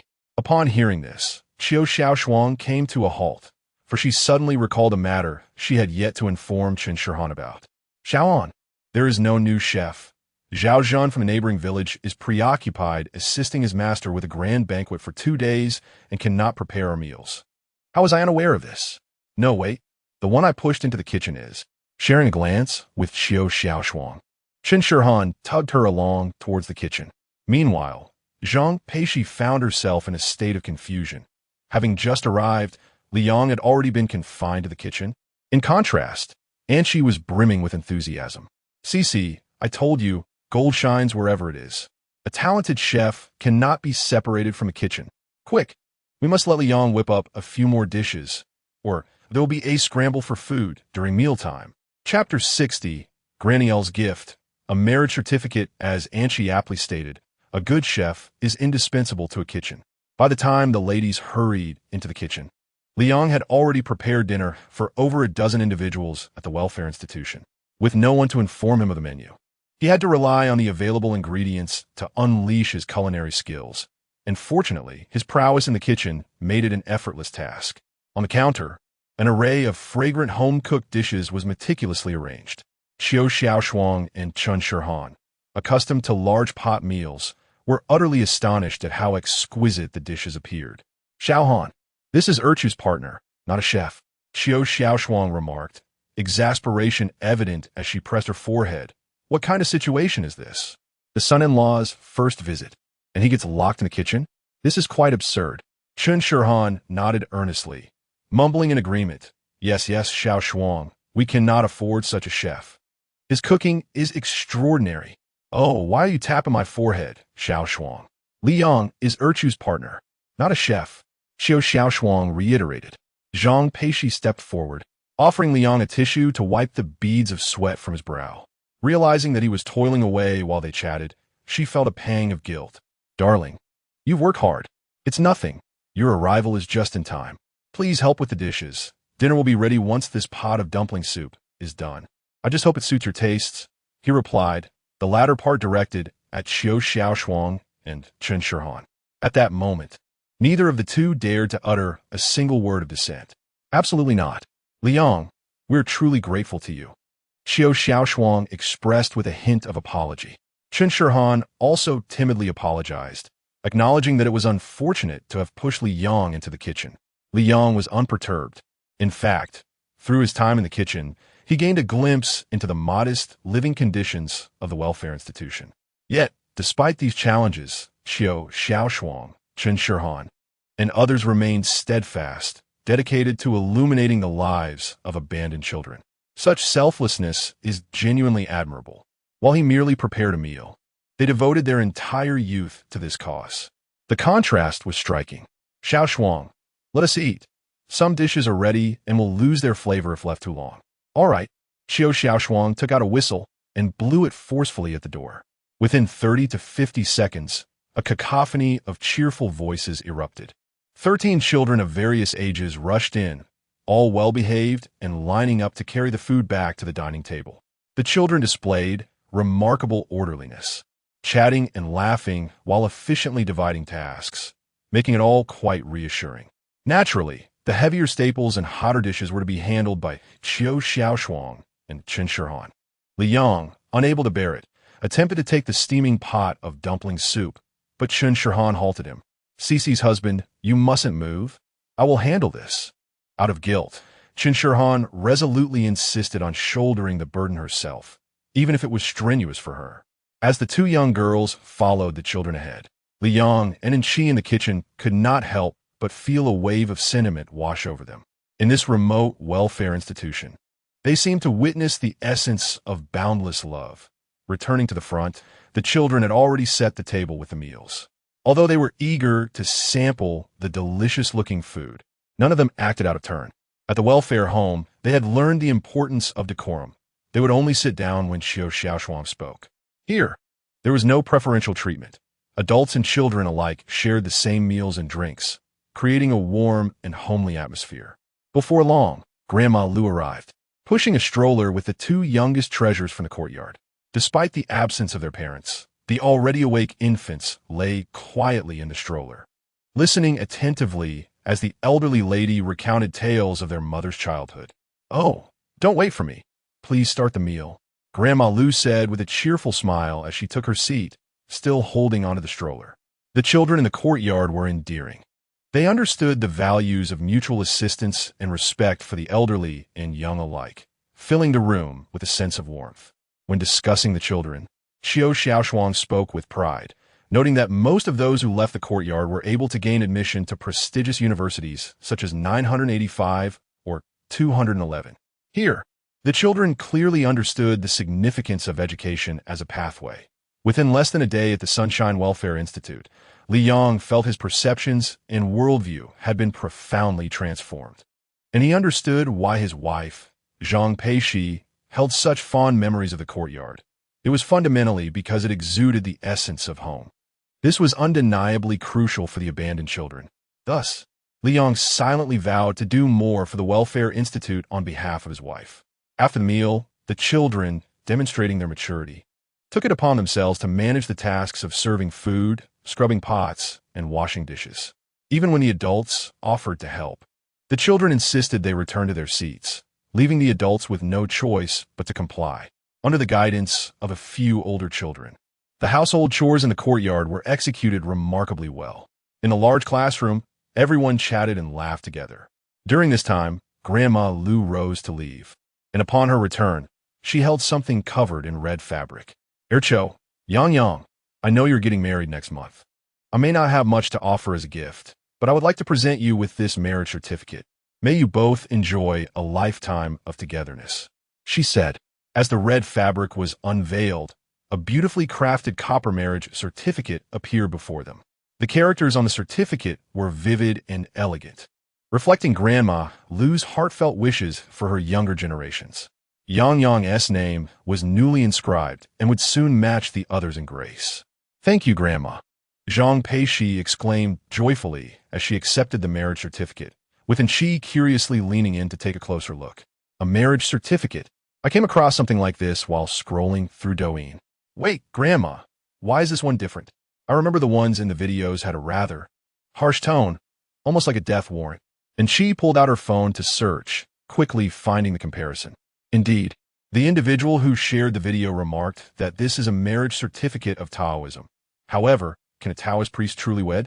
It is inscribed thus, a single marriage certificate, presented to the heavenly court above and proclaimed to the underworld below, as it is submitted to the ninth heaven, witnessed by all celestial masters. Should one betray their beloved, it is tantamount to deceiving heaven itself. The penalty for such an offense is death and the dissolution of one's path.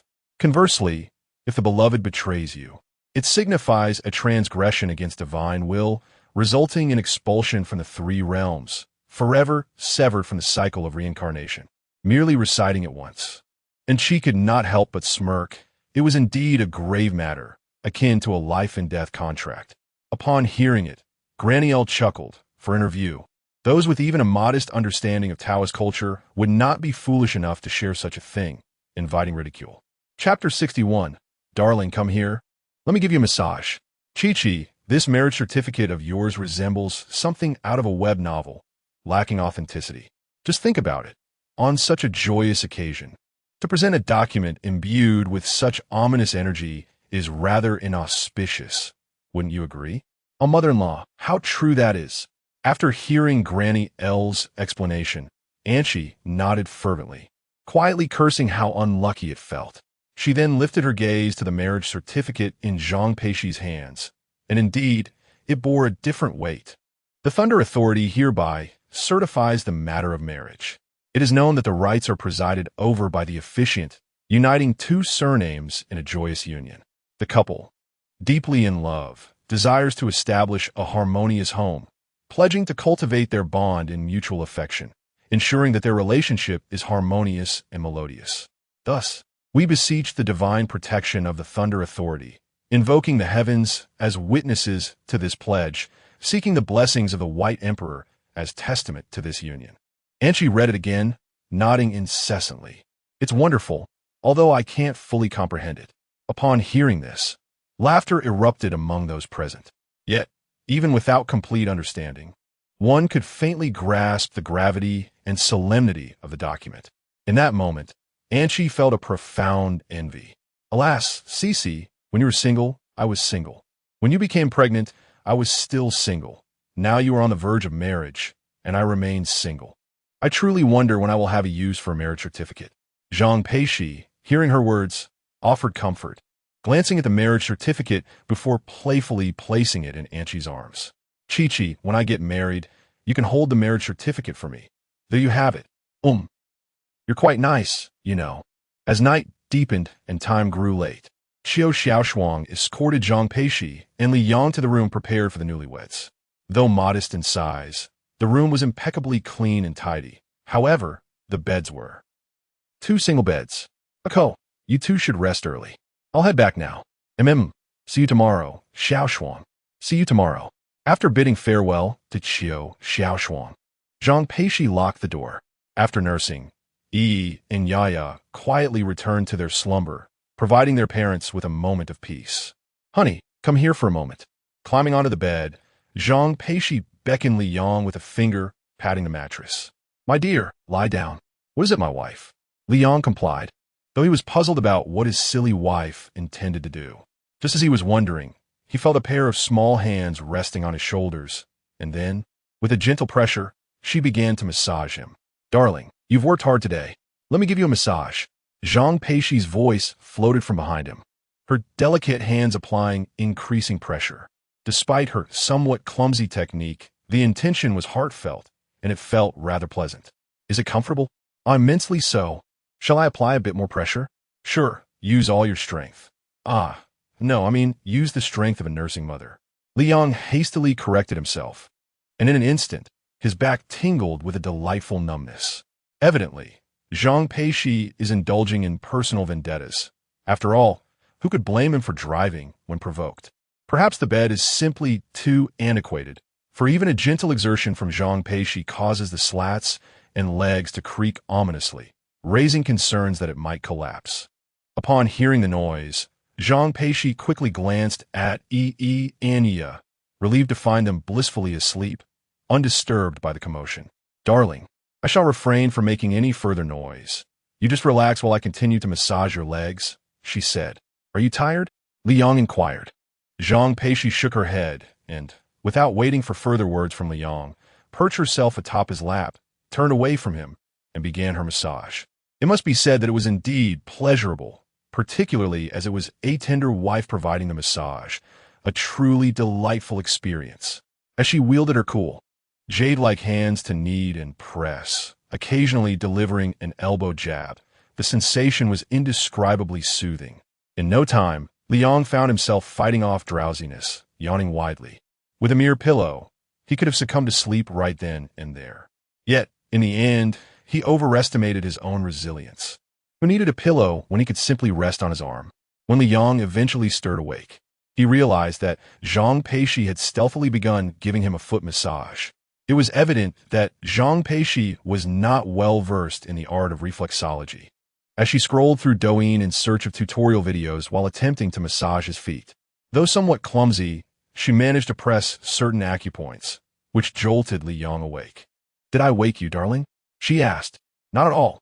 It feels rather pleasant." "My dear wife, you may apply a bit more pressure," he replied. Liang shifted his position, continuing to rest, and Zhang Peixi obediently increased the pressure of her fingertips. Remarkably, it was indeed quite comfortable. As she read a caption on Douyin stating, "The greater the effort exerted by the wife, the more arduous the man's daily toil," Zhang Peixi pouted, her heart swelling with compassion for Liang. "Darling, you must take good care of yourself. The little ones and I cannot do without you." Suddenly, this outpouring of genuine emotion warmed Liang's heart. He softly responded while reaching out to touch Zhang Peixi, his broad palm gently resting on her knee and calf. "Do not worry, my foolish one. I am in good health," he assured her. "That is the best news," she replied, smiling. "All right, we've been at this for a while. Let's call a night and get some rest." As Liang attempted to rise, Zhang Peixi insisted on continuing the massage, determined to help him unwind a bit longer. "Darling, don't move. I'll continue for a while longer. If I apply a little more force, we can finish sooner and you can rest earlier." "That sounds good," he consented, prompting Zhang Peixi to increase her effort. Naturally, the old bed began to creak in accompaniment. Meanwhile, back in their dormitory, Qiu Xiaoshuang and Chun Shihan had barely settled in before they both climbed down from their bunks. Concerned about whether Liang and Zhang Peixi were sleeping soundly, the two sisters made a plan to sneak a peek and inquire about their well-being. They hadn't even arrived at the window when they heard a faint creaking sound from within. "Sister Xiaoshuang, what is that noise?" Chun Shihan asked innocently.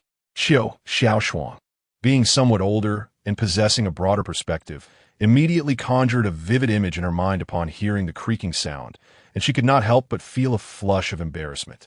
"Shu, we have arrived at an inopportune moment. Let us depart." Yet, she had not inquired whether she and Liang were sleeping comfortably.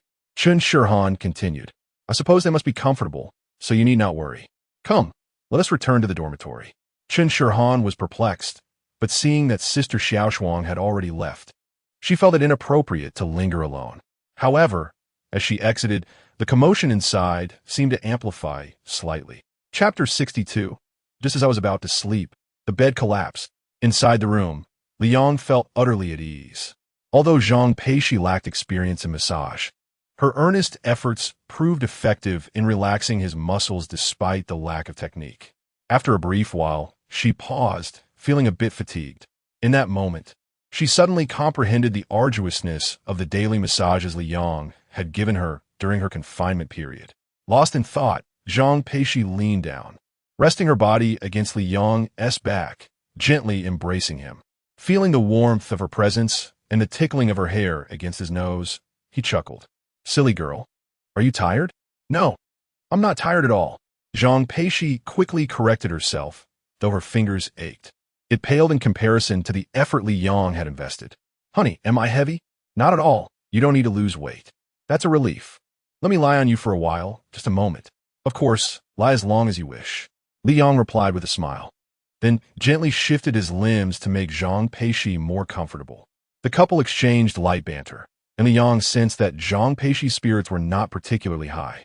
However, he refrained from probing, offering silent comfort instead. He believed that if something were amiss, she would speak up. Thus, they lay entwined for quite some time, until Li Yang spoke. After a prolonged silence, he realized she had fallen asleep. "Silly girl, wake up. Let us get you to bed properly." "Huh? Oh, honey, did I hurt you?" Zhang Peixi jolted awake and hurriedly rolled off to massage Li Yang's back. Unbeknownst to her, she was kneading the area where her own chest had pressed down, causing him no discomfort at all. "No, how could that be? I simply wanted you to be comfortable in bed," Li Yang replied softly, then got up to make the bed more inviting. Once Zhang Peixi had changed into her pajamas and nestled under the covers, he prepared to return to his own bed. Coincidentally, Qiu Xiaoshuang and Chen Shihan, after resting for a while, returned to check if Li Yang and Zhang Peixi were settling in well. Upon noticing the lights still on in the room, the two women quickened their pace. However, just as they reached the window, before they could utter a word, a loud crash echoed from inside. "Ah!" The bed collapsed. Zhang Peixi's startled voice rang out. Puzzled by the sudden commotion, Qiu Xiaoshuang and Chen Shihan exchanged glances and, in silent agreement, turned to leave. "Don't ask. It's simply an inappropriate time to inquire." "Sister Xiaoshuang, are they really, doing that?" Chen Shihan asked, astonished. During her first visit, she had been oblivious to what was transpiring, and even when Qiu Xiaoshuang mentioned they were comfortable, she had not grasped the implication until she returned to the dormitory and pressed for details, finally understanding what Zhang Peixi and Li Yang were truly up to. Misunderstanding the nature of the interaction between the two, Chen Shihan blushed deeply, unable to even close her eyes. For the moment she did, those unsettling images would resurface. Yet, the two women were still concerned that Zhang Peixi and Li Yang might not be accustomed to their living arrangements, pondering whether additional blankets were necessary. Thus, they waited for quite some time, calculating when the couple would be finished before returning. Of course, there were other motivations at play, such as curiosity. However, they never anticipated that upon their second visit, they would once again stumble upon the couple, and the commotion was even louder this time. They had no choice but to leave hastily to avoid further embarrassment for everyone involved. This time, Qiu Xiaoshuang and Chen Shihan reached a consensus. They would not return, regardless of whether the couple had adjusted to their sleeping arrangements. After all, encountering the two engaged in their intimate activities again would be exceedingly awkward. Once was enough. Heaven knows how Zhang Peixi would feel upon learning of the misunderstanding held by Qiu Xiaoshuang and Chen Shihan. She would likely turn crimson and seek refuge in the ground. Meanwhile, Zhang Peixi hurriedly leapt from her bed to join Li Yang. Once she was settled, Li Yang prepared to sleep, but unexpectedly, as he lay down, he felt a sudden lightness in his head and dizziness overcame him, resulting in a fall to the floor. The bed had collapsed completely and thoroughly, shattering the bed frame in two. Currently, the Sunshine Welfare Institute had no available beds. Even if there were, they were located in the children's dormitory, making it inappropriate for Li Yang to move there, especially since he needed to care for the babies. Thus, he had to devise a solution, such as constructing a bed in their room. The so-called bed assembly was simple: 3 rows of bricks, a bedboard, and a mattress and sheets laid on top. However, to his surprise, the bedboard proved inadequate, collapsing under the slightest weight, leaving Li Yang without a place to sleep. He faced a choice between sleeping on the ground or sharing a bed with Zhang Peixi. After helping Li Yang up, Zhang Peixi anxiously inspected him, relieved to confirm he was uninjured. "I'm fine. Let's check on Yi and Yaya," she said. The couple approached the crib, finding Yi and Yaya still sound asleep, which brought them both a sense of relief. In reality, when the bed collapsed and Li Yang fell, both babies were startled awake, simultaneously shivering in response. The reason they did not cry out was perhaps due to their exhaustion, as they had spent the day traveling extensively. "Honey, the bed collapsed," Li Yang remarked, bemused by the situation. "Indeed, it did. The bedboard cracked, and now we have no place to sleep." Zhang Peixi, feeling a mix of exasperation, silently picked up Li Yang's blanket and pulled him back to her bed. "Let us share a bed. It may be a bit cramped." but it's better than sleeping on the floor. Zhang Peixi removed her shoes and climbed onto the bed, curling up against the wall. Li Yang nodded in agreement. Given the circumstances, it seemed to be the only viable option, although sleeping on the floor might suffice for a night. How could one compare the cold ground to the warmth and fragrance of a beloved wife? You lie down first.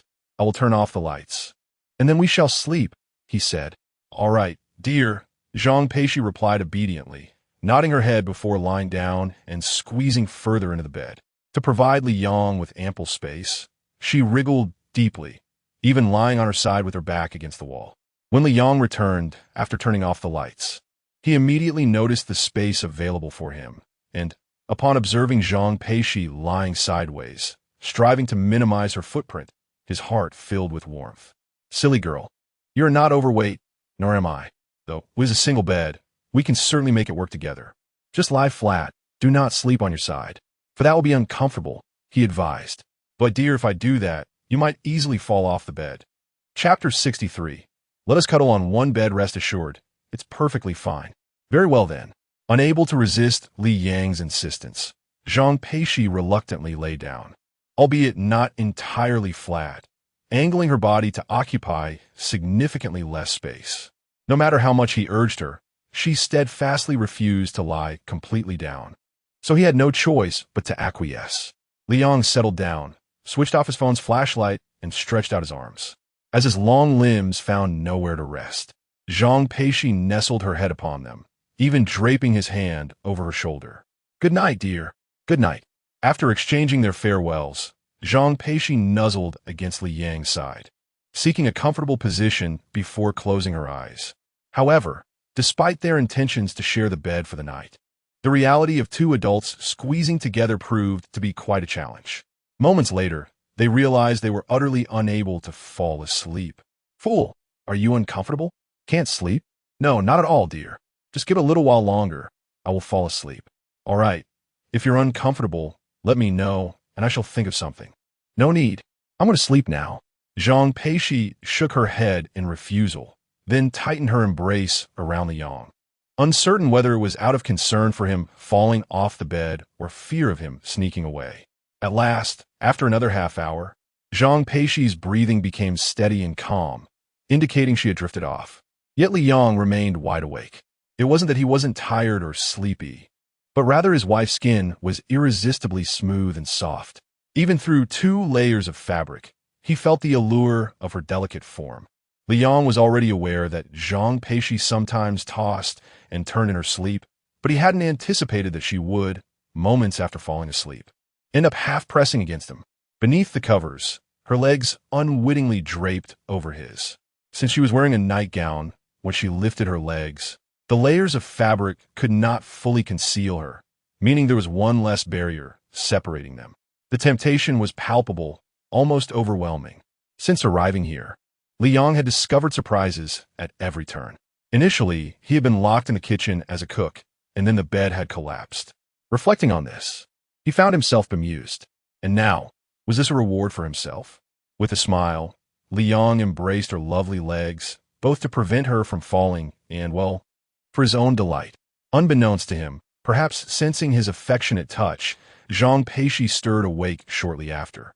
Upon awakening, she became acutely aware of her awkward sleeping position, her face flushing with embarrassment. She simply could not alter this habit of hers, nor would she likely ever manage to, for once asleep. How many could remain conscious of their posture? Dear, my sleeping position is quite unattractive. Please wait while I tuck my legs and no need. Let it be. Are you uncomfortable? Not really. Then let it be. Li Yang's fingertips glided across Zhang Peixi's knee, showing no intention of letting go, until Zhang Peixi's legs went numb. With no other option, he had to release his hold. Zhang Peixi, whose mind was constantly worrying, suddenly conceived a splendid idea that might bring comfort to both of them. Darling, let us lie on our sides. You face me while I face the wall, or you can turn your back to me and I will embrace you. This way, we will occupy less space and feel much more at ease. Sound good? Let's try it. You turn to face the wall while I hold you, Li Yang replied. Without further thought, Zhang Peixi obediently turned to her side, facing the wall. Li Yang, without hesitation, wrapped his large hands around her slender waist. even brushing against the faint scars left by childbirth. This sleeping position was undeniably intimate, especially when Li Yang spoke. His warm breath would caress Zhang Peixi's earlobe, sending delightful shivers through her, turning her delicate ear a rosy hue. As Zhang Peixi had remarked, this position indeed made both of them feel considerably more comfortable. Before long, merely a few minutes passed, and Li Yang had fallen asleep. However, Zhang Peixi felt a bit odd and took some time to drift off. She slept soundly until 5:30. The faint light of dawn brought the sounds of roosters crowing, and the little ones, Yi and Yaya, awoke from their slumber, hungry. Li Yang suddenly jolted awake. Glancing at the time, he was astonished to find how much time had elapsed. How could Yi and Yaya have slept through the entire night without waking? Now, both their son and daughter were crying, undoubtedly awakened by hunger. In a swift motion, Li Yang attempted to rise from the bed, only to find that he was unable to move. The reason being, at that moment, he was entangled with Zhang Peixi. Their legs and feet were intertwined, occupying minimal space, yet making it difficult to separate without disturbing the other. Torn between the cries of the hungry infants and Zhang Peixi, who had not yet fully awakened, Li Yang found himself in a predicament. Fortunately, Zhang Peixi, stirred by the noise, roused from her slumber. "Darling, Yi and Yaya are crying. Could they be hungry?" "They probably are. I will feed Yaya some formula, while you can nurse Yi, and then we can switch," he suggested. "All right." It was then that Zhang Peixi noticed their intertwined position, and in an instant, her drowsiness evaporated, leaving her wide awake. As for how arduous the night had been, Zhang Peixi was the most qualified to speak on the matter. While Li Yang had fallen asleep early, she had struggled to find rest. Whether it was due to discomfort or being jostled, sleep had eluded her. Nevertheless, she had to admit that the experience of the night was rather novel. After feeding Yi and Yaya, the two little ones fell back asleep seamlessly, much to the relief of their weary parents. This flurry of activity left Li Yang completely awake. Zhang Peixi, though yawning, also felt unable to sleep, so they changed into their night clothes and sat on the bed awaiting dawn. The orphanage had already seen some children rise early, high school students preparing for morning self-study. Other children, not yet of school age, were led by Qiu Xiaoshuang and Chun Shihan for their morning exercises, all in pursuit of good health. As she guided the children during their run, each time they passed by the door of Li Yang and Zhang Peixi's room, she would fall silent, and the children, displaying their understanding, would follow suit, all to avoid disturbing the two. However, each time they walked past that room, Qiu Xiaoshuang and Chun Shihan could not help but glance through the window. This was primarily due to the rather absurd events of the previous night. "Sister Xiaoshuang, surely Cici isn't awake this early?" Upon hearing this, Qiu Xiaoshuang nodded. In her view, after engaging in physical exercise, rest was essential, and lingering in bed was only to be expected, as depicted in the novel she read. In summary, either the male protagonist leans against the wall, or the female protagonist supports her waist. Chapter 64. Oh dear, my stomach is bloated and uncomfortable. I feel like crying. Just as Qiu Xiaoshuang and Chen Shihan assumed that Li Yang and Zhang Peixi would sleep until dawn, the door suddenly stirred. Immediately, Zhang Peixi lifted the curtain and stepped out. "Good morning, Sister Xiaoshuang, Shihan," she greeted, stretching languidly, her graceful posture leaving Qiu Xiaoshuang and Chen Shihan momentarily speechless. Although they were all girls, Zhang Peixi's figure still evoked a sense of envy in the two. It was precisely because they were all girls that her enviable physique made them feel a tinge of shame. With her curves accentuated, long legs, fair skin, and charming demeanor, this was the most fitting description of Zhang Peixi. Lost in their own thoughts, Qiu Xiaoshuang and Chen Shihan failed to respond to Zhang Peixi's greeting. By the time Qiu Xiaoshuang regained her senses, Zhang Peixi had already run far ahead with the children, leaving her with no choice but to wave her hand. Zhang Peixi took a deep breath of fresh air and stretched her body before returning indoors. Despite the novelty and satisfaction of sharing a bed with Li Yang the previous night, the confined space had left her feeling somewhat cramped. After stretching, she felt much better. "Darling, you should step out and stretch your back and legs too. It feels delightful," she suggested. "I'm fine," Li Yang replied with a smile, shaking his head. However, he sensed a pressing concern at hand. Dear, come and take a look at this. What is it, darling? Zhang Peixi approached, only to discover that their little one, Yaya, was twisting around, seemingly awake yet still in slumber, her chubby hands flailing about. Just a glance filled Zhang Peixi with anxiety, fearing her daughter might inadvertently scratch her own delicate face. Honey, is Yaya feeling unwell? I believe so, but she hasn't cried yet, so it might not be serious. Let's observe her for a bit, Li Yang reassured her. All right, then I won't leave Yaya's side today. I'm so worried she might scratch her little face, Zhang Peixi said, her concern palpable. Although both their son and daughter wore outfits with a small protective pocket to prevent scratching, using it would mean restricting the baby's little hands, potentially hindering their ability to adapt to the environment. After much deliberation, Zhang Peixi ultimately decided to use the protective pouch on her daughter, prioritizing the safety of Yaya's face. Li Yang, meanwhile, busied himself with researching relevant experiences, but the sheer volume made it difficult to ascertain the issue based solely on Yaya's current behavior. As if on cue, Yaya, still wriggling, finally awoke and opened her eyes. To their relief, the little one did not cry or continue her squirming. Instead, she formed a round shape with her mouth, and then, with a resounding "bu," Yaya let out a long, satisfying fart. A look of contentment spread across Yaya's chubby face post-fart, startling Li Yang as he sensed something significant. What is wrong, darling? Zhang Peixi inquired. Zhang Peixi, filled with suspicion, inquired, clearly having noticed the change in Li Yang's expression. I suspect I know where Yaya is feeling discomfort, she said. Where? It's gas. Her stomach is upset. Li Yang concluded. For a look before passing gas, Yaya was writhing in discomfort, but after releasing it, she became calm. It's highly likely that the gas was trapped, causing her distress. Hiss. Darling, it seems that might indeed be the case. Zhang Peixi found his reasoning quite valid, recalling that during her pregnancy, she had learned about the phenomenon of February troubles in gas. Although online experiences suggested that both EE and Yaya were not yet old enough to experience February troubles, every baby is unique, and there was no guarantee it wouldn't arrive early. With this in mind, her heart ached even more, feeling a tightness within. What should we do? I bought gas relief patches for EE and Yaya, but they're at home and of no use right now. Zhang Peixi visibly panicked, struggling to imagine how frantic she would be without Li Yang by her side. Would she end up crying along with the babies? Foolish wife, it's not so serious. Don't overthink it. We can use the gas patches when we get home.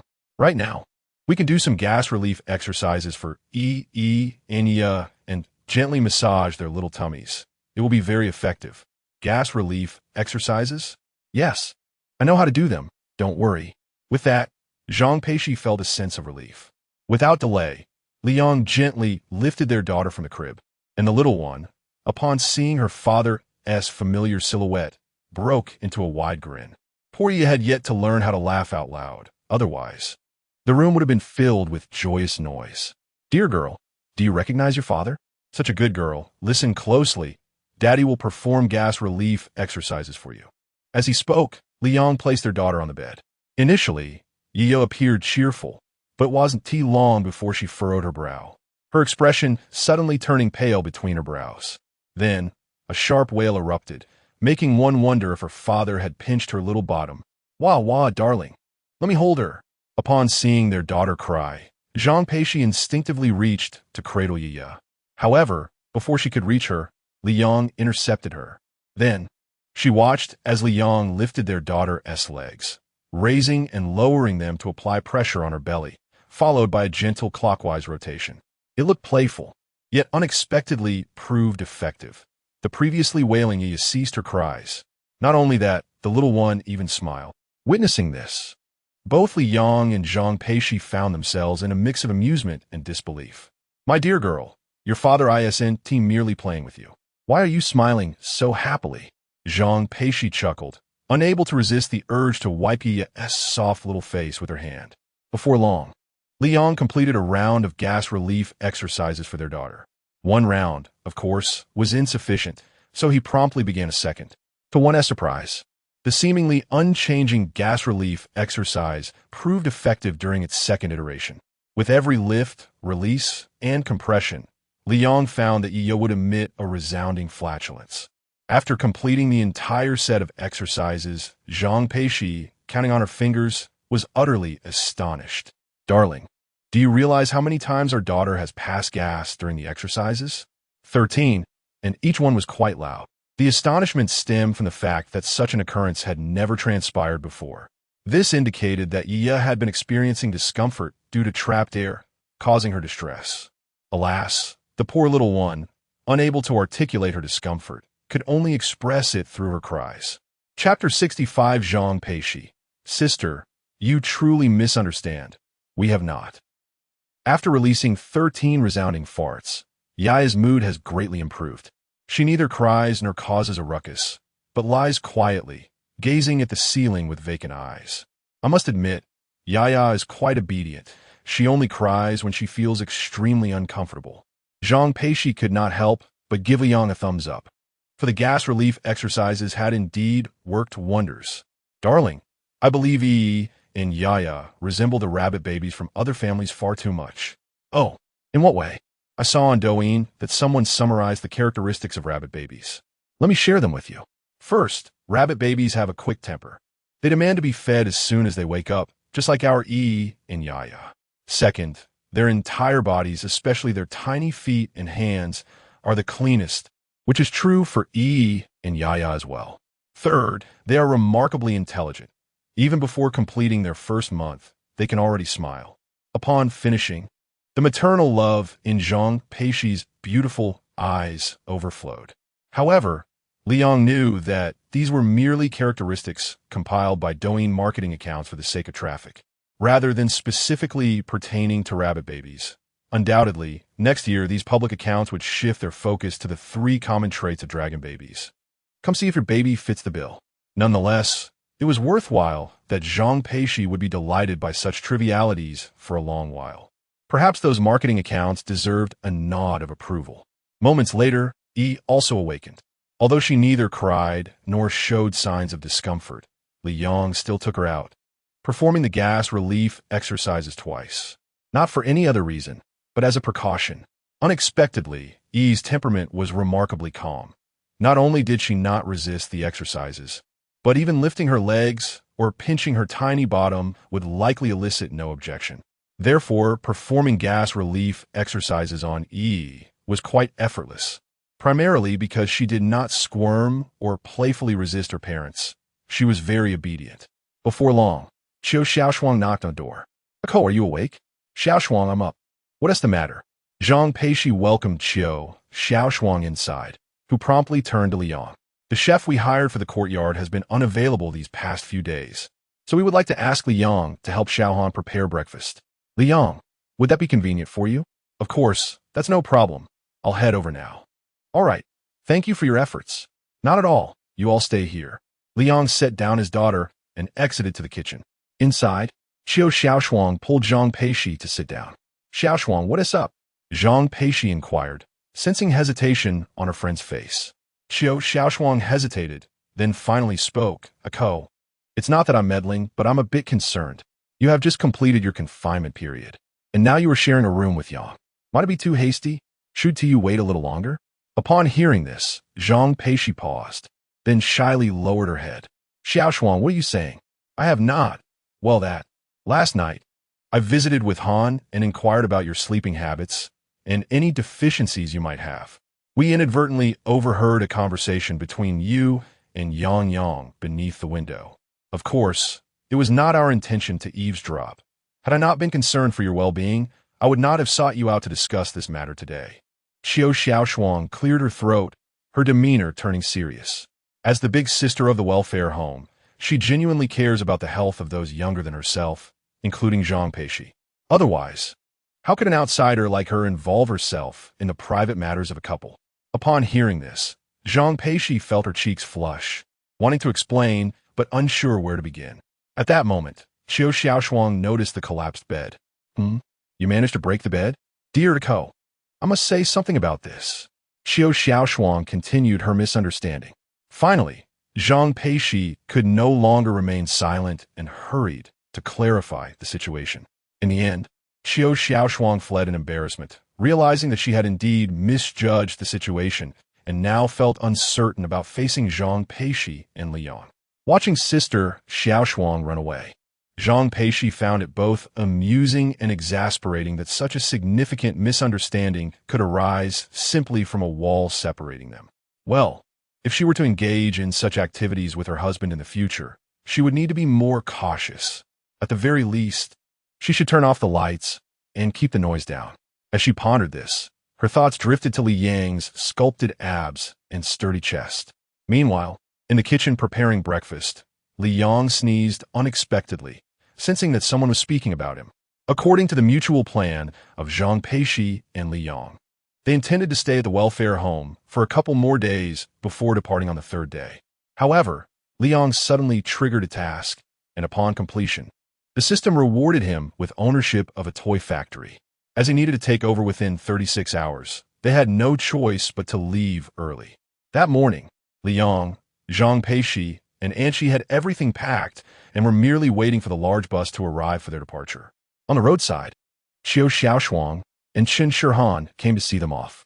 Granny Elle wished to join them, but her frail condition prevented her from doing so, leaving her behind in the courtyard. During the wait for the bus, Zhang Peixi, Qiu Xiaoshuang, and Qin Shihan shared a multitude of conversations. Despite having talked extensively over the past 2 days, there always seemed to be more to say among the sisters. Even reminiscing about their childhood brought joy and profound reflections. Now, as the moment of parting approached, each felt a deep sense of sorrow, no matter how reluctant they were. The large bus eventually appeared at the end of the road. Sister Xiaoshuang, Shihan, please take care of yourselves and Granny. If anything happens, you must contact me. Otherwise, I will worry. Zhang Peixi urged them repeatedly, knowing that the most dreaded thing when away from home was receiving a call late at night. Rest assured, with us around, the courtyard is secure. However, you and Yang must take care of yourselves, understand? After a brief exchange of words, the bus came to a gentle halt by the roadside. Given its proximity to the departure point, there were ample seats available. Otherwise, the journey could have been quite arduous. As Li Yang and his companions boarded the vehicle, the bus slowly departed. Qin Shihan and Qiu Xiaoshuang remained stationary, watching the bus until it vanished from sight. Ah, how swiftly time passes. If only we could stay a few more days, Qin Shihan mused. Qiu Xiaoshuang nodded in agreement. Yet she understood that Li Yang was a businessman, a significant figure, and his affairs could not be delayed. To Qin Shihan's surprise, her wistfulness stemmed from the delectable meals prepared by her husband. She. What a pity it is not to savor them any longer. Qiu Xiaoshuang. Chapter 66. Trimming my daughter's nails. It must be done, I insist. Ah, Xiaoshuang, why are you walking so quickly? Wait for me. Qin Shihan hurriedly caught up, linking arms with Qiu Xiaoshuang. Undeniably, during these past 2 days with Li Yang at the helm of the kitchen, everyone's taste buds have been spoiled. Yet, to be fair, these are unfortunate children. Having something to eat is far superior to having nothing at all. On the bus, Zhang Peixi frequently turned her head to glance back, even though she could no longer see anything. As she returned her gaze, a hint of melancholy subtly graced her beautiful face. Once upon a time, during her university days, it was much the same. After all, leaving home for a journey far away, how could a wanderer not think of their family? Li Yang noticed Zhang Peixi's despondency and gently took her hand, intertwining their fingers. Though no words were exchanged, a wave of warmth enveloped Zhang Peixi. Indeed, she was no longer a solitary soul. She had a beloved and a child, and it was time to count her blessings. With this thought, Zhang Peixi leaned softly against Li Yang's shoulder, her beautiful eyes fluttering closed as a smile graced her lips. Meanwhile, one must mention Anqi, who sat nearby. Witnessing the couple's displays of affection, Anqi felt a mix of envy and exasperation, having never encountered such incessant displays of affection before. In this moment, it seemed more fitting to liken the situation to luring a dog home just to tease it. Ah, the path home still lay ahead. With this thought, Anqi resolved to visit the matchmaking corner upon returning home, hoping to find her own Prince Charming on a white horse, even if not a prince. A handsome monk riding a white horse would suffice. The journey by bus was undoubtedly a trial. Thankfully, the presence of Yi and Yaya provided some respite. Though the two little ones spent most of their time eating and sleeping, they could still bring joy when awake. The passers-by they encountered were quite understanding as well. Even on a high-speed train, when Yaya's little tummy felt unwell and she began to wail, the other passengers did not express discontent.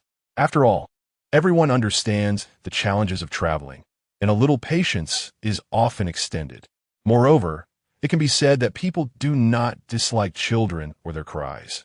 Rather, they simply cannot abide the indifferent attitude of adults who do nothing when a child is in distress. Everyone knows that when a child is crying, the child's parents are more anxious than anyone else. Thus, a touch of tolerance can truly evoke gratitude. Finally, after a lengthy journey, they returned home. Anchi was utterly exhausted. Instead of entering, she turned back to her own home, yearning for sleep and rest, feeling as though her body had been dismantled. Even when Zhang Peixi offered to prepare a sumptuous meal for her, all Anchi could think of was taking a brief nap before returning to eat. Indeed, under the allure of Li Yang's culinary skills, everything could be negotiated. Once home, Zhang Peixi lifted Yi and Yaya from the stroller and placed them onto the bed before collapsing beside them. With Yi on her left and her daughter Yaya on her right, the sight of her two plump little ones seemed to alleviate her fatigue somewhat. However, when Li Yang returned, Zhang Peixi was still fast asleep. Gazing at the three slumbering figures, Li Yang couldn't help but smile. After gently tucking the blanket around them, he quietly settled into a nearby chair. Just as he thought all was serene, the little hand of Yiya, still in slumber, suddenly lifted before Li Yang could react.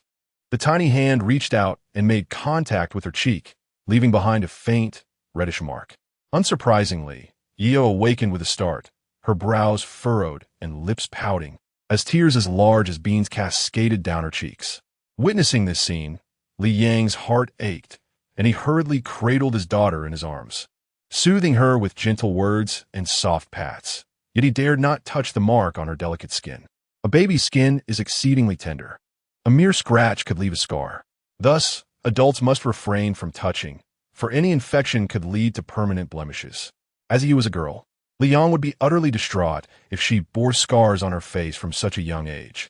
The commotion of Yiya's cries roused her elder brother, Yi, but the little one, displaying remarkable understanding, merely opened his eyes to glance around before drifting back to sleep, despite only seeing the ceiling. Also awakened was Zhang Peixi, who broke into a cold sweat. Indeed, her bra had become soaked, not from fear, but from an overabundance of breast milk. "What's wrong, dear?" Upon rising, she noticed their daughter weeping in Li Yang's embrace, her cries filled with sorrow. Zhang Peixi pondered whether Yiya was hungry. "Come, dear, let her have some milk." "No, wait. Hand her to me. I will nurse her."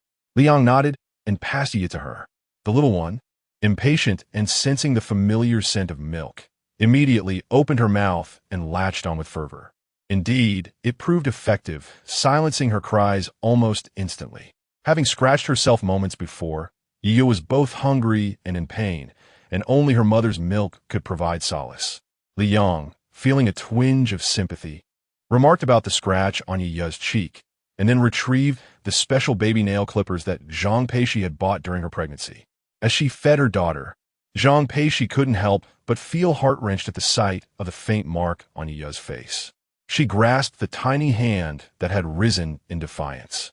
At a loss for how to express her love, "So I must trim those nails. I absolutely must cut Yi's and Yiya's nails this time," Zhang Peixi resolved, determined to prevent any future incidents. While she had previously contemplated trimming their nails, each time she beheld their delicate fingers, the entire household had been too apprehensive to proceed. Consequently, the task had been postponed until now. With Yiya having already scratched her face, it was imperative to prevent any further mishaps. Additionally, Yiya's tendency to scratch others could be quite painful. For instance, while Zhang Peixi was nursing, Yiya was attempting to grasp her chest. Feeding the baby necessitates lifting the inner garment, exposing much more skin. During the feeding, the little one tends to grasp tightly. With each exertion, both hands follow suit. Consequently, upon finishing the feeding, Zhang Peixi's originally fair and luminous skin bore a new patch of redness. Ouch! It is indeed time for a manicure. as those little fingers have left quite the sting. After the feeding, Zhang Peixi returned the baby to Li Yang's embrace, while she herself inhaled sharply, baring her teeth in a grimace. It is essential to recognize that pain can compound. The discomfort from the baby's grasp, combined with the vigorous sucking during breastfeeding, resulted in an undeniably intense sensation. So much so that even the slightest brush while putting on her undergarment would elicit an involuntary shiver. Painful, exceedingly painful. This was still through the nursing shield. To imagine the sensation without it is too daunting to contemplate. Chapter 67.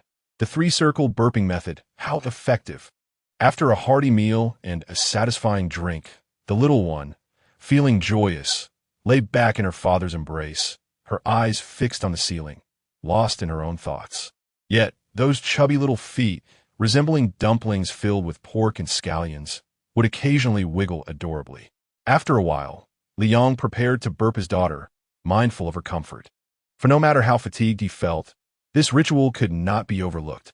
However, Zhang Peixi raised her hand to intervene. "Darling, let me do it. I'll take care of the burping." Surprised, Liang relinquished the baby to her. But as soon as Zhang Peixi took over, he was left astonished. Instead of cradling their daughter on her shoulder, she placed her on her lap, allowing her to sit. This unconventional approach left Liang momentarily speechless. "My dear wife, what is this new technique?" "Indeed, it's a new method. Quickly assist me." With Liang's help, Zhang Peixi successfully positioned their daughter on her lap. This pose, provided the pressure and angle were appropriate, would not harm the baby's spine and would elicit a sense of curiosity in the little one. Yaya blinked her eyes, intrigued by the antics of her parents. Liang, equally curious, wondered what this new technique entailed. "It's something another mother shared with me. It seems quite effective and simple. If it works, it could liberate you from the burden on your shoulders." "3 circles for burping?" Liang questioned, puzzled. Zhang Peixi nodded confidently and began her maneuver. She first spread her arms and then pinched Yaya's neck. Ahem, ahem. With just that, Yaya began to cough lightly, and Zhang Peixi's face flushed with embarrassment. It was evidently not as straightforward as anticipated. "Honey, that was a mistake. Let me try again." "All right." Liang did not object, but remained ready to intervene if necessary, especially since Yaya's features were being pinched into odd shapes by her mother. To their astonishment, this burping method proved remarkably effective. After spinning Yaya 3 times clockwise, Zhang Peixi supported her head and turned it 3 times counterclockwise. After completing 6 rotations, a long, satisfying burp emerged. Burp upon hearing their daughter burp, Zhang Peixi and Liang exchanged delighted glances. Previously, burping after a feeding could take an extensive amount of time. Simply placing the baby on the shoulder required a minimum of 20 minutes. Even when it took so long, it was a necessary endeavor, as allowing the baby to sleep without burping posed risks of choking or spitting up. However, those lengthy 20 minutes of burping would invariably disperse any sleepiness the baby had, especially during the nighttime. Father and mother were both exceedingly fatigued, initially believing that once the baby was well fed, they could collapse into slumber. However, much to their surprise, after a mere 10 or 20 minutes of burping, the baby was abruptly awakened. Not only was sleep rendered impossible, but the little one seemed remarkably alert. At present, a new method of burping had emerged. Although it might contort the baby's features, it was unlikely to diminish the infant's sleepiness. Thus, Liang could not help but express his approval of this innovative technique. "Hey, husband, isn't it impressive?" Zhang Peixi looked at Liang with an air of expectation, seeking praise. Liang, not one to withhold compliments, affectionately patted her on the head, which brought her immense joy. "Incredible. When E has her next feeding, let us try this method. If it successfully induces burps, we can use it regularly." Indeed, without hesitation, E, unaware of her hunger, opened her mouth to reveal the breast shield at her lips. With that, she wasted no time indulging in her meal, swallowing eagerly with audible gulps. Once satiated, a look of blissful intoxication appeared on her chubby little face. "Husband, E is in a state of milk-induced bliss again," Zhang Peixi chuckled, bemused. The term milk-drunk referred not to the inebriation of adults, but to the adorable expression of satisfaction a baby exhibits after nursing, akin to the effects of intoxication. This little rascal certainly knew how to save her life, Liang laughed. Subsequently, the couple diligently followed the steps to burp Yaya, even attempting the 3 spins technique with Yi, which proved effective. Through trial and error, both parents found this approach quite beneficial. Husband, come help with Yaya's nail trimming. All right. Yaya was lifted once more, feeling the gaze of her parents upon her, which made her anxious. Her tiny hands clenched into fists, and a hint of wariness appeared on her innocent face. This little one was quite the performer. Husband, I'll hold her. You do the cutting. Yet, before they could begin, Zhang Peixi hesitated, as the sight of Yaya's delicate fingers made her skin crawl at the thought of trimming them. Unfortunately, this formidable task fell squarely on Li Yang's shoulders. It is worth noting that Li Yang harbored a certain psychological shadow regarding this endeavor, stemming from an incident during his childhood. While Zhang Peixi was in confinement, Jia Ximin recounted a tale from Li Yang's early years. She and her husband, Li Ligua, had taken it upon themselves to trim the nails of newborn Li Yang. Despite their utmost caution, they inadvertently nicked the flesh of his tiny finger. The nail clipper was exceedingly sharp, and Jia Ximin recalled how, after the mishap, bright red blood spurted from Li Yang's finger. In the end, while his nails were neatly trimmed, the flesh of little Li Yang's finger had been severed.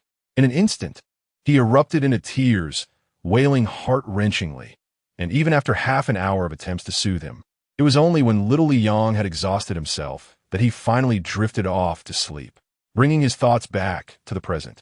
Li Yang felt a wave of trepidation wash over him. What if he inadvertently became like his father of old? Li Yang hastily shook his head, refusing to entertain such thoughts. His daughter, so endearing and precious, was like a little quilted jacket, the very embodiment of his heart. How could he bear to let her wail inconsolably? After grappling with his thoughts, Li Yang made a resolute decision. He would cut her nails. Cautiously, he assured himself that it would be entirely manageable. However, if he neglected this task and allowed her nails to grow wild, the day might come when she accidentally scratched her face, leaving him with no solace for her tears. With this in mind, Li Yang tucked away the tenderness in his gaze, adopting a demeanor of calm determination, a transformation that even Yi could sense. The little one widened her eyes and opened her mouth in surprise, mirroring her father's serious expression. The sight of this father-daughter duo brought a smile to Zhang Peixi's face. She wished to laugh, yet felt compelled to suppress it, causing her great discomfort. Chapter 68. True cuteness is the principle of nature moreover. When Li Yang produced the baby nail clippers, Yi curiously widened her eyes in fascination. Her expression was as if she were an indifferent bystander. Darling, your father is about to trim your nails. Why do you look so unconcerned? Aren't you the least bit afraid? Zhang Peixi remarked with a mixture of amusement and exasperation. If she had not been occupied, she would have loved to capture this moment with her phone for posterity. It was uncertain whether Yi understood her mother's words. But after Zhang Peixi finished speaking, she slightly parted her little lips and then let out a yawn. Speaking of yawns, Yi was unlike any other baby. When she was tired and yawning, merely watching her evoked a sense of comfort, for she did so with great effort. However, if he inadvertently held back a yawn, she would undoubtedly cry, not with loud wails but with soft sounds. Of course, many times, she would merely make noise without tears, appearing exceedingly adorable. At last, Li Yang and Zhang Peixi were ready. Let us begin, he declared, positioning the clippers on their daughter's tiny finger. To their surprise, they found it remarkably effective. It was no wonder that items labeled as baby-specific commanded such a premium, for some products genuinely made a difference. Take the baby nail clippers, for instance. Using adult clippers on a baby would risk injuring the delicate skin. In contrast, the baby version featured protective components, making it easy to learn and incredibly user-friendly. This was precisely why Li Yang and Zhang Peixi felt confident in trimming their daughter's nails. With a crisp snip, a piece of nail flew off, signifying the completion of one finger. A successful first attempt, Li Yang exclaimed, filled with confidence as he swiftly trimmed all 5 fingers on her left hand. The right hand was no different, and throughout the process, Yi merely expressed her discontent with a single cry, not due to the nail trimming, but because her mother was holding her hand, restricting her movement. In less than 10 minutes, all 10 of Yi's fingers had been neatly trimmed. Looking at the shortened nails, Li Yang and Zhang Peixi felt quite satisfied, yet there remained one final step: filing. It was essential to smooth out any sharp edges on her nails. Otherwise, when Yi's little hands grazed her face, it could cause more harm than before. This time, Li Yang brought out a more sophisticated tool. It was electric and accompanied by several circular filing discs. After selecting the appropriate disc for her age and installing it, he simply pressed the switch to file down the sharp edges of her nails. Hearing the buzzing sound, Yi curiously turned her head, keenly listening, her ear tilted in attentive intrigue. Perhaps due to the interference of other sounds, Yaya completely disregarded her parents who were diligently trimming her nails. By the time she realized, all 10 of her nails had been perfectly shaped, rounded, and utterly harmless. Zhang Peixi playfully exposed her chest for her daughter to grab, and Yaya, being considerate, gave a gentle scratch, which was far from painful. "Ah, now I need not worry about Yaya scratching my face red," Zhang Peixi joyfully remarked. In the past, during breastfeeding, Yaya's tiny hands and feet were quite restless. Even while indulging in her mother's milk, they would flail about, particularly her little hands, which would grasp with surprising strength, causing discomfort despite her tender age. "Let us trim her toenails as well," they agreed. This time, the task of grooming Yaya's tiny feet took even less time. Perhaps because the little one was preoccupied and unable to intervene, coupled with her feet being quite uncooperative. Despite some minor grievances, there was little to be done but allow her parents to attend to her little toes. With the nails neatly trimmed, they no longer had to worry about Yaya throwing a tantrum and scratching her own delicate face, which brought relief to both parents. Subsequently, even though Yi had yet to awaken, Zhang Peixi and Li Yang brought her over. It was indeed easier to trim nails while she was asleep. Upon waking, Yi, finding herself in her mother's embrace, displayed a startled expression, seemingly puzzled as to how she had suddenly ended up in her mother's arms while she had been lying down peacefully. Nonetheless, this was of little concern, as infants naturally depend heavily on their mothers. Yi was simply more composed. Now nestled in her mother's arms, she felt the need to snuggle closely. The little one wiggled her fuzzy head against her mother, and from a different angle, one could even see her breaking into a smile. Yi and Yaya, having been well-fed and now awake, were remarkably well-behaved, lying quietly on the bed without a fuss. Li Yang could confidently prepare a meal, knowing all was well. Zhang Peixi managed splendidly on her own, often leaning over to play with Yi and Yaya. Feeling a bit bored, Zhang Peixi would take out her phone to record a Douyin video, editing it with the hashtag #MyCuteKids before posting it. It quickly attracted a swarm of followers, and the view count surged past 100,000 at an astonishing rate. It is worth noting that although she had a certain base of followers, her previous beauty-related videos often garnered low views. However, to her surprise, sharing the daily lives of Yi and Yaya brought her newfound attention and admiration, even resulting in an abundance of complimentary gifts. In light of this, Zhang Peixi couldn't help but exclaim, "Cuteness is indeed a natural law." After all, who could resist the undeniable charm of Yi and Yaya? The siblings have undeniably inherited their parents' exceptional genes. Thick brows, large eyes, long eyelashes, a delicate nose, and a petite mouth, all complemented by their fair complexion. It is truly difficult for anyone who sees them at first glance not to be utterly captivated. Ji Jianan, born in the 2000s, hails from a harmonious family where her parents enjoy a splendid relationship. However, she harbors a profound aversion to the concept of marriage. Although she has only just graduated from university, her family incessantly arranges blind dates for her, at times scheduling as many as 3 in a single day. Who could have anticipated the sheer awkwardness of encountering a while on a date with C in restaurant B alongside another girl? Thus, if it were possible to avoid returning home, Ji Jianan would genuinely prefer to languish outside. Yet today, while perusing Douyin, she stumbled upon a video by Zhang Peixi. As she marveled at the influencer's stunning beauty, she was astonished to discover that Zhang Peixi had already welcomed a child, initially indifferent to children, and even developing a distaste for them due to the pressures of blind dating. Ji Jinan suddenly found herself, after watching all of Zhang Peixi's works, harboring a faint sense of anticipation for the delightful coos of a little one on screen. What on earth is happening? Perhaps one could acquire a product that comes with an adorable little companion. Chapter 69. Zhang Peixi's encounter with malicious merchants. Jia Nen is not alone in her sentiments. A multitude of fans share thoughts. The comments section of the work is bustling with activity, revealing that this pertains to the beauty industry and the creations of the young mother, Zhang Peixi. To the uninformed, it might appear to be a forum for discussing deceptive tricks. Sweethearts, what colors of burlap do you fancy? Do share with Annie. There are candies within my burlap. A question arises. What should one do if they desire a child, but do not wish to marry?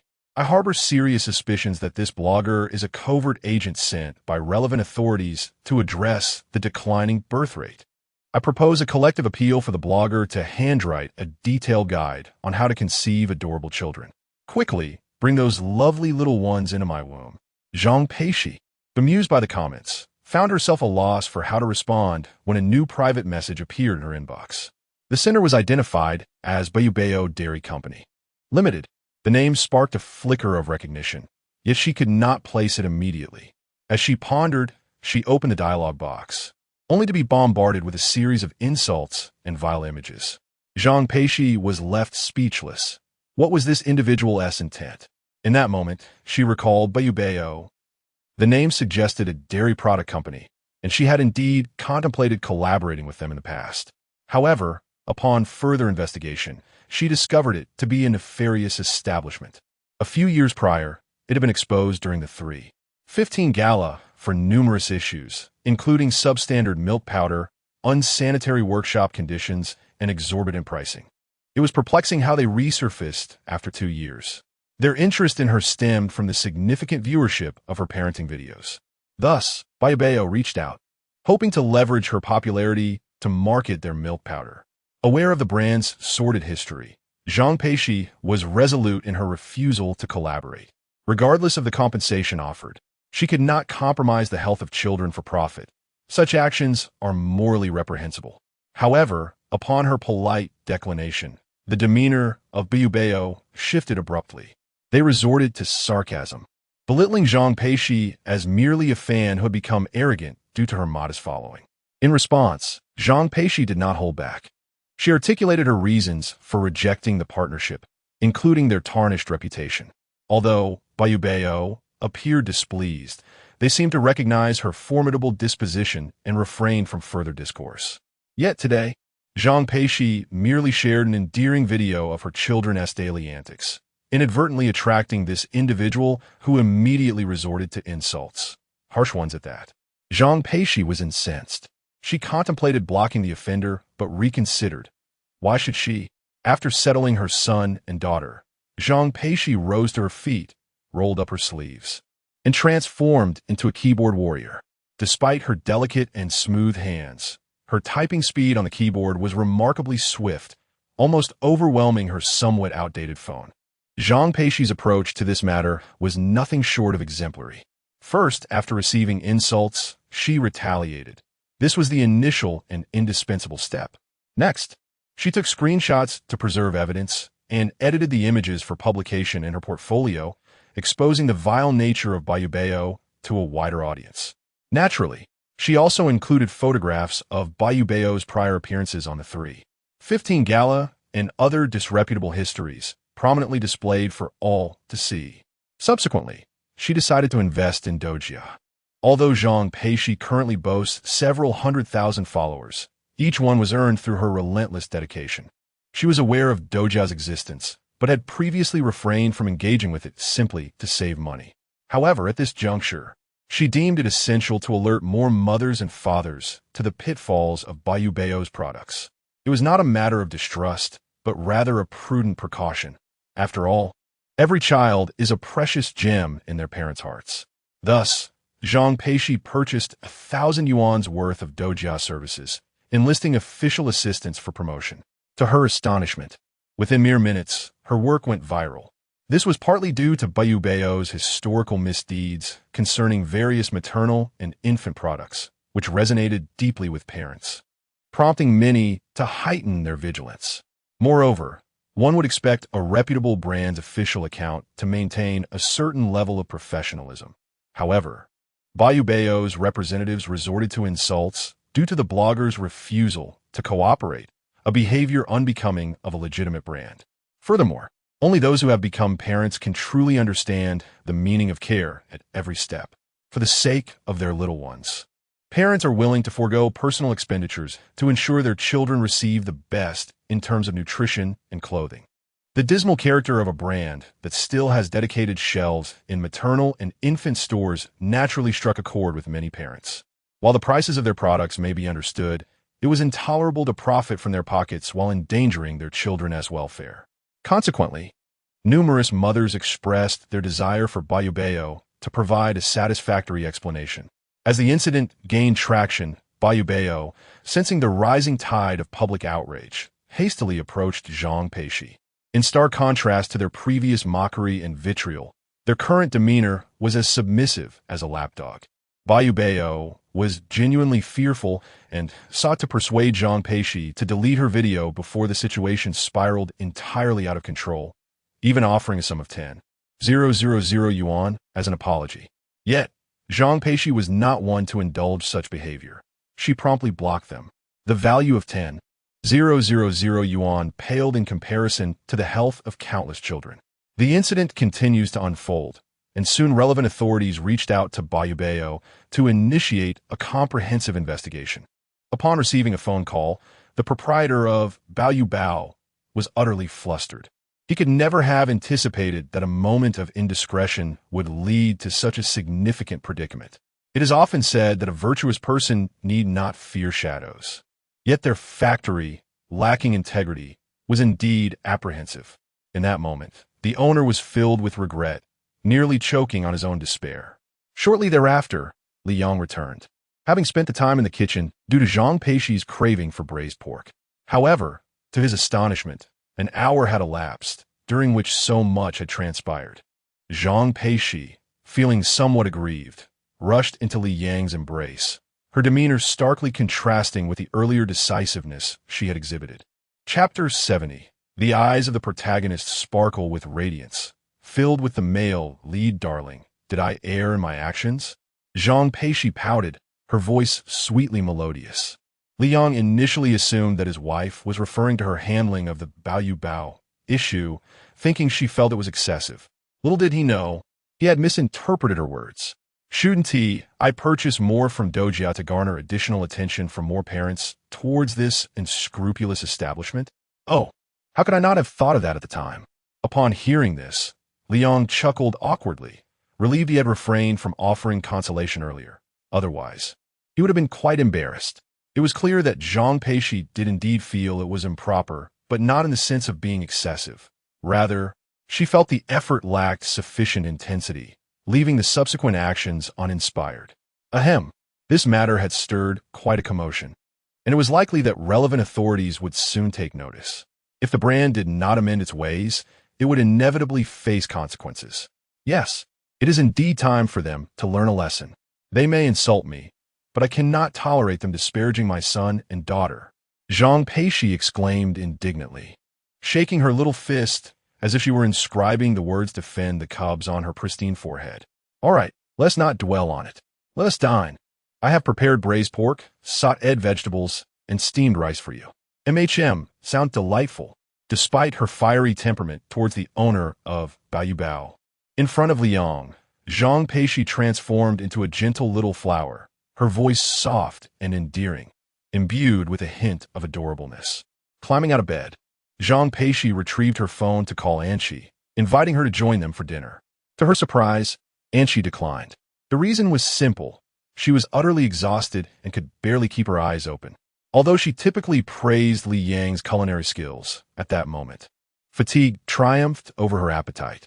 No matter how Zhang Peixi coaxed her, Anxi remained steadfast in her refusal, prioritizing sleep above all. With no alternative, the couple settled down to enjoy their meal together. Across the hall, in her bedroom, Anxi lay with her bare legs sprawled atop the quilt, blissfully unaware. Even when answering the phone, though she had not eaten all day and craved Liang's braised pork, her eyelids felt impossibly heavy, compelling her to continue her slumber. Yet, unexpectedly, images of Yi and Yaya nibbling on their fingers floated into Anshi's mind. Was it delicious? It seemed quite tempting. Lost in thought, she unconsciously took a nibble of her own finger. It tasted akin to pig trotters, somewhat satisfying her craving. To facilitate caring for Yi and Yaya, Liang had brought a small dining table into the bedroom. Zhang Peixi fetched 2 small stools from under the bed, and the couple sweetly settled around the little table. However, just as they were seated, she stood up again, feeling a bit cramped while perched on the stool.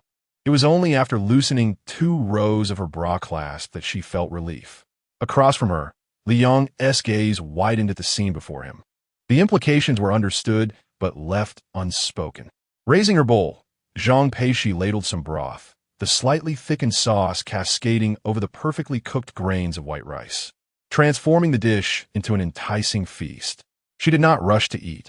Instead, she took her chopsticks to stir the contents evenly before cradling the bowl in her hands and presenting it to Liang. "Darling, this is for you, silly girl. I can manage on my own." "No way." Zhang Peixi shook her head in refusal and continued. "Then how about I feed you?" This was hardly a simple act of feeding. It felt almost life-threatening. At that moment, Zhang Peixi radiated an irresistible charm. According to Anqi, after giving birth, she exuded a certain allure of a mature woman.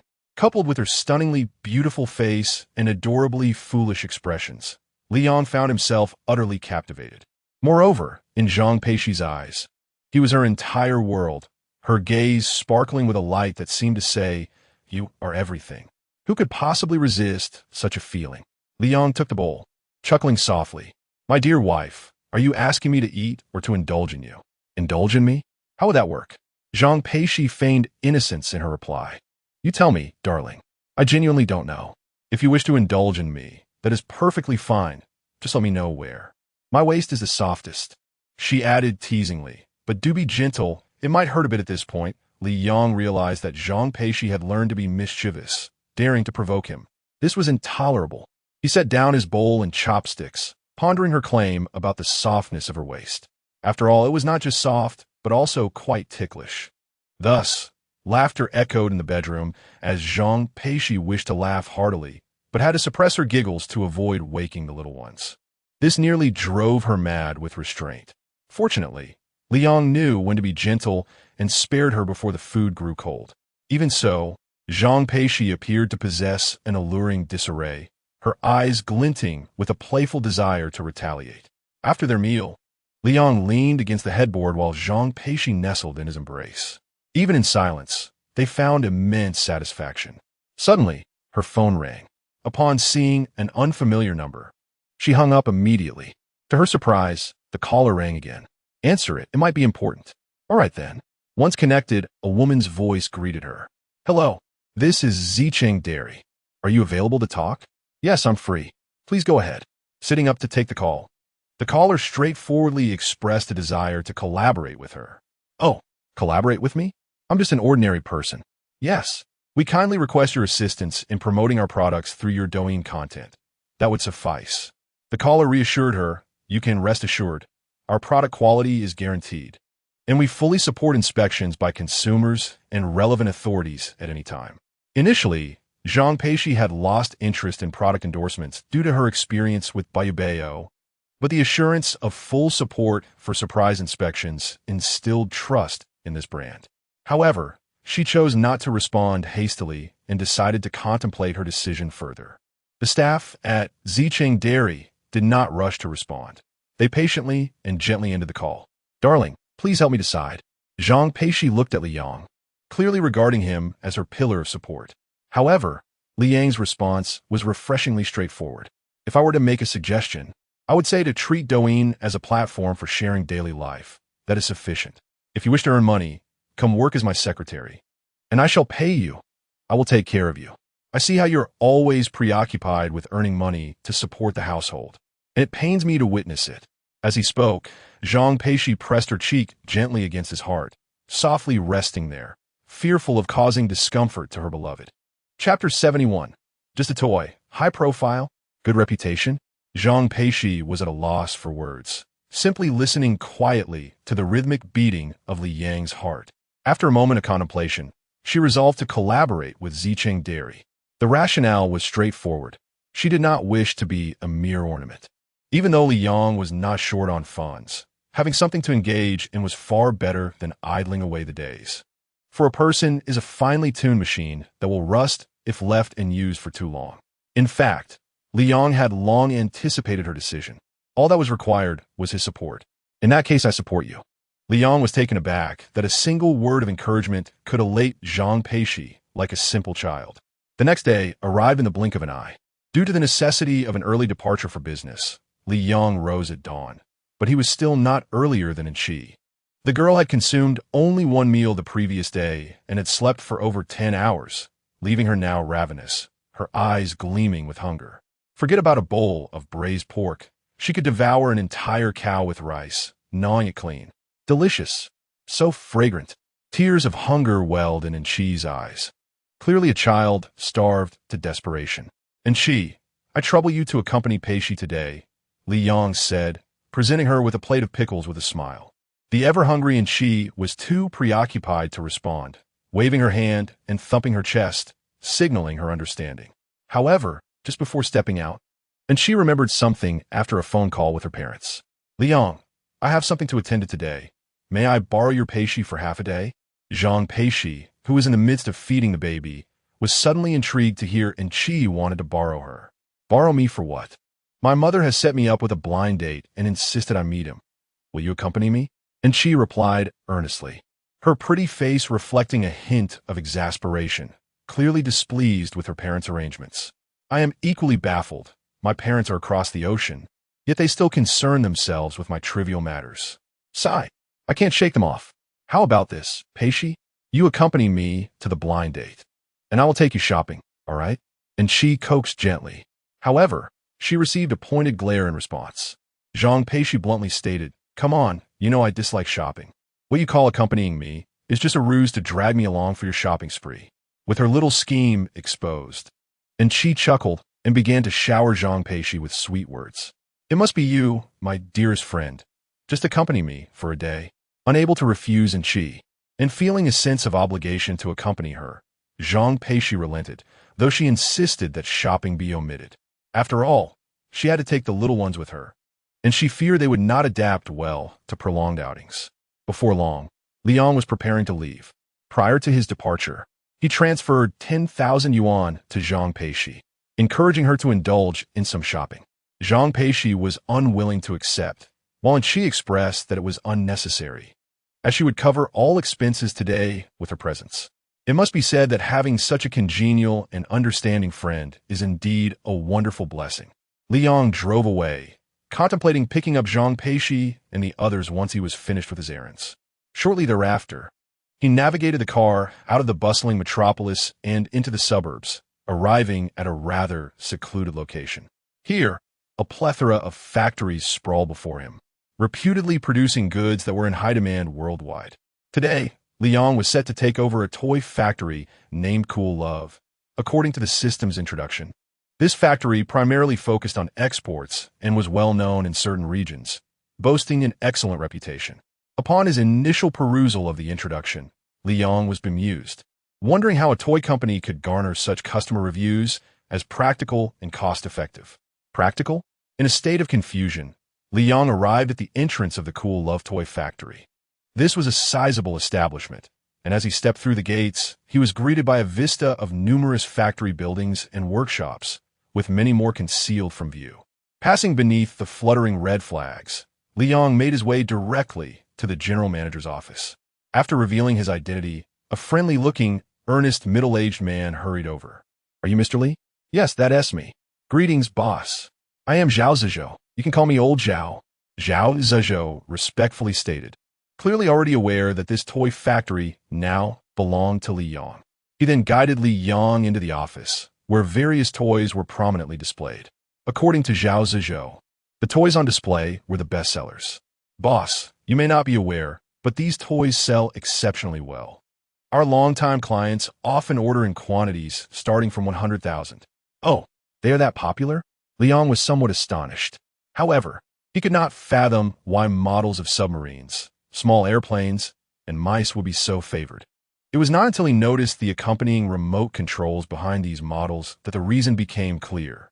Remote controlled? Indeed, boss. They are all remote controlled. Is that so? Absolutely, boss. Our factory's remote control technology is quite impressive. We even bid for a satellite launch project in a certain country, albeit unsuccessfully. At this revelation, Liang couldn't help but reassess the factory he was now overseeing. It seemed to possess more complexity than he initially perceived. Subsequently, under Zhao Zizhou's guidance, Liang fully took over the factory. At that moment, a notification echoed in his mind. Congratulations, host, task completed. Reward, scientific aura, buff type reward. Reward explanation, efficiency of research increased by 10. Although the reward was somewhat intriguing, Liang was not particularly surprised.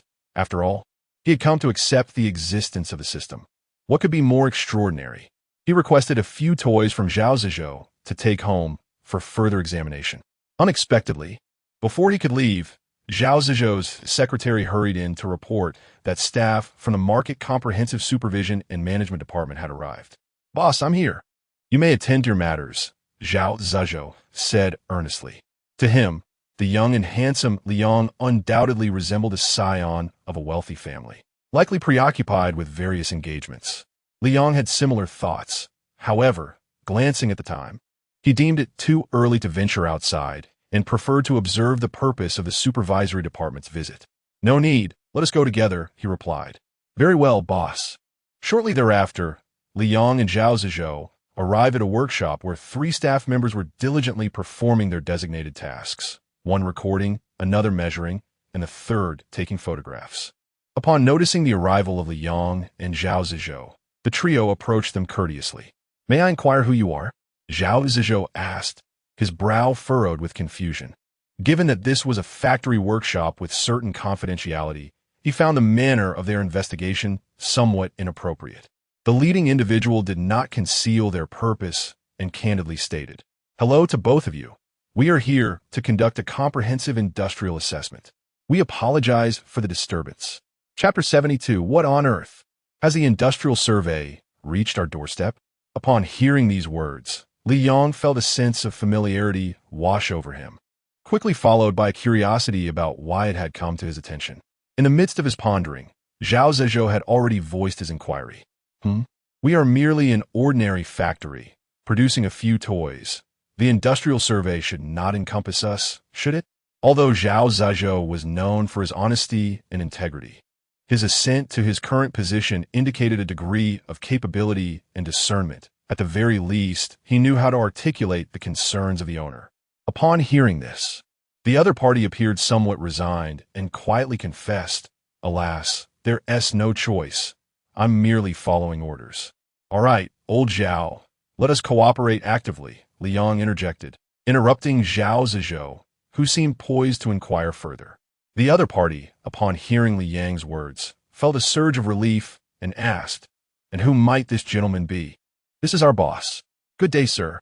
I sincerely apologize for the disturbance. Upon learning of Li Yang's identity, Gu Bin, the leader responsible for this survey, warmly extended his hand, expressing gratitude for their cooperation.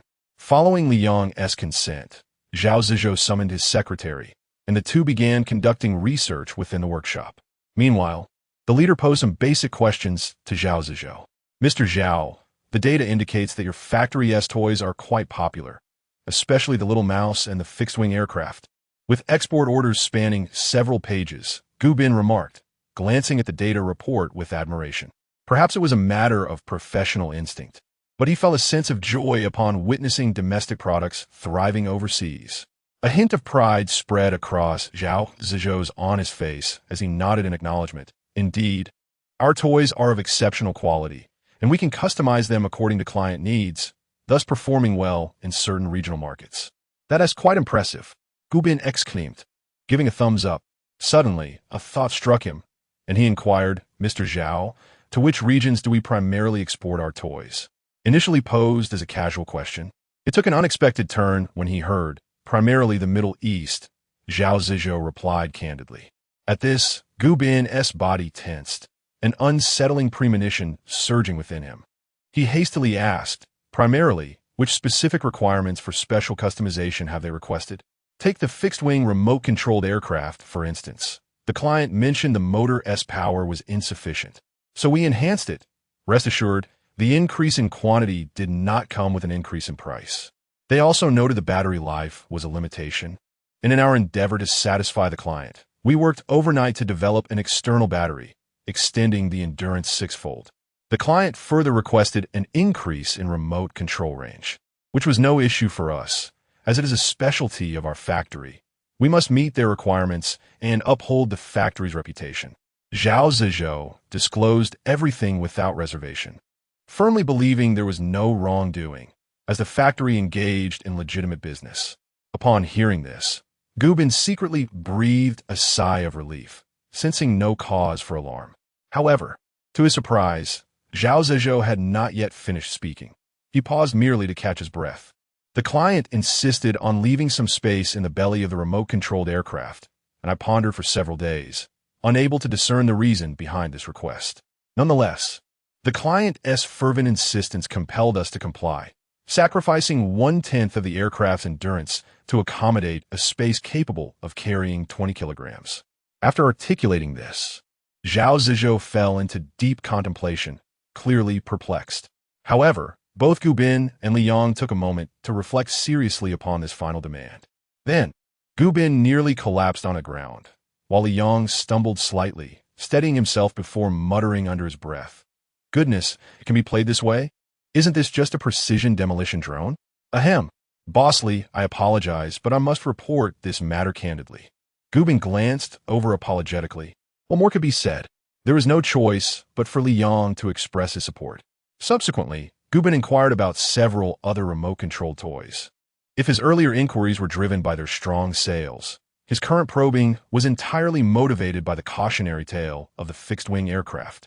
As anticipated, the expressions of the three men darkened visibly upon learning that some clients had requested customization for the little mouse.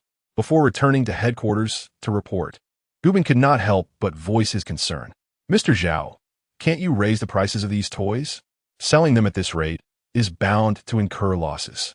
"Low profit, high sales, leader," Zhao Zizhou replied helplessly, appearing both naive and somewhat foolish at that moment. Watching Gubin and the others depart, Gubin turned to his boss, grappling with significant confusion. "Boss, what is the purpose of this extensive survey? It feels rather odd."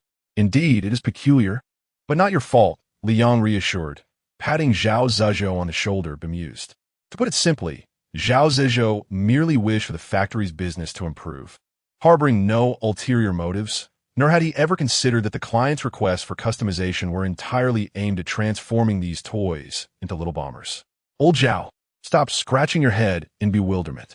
Just imagine if explosive devices were placed in the vacant space of the aircraft's belly, remotely controlled to a destination, and then detonated. What kind of scene would that create?" Liang added, drawing parallels with the little mouse and submarine models. The honest Zhao Zizhou halted in his tracks, his face contorting with terror. "No, boss, that's not it. Listen to me. I genuinely had no idea they would use the toys for attacks.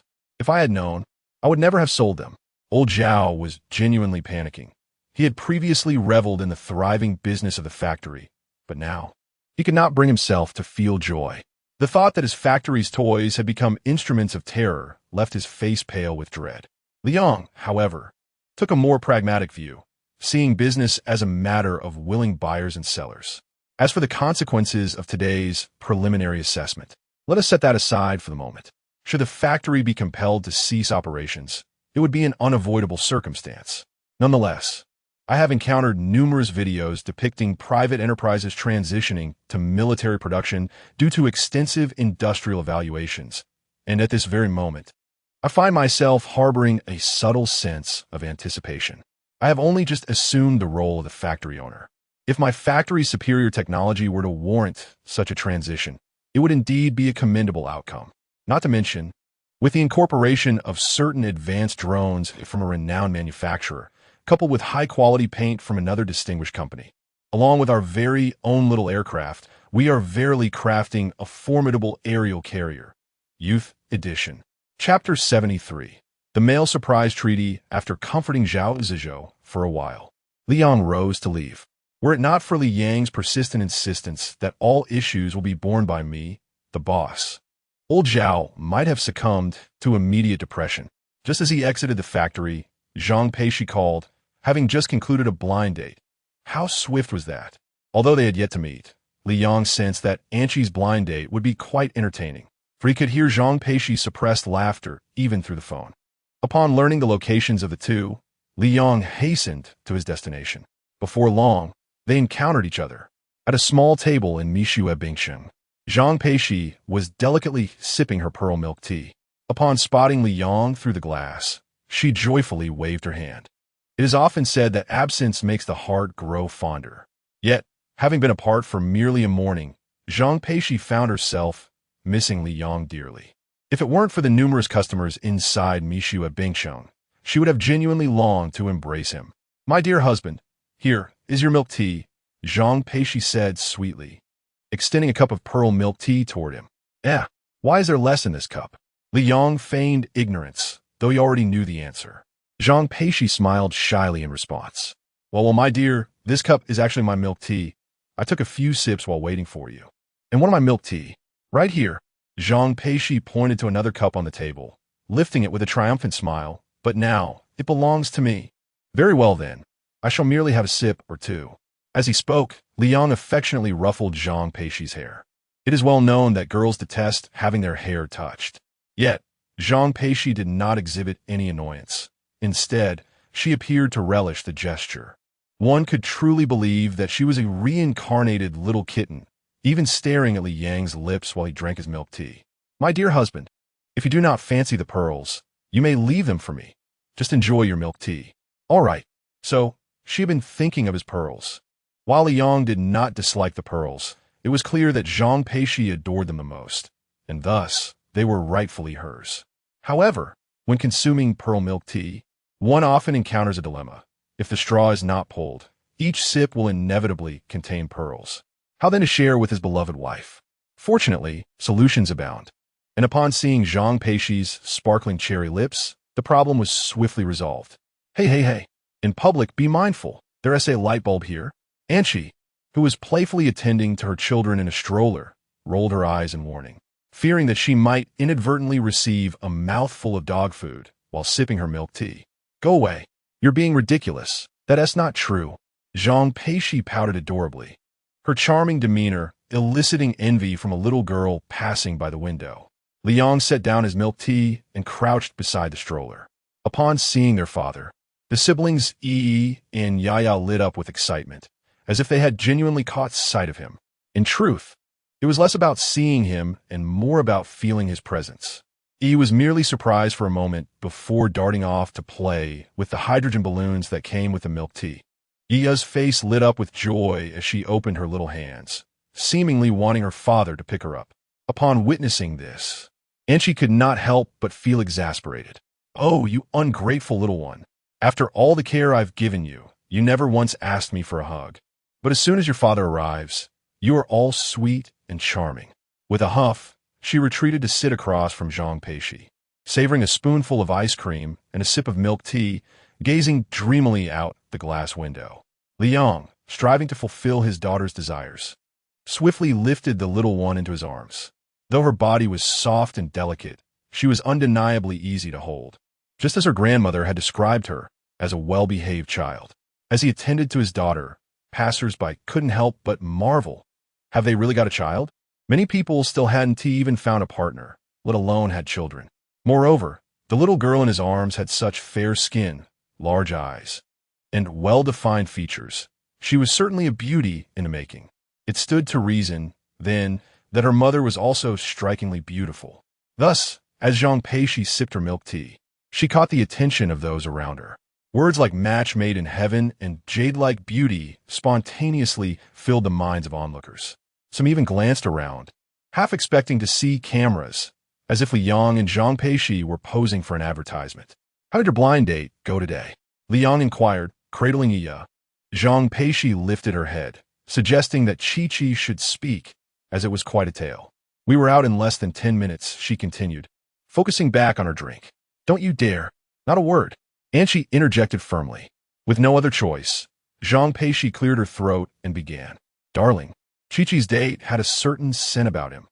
Can you guess what was? What? A strong, rich milk scent. The moment Chi-Chi and I noticed it, we realized the reason. The man has a child. She went on, after some probing from us. He has a 2.5-year-old son, and he still dares to seek a date with me. Am I only worthy of a divorced man? And she added, her anger palpable, especially since he said I resembled his ex-wife. I should have spat in his face to demonstrate my superior upbringing. With that, Anchi fiercely bit down on her straw, a scene that caught the eye of a passing young man who shuddered in bewilderment.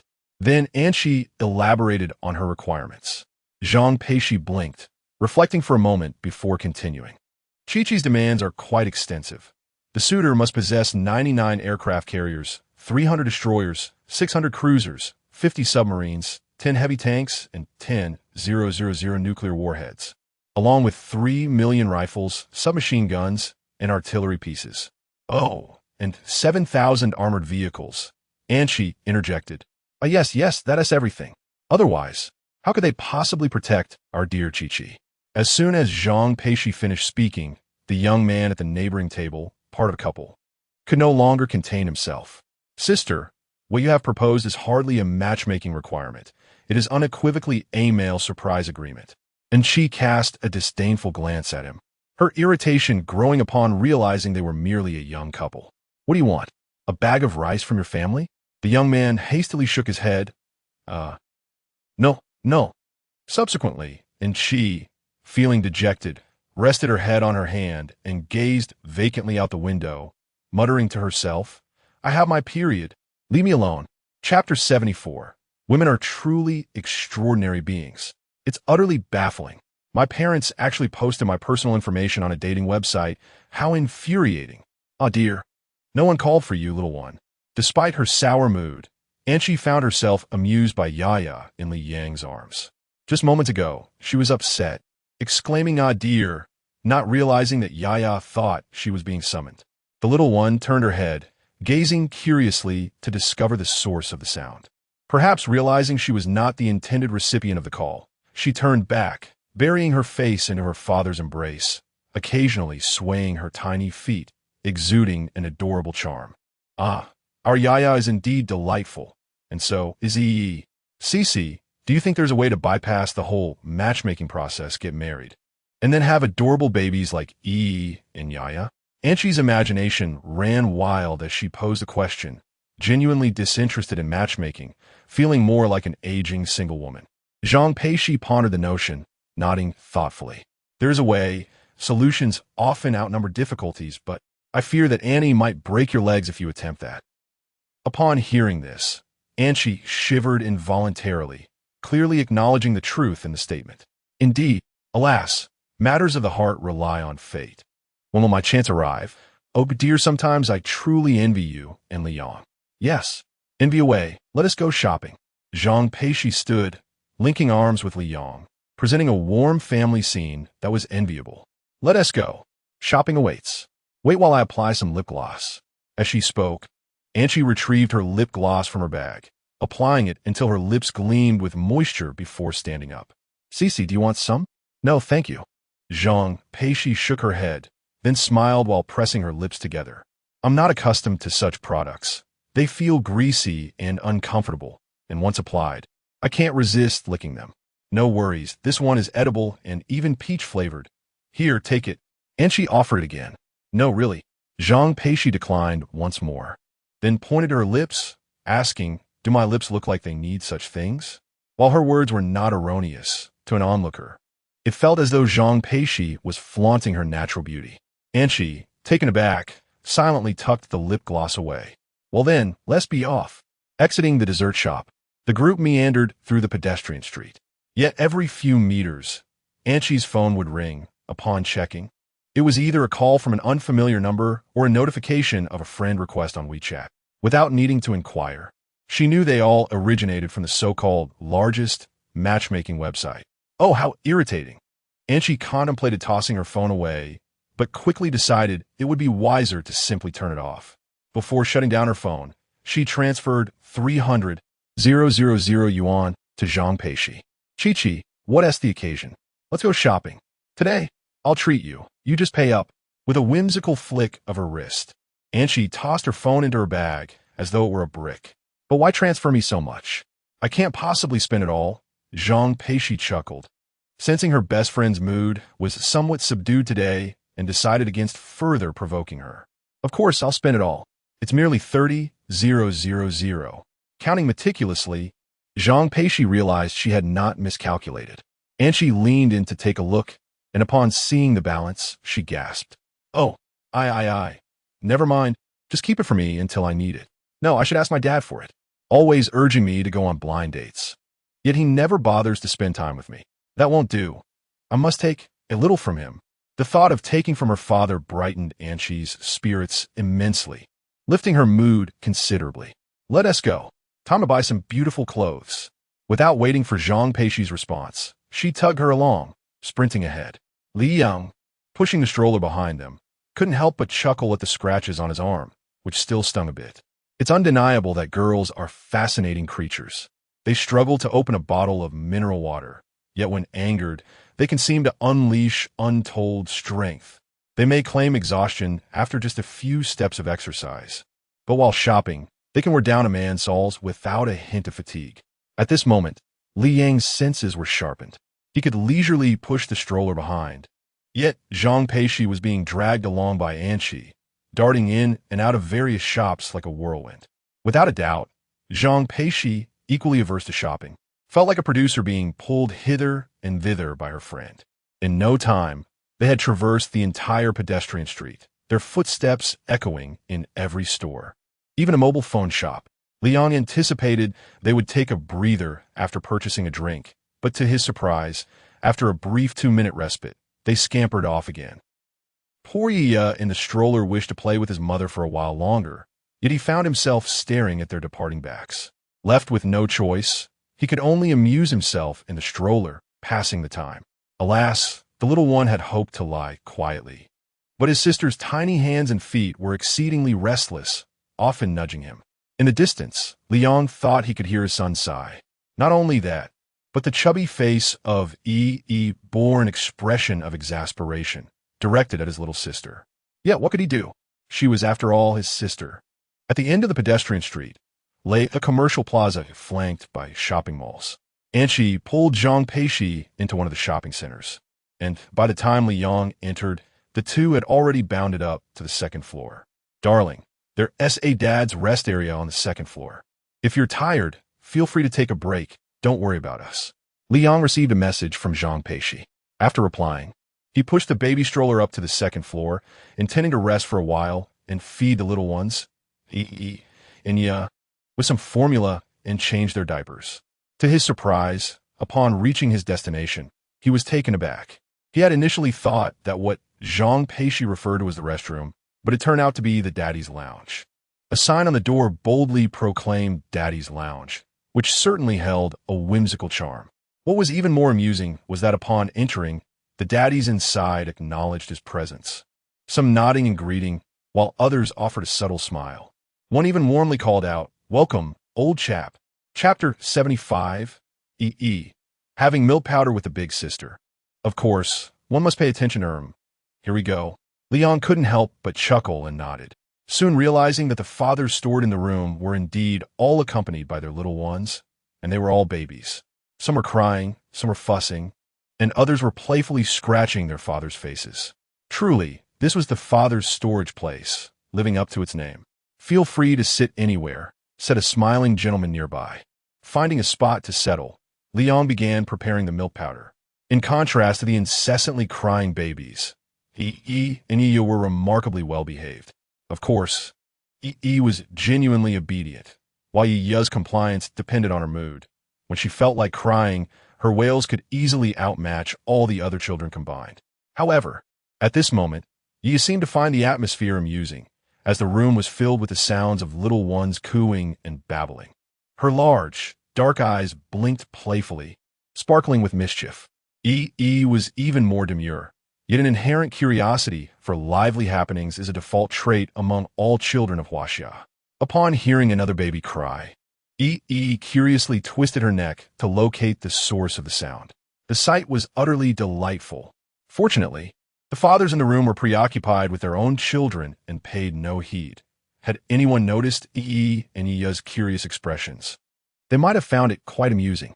Liang was also busy pouring hot water from a thermos into the bottle. Once the temperature felt just right, he added 2 scoops of milk powder. After shaking it thoroughly, he dripped a few drops onto his wrist to test the temperature. Perfectly warm. Let us feed Yiya first. It was not that Liang favored daughters over sons, but rather, his son was engrossed in the commotion around him. Moreover, Yi was more temperamental. The moment she felt hungry, she would wail immediately, making the 3 of them the center of attention in the room. Returning to her father's embrace. Quite comfortable. The little one stretched, raising her tiny hands overhead while her feet curled up, even emitting soft owing sounds. After a moment of comfort, she nestled back into her father's arms. Liang took a soft cloth and placed it under his daughter's chin, preparing to feed her. Amusingly, both Yiya and had adorable double chins, plump and soft, layered in 3 tiers. When he placed the tissue under her chin, the little one would instinctively clutch it, requiring no assistance from an adult, alleviating any concerns about wetting her clothes. It is said that babies born in the year of the rabbit are particularly impatient, and this temperament shines through during feeding times. No sooner had Liang brought the bottle to his daughter's lips than she eagerly opened her mouth and bit down. If this were to be voiced, it would sound like, "Oh woo."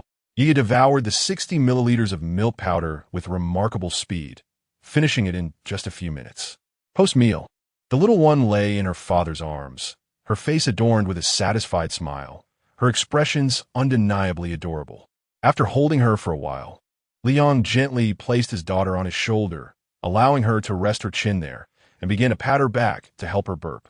Although he has recently learned the technique of turning 3 times and burping, he still clings to his old methods. However, as Yiya grows older and becomes more perceptive, the little one often believes that when his father holds him this way, it is an invitation to play. There he was, perched on his father's shoulder, joyfully waving his tiny hands and kicking his little feet against his father's chest, his mouth wide open in anticipation of laughter, though no sound had yet escaped. Next, he attended to the still curious Yi. Just as Liang prepared the formula, a man in his 30s nearby complimented him. "Brother, your baby is truly adorable." "Thank you," replied Liang. "Are they twins?" the man inquired. "Yes, a pair of dragon and phoenix twins." Upon hearing the term dragon and phoenix twins, many fathers in the room turned their attention. After all, what man wouldn't wish for a complete set of a boy and a girl in one birth? Compared to raising 2 children separately, having twins is evidently more convenient. Although it may be tiring, one could raise both children simultaneously. Dragon and phoenix twins. I truly envy you, brother. Liang smiled and nodded, noticing the man hesitating to speak, so he directly asked, "Brother, is there something on your mind?" No, well, there's a small matter. Brother, could you lend me some formula? I left it in the car. The man said, somewhat embarrassed. While it's not uncommon for things to be borrowed when out and about, asking for formula is indeed rare. The man's voice wasn't too quiet, and the room was not particularly large, so everyone heard his request. In no time, the other fathers began to chime in. "Here, use mine. Drink from my supply. There's a whole can, more than enough. It's a small matter. Just say it sooner. Don't let the child go hungry." Such is the nature of men. When they encounter someone in need, they generally extend a helping hand.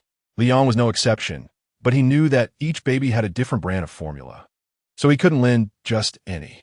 Understanding this, he reminded the man as he retrieved the formula, "Brother, I'm not being stingy, but the brands of formula vary. Please check if this one works for you." "It will. I noticed when you prepare the formula that it's the same brand as ours." "That's good to hear. Here you go." Liang handed over the formula. "Thank you. And thank you to everyone," the man exclaimed joyfully. Thus, Yi joined the little girl with the braided hair for a meal. Since they were close enough, Yi could see the little girl if her vision extended that far. Of course, given that Yi had only recently turned a month old, scientifically speaking, the visual range for both Yi and Yiya was approximately 20 centimeters. This distance was just right for Zhang Peixi, who was feeding Yi and Yiya, as both little ones opened their eyes within that range. Hence, during feeding, babies tend to gaze at their mothers, for they see them most clearly. At that moment, although it was evident that Yi couldn't see very far, Liang couldn't help but chuckle, as it seemed Yi was intently staring at the little girl. Scoundrel! Liang chuckled softly, a playful reprimand escaping his lips. Having satisfied his hunger and thirst, he had also donned a fresh, dry diaper, and the little ones, cooing and babbling, settled back into their stroller. Liang seized the opportunity to rest for a moment. Before long, his phone rang unexpectedly. Upon closer inspection, it was Zhao Zizhou. Once he answered, the voice on the other end was markedly elevated, brimming with excitement, as though he had just won a staggering 220 million in the lottery. Old Zhao, what has you so exhilarated? Boss, stop. I'm not dead yet. No need for tears. Liang interjected with a furrowed brow. Ahem, my apologies, boss. I have splendid news to share. Our factory has acquired a new certification, the Weaponry Equipment Research and Production License. Yes, precisely that. At this revelation, the nearby gentleman, who had just approached to engage Liang in conversation and express his gratitude for the borrowed milk powder, was momentarily taken aback. What had he just heard? Chapter 76. The Toy Factory's Remarkable Transformation. Domestic sales only, exports prohibited. Liang noticed the brother who had borrowed the milk powder approaching him, assuming he had something to discuss. Brother, what is the matter? Nothing at all. Of course there was something, a significant matter. Zhao Zizhou on the phone and the brother beside him spoke in unison. Liang felt a wave of anxiety wash over him and quickly gestured to the brother beside him to wait. Sensing the cue, discreetly moved away. Since I didn't speak with you earlier, Lao Zhao, please continue. Certainly, boss. Zhao Zizhou grew increasingly animated. He never anticipated that after so many years at the toy factory, it would suddenly transition to military production. The sensation of having a powerful backing was truly exhilarating. Boss, the notification I received indicates that several of our products will now be restricted to domestic sales only, with exports prohibited. Furthermore, future research funding will be allocated by the relevant departments. Boss, I suppose this means we've officially joined the organization. Upon hearing this, Liang couldn't help but feel a surge of emotion. This turn of events was unprecedented, yet from any perspective, it appeared to be an exceptionally positive development. Of course it counts. Lao Zhao, please take extra care of the factory matters during this period. I will visit when I have the time. Understood, boss. You're busy. I'll hang up now. All right. After ending the call, Liang held his daughter's soft hand, deep in thought. He was not the only one excited. He too felt a great sense of joy. After all, the phrase domestic sales only, exports prohibited succinctly conveyed that the organization held great importance. The feeling of being valued was incredibly gratifying, especially to be recognized by the higher-ups. Returning to the present, Liang turned his head, noticing the brother looking over. After much internal debate, he couldn't resist asking, "What do you do, my friend?" "Me? I make toys," Liang replied candidly. However, to the brother, this seemed like a mere jest, as it was inconceivable that toy production could be linked to weapons research and production. "Oh, I see. Thanks for the milk powder. By the way, you're welcome." Liang smiled and nodded, then stood up after a brief moment and departed. The brother watched Liang walk away, unable to suppress a smirk, thinking to himself that he must be involved in arms dealing.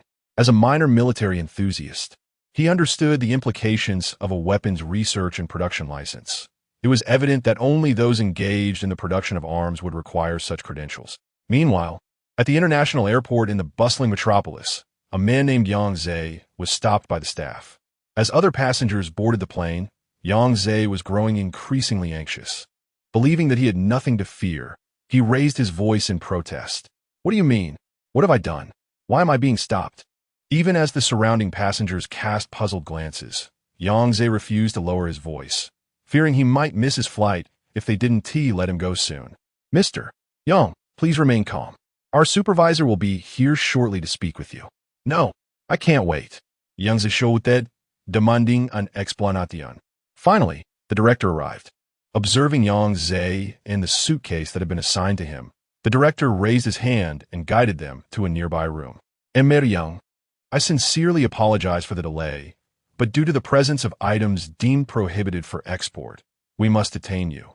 Upon hearing this, Yang Zhe was momentarily stunned, rapidly scanning through all the items he carried, yet he could not identify anything that was forbidden. Which of my belongings is prohibited from leaving the country?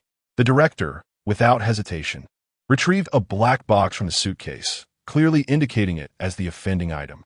Yang Zhe, upon seeing this, became displeased. Sir, esteemed director, this is merely a toy. Why can't it be taken abroad? Moreover, this toy is produced domestically and has a traceability code. I purchased it through legitimate channels. What is the issue? Your frustration is understandable, but the information we have obtained from the traceability code indicates that all items associated with this sequence code are prohibited from export. Mr. Yang, I kindly ask you to remain calm. If you are dissatisfied with our handling of the situation, you may appeal at any time. With that, the director fell silent, while the black box containing the toy remained resolutely unreturned. Faced with this situation, Yang Zhe was utterly bewildered. He could tell that the other party was unyielding, as if indifferent to the heat of the water. Was he really expected to lodge an appeal for a mere toy? Why exert so much effort? So, if I say I no longer want it, can I board? Yang Zhe inquired, striving to maintain his composure. He anticipated further complications, but to his surprise, the director nodded in agreement. Of course. Then I forego it. I shall proceed to board. Wishing you a pleasant journey. A pleasant journey? Yang Zhe muttered in discontent as he hurriedly pulled his suitcase towards the boarding gate, relieved to have made it in time. However, once seated on the plane, he remained puzzled about what had transpired. It was merely a toy intended as a gift for a relative's child abroad.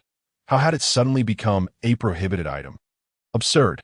Leaning back in his seat, Yang Zhe, feeling disheartened, took a moment to send a message on Douyin, detailing his recent ordeal. Frustration compelled him to vent. It was cathartic. Unexpectedly, his post attracted significant attention, garnering a crowd of onlookers, some expressing outrage on his behalf against the airport, while others delved into the reasons behind the prohibition. Of course, there were also personnel from national security monitoring the situation. Meanwhile, Liang strolled leisurely on the second floor with a baby stroller. Occasionally, he would glance up to catch a glimpse of Enqi and Zhang Peixi, who had made their way to the third and fourth floors. Upon spotting Liang and the little ones, Zhang Peixi would cheerfully wave, only to be pulled away by Enqi. Initially, Liang would occasionally look up, searching for his wife amidst the bustling crowd. Subsequently, he felt too embarrassed to lift his head, for from his vantage point, it could easily be misconstrued as lewd behavior.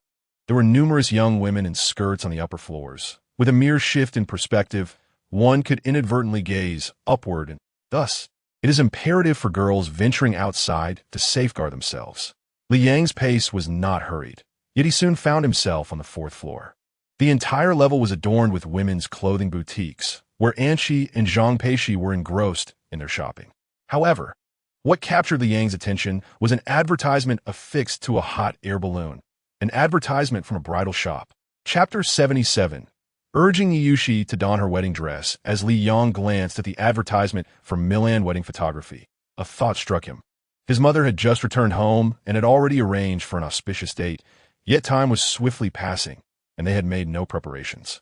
Perhaps it would be wise to visit today. Suddenly, a system notification echoed in his mind. Ding! Task triggered. Please complete the wedding photo shoot. Li Yang believed that with the initiation of a task, a reward would undoubtedly follow. However, even aside from the allure of rewards, it was prudent to capture the wedding photos sooner rather than later, lest they risk not receiving the images in time for the wedding. With this in mind, he set off to find Zhang Peixi. Outside a lingerie store, Li Yang patiently waited, observing the bustling clientele. He couldn't help but ponder why women were so fond of purchasing lingerie. Was it a matter of preference or a penchant for accumulation? After more than half an hour, two women emerged, arm in arm, their other hands laden with shopping bags. Honey, sorry to keep you waiting, Zhang Peixi exclaimed with a sweet smile, releasing Enqi and linking arms with Li Yang. Enqi rolled her eyes, her irritation palpable. Have you both finished shopping? Li Yang inquired. Yes, we're all set, Zhang Peixi replied eagerly, her enthusiasm evident as she itched to show Li Yang the carefully selected garments. Thankfully, she was mindful of their public surroundings and restrained her impulse. "Shall we head home?" she asked. "Not just yet," Liang replied. "Where are we going then?" "To the wedding photography studio to take a look." "Silly girl. We need to prepare for our wedding photos," he said with a smile, playfully pinching Zhang Peixi's petite nose. Upon hearing wedding photos, Zhang Peixi's eyes sparkled with excitement. Clearly intrigued, and she shared the sentiment, evidently captivated by the prospect. "Let us go. Which photography studio are we visiting?"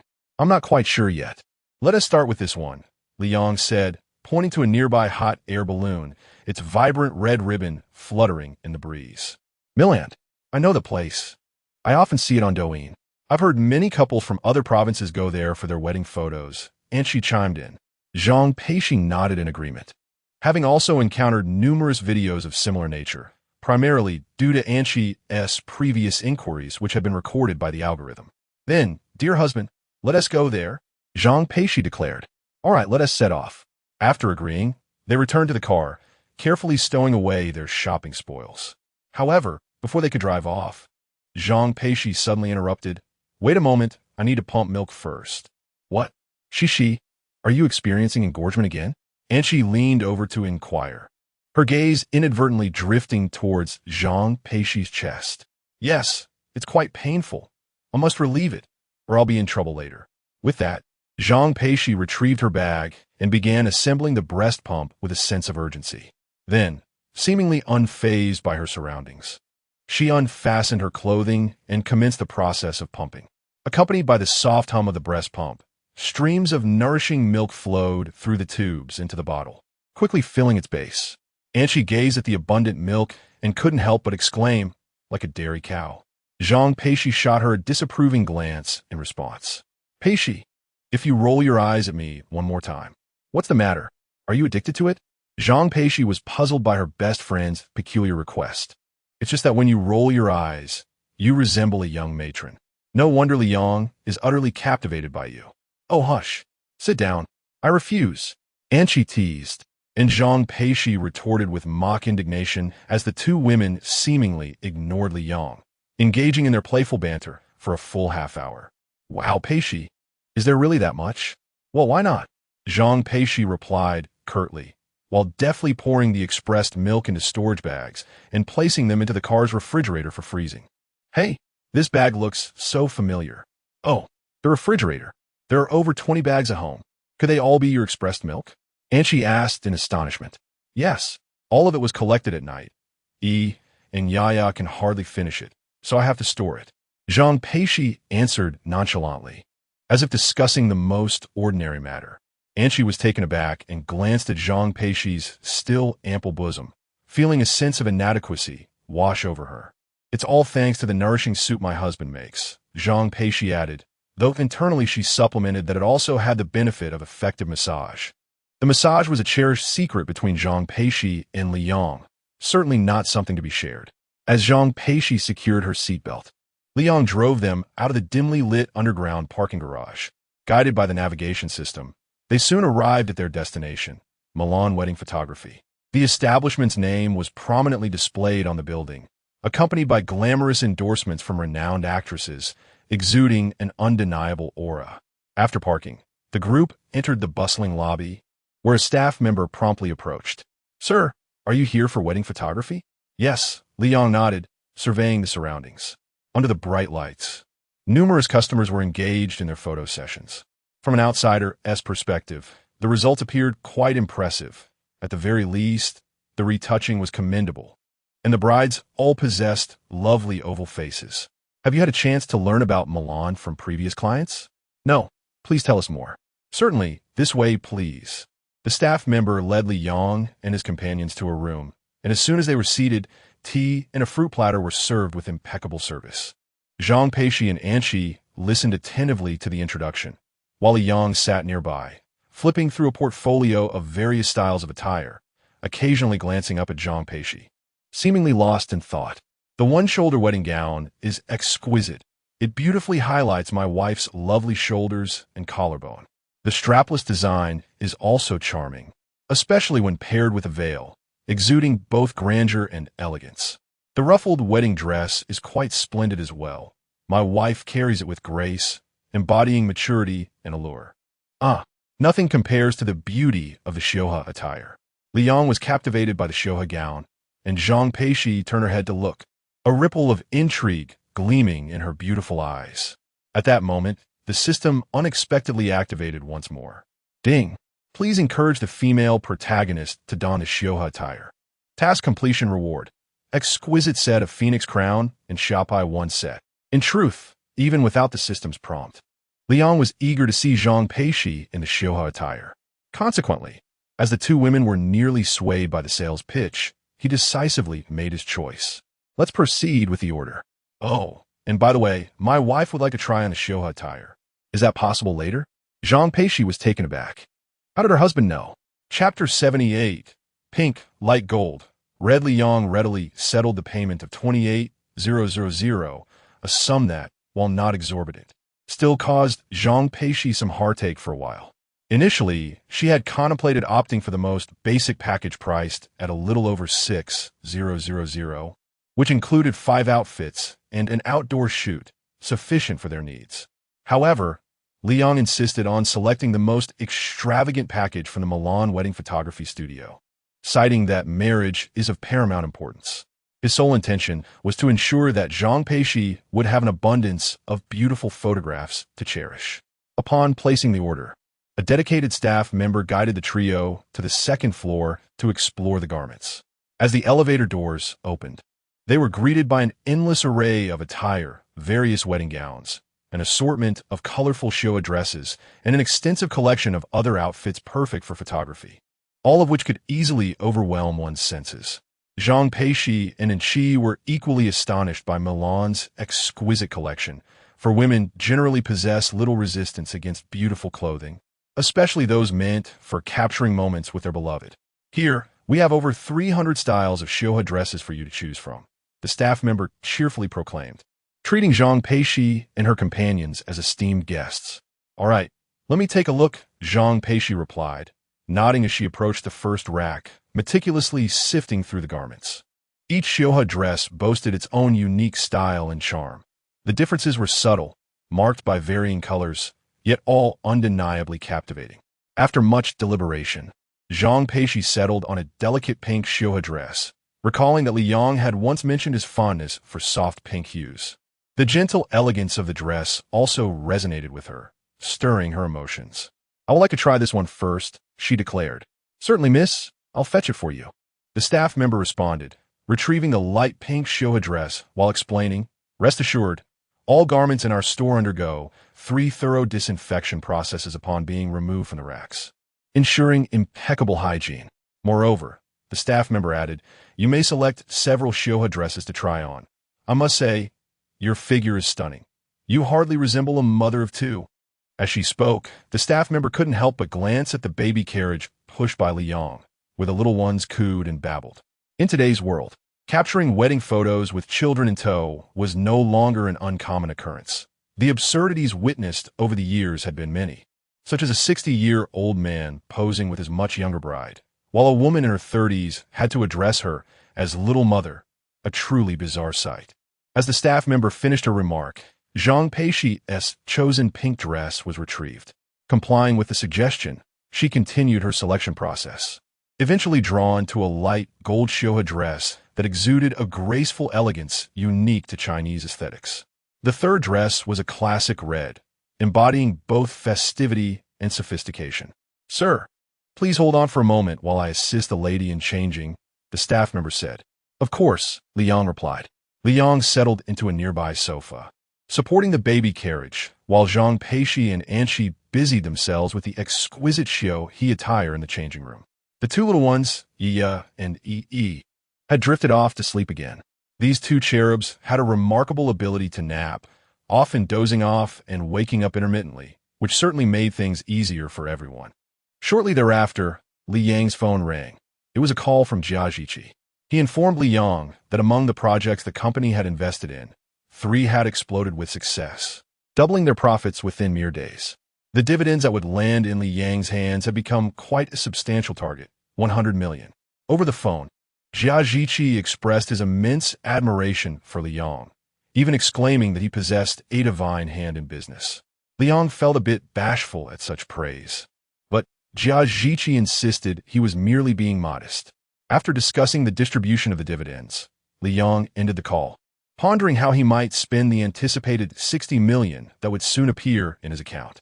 As these thoughts swirled in his mind, the familiar system notification chimed once more. Ding, the female protagonist Zhang Peixi has completed the show he attire donning mission. Rewards have been issued. Congratulations to the host for receiving an exquisite set of Feng Guan Xiapa, valued at 60 million. Liang felt a pang of frustration at this revelation just as the door to the changing room swung open. Amidst the gasps of the staff and Anqi, Zhang Peixi emerged, gracefully adorned in a soft pink xiaohe dress, holding a lotus flower as she approached with elegance. In that moment, even a scientifically inclined mind like Liang's could not help but recall a line of ancient poetry. Clouds yearn for garments, flowers for beauty. The spring breeze caresses the railing. Dew blossoms with richness. Zhang Peixi's beauty was truly enchanting, making even the clouds and peonies seem as if they wished to adorn her.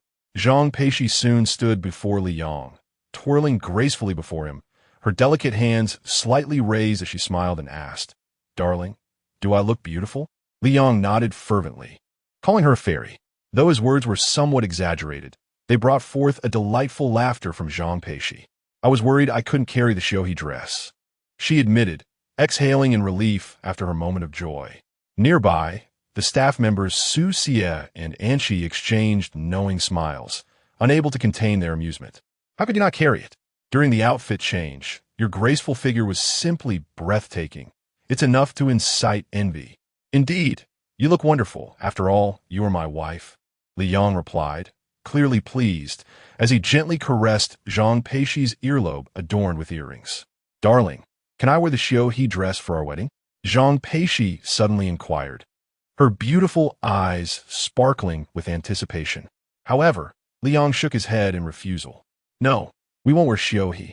Hearing this, Zhang Peixi felt a tinge of disappointment, but nonetheless managed to offer a sweet smile, conceding, "All right, dear, I will defer to your wishes." A wedding gown is also quite romantic. Wedding gown? Silly girl, didn't we agree on having a traditional Chinese wedding? Liang cuestionet perplexet. As they had long since decided on this while sharing a single bed at the Sunshine Welfare Institute. "Huh, my dear husband, did you not say?" "Foolish one. The reason I mentioned not wearing the xiaohua is that I have prepared the phoenix coronation and xiapai for you. My darling girl must, of course, don the phoenix coronation and xiapai." Liang, caught between laughter and tears, playfully pinched Zhang Peixi's nose, relishing the delightful sensation. Upon hearing this, not only was Zhang Peixi taken aback, but even Su Xie and Anqi found themselves momentarily stunned. Prepared the phoenix coronation and xiapai? To be candid, this single statement was sufficient to evoke envy in other women. "Come, take a look." With that, Liang opened his phone and located the recently imported series of photos of the exquisite phoenix coronation and xiapai. In an instant, the elegant and majestic phoenix coronation and xiapai graced the eyes of the three women. Chapter 79, A Passion for Toys, Military-Grade Quality, Worthy of Possession.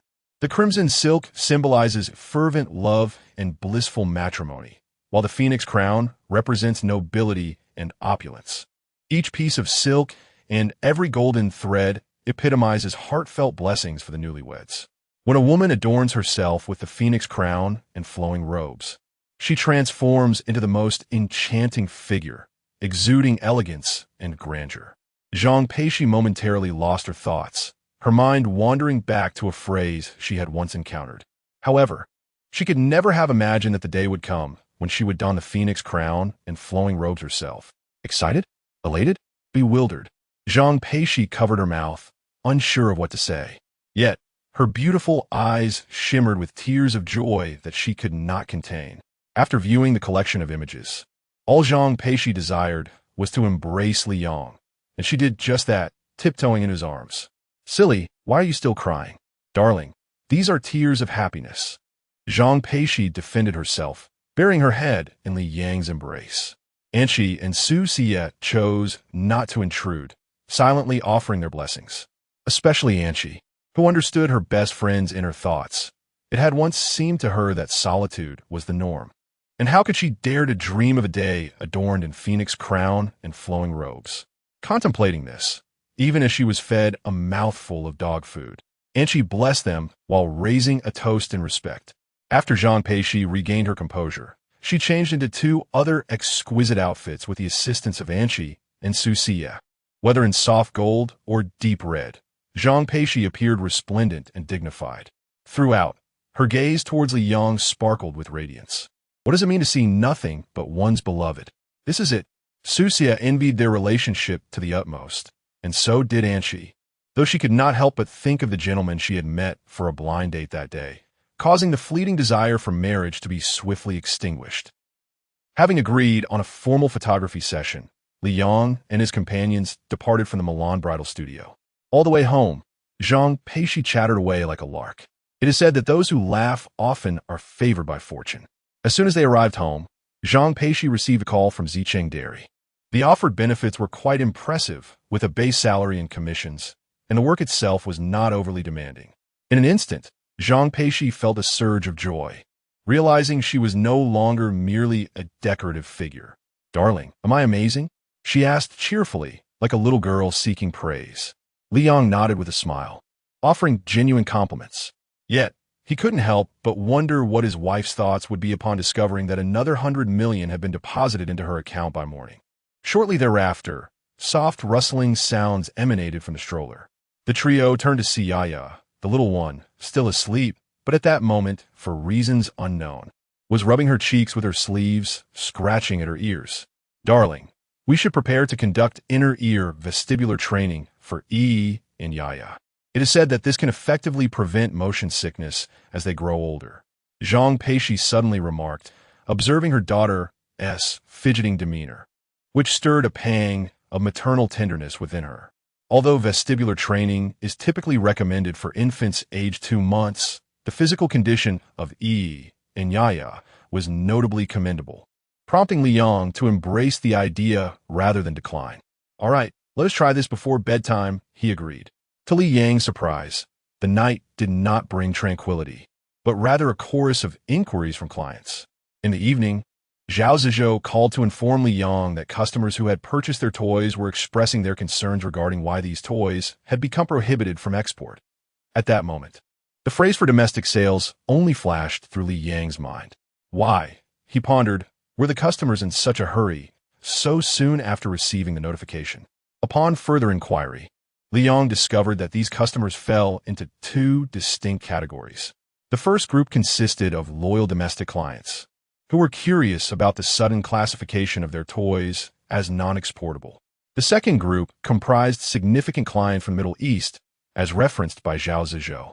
Upon learning that the beloved toys could not be exported, these major clients grew anxious, even expressing their willingness to increase their bids. However, regulations are regulations, and Zhao Zizhou's response was a resolute "we must adhere to the directive." In an instant, the Middle Eastern clients were left perplexed.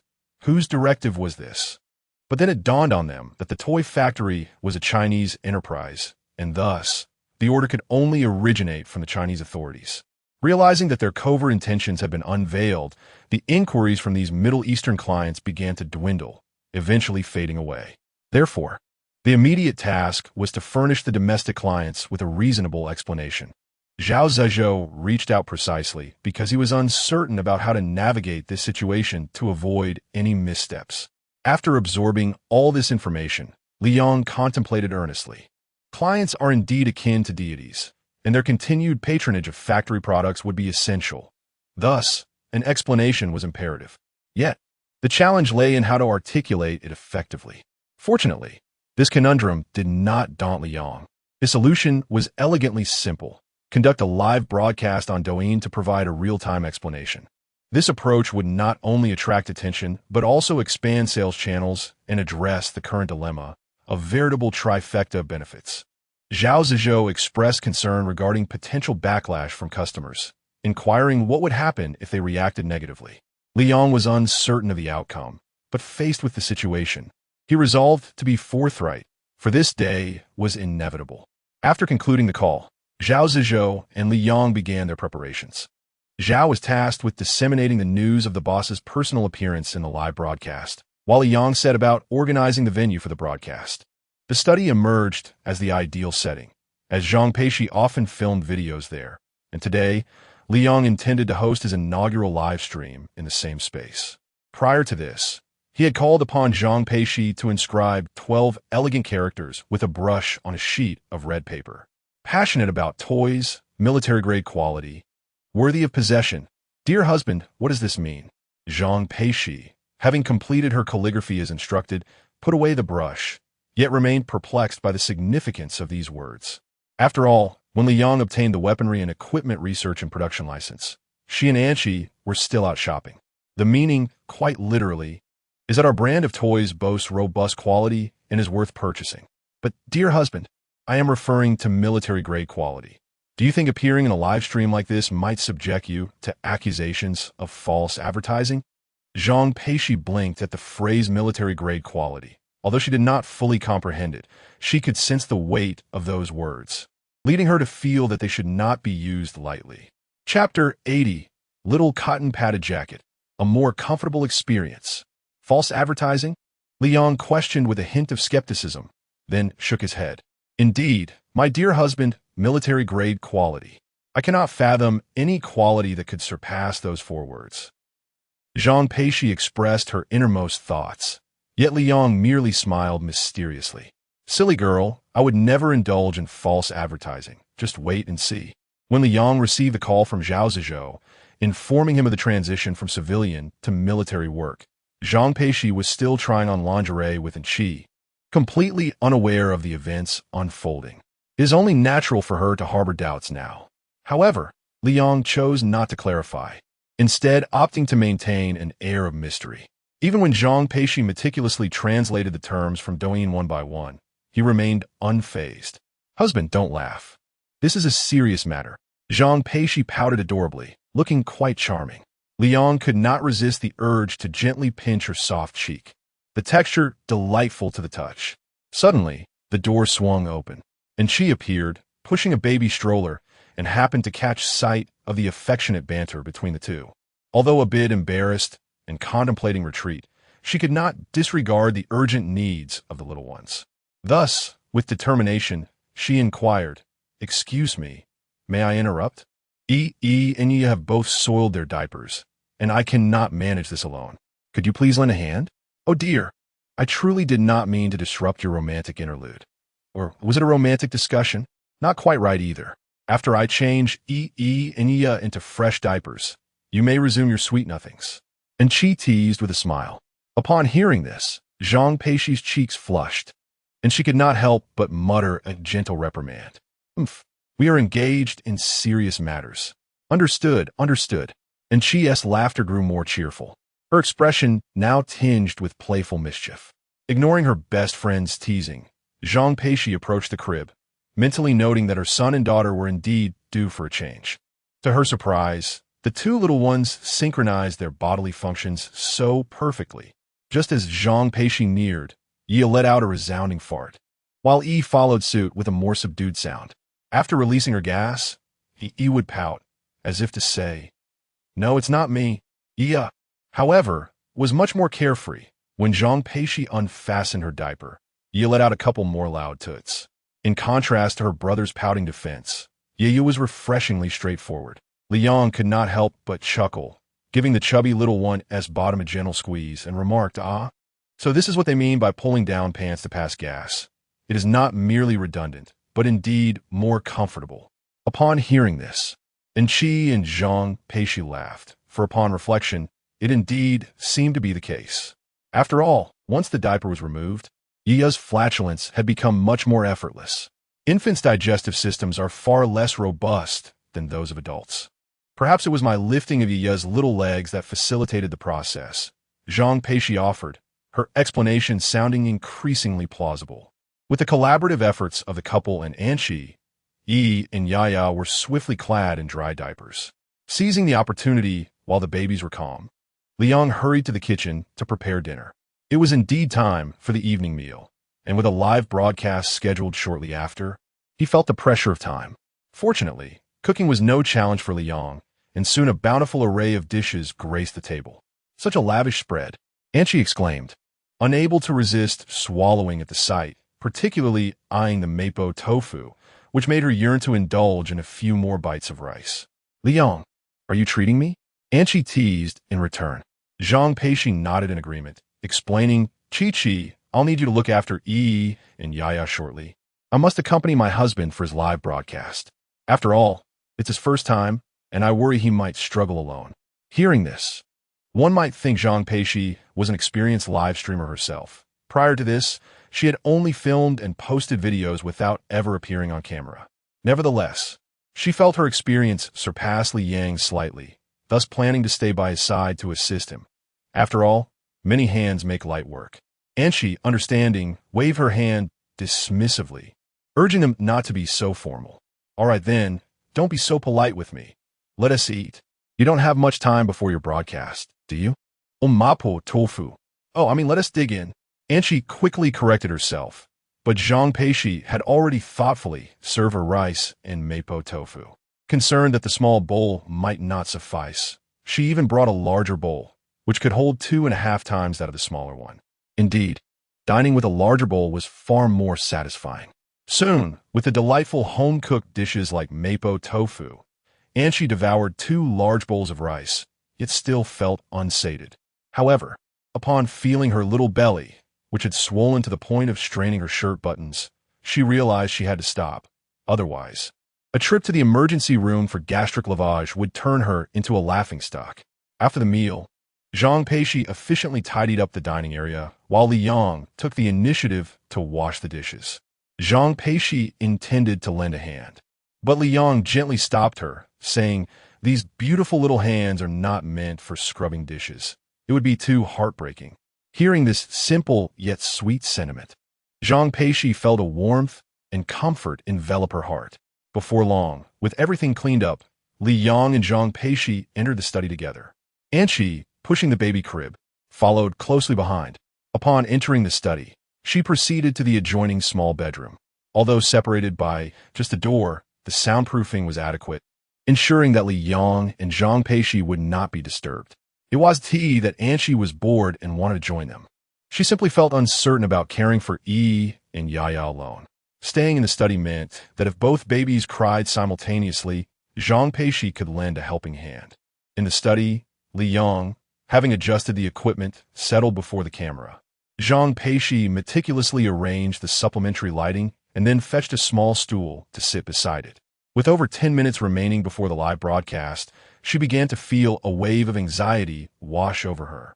In an effort to lighten the mood, Liang took her hand and showered her with compliments.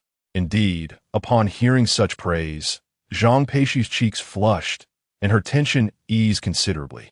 The two then delved into a discussion about live streaming sales. Zhang Peixi shook her head and remarked, "My dear, while live streaming can be quite lucrative, not everyone who attempts it is guaranteed success. Is that so?" Liang inquired. "Yes, sometimes one needs to showcase their talents to truly engage the audience." "Talents?" Liang echoed with a hint of skepticism before adding, "Does that border on something else? P.S. I was unwell yesterday. My apologies for taking a day off." Chapter 81. 3 melons and 2 dates? Unable to laugh. Truly unable to laugh. Is this on the edge? Liang gently caressed Zhang Peixi's delicate hand, as he recalled the numerous videos of alluring dances frequently shared with him by the trio of sons in the dormitory. Indeed, those videos garnered substantial likes and comments. To be honest, prior to this, Liang was not entirely unfamiliar with Douyin. However, the content he encountered was often deemed unconventional by Lu Jiawei and his peers. For instance, videos showcasing the trimming of horse hooves, the cleaning of carpets, and the amusing antics of non-boat friends sending bananas, alongside the inevitable horror videos that surfaced during the night. Yet, ever since Lu Jiawang and Li Wei began sharing over 300 enticing dance videos daily, Liang's Douyin was thoroughly infiltrated, becoming a realm dominated by beauty. 9 out of 10 videos featured alluring women, with the remaining one showcasing a charming young girl. Consequently, in the presence of Zhang Peixi, Liang felt a tinge of embarrassment and refrained from browsing Douyin. Upon hearing Li Yang inquire whether on the edge refer to talent, Zhang Peixi appeared momentarily taken aback, unsure of how to respond. Was it? It seemed unlikely, but many female streamers were indeed performing. Fortunately, Li Yang did not press further.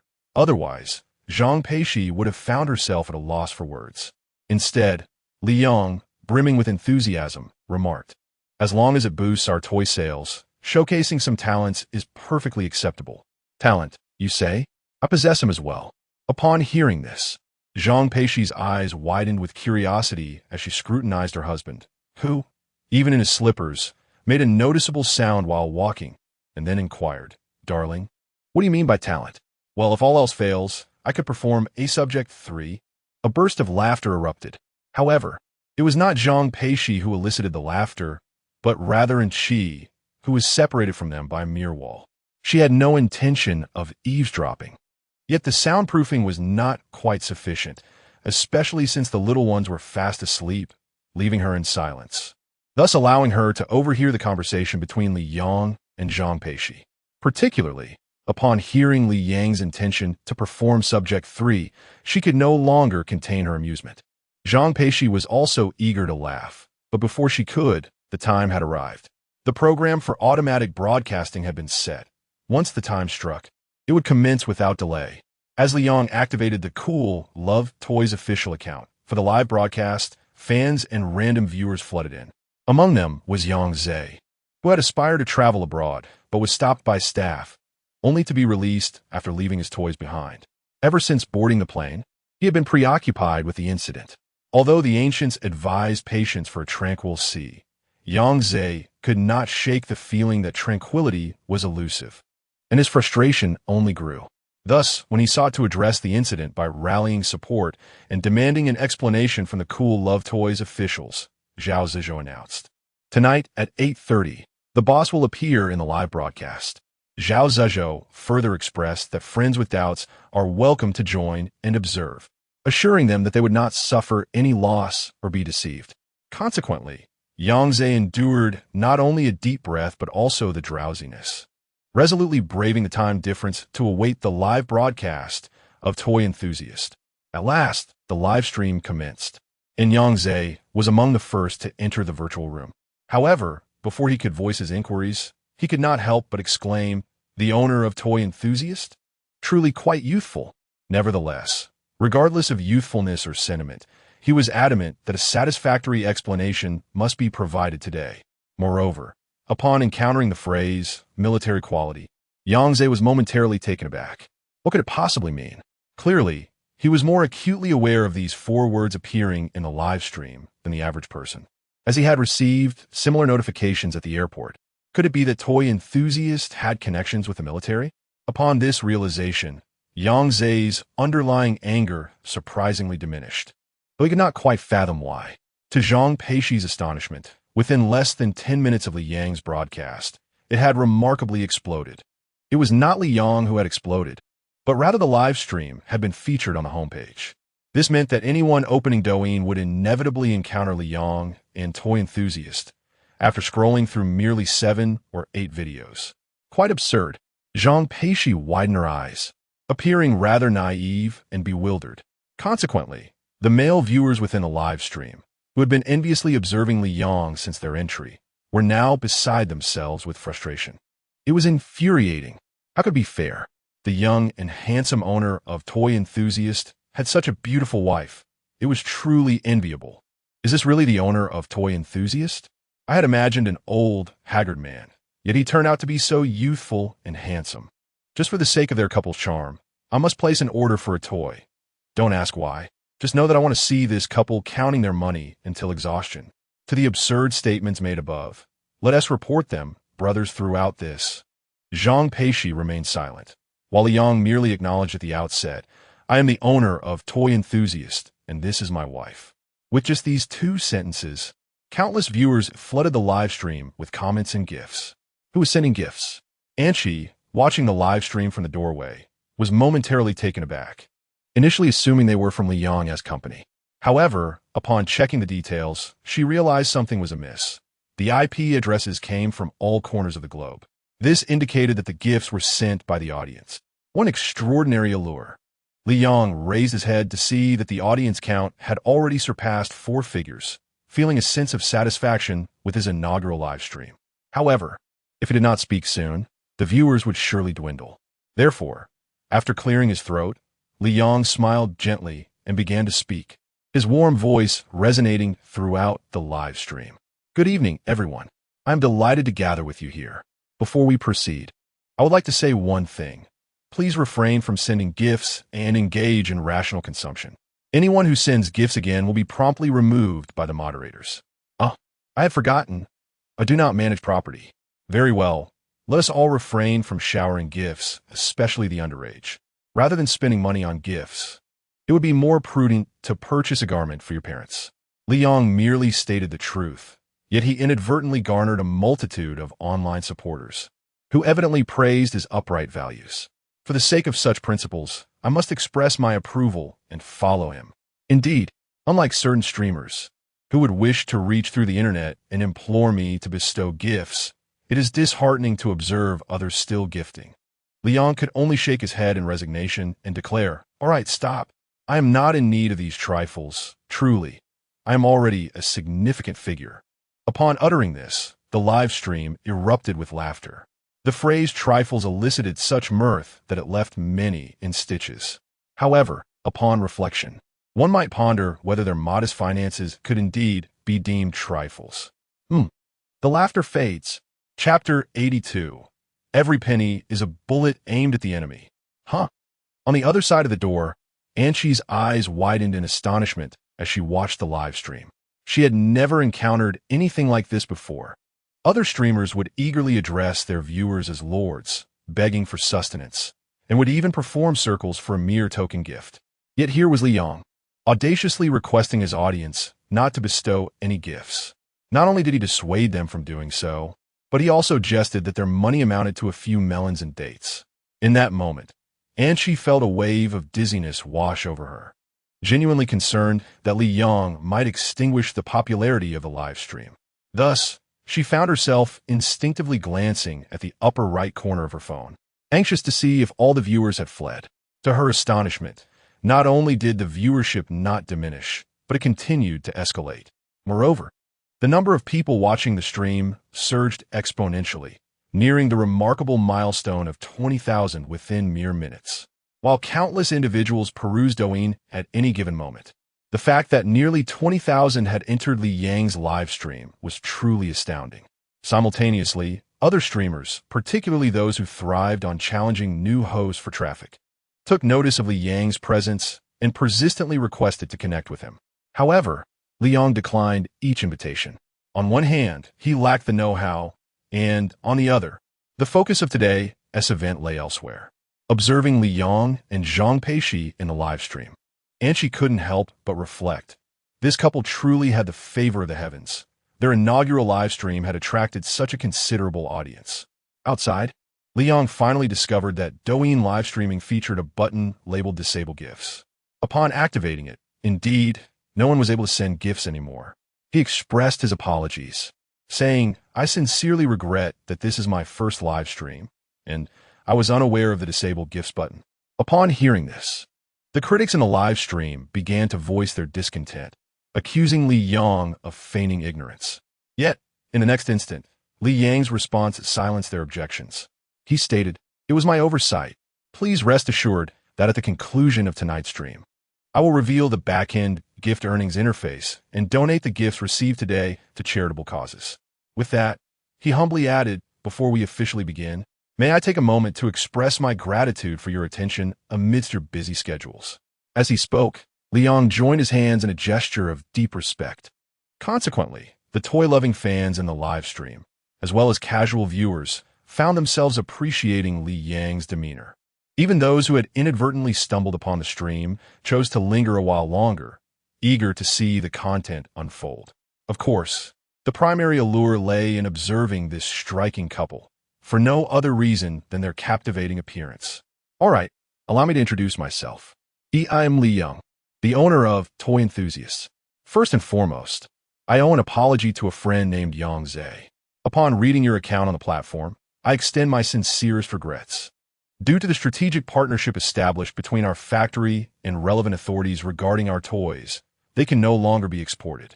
However, this situation does not affect domestic sales in any way. Liang briefly addressed this contentious issue, aware that a client named Yang Zhe was undoubtedly present in the live stream. As anticipated, during Li Yang's succinct explanation, an audience member, claiming to be Yang Zhe, expressed understanding. Yet, mere comprehension from the client was insufficient. As the owner, Liang felt compelled to make a gesture. Thus, he candidly stated in the live stream, "Yang Zhe, my friend, should you return to the country, please do not hesitate to contact our company. We will present you with a complete set of Cool Love toys as compensation." At this point, the viewers in the live stream erupted with excitement. While it is common for brands to show affection for their fans, it is rare to witness such indulgence. The inability to export products was not the fault of Cool Love toys, yet the owner still sought to offer recompense. This alone prompted hundreds of viewers to declare, "This guy, Liang, is reasonable." Consequently, an outpouring of positive feedback ensued. Many viewers, previously unaware of Cool Love toys, were astonished to learn of their strategic cooperation with relevant authorities, effectively categorizing toys as strategic materials. "I want to buy one and take a look. I fear that if I delay, I might miss out." One commented, "Boss, my nephew adores your toys. He has purchased every model. Is there a discount?" Another inquired, "Are all those named Yang Zhe entitled to something?" While some praise the initiative, others playfully stir the pot. One user asked question about whether all named Yang Zhe would receive something led to an influx of viewers adopting usernames like Yang Zhe 1, Yang Zhe 2, and so forth. Liang couldn't help but chuckle. It was indeed a clever move. Having observed several livestream sales, he recognized this as a promising sign of acceptance. Thus, he boldly decided to escalate the offer. "Of course, everyone is included, but please refrain from causing chaos. Brother Yang Zhe might get upset. To make it better, today, everyone who places an order for toys in the live stream will receive a discount coupon. How about a reduction of 100 for every 105 spent? I'm not sure if that is suitable, but we must make it substantial, right?" Liang remarked with a playful tone, eliciting laughter from the audience. "I thought Bosley would issue a coupon for a mere 5 off 1,000. Clearly, I underestimated his vision," someone exclaimed. Initially believing that Cool Love toys was expensive, many were pleasantly surprised to discover its exceptional value. The prices ranged from a few dollars to around $300 to $500, which was quite reasonable. With the added discount coupon, it became even more enticing. Buy it! Buy it! I must purchase it!" Another chimed in. "I'll place my order. Let us not waste this opportunity. And there's even shipping insurance?" How considerate. Within just a few minutes, the number of orders in the live stream surpassed 1,000, rivaling the sales figures of Cool Love toys from the previous 2 to 3 days.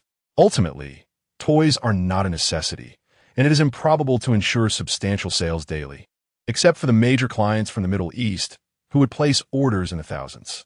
In the Cool Love factory, Zhao Zhezhou observed the express delivery orders rapidly piling up beside him, leaving him momentarily astonished. A glance at the live stream revealed enthusiastic viewers clamoring to place their orders, which invigorated him entirely. Following a discreet notification from Liang, Zhao Zhezhou began to engage with the audience using his personal account in a live stream. Purchasing Cool Love toys equates to supporting the advancement of military capabilities. Charge forth. Every penny spent on Cool Love toys translates to a bullet aimed at the adversary. Onward, this stirred a tremendous wave of excitement in the live stream, ignited by Zhao Zhezhou's fervor. Chapter 83. Support from all directions seated on the couch. Yang Zhe watched the live broadcast of toy enthusiasts, his posture straightening as a hint of shame crossed his face. Indeed, ever since he discovered the reason behind the confiscation of his toy enthusiast items, the anger that had once consumed him dissipated entirely. When he heard the compensation that Liang had prepared for him, he could not help but feel a profound respect. Reflecting on this, he privately messaged Liang in the backstage, expressing that no compensation was necessary. In his eyes, Toy Enthusiast was a military enterprise, bearing the solemn duty of safeguarding the nation. Although he was merely an ordinary citizen, he understood the gravity of the situation. Recognizing that the nation must come before the family. He further stated that he would continue to support toy enthusiasts, not for any other reason, but to contribute in his own small way. Li Yang, upon glimpsing Yang Zhe's message, felt a surge of emotion. With so many valiant sons of Huaxia, the day of rejuvenation was truly just around the corner. Li Yang's eyes grew misty as he rubbed them and smiled, increasing the toy inventory by 10,000. The popularity of the live broadcast soared, drawing in an ever-growing audience, including his parents, Li Ligua and Jia Ximin. After finishing their dinner, the elderly couple settled in the living room to watch television. Li Ligua, browsing through the day's international news on his phone, was taken aback when he stumbled upon a live stream recommendation from Douyin. Upon opening it, he recognized the man on screen as strikingly familiar. After a closer look, he realized it was none other than their son. "Wife, look at this. Isn't that our son?" Li Ligua passed the phone to Jia Ximin, who was engrossed in empresses in the palace. She glanced briefly and nodded. "That's my son. What is going on?" "He's live streaming," Li Ligua replied dryly. Upon hearing this, Jia Ximin's heart leaped with joy, and she took the phone, initially intending to send a playful comment about her son's skills. To her surprise, her message seemed to vanish into thin air. "What's going on? Let me count. 1, 10, 100,000, 10,000. Over 60,000? Li Ligua was speechless. His wife's enthusiasm was amusing, as she pretended to count even when the live stream clearly displayed 60,000. Without question, she was bursting with pride. "Indeed, he is my son. The numbers in his live stream are in the tens of thousands." "But what is he live streaming?" "Selling toys." "Huh? Selling toys? Has our son become a streamer? Didn't he start his own company? Why is he working for someone else?" Jia Ximin asked, puzzled. Li Ligua took a moment to assess the situation before reaching a conclusion. Rather than working for someone else, he is hosting a live streaming sales event for his own factory. Cool Toys is the name of Li Yang's toy company. Subsequently, the elderly couple watched the live stream together. Li Yang smiled, and they too felt a sense of satisfaction in their smiles. When Li Yang adopted a serious demeanor, they responded with equal gravity. Upon realizing that Cool Toys had established a strategic partnership with relevant authorities and made a remarkable leap from a private enterprise to military industry, Li Ligua was left astounded. As a police officer, he understood the implications of this development, yet he could not fathom the situation. Nevertheless, despite the multitude of questions swirling in his mind, he understood that it was not the right moment to inquire, as his son was engrossed in his business endeavor. He decided to wait until the live stream concluded or allow his son a night's rest before asking. Jia Ximin, on the other hand, held her phone and continuously praised her son, her face radiating pride and joy, nearly to the point of tears. Even the normally stoic Li Ligua felt a warmth in his eyes, sensing the urge to shed a tear.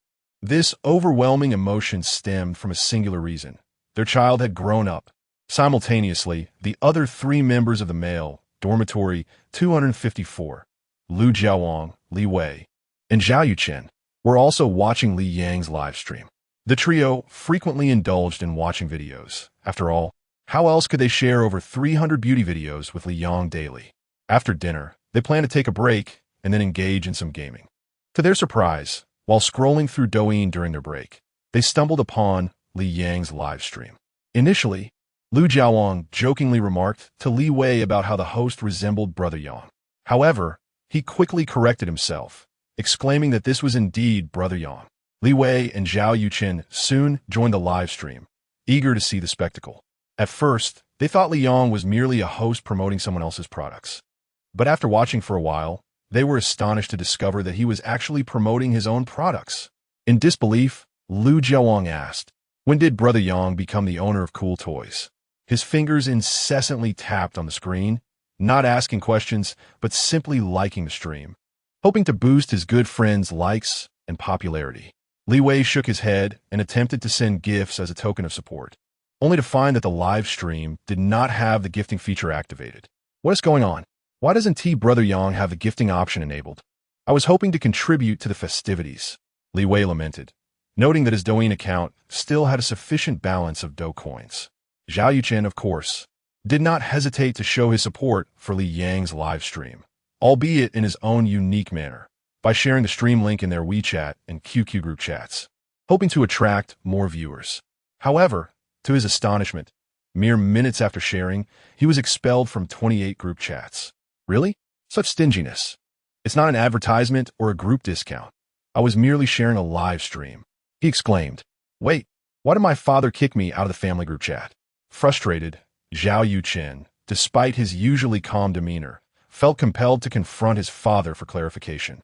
Unexpectedly, the response received was, I thought your account had been hacked, so I hurriedly kicked you out to prevent any viruses from crawling through the network into our phones. Upon hearing this, Zhao Yuchen expressed confusion, yet was profoundly astonished. Then, with a mere 6, Yanga showcased his exceptional prowess. One could not help but notice his wife seated beside him. Ah, the dual triumphs of love and career, far surpassing our own endeavors. Lu Jiawang's words resonated deeply with Li Wei and Zhao Yuchen. However, as brothers, their camaraderie was strong. There was no jealousy, only admiration. Suddenly, Zhao Yuchen grew anxious. No, instructor, please don't kick me out. My account hasn't been hacked. This live stream belongs to our class leader. We must assist in boosting its popularity. Meng Yingxue had initially been jesting. Yet, upon learning that this live stream was initiated by her student, the devoted class leader Li Yang, she promptly rallied the group. Classmates, let us show our support with follows and likes. Let's illuminate our class leader's live stream. Indeed, Meng Yingxue proved to be the most protective instructor within the entire college. P.S. There are no free gifts, no prompt for updates. It's rather disheartening. Chapter 84. I am becoming more like a heartless merchant as time elapsed. The viewership in Li Yang's live stream stabilized, hovering around 500,000. It is noteworthy that such a feat is quite remarkable across the entire platform, especially considering this is Li Yang's inaugural broadcast.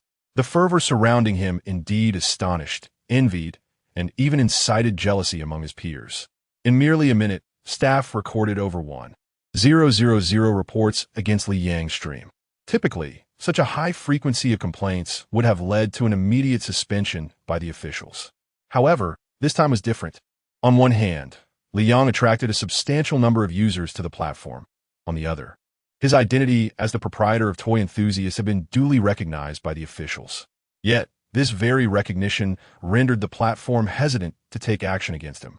For it could be said that Li Yang had the genuine support of the authorities. Should he be displeased, the repercussions could be dire. Hence, rather than suspending him, they provided his stream with a significant boost in traffic, a peculiar form of flattery. Within the live stream, the audience's enthusiasm was palpable.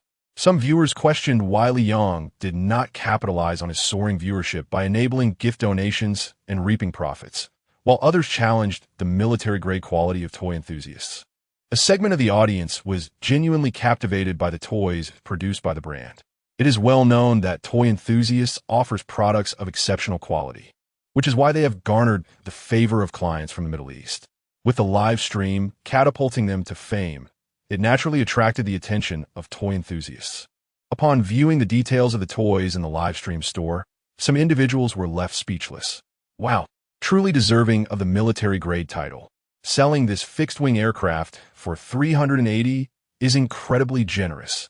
Boss, why not raise the prices a bit more? It's not that I have an abundance of money to squander, but I fear your factory might go under. Can it really be profitable? Orders were placed, and the sentiment was not to squander the opportunity. An increasing number of individuals began to question the authenticity of the toy prices, worried that toy enthusiasts might engage in false advertising and send them counterfeit products. In response, Li Yang was unequivocal. Rest assured, every toy produced in our factory comes with a traceable code. Scanning it reveals the conditions of the relevant production workshops, and all components are guaranteed to be genuine. You need not fear receiving fakes. We promise a tenfold compensation for any counterfeit. Of course, we will not send you 11 items in one go. Rest easy. Li Yang skillfully deflected certain inquiries from viewers, and his witty humor elicited laughter. This included responses from Jia Ximin, Li Ligua, as well as teachers and classmates from Li Yang's school. Glancing at the time, Li Yang realized he had been live for 2 hours. In that moment, he began to comprehend why some streamers could broadcast for an entire day. The passage of time was simply imperceptible. As the time for his son and daughter to nurse approached, Li Yong resolved to conclude today's live stream. However, before doing so, he energetically promoted his products in the streaming room. Dear friends, our live stream is drawing to a close. If you have your eye on any items, do not hesitate. Here, we do not subscribe to the notion of waiting for the right moment. Our toys are updated at a rapid pace, and if you delay, you might miss out on new arrivals that could soar beyond the atmosphere. After making his announcement, Li Yong distributed a fresh batch of discount coupons in the streaming room. This time, the coupons were not unlimited, but rather in a limited quantity. Those who had arrived early certainly managed to seize some, and the rationale for restricting the number was to entice potential buyers who missed out to return for the next live session. Henceforth, the live streams would undoubtedly continue, predominantly hosted by the enthusiastic toy lovers ladies, while he, as the owner, would appear occasionally when time permitted. With the distribution of coupons complete, the order volume surged instantly. Zhao Zizhou, observing the machine that had exhausted several stacks of order paper, fell into contemplation. Is it about to overheat? He wondered. Since Li Yong began the live broadcasts, orders had been streaming in every minute. While humans could take a rest, the machine had not paused for even a moment. This clearly illustrated the substantial influx of orders generated by this live event for Toy Lovers Factory. Without doubt, Zhao Zizhou felt a deep admiration for his boss, who had transitioned the factory to military production while simultaneously resolving domestic sales issues. As long as the factory could keep up with rapid updates of toy models, a steady customer base would undoubtedly persist. This was indeed a remarkable achievement, and such occurrences were rare among domestic toy manufacturers. Zhao Zizhou could already envision the expressions of his competitors upon witnessing the success achieved by toy lovers today, and even his usually earnest demeanor cracked into a sly smile. Meanwhile, back in a live stream, Li Yong was astonished by the sudden spike in sales. He also noted the questions posed by some viewers, primarily concerning one issue. Can the factory sustain selling high-quality toys at such low prices? In response, Li Yong couldn't help but chuckle inwardly. What was his position? As the owner of Toy Lovers, he had employees to support, and the factory's operations depended on capital. If he were truly losing money on sales, would he not be dooming himself and his staff to starvation? The reason he felt confident setting competitive prices for premium toys was that there was still profit to be made.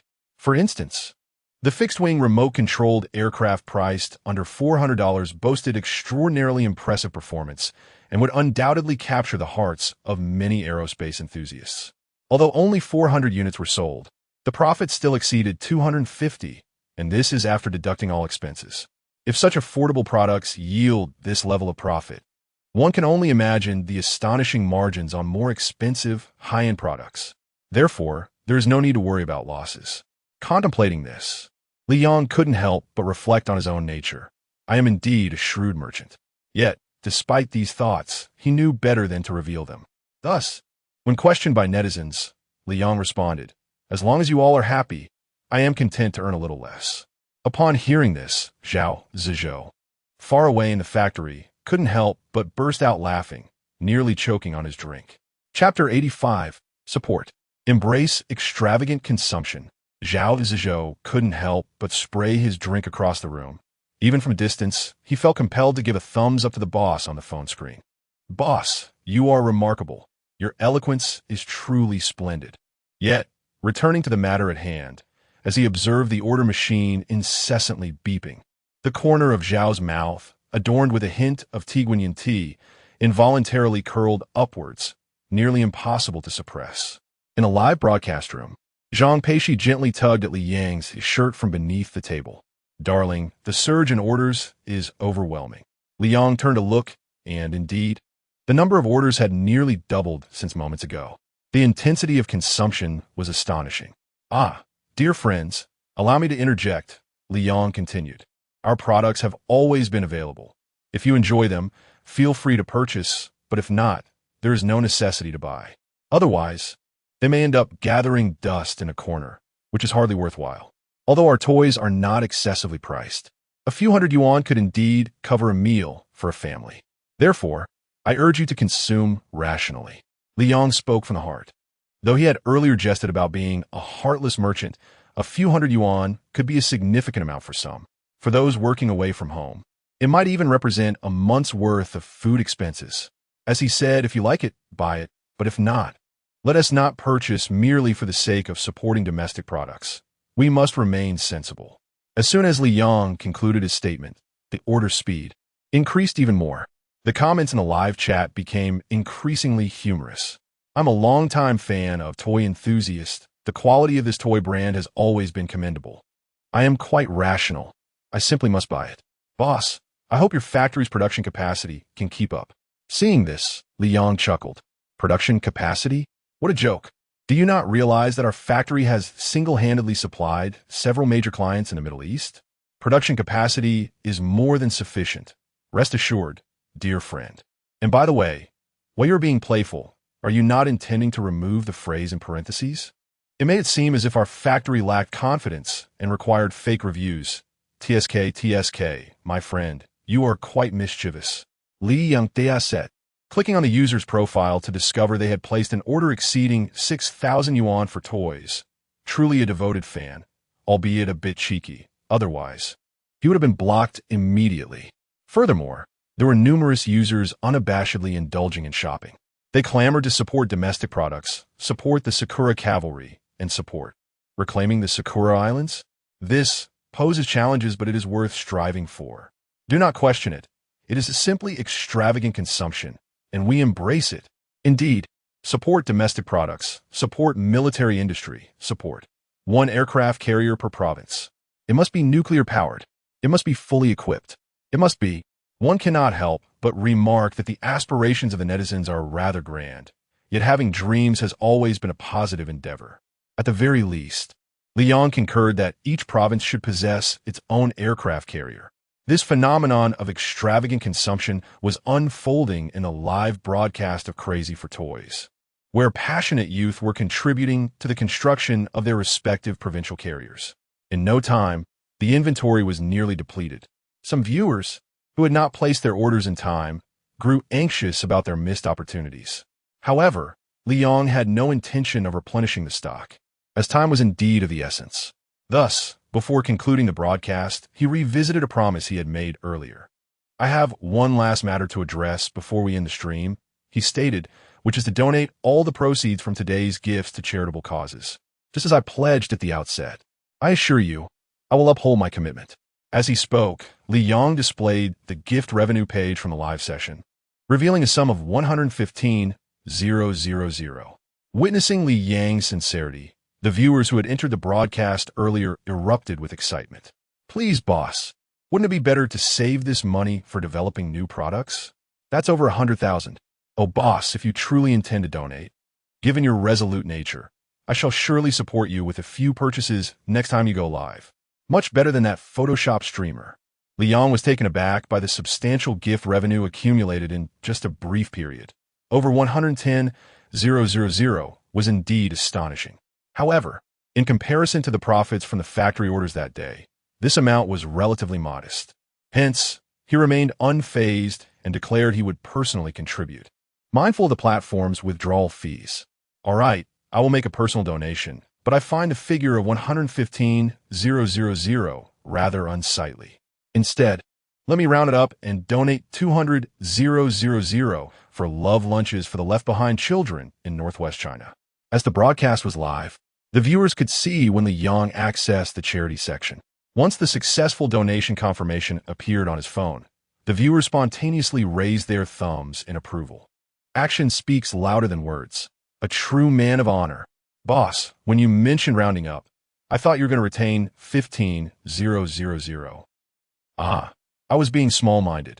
I repent. Support. We must support Crazy for Toys. I've truly discovered a treasure of a brand, and I will be here to like every broadcast from now on. Li Yang's actions garneret unanimos prisa. Even after the broadcast concluded, the official account of Crazy for Toys experienced a meteoric rise in followers. Furthermore, the previously published works saw a surge in likes, comments, and views. The young woman managing the account was overjoyed, endlessly praising her boss in her mind. After shutting down the computer, Li Yang rose to assist Zhang Peixi, who, having given birth, was not in as robust health as he was, and had certainly grown weary after several hours of activity. During this time, Li Yang had discreetly suggested on more than one occasion that she take a rest, yet Zhang Peixi stubbornly refused, insisting on remaining by his side. She only took a moment to glance at the two little ones in their crib, confirming that they were soundly asleep before returning to him. One could only attribute her obstinate demeanor to her headstrong nature, leaving him at a loss for how to handle it. "Are you tired?" Li Yang inquired gently. The response was, of course, yes. Zhang Peixi nodded, honestly admitting her fatigue, and then added, "When it's time for bed, I would like my husband to give me a massage." Such a request? Naturally, Li Yang would not decline. It was imperative that he provide a thorough massage. As Zhang Peixi went into the room to check on the babies, Li Yang's phone began to buzz incessantly. A cursory glance revealed messages from his parents, his advisor, friends, and also from the three boys in the dormitory. Chapter 86. My son has achieved success, and I am overjoyed the recent live broadcast has had a significant impact. With viewership spanning a wide demographic, from retired seniors to young children, many have become aware of the existence of toy enthusiasts. It must be said that this event has brought immense success to toy enthusiasts. Not only has their visibility soared, but the volume of orders from customers has also reached staggering heights. Zhao Zhezhou had to inform factory workers late into the night, urging them to arrive early the following day to work overtime. Otherwise, fulfilling the customers' orders would truly become unmanageable. Fortunately, the factory boasts a mature assembly line, and the product components are produced and sold in-house. As long as the workers are skilled and adequately staffed, meeting the influx of customer orders will no longer pose a problem. Meanwhile, many competitors are eagerly anticipating the downfall of toy enthusiasts. They are well aware that a significant pleasure for Douyin users while shopping during live broadcasts is the act of returning items, which serves to amuse themselves at the expense of the merchants. Therefore, they believe that toy enthusiasts will not escape this fate and will face a wave of returns and refunds once the broadcast concludes. Although Toy Enthusiast has no direct ties to these toy manufacturers and there has been no market conflict prior, the prospect of watching a rival stumble or even cursing them is a dark impulse that exists within everyone. Moreover, the products of Toy Enthusiasts will subsequently be restricted to internal sales, limiting their market and survival space against other brands. Thus, it is not just mere cursing of the Toy Enthusiast factory. Even more extreme thoughts have crossed the minds of these factory owners.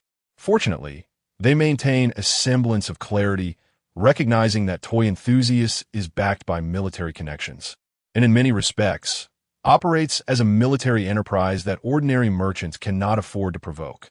Yet, this does not prevent them from indulging in the spectacle.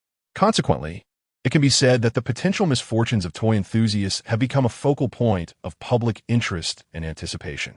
One could argue that human nature is inherently dark, and the realities of business warfare are both genuine and brutal. However, in the quest for survival within a challenging environment, one must adopt a ruthless approach. The only mitigating factor for toy enthusiasts is the additional layer of protection provided by its military affiliations. Otherwise, it would be difficult to avoid becoming a target.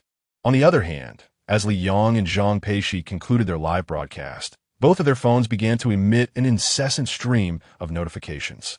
Zhang Peixi's phone buzzed with notifications from Douyin, as hundreds of private messages flooded in, primarily from her personal followers who had just witnessed the broadcast. These fans, intrigued by either the couple's dynamic or their support for domestic toys, could not resist reaching out for more information. To these admirers, Li Yang and Zhang Peixi were merely a young couple sharing their experiences and parenting journey on Douyin. However, they were astonished to discover that the seemingly youthful Li Yang is, in fact, the owner of a factory with military ties. This stark contrast left the fans utterly bewildered. With goodwill in their hearts, these fellow parents and soon-to-be parents gathered around. In response, Zhang Peixi made every effort to address their inquiries. Even questions that were difficult to answer or beyond her capacity received thoughtful replies, often accompanied by an endearing emoji.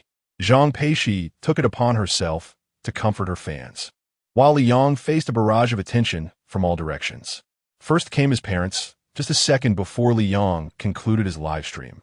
Jia Ximin was poised to dial the phone. As soon as the stream ended, her video call came through with remarkable speed.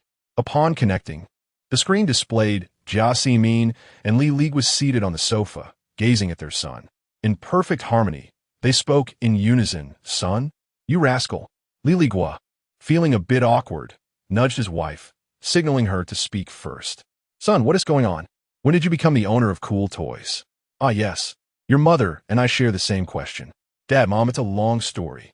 "Then let us make it brief," Jia Ximin interjected impatiently.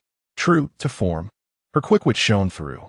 Reluctantly, Li Yang narrated the tale of acquiring the cool toys factory, adding embellishments and omitting certain details, yet maintaining a coherent narrative that even Jia Ximin, a teacher, could not critique. "Are you saying you recognized the factory's potential and then proceeded to acquire it? And subsequently, through a twist of fate, it transformed into a military enterprise?" "Ding ding. Mom, your summary is spot on," Li Yang remarked, subtly flattering her. Jia Ximin's smile widened, and she playfully poked her husband. Boasting, "Old Li, isn't our son impressive?" "Indeed, he is our son," Li Ligua replied. The couple engaged in a light-hearted comparison, but ultimately they were family, and their vanity remained unfulfilled. After clarifying the situation and extending warm regards to Zhang Peixi, Jia Ximin ended the call. The reason was simple. She needed to socialize with other relatives and friends. For instance, upon witnessing Li Yang's live stream, she shared in the family group chat and on her Douyin account. For them, Douyin was a platform teeming with local happenings and stories from friends and family. After sharing the stream, it wasn't long before relatives and friends inquired about Li Yang's well-being. Since she had been busy enjoying her son's broadcast, she hadn't had the chance to respond, but now, with time on her hands, it was only polite to reply. Otherwise, it would seem neglectful, a grave faux pas indeed.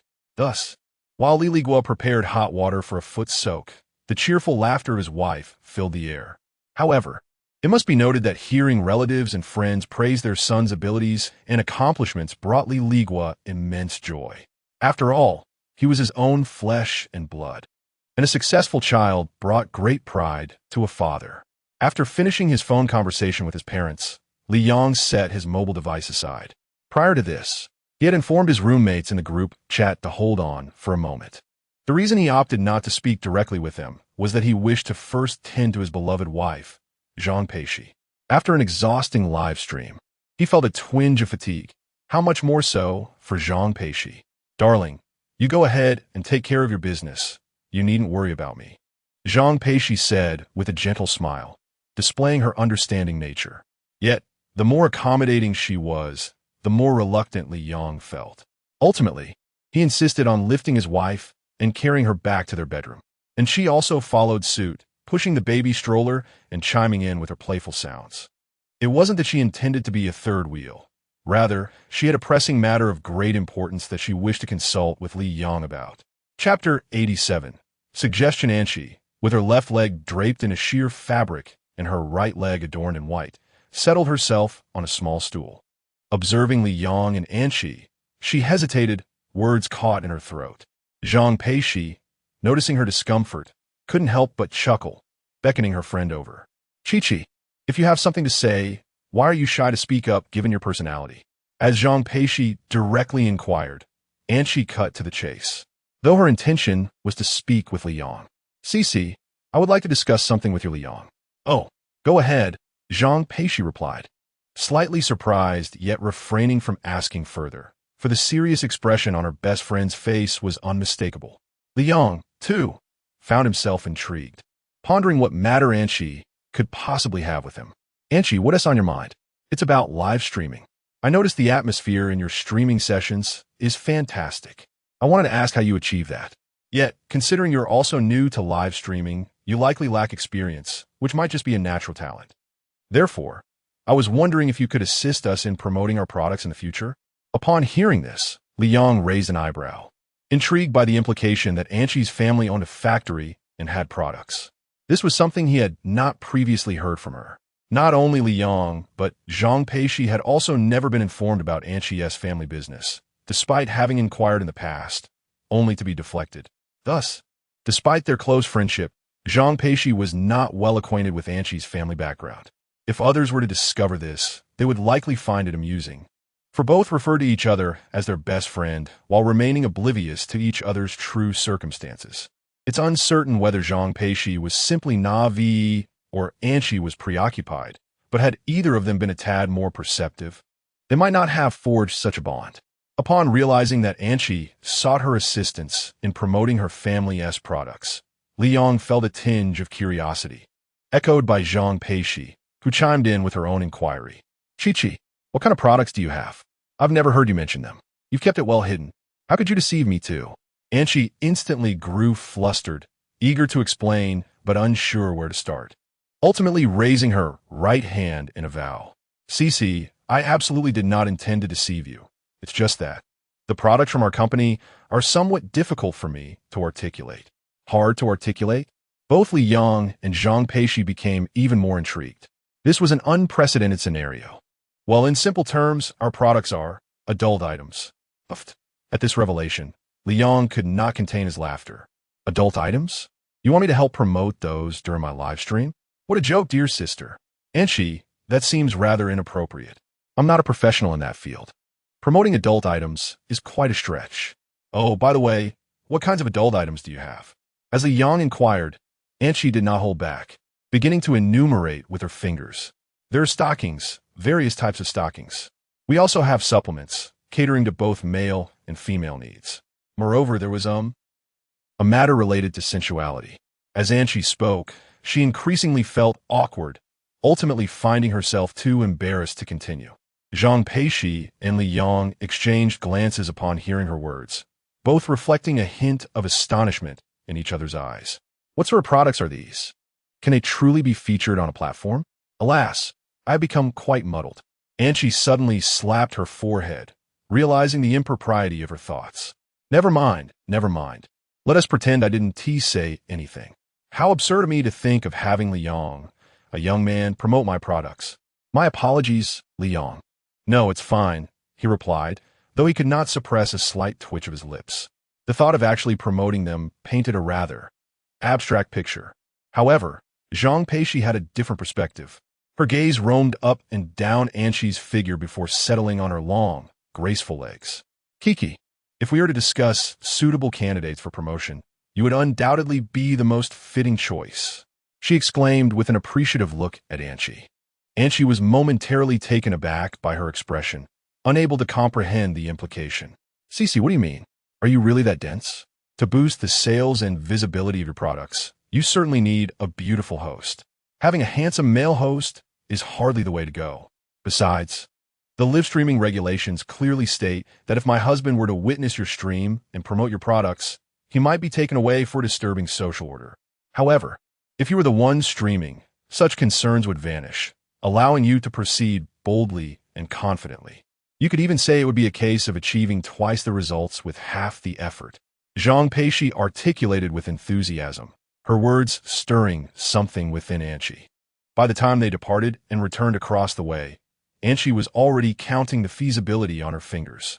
When Zhang Peixi and Liang returned to their bedroom to conduct vestibular training for Yi and Yaya, they suddenly received a message from Anqi. Cici, I think it's feasible. I'll give it a try someday. Great. I'll come over to support you. Zhang Peixi nodded emphatically, filled with anticipation. She had worn stockings herself, but had never seen Anqi don them, especially live. In an instant, her eyes brimmed with expectation. After hanging up, Zhang Peixi tossed her phone aside, but it fell to the ground with a thud, seemingly. The screen cracked. She hurriedly rushed over to pick it up and inspect the damage. Fortunately, the tempered glass protector was intact. However, several cracks marred the screen beneath it, causing Zhang Peixi considerable distress. Husband, I'm such a fool. Cradling her phone, she attempted to slide her finger across the still pristine tempered glass and was surprised to find it still functional. Finally, her mood lifted significantly. It's still usable, Zhang Peixi remarked. As an orphan since childhood, she had truly ingrained frugality into her very being. However, witnessing this made Liang feel a pang of heartache. Fool! Come here. What is it, my dear? Zhang Peixi obediently approached Liang, only to be drawn into his embrace. Tomorrow, I shall take you to purchase a new phone. This one is far too outdated. Let's set it aside and no longer use it. Unexpectedly, Zhang Peixi shook her head vigorously, adamantly refusing to change her phone. It's all right, my love. It still works, see? She said, demonstrating by swiping the screen, although the colors had indeed begun to fade. Zhang Peixi was precisely the kind of girl who would buy clothes for her little ones without hesitation, regardless of the price. Even when it came to purchasing undergarments for Liang, she insisted on selecting high-quality, albeit expensive, items.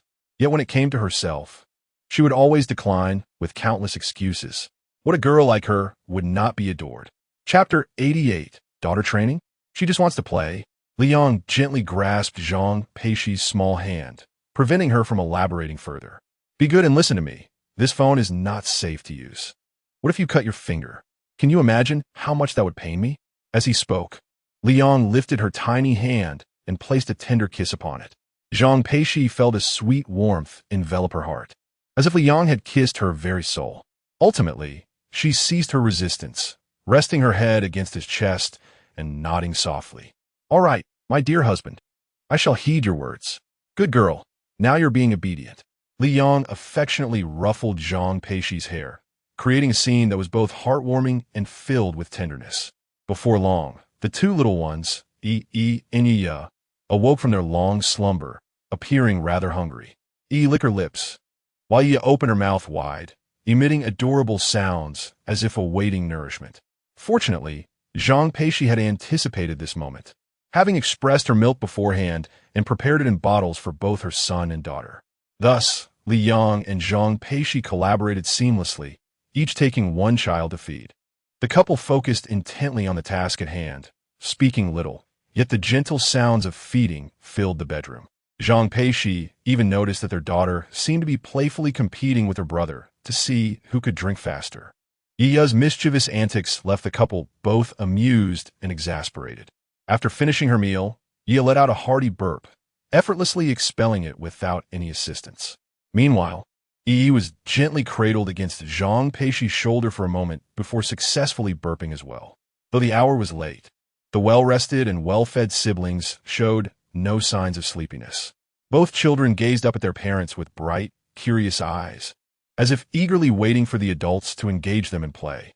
After holding them a while longer, Liang placed Yi on the bed. My dear, while Yi and Yi are calm and not fussing, let us conduct their vestibular training. This training is quite essential. If the vestibular system does not develop properly, they may suffer from motion sickness and poor spatial awareness as they grow older. Now is the appropriate time to begin. We cannot afford to be lazy.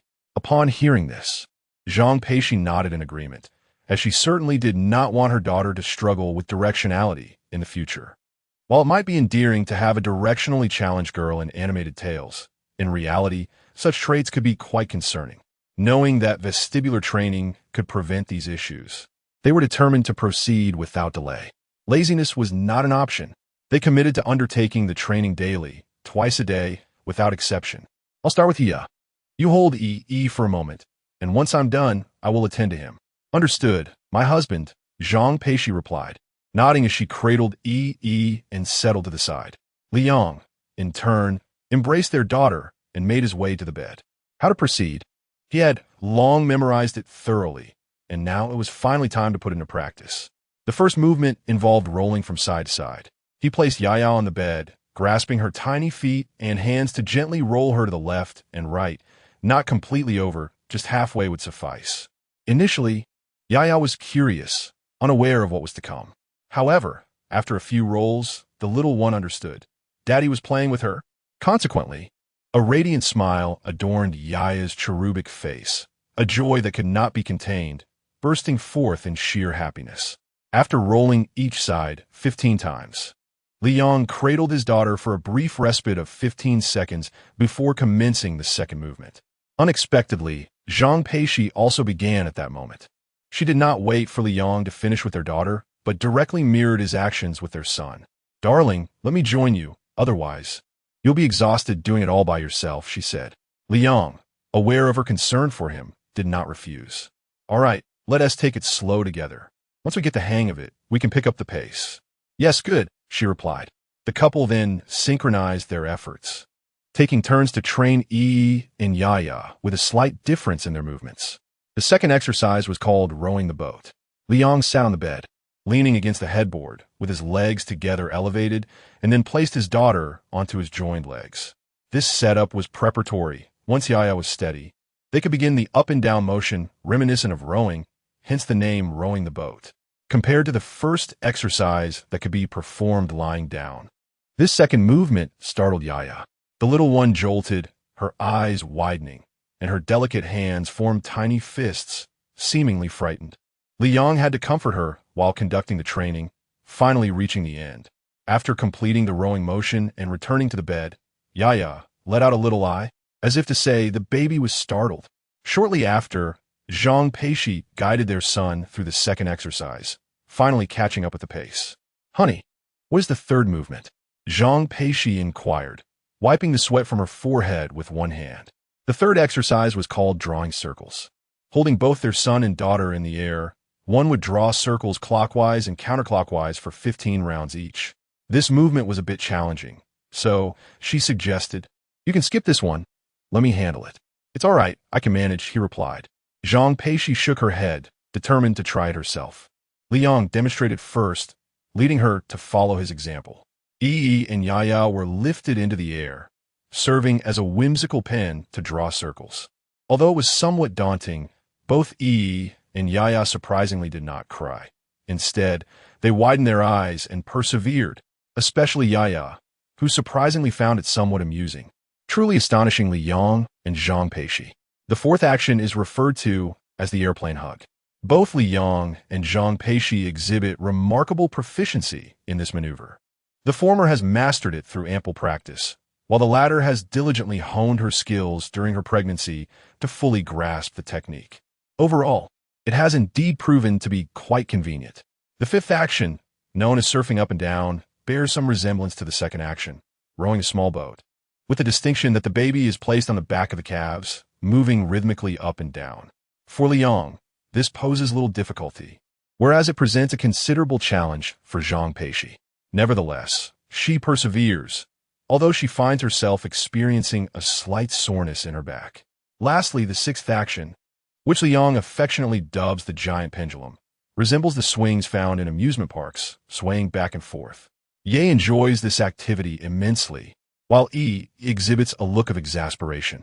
Liang takes a deep breath to catch his breath, whereas Zhang Peixi sets the baby aside and collapses onto the bed to rest, panting heavily.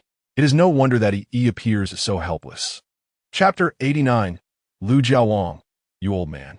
"Oh no. Foster father, wife, how are you? Are you all right?" Liang approached with a mixture of amusement and concern. Zhang Peixi, with her face buried, shook her head, indicating that things were not well. After a while, she finally sat up and looked at Liang, mumbling, "Darling, I'm so tired." "Aren't you tired?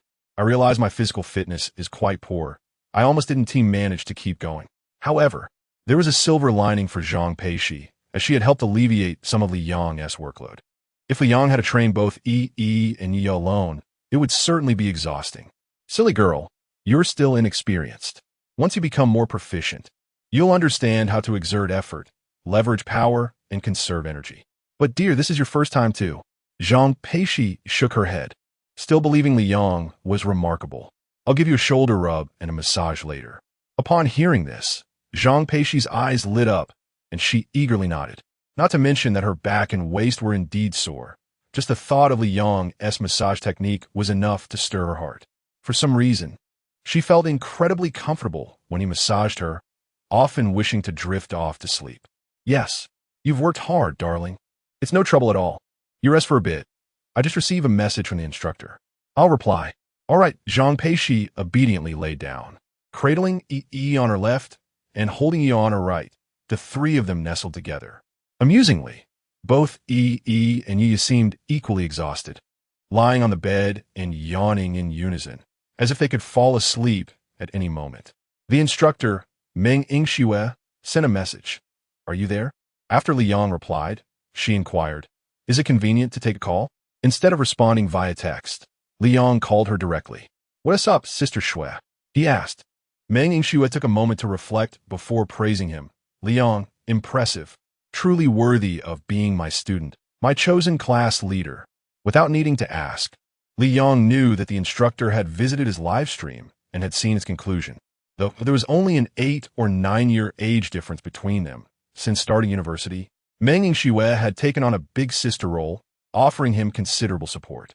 Thus, their relationship was naturally much closer and private. Otherwise, she wouldn't have called to command and check on him right after the live stream ended. Of course, Sister Shui, you should know who I am, Liang playfully replied. Meng Yingxue couldn't help but laugh, her joyous sound escaping through the microphone. She then asked Liang various questions, none pertaining to his love for toys, but rather about the children and Zhang Peixi's well-being, akin to a warm inquiry. Of course, when they initially discussed the live stream, Meng Yingxue's tone was filled with pride and delight. After ending the call, Liang turned to find Zhang Peixi had fallen asleep, serene as a fairy. As if ensnared by the drowsiness of the moment, Yi and Yaya closed their eyes and fell into a deep slumber, with Yaya even emitting the softest of snores. A charming sound indeed. It seemed that the massage would have to be postponed. Li Yang chuckled to himself, then stepped forward to position Zhang Peixi properly, gently laying her down upon the pillow. His movements were far from delicate, yet Zhang Peixi remained undisturbed, lost in her dreams. Concerned for her comfort, Liang took it upon himself to help her change into sleepwear. The process was as follows: removing the short sleeves, unfastening the undergarment, and then changing. Remarkably, she remained asleep. Liang couldn't help but smile, fully aware of her exhaustion. After tucking her in and ensuring Yi and Yaya were settled, he sat quietly nearby, watching the three of them with a gaze full of affection. To call him a benevolent father figure would be entirely apt, a sentiment echoed by Lu Jiawang, Li Wei, and Zhao Yuchen. Just as he thought of Lu Jiawang and the others, a call came through. "Hello, Brother Yang." Lu Jiawang's voice boomed, and even through the phone line, Liang felt his ears reverberate, prompting him to quickly lower the volume to avoid waking the three little ones. "No need to shout. I'm not deaf," Liang replied, half amused, rubbing his ears. Brother Yang, the three of us watched your live stream all night, contributing thousands of likes. Our fingers nearly caught fire." Li Wei exaggerated, claiming the screen almost shattered from their relentless tapping. Lu Jiawang chuckled, though his embellishment held a kernel of truth, as they indeed supported Li Yang in the live chat. While they didn't do much else, they had engaged in a lively banter with detractors, even silencing an account boasting tens of thousands of followers. Zhao Yuchen's retorts were particularly scathing, leading to a half-month suspension of that account by the platform. Yet, it was of little consequence. They could always create a new account. Rather than merely watching the live stream, they had spent the night fervently typing, striving to uphold their brother Li Yang's reputation. No wonder they claimed their phones were nearly smoking, having been engaged in such significant matters. Li Yang felt a warm surge of gratitude upon learning this, deeply touched by the camaraderie of these three brothers. "Aren't we impressive, Brother Yang?" Lu Jiawang asked, seeking affirmation. "Indeed, you are formidable, truly my good sons," Li Yang replied with a smile, sending several digital red envelopes in the group chat as a token of appreciation, ensuring everyone received a share. Upon seeing the envelopes, Lu Jiawang, who had been ready to curse, altered his words. "You old man, greetings to my esteemed father," he exclaimed, and Liang nodded with a grin, reminding him that one should not take advantage of kindness. The phone call continued as Lu Jiawang, Li Wei, and Zhao Yuchen engaged in light-hearted conversation with Liang. The phrase they repeated most often was, "Speak freely, no need for formalities." The bonds among the four were strong. They did not demand undue favors from Liang, instead offering their steadfast support. Yet, Liang held them in high regard, ensuring that even unspoken arrangements would be made for them. "Now, let us discuss the matter at hand." Liang interjected with a teasing remark, preparing to discuss a matter of significance, one he had contemplated for quite some time. "I currently oversee 2 companies, and, as my close friends, I need your assistance. Wang Kai, you are quite shameless. Or rather, you possess the gift of eloquence. Tomorrow, accompany me to Toy Enthusiasts and remain there taking on the role of managing the factory and alleviating some of my burdens. No, did I not call you Wang Wang? When did your name change? It was difficult to fathom that Lu Jiawang's focus lay on this. In response, Li Yang's explanation was remarkably straightforward. Wang Kai. Wang Kai. The more you call it, the more it becomes a mascot. The more prosperous you are, the more our factory's business will flourish. Wouldn't you agree? To be honest, this reasoning was rather flimsy. However, all right, then you can call me Wang Kai from now on. This, Lu Jiawang surprisingly found it somewhat reasonable. Chapter 90. Arrangements. Lu Jiawang readily accepted Li Yang's proposal. On one hand, he was well aware that his good friend would not steer him wrong. On the other, amidst the prevailing notion that graduation equates to unemployment, Li Yang's offer was undoubtedly a commendable path forward. There's no problem at all, Brother Yang. Just let me know what you need, whether it's serving tea or toasting guests. I'm entirely at your service. Lu Jiawang confidently assured him, thumping his chest with a sound that even Li Yang could hear, despite the distance. Hey, you fool, are you courting disaster? Why are you thumping your chest instead of my back? Just then, the voice of Li Wei came through the phone, laced with complaints. Brother Yang, now that you've arranged for Wang Kai, what about me? What about Xiao Zhao? Of course, you two also have arrangements. Li Wei, given your relatively comfortable upbringing and your family's business background, I plan to have you join Xiang Investment to learn about investment. What do you think? Li Yang's decision was not made lightly. It was a result of careful consideration. After all, his money did not come easily, and he was determined to make the most of it. Upon hearing Li Yang's words, Li Wei gasped in surprise. Learn about investment? To be honest, that intimidates me a bit. However, after a moment's reflection, he thought, if Wang Kai is unafraid, why should I be? He resolved to study diligently, aiming to acquire knowledge that would enable him to assist his good friend Li Yang in the future.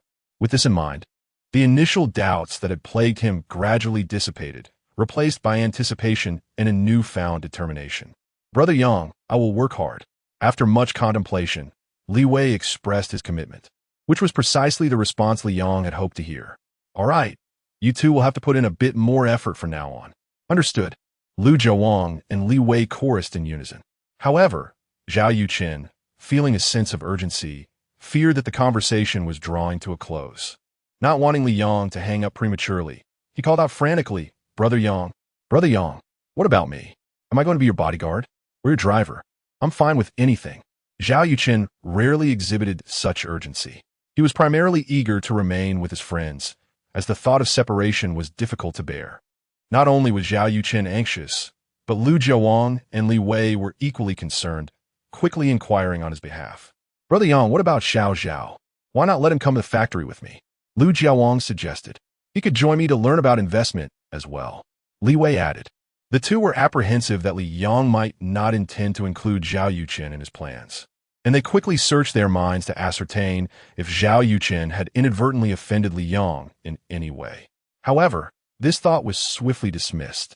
For one, Li Yang was not the type to hold grudges. Moreover, among their close-knit group, he had always been the most considerate toward Zhao Yuqin. Typically, when conflicts arose among boys, they would reconcile before long, especially given the deeper bonds shared among the four of them. In the eyes of Lu Jiawang and Li Wei, Li Yang was either teasing Zhao Yuqin or preparing to unveil something significant. Upon hearing the anxious voices of his friends, Li Yang felt a warmth in his heart. He feared that after graduation, the bond among them might weaken due to infrequent meetings, which prompted him to selfishly arrange jobs for the three of them. However, it seemed that their relationship would not be altered by external factors. Instead, it would grow deeper with the passage of time. All right, everyone, don't rush. I will arrange things one by one. It's not yet Zhao's turn. Having settled matters for Wang Kai and Li Wei, he turned his attention to Zhao. Wang Kai, pass the phone to Zhao.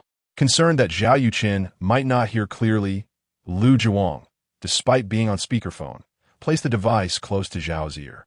Li Yang's voice boomed as he spoke, but Zhao Yuqin was not displeased. Rather, he was filled with anticipation. Brother Yang, I'm listening. Please go ahead. Zhao, I must say that the task I am assigning you is the most challenging. However, if you find it daunting after hearing it, you may choose to join Wang Kai and Wei Guo at the factory or the company for training. Brother Yang, I'm not afraid. I will give it my all.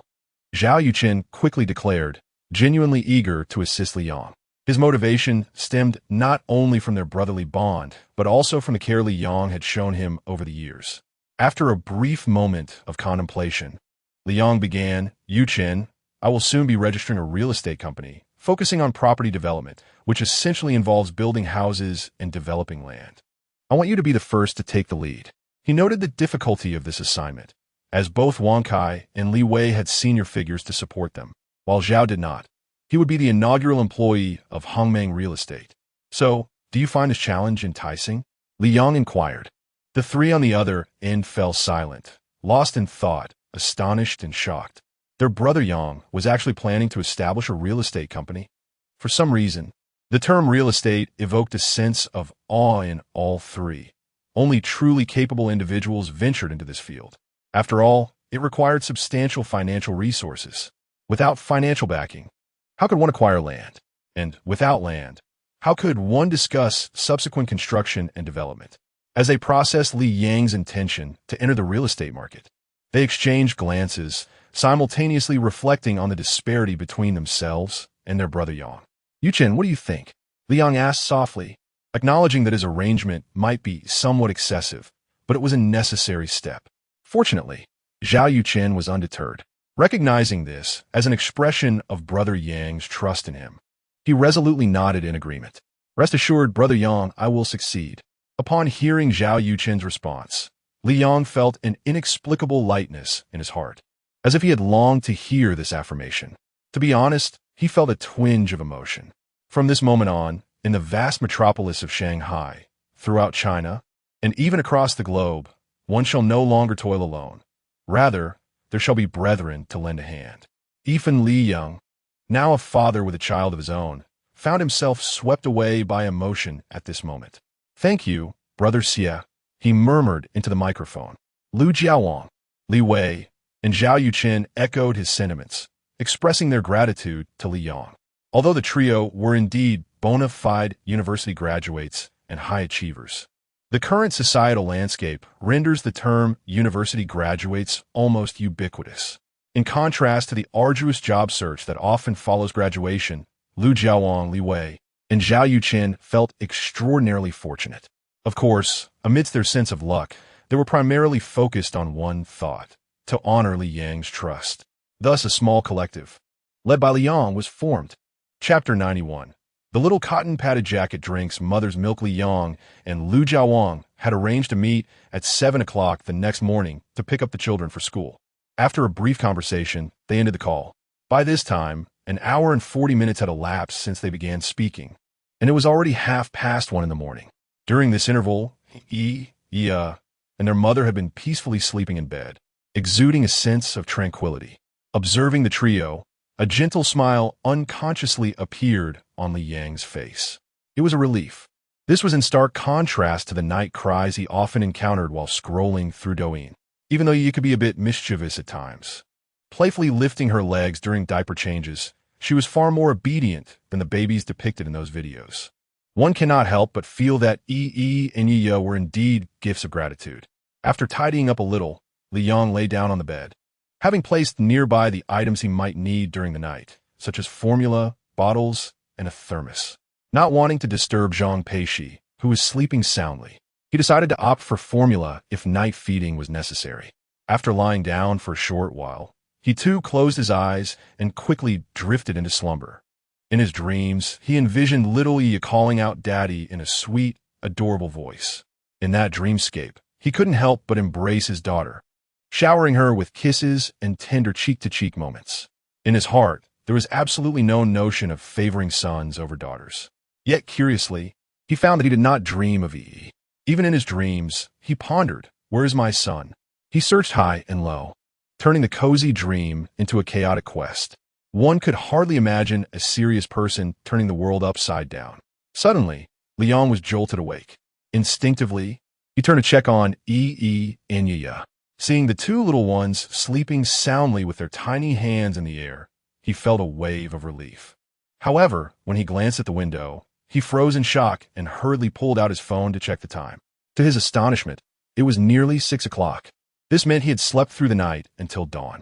Moreover, and Zhang Peixi had also slept soundly all night. He glanced at the preparations he had made before bedtime. Formula, thermos, bottles, and found everything untouched, precisely as it had been before. It was now certain that the four of them had indeed slumbered through the entire night. Leaning against the headboard, Li Yong stroked his chin, bemused. He simply could not comprehend why his son and daughter had not awakened for a feed. Were they not hungry? He had always assumed that and Yi would soon wake from hunger, and thus remained ready to prepare formula. Yet he waited for a full half hour. If he hadn't been aware of the principle of sleep outweighs feeding, he might have been tempted to wake them himself. Unable to find an alternative, Li Yong had no choice but to postpone the meeting scheduled for 7 o'clock with Lu Jiawang and the others by an hour. It was unfortunate that Lu Jiawang and his companions had spent the entire night in a state of excitement, unable to sleep soundly, only to be informed of the delay.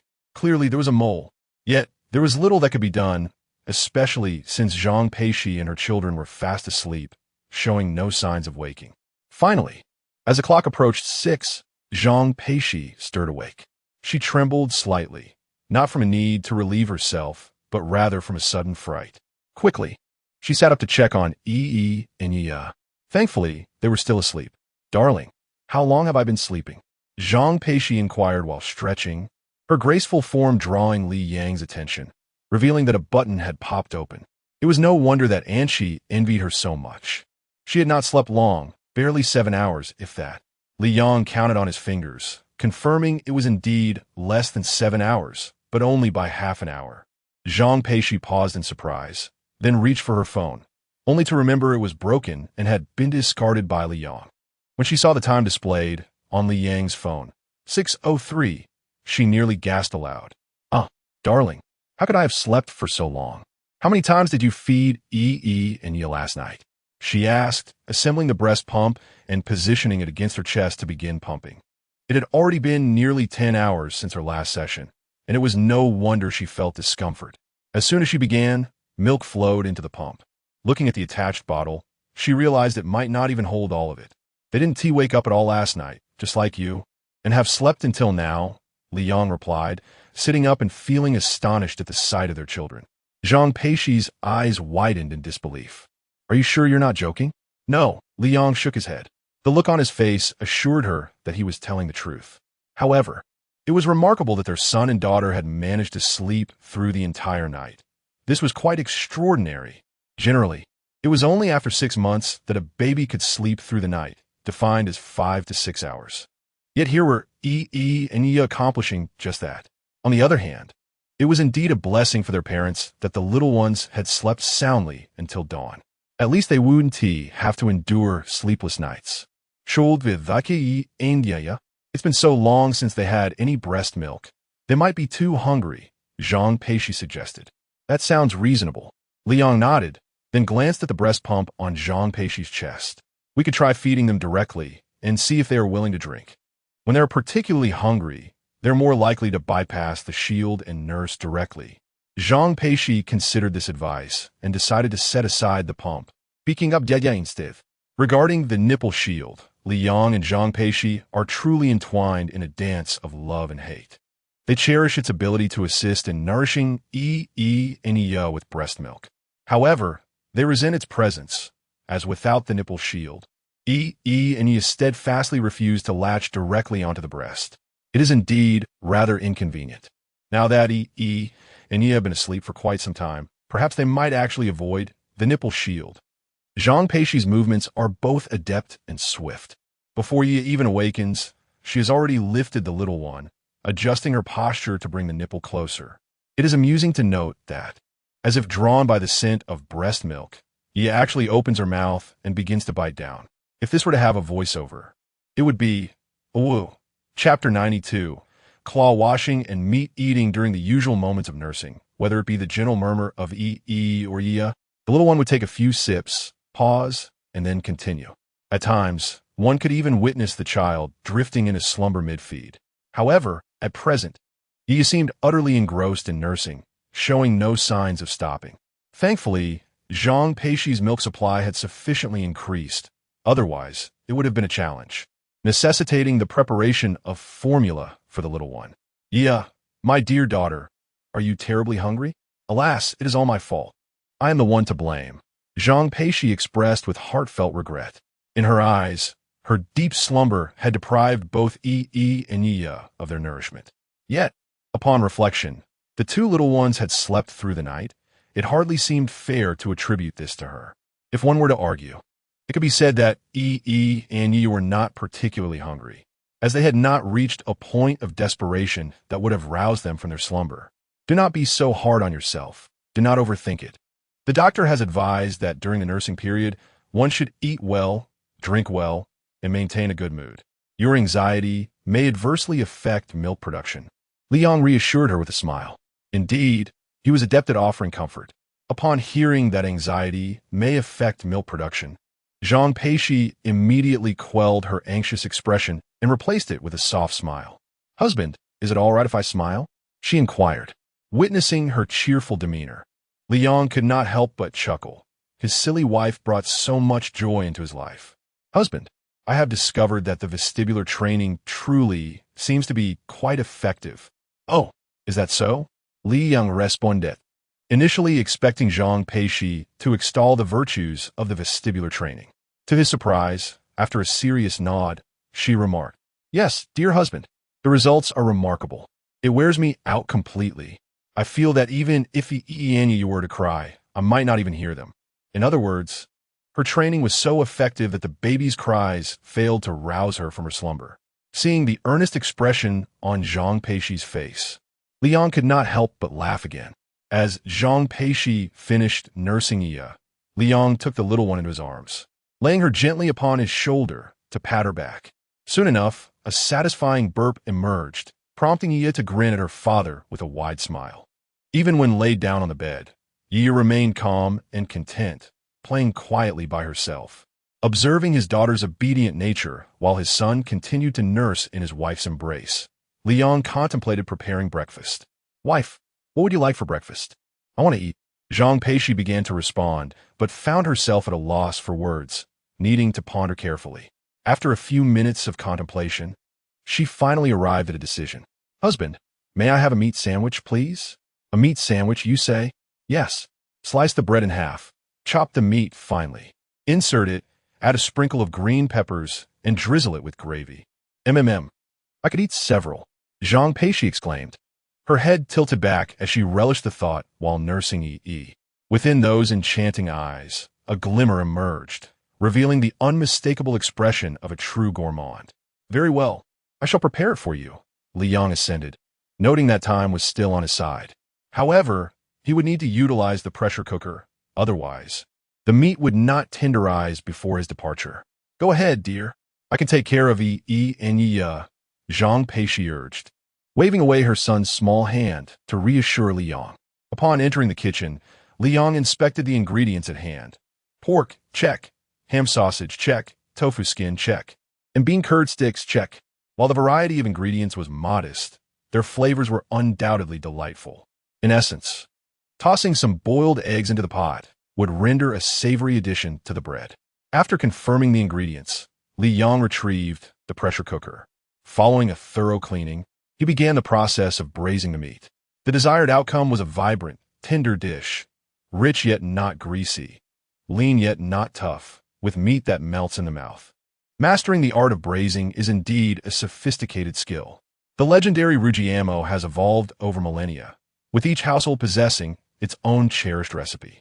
The variations in ingredients lead to a plethora of flavors. Sometimes, even the slightest inclusion of orange peel can dramatically alter the dish's texture. What Liang aimed to create was a historically authentic version of braised meat. The method was not overly complicated. Blanch the pork before placing it in the pot. Then add an array of spices, cloves, cardamom, Sichuan pepper, ginger, star anise, rock sugar, and cinnamon, among over 20 others. The result of simmering in this old broth would yield an exquisitely delectable dish. The tender, aromatic meat, when bitten into, would create a delightful explosion of flavors, with the crispiness of the bread contrasting beautifully with the soft, fragrant meat. It was not out of the question that Zhang Peixi could devour several in one sitting.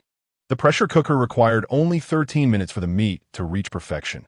Any longer would leave it lacking in texture as the fibers would become too loose.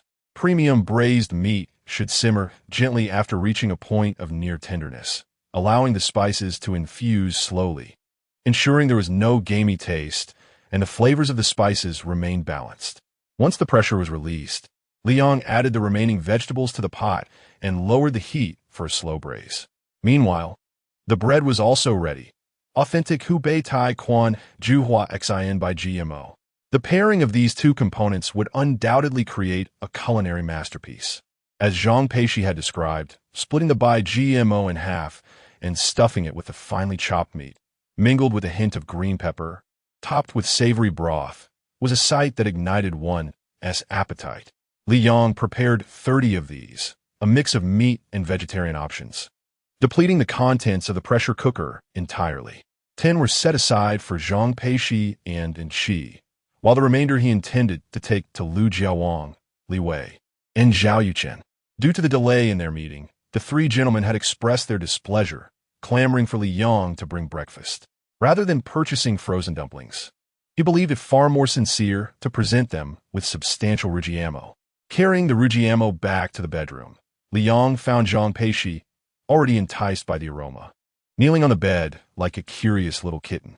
As soon as she saw Liang enter with a meat sandwich, she dashed over eagerly. Ah, the aroma is exquisite. Even from my bedroom, separated by 2 doors, I can detect its delightful scent. Zhang Peixi rubbed her hands together in anticipation, having already cleaned her paws in preparation for the feast. The more fragrant it is, the more I shall indulge. With that thought, she carefully picked up one of the sandwiches, cautious not to make any sudden movements that might cause the savory filling to tumble out. Yet, despite her intense craving, she first offered the meat sandwich to Liang. Darling, you go ahead and enjoy it first. Chapter 93. Can a big boss like you cook? Unbelievable. Liang was taken aback. He had prepared 10 meat sandwiches, and, astonishingly, they were almost insufficient for Zhang Peixi and Shi. Indeed, true food enthusiasts, once they encounter delectable dishes, would not hesitate to indulge, even at the cost of biting their own tongues. To be honest, he genuinely feared that the two women might overindulge. Shall I head out now? All right, goodbye, dear. Zhang Peixi leaned against the headboard, tilting her head lazily and waving her hand weakly. Those who knew her would understand she had eaten too much and was too lethargic to move. Those unaware might mistakenly think she was unwell. Goodbye. Liang chuckled as he turned to leave, his laughter arising from noticing Zhang Peixi's slightly protruding belly, reminiscent of the early stages of pregnancy. Regrettably, he hadn't captured any maternity photos of Zhang Peixi, which he considered a significant loss. Upon getting into his car, Liang drove directly to the school. Under ordinary circumstances, the gatekeeper would not permit external vehicles to enter, but today, the old man seemed oblivious, remaining in the booth with his head bowed, seemingly engrossed in something. How did that barrier lift on its own? Arriving at the dormitory building, Liang entered while carrying 2 large bags of meat sandwiches. The dormitory supervisor, upon seeing him, playfully teased, calling him a good roommate. Indeed, over the years, he had frequently brought breakfast for Lu Jiawang and the other 2. Sometimes he would bring 8 buns, and they would have another 8, filling up 2 large bags. Returning to the dormitory, he pushed the door open, expecting a chaotic scene, but to his surprise, it was remarkably clean. It was no exaggeration to say that in the years of university, he had never seen the place so tidy. One might almost think the trio was preparing for a blind date. Wow, who is so diligent as to clean the dormitory this well? Liang teased, only to be met with 3 eye rolls. Both Lu Jiawang and Li Wei exchanged exasperated glances, clearly not in the mood for conversation. Liu Jiawang remarqued, "Brateriang. That's not fair. We agreed to gather at 7. What time is it now?" Li Wei added, "We woke up early for nothing." Zhao Yuchen chimed in. "We had nothing to do, so we cleaned the dormitory. It's much cleaner now, isn't it?" "Yes, it's a tad cleaner." Liang nodded in approval. Just as Lu Jiawang and Li Wei were about to voice their grievances, Liang hastily offered them the meat sandwiches. "Here, I admit my fault. Let me treat you to some meat sandwiches." Cut that out. You think a mere sandwich can placate us? Not a chance. Huh? Lu Jiawang was cut off mid-sentence as he caught a whiff of an unusual aroma. Li Wei, too, leaned in closer, eyeing the meat sandwiches with growing interest. Brother Young, where did you get these meat sandwiches? They smell divine. Let's taste them first. They might be delicious. All right, let's do it. Lu Jiawang and Li Wei could no longer afford to chastise Li Yong and rushed over, clamoring for the meat sandwiches. Don't ask. Just know that they were irresistibly fragrant. As the succulent meat bun was brought to my lips, the crispness of the bread and the aromatic meat were simply unparalleled. When paired with some mildly spicy yet palate-cleansing green peppers, each bite elicited a joyous sensation. Oh my goodness, it was delicious. Absolutely delightful. It was evident that this meat bun was truly exquisite, for even Lu Jiawang was emitting sounds reminiscent of a contented piglet. Li Wei and Zhao Yuchen were no different, one in each hand, devouring them with fervor and irresistible delight. Fortunately, Li Yong had procured 20 meat buns. Otherwise, he would have been left famished. In no time, the group of friends devoured the 20 buns with astonishing speed. Lu Jiawang still felt unsatisfied and thus grabbed the bag to pour the leftover meat bits into his palm, consuming them in one swift bite, an utterly fierce display. Such a delectable treat must not go to waste. While chewing, he could not help but mumble an explanation, fearing that Li Wei and the others might regard him with disapproval. However, no explanation was necessary, as Li Wei, Zhao Yuchen, and Li Yong had already given him a thumbs up, truly carefree in their judgments. After their satisfying meal, the four sat contentedly on the bed, engaging in light-hearted conversation. Lu Jiawang resembled the gluttonous Zhang Peixi, aware of the meat bun's deliciousness yet feeling unsated, casting eager glances at Li Yong. Brother Yang, my esteemed father, where did you acquire these meat buns? They're exquisite. Are they from a nearby shop? His inquiry echoed the thoughts of Li Wei and Zhao Yuchen, as the three were evidently captivated by the allure of these meat buns. With anticipation, they looked at Li Yong, awaiting his response. He stood up, pointing to himself with a thumb. These meat buns are not store-bought. Not store-bought. The three exclaimed in unison. Obviously, if you had purchased them, they wouldn't be so generously filled with meat. Only I, your brother, would be so generous as to stuff them full. At this point, Li Yong refrained from elaborating further, but then Lu Jiawang's voice suddenly illuminated the room. So it was made by sister-in-law. Brother Yang, you truly are something. Why not just buy some buns for breakfast? Why make sister-in-law wake up early to prepare meat buns? I believe we've devoured at least 10 of them. She must be utterly exhausted. Exactly. Brother Yang, I must reprimand you for this. A wife is meant to be cherished and adored, not burdened with labor. Li Wei, surprisingly earnest, began to lecture, despite the fact that he was still very much a bachelor.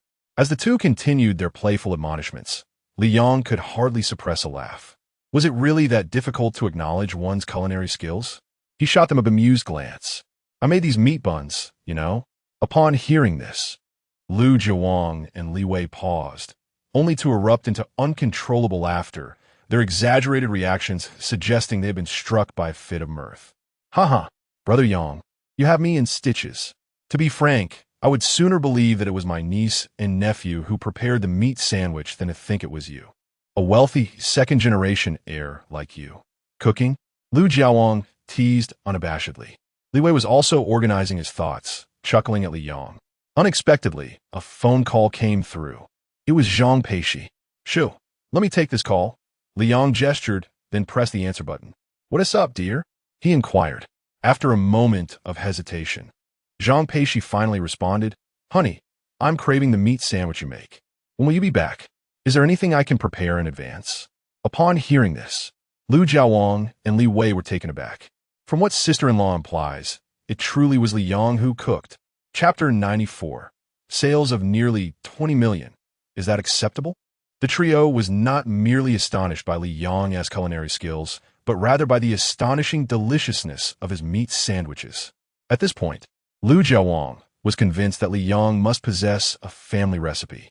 Li Wei, on the other hand, attributed their delight to his own ravenous hunger, as one tends to find food exceptionally delectable when famished. Zhao Yuchen discreetly stashed away the last remaining meat sandwich from the bag, preparing to savor it later when hunger struck again. After all, who could resist the allure of Li Yang's delectable creation? In their dormitory, the three friends found themselves utterly satiated, unable to move. Some leaned against chairs while others reclined on beds, resting for quite some time before finally venturing out.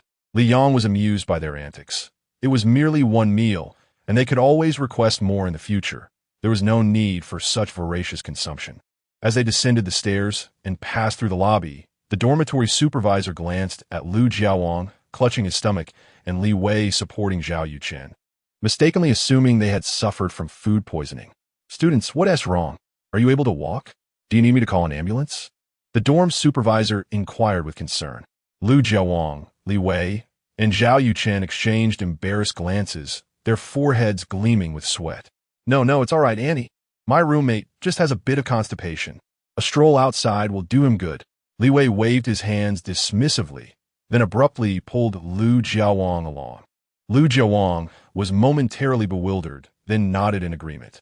"Yes, Annie, I'm just constipated. We'll be going now."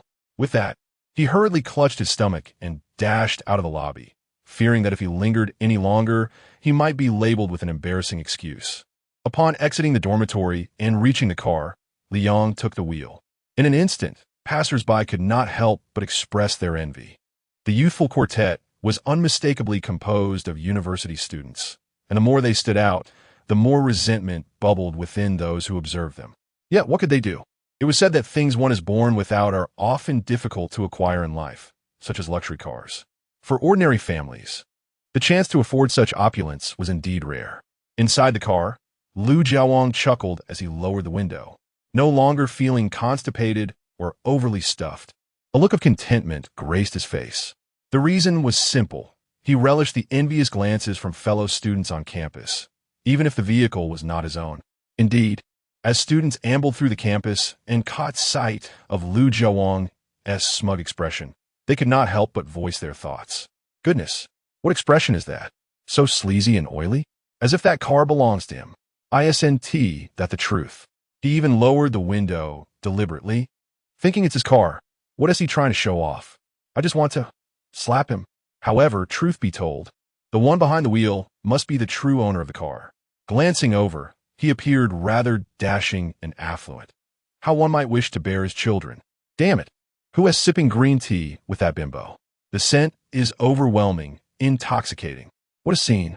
Li Yang drove directly to the factory of toy enthusiasts with his three companions. Upon entering, each employee greeted him warmly, saying, "Good morning, boss." Li Yang reciprocated with equal enthusiasm, displaying no airs of superiority. Initially, he was curious about how everyone knew him, as he believed he was only acquainted with Zhao Zizhou in the entire factory. However, recalling the events of the previous night's live broadcast, he realized that thousands across the nation now recognized him as the owner of Toy Enthusiasts, and thus it was no surprise that his employees were aware of his identity. As they traversed the factory, Li Yang led Lu Jiaowang and the others to the general manager's office. According to Zhao Zizhou's secretary, he was currently inspecting the workshop and would return shortly. "Manager Zhao will be here soon. Make yourselves comfortable," Li Yang urged his companions before settling into the executive chair. Naturally, he began to peruse the various folders on the desk with a serious demeanor, which inadvertently created a sense of pressure for Lu Jiaowang, Li Wei, and Zhao Yuchen. It felt as though they were in the presence of a true magnate, whose every word and action dwarfed their own as soon-to-be graduates. "What's wrong? Please sit. Do I have a flower on my head that you're staring at me like that?" Li Yang said without looking up, although he could feel their gazes fixed upon him. "Ahem, Yanggu, you continue with your work. Don't mind us." Li Wei coughed awkwardly, fearing he might disturb Li Yang's concentration. Having scanned through the documents, Li Yang closed the folder and set it aside, chuckling at the three who sat so stiffly. "I'm the one in charge here. Why are you three so tense?" "Well, Yanggu, you must understand, it's a bit overwhelming," Lu Jiaowang admitted, scratching the back of his head, as he too felt a twinge of discomfort since their arrival. It was as if they were subordinates in the presence of their superior, making it difficult to relax. "Li Yang, sensing their unease, chose not to press them further and instead engaged them in casual conversation, which eased the atmosphere. As they began to feel more at ease, Lu Jiaowang opened up. Yang Ge, it's incredible that you managed to acquire such a large factory. And the scope of the previous operations was so extensive, even reaching abroad. I saw many precision instruments in the workshop. They must be quite valuable. What is the daily revenue like? Li Yang addressed Lu Jiaowang's inquiries to the best of his ability, recognizing the importance of nurturing talent among them, which would ultimately assist him in the future. Many of the instruments in the workshop are unique to our factory, with no counterparts domestically or internationally. They have been custom-modified to align perfectly with the working habits and requirements of our skilled craftsmen. If you inquire about the daily revenue, previous figures are irrelevant. Just last night, during a single live broadcast, the sales reached nearly 20 million. Quite impressive, wouldn't you agree? Lu Jiaowang retorted with wide eyes. Li Wei and Zhao Yuchen were equally astonished, both taken aback by Li Yang's response. That figure represents nearly 20 million, not merely 2,000. To be candid, such a substantial amount is something the three of them had only encountered in novels or the realm of fiction. Chapter 95. The Power of the Halo. It must be the buff. Why are you calling me Dad now? Aren't we being a bit too formal? Li Yang teased with a smile. I said BA, Lu Jiaowang retorted, rolling his eyes with exasperation. Nevertheless, he was indeed taken aback. Could the sales figures for just one evening be so astonishing? How much profit could this factory possibly generate in a year? Wang Kai, from this moment forth, you must exercise caution. If you cause any loss to Brother Yang's factory, it wouldn't suffice to sell you off to Northern Myanmar as compensation, Li Wei chuckled. Remarkably, Lu Jiaowang did not dispute this, nodding earnestly in agreement. Seeing this, Li Yang offered some reassurance. All right, no need to fret. With Manager Zhao guiding you, your current task is simply to learn. I understand, Brother Yang. Before long, Zhao Zizhou returned from his inspection. Upon learning from the secretary that Li Yang was waiting for him in the office, he quickly adjusted his attire and gently knocked on the door. Come in. As he stepped inside, Zhao Zizhou was slightly taken aback by the presence of three unfamiliar faces in the office, yet he displayed no outward reaction. Instead, he approached Li Yang respectfully and addressed him, Boss. Boss, old Zhao, there's no need for formality. Please take a seat. Certainly, boss. Li Yang rose from his executive chair and moved to the tea table, introducing Lu Jiaowang to Zhao Zizhou. Old Zhao, this is my university classmate and dear brother, Lu Jiaowang. From now on, he will be assisting you in the factory, so please mentor him well. Of course, do not overlook the fact that he is someone I brought along. Do not indulge him too much. Discipline him when necessary. We cannot afford to be careless, especially since we have hundreds of employees to support. Any losses are simply unacceptable. Despite his youth, Li Yang had long ago developed a set of principles for managing people. Having been a class leader and a student officer since childhood, he believed in a balanced approach, providing firm guidance when required, while also offering praise when deserved. He applied this philosophy to both Lu Jiaowang and Zhao Zizhou, and as anticipated, his words silenced them both. Li Yang was keenly aware that his decision to bring someone new into the fold might cause Zhao Zizhou some discomfort. After all, he had previously overseen all matters of the factory, and the arrival of Lu Jiaowang might lead to suspicions about whether he was a spy sent by the boss to monitor him. As Li Yang had suspected, Zhao Zizhou did entertain such thoughts, even feeling a tinge of resentment. However, what set Li Yang apart from other bosses was his willingness to be forthright. Old Zhao, I brought Lu Jiaowang here not only for his learning and development, but also to help alleviate some of your burdens. Rest assured, there is no intent to supervise you.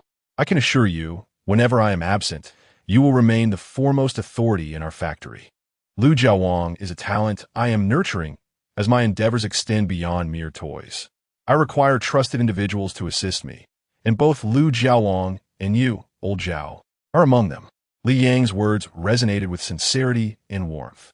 Upon hearing this, Zhao Zizhou abruptly rose, bowing deeply to Li Yang with a face full of remorse. Boss, I sincerely apologize. It was my narrow-mindedness. Rest assured, I shall diligently assist General Manager Lu in his learning and growth. These words were heartfelt, and Zhao Zizhou genuinely felt regret for having presumptuously speculated about his boss's intentions.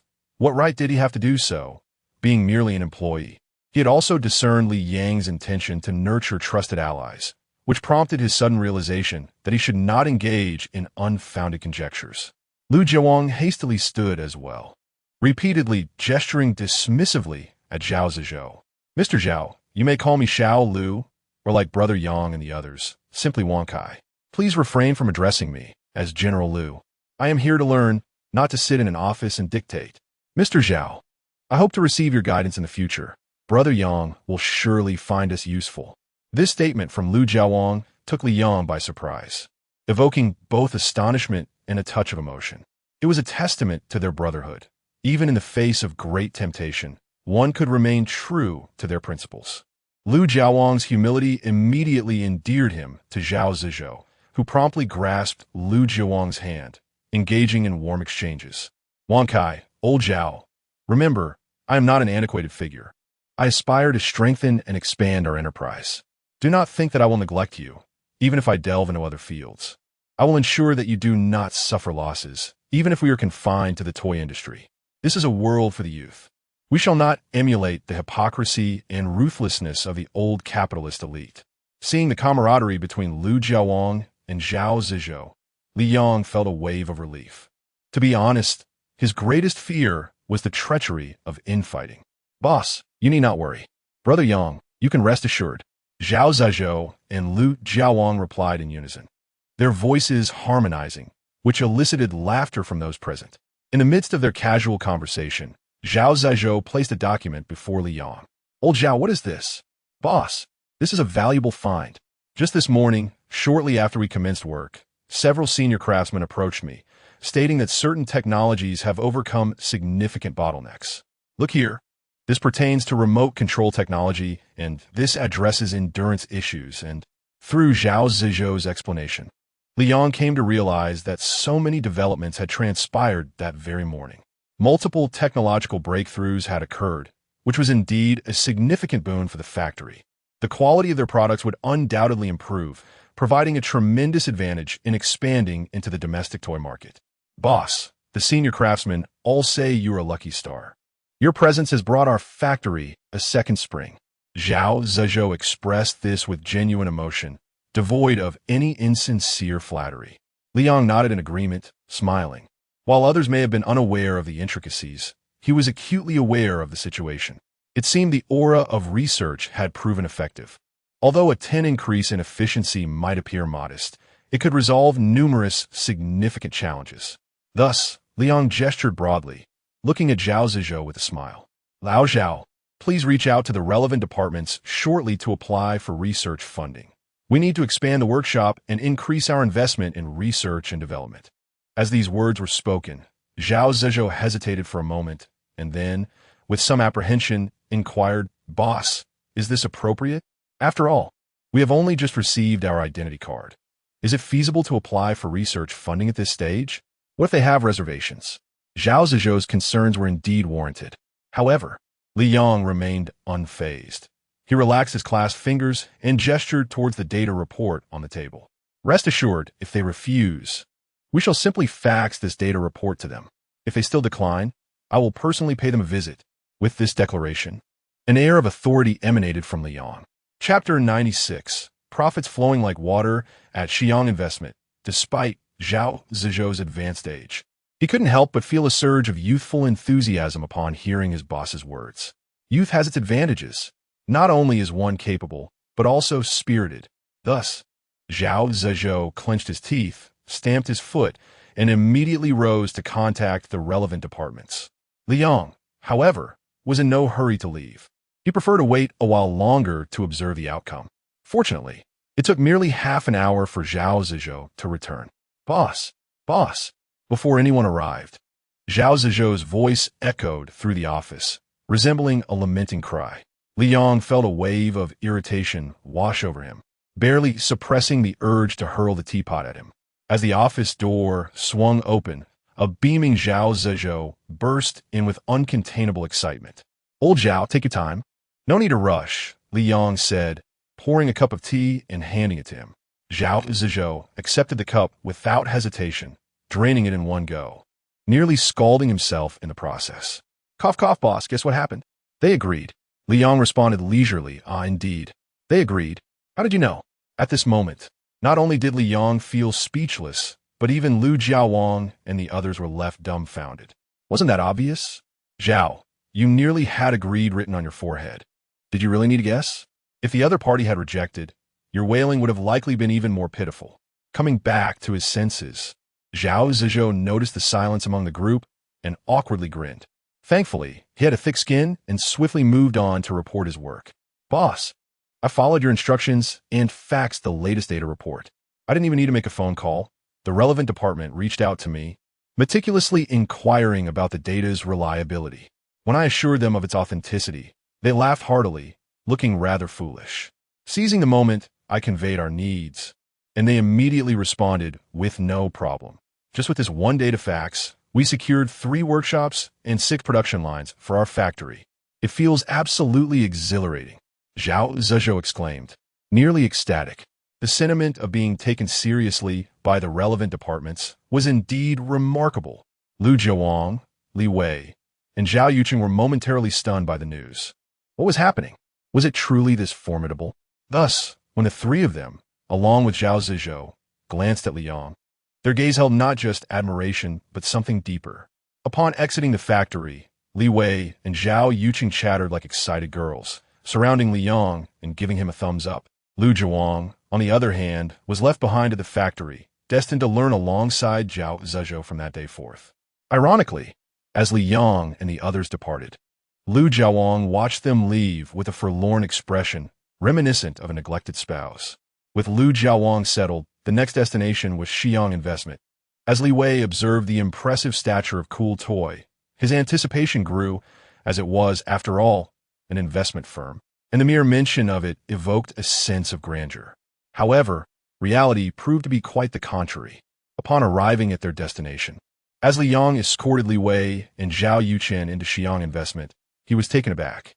The dazzling and polished environment he had envisioned, complete with individual desks and all the trappings of a sophisticated office, were conspicuously absent. Instead, he was confronted with yellowing desks, piles of folders, and a workspace so cramped that it left barely half the area available for writing, with some even needing to clutch their keyboards to type. Li Wei stood there, his jaw agape, feeling as though his eyes had been subjected to a shocking revelation. Li Yang, too, felt a twinge of reflection, pondering whether it might be prudent to seek a more spacious office environment. After all, the individuals present were all elite professionals, and a conducive working atmosphere was essential for advancing their business endeavors. With this thought in mind, Li Yang led Li Wei and Zhao Yuqing to the designated meeting room for a brief respite. What's the matter? Li Yang inquired with a smile, having noticed the skepticism etched on Li Wei's face. Brother Yang, how could this possibly align with my image of an investment company? It feels more like the mundane office life depicted in a Hong Kong drama.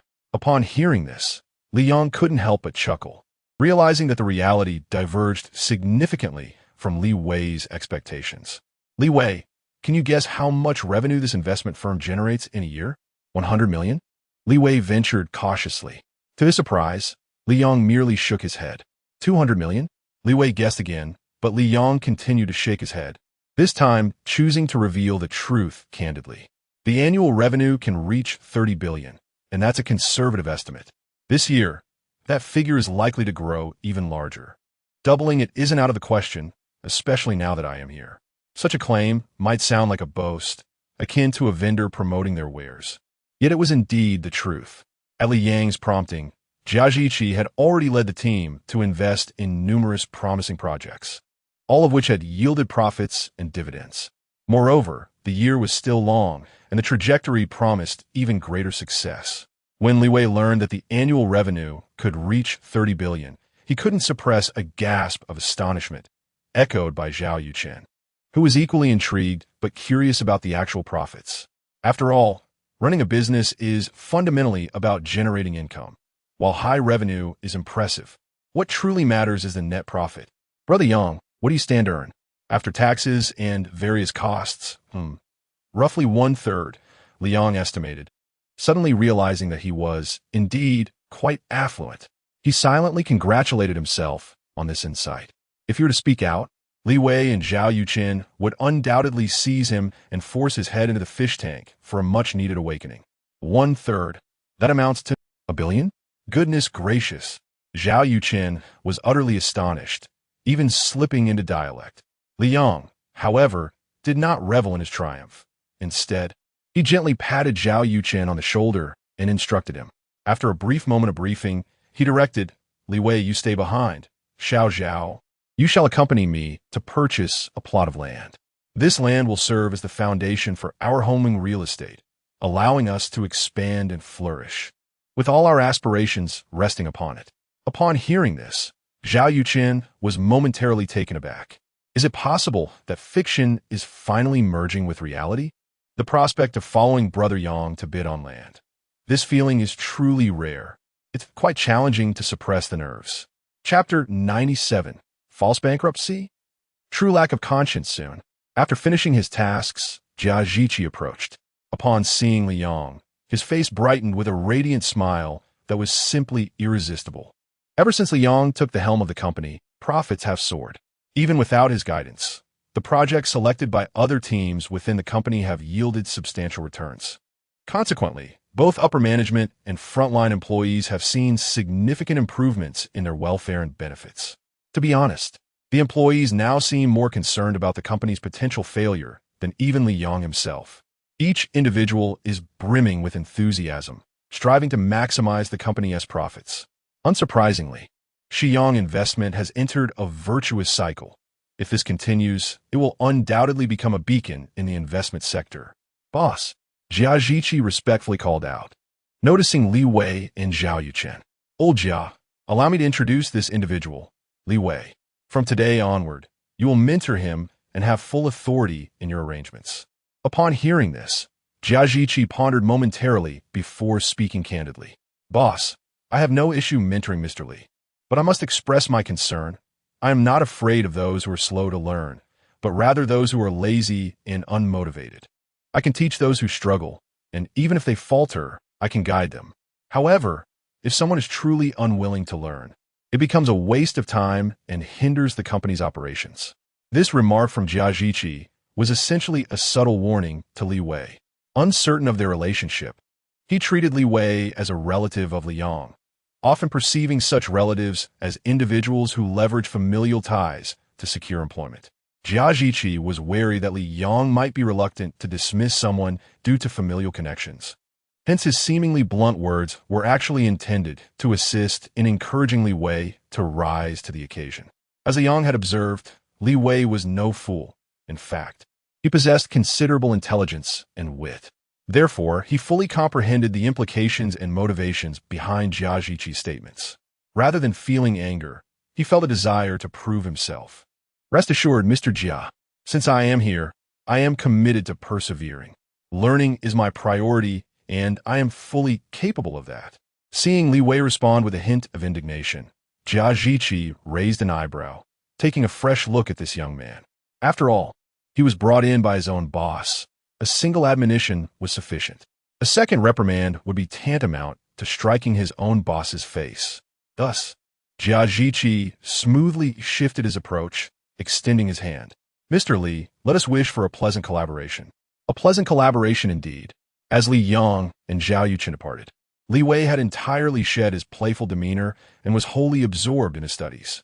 However, for someone with a specialized background venturing into the realm of investment, the initial challenges felt overwhelming, especially for a novice like him. Nevertheless, even in the face of difficulty, Li Wei remained resolute, never uttering a word of defeat, solely motivated by his desire to honor Li Yang's trust. That was all that mattered. Li Yang and Zhao Yuqin exited the building and stepped onto the street. It was only then that Zhao Yuqin felt emboldened to speak aloud. Typically, he would not voice complaints, yet he found himself unable to refrain from critiquing Jia Zhiqi. Brother Yang, that President Jia speaks rather bluntly. You know, old Jia is a decent fellow, and he takes his responsibilities seriously. Believe it or not, you will witness noticeable changes in Li Wei every single day. Initially, Zhao Yuqin was skeptical of this claim. However, that very evening, his perspective shifted dramatically. For both Lu Jiawang and Li Wei returned to the dormitory, as if invigorated. They abandoned their gaming and ceased scrolling through videos of beautiful women, opting instead to sit at their desks, engrossed in their documents. The sight was so peculiar that Zhao Yuqin nearly lost the courage to remain in the dormitory. But that is a story for another time. Presently, Zhao Yuqin was to accompany Li Yang to the land auction that would commence in the afternoon. To his surprise, Li Yang intended to bid on a plot of land abandoned by a fleeing property developer. In truth, calling it land would be an understatement, for several buildings had already been constructed on the site, albeit they were half-finished. It is widely acknowledged that such properties are akin to bottomless pits, and, typically, no one is inclined to touch them. Yet, Li Yang chose to take the opposite approach, which left Zhao Yuqin feeling anxious. "Brother Yang, that property developer has fled." "Indeed," Li Yang nodded. "So are we still bidding on that land? Isn't it said that such situations are deadlocks or bottomless pits? I saw it on Douyin." "Correct," Li Yang replied, still smiling, seemingly unfazed. However, Zhao Yuqin grew increasingly agitated, his face reddening with concern. Li Yang was well aware that Zhao Yuqin was acting out of concern for him, but explaining the situation was delicate. After all, he couldn't simply say he had received a prompt from a system. The plot they discussed was indeed a half-finished building, primarily due to the developer's financial collapse or misallocation of funds, leading to bankruptcy. Such situations are notoriously difficult to resolve, as they often involve numerous complications that are hard to manage. Furthermore, as fellow real estate developers, most are already in debt. Who would want to take on such a burden? It is precisely for this reason that people regard such plots with trepidation. Yet this time was different. Li Yang was acutely aware that the previous developer had been engaged in pseudo-bankruptcy for years and had recently been reported, leading to their downfall. Relevant authorities were currently investigating, and results would emerge shortly. By then, with the developer rectifying their paperwork and assets, Li Yang would have legally acquired ownership through a court auction. What a delightful outcome! Not only would it serve as a stern lesson for the unscrupulous developer, but he would also secure the land at a minimal cost,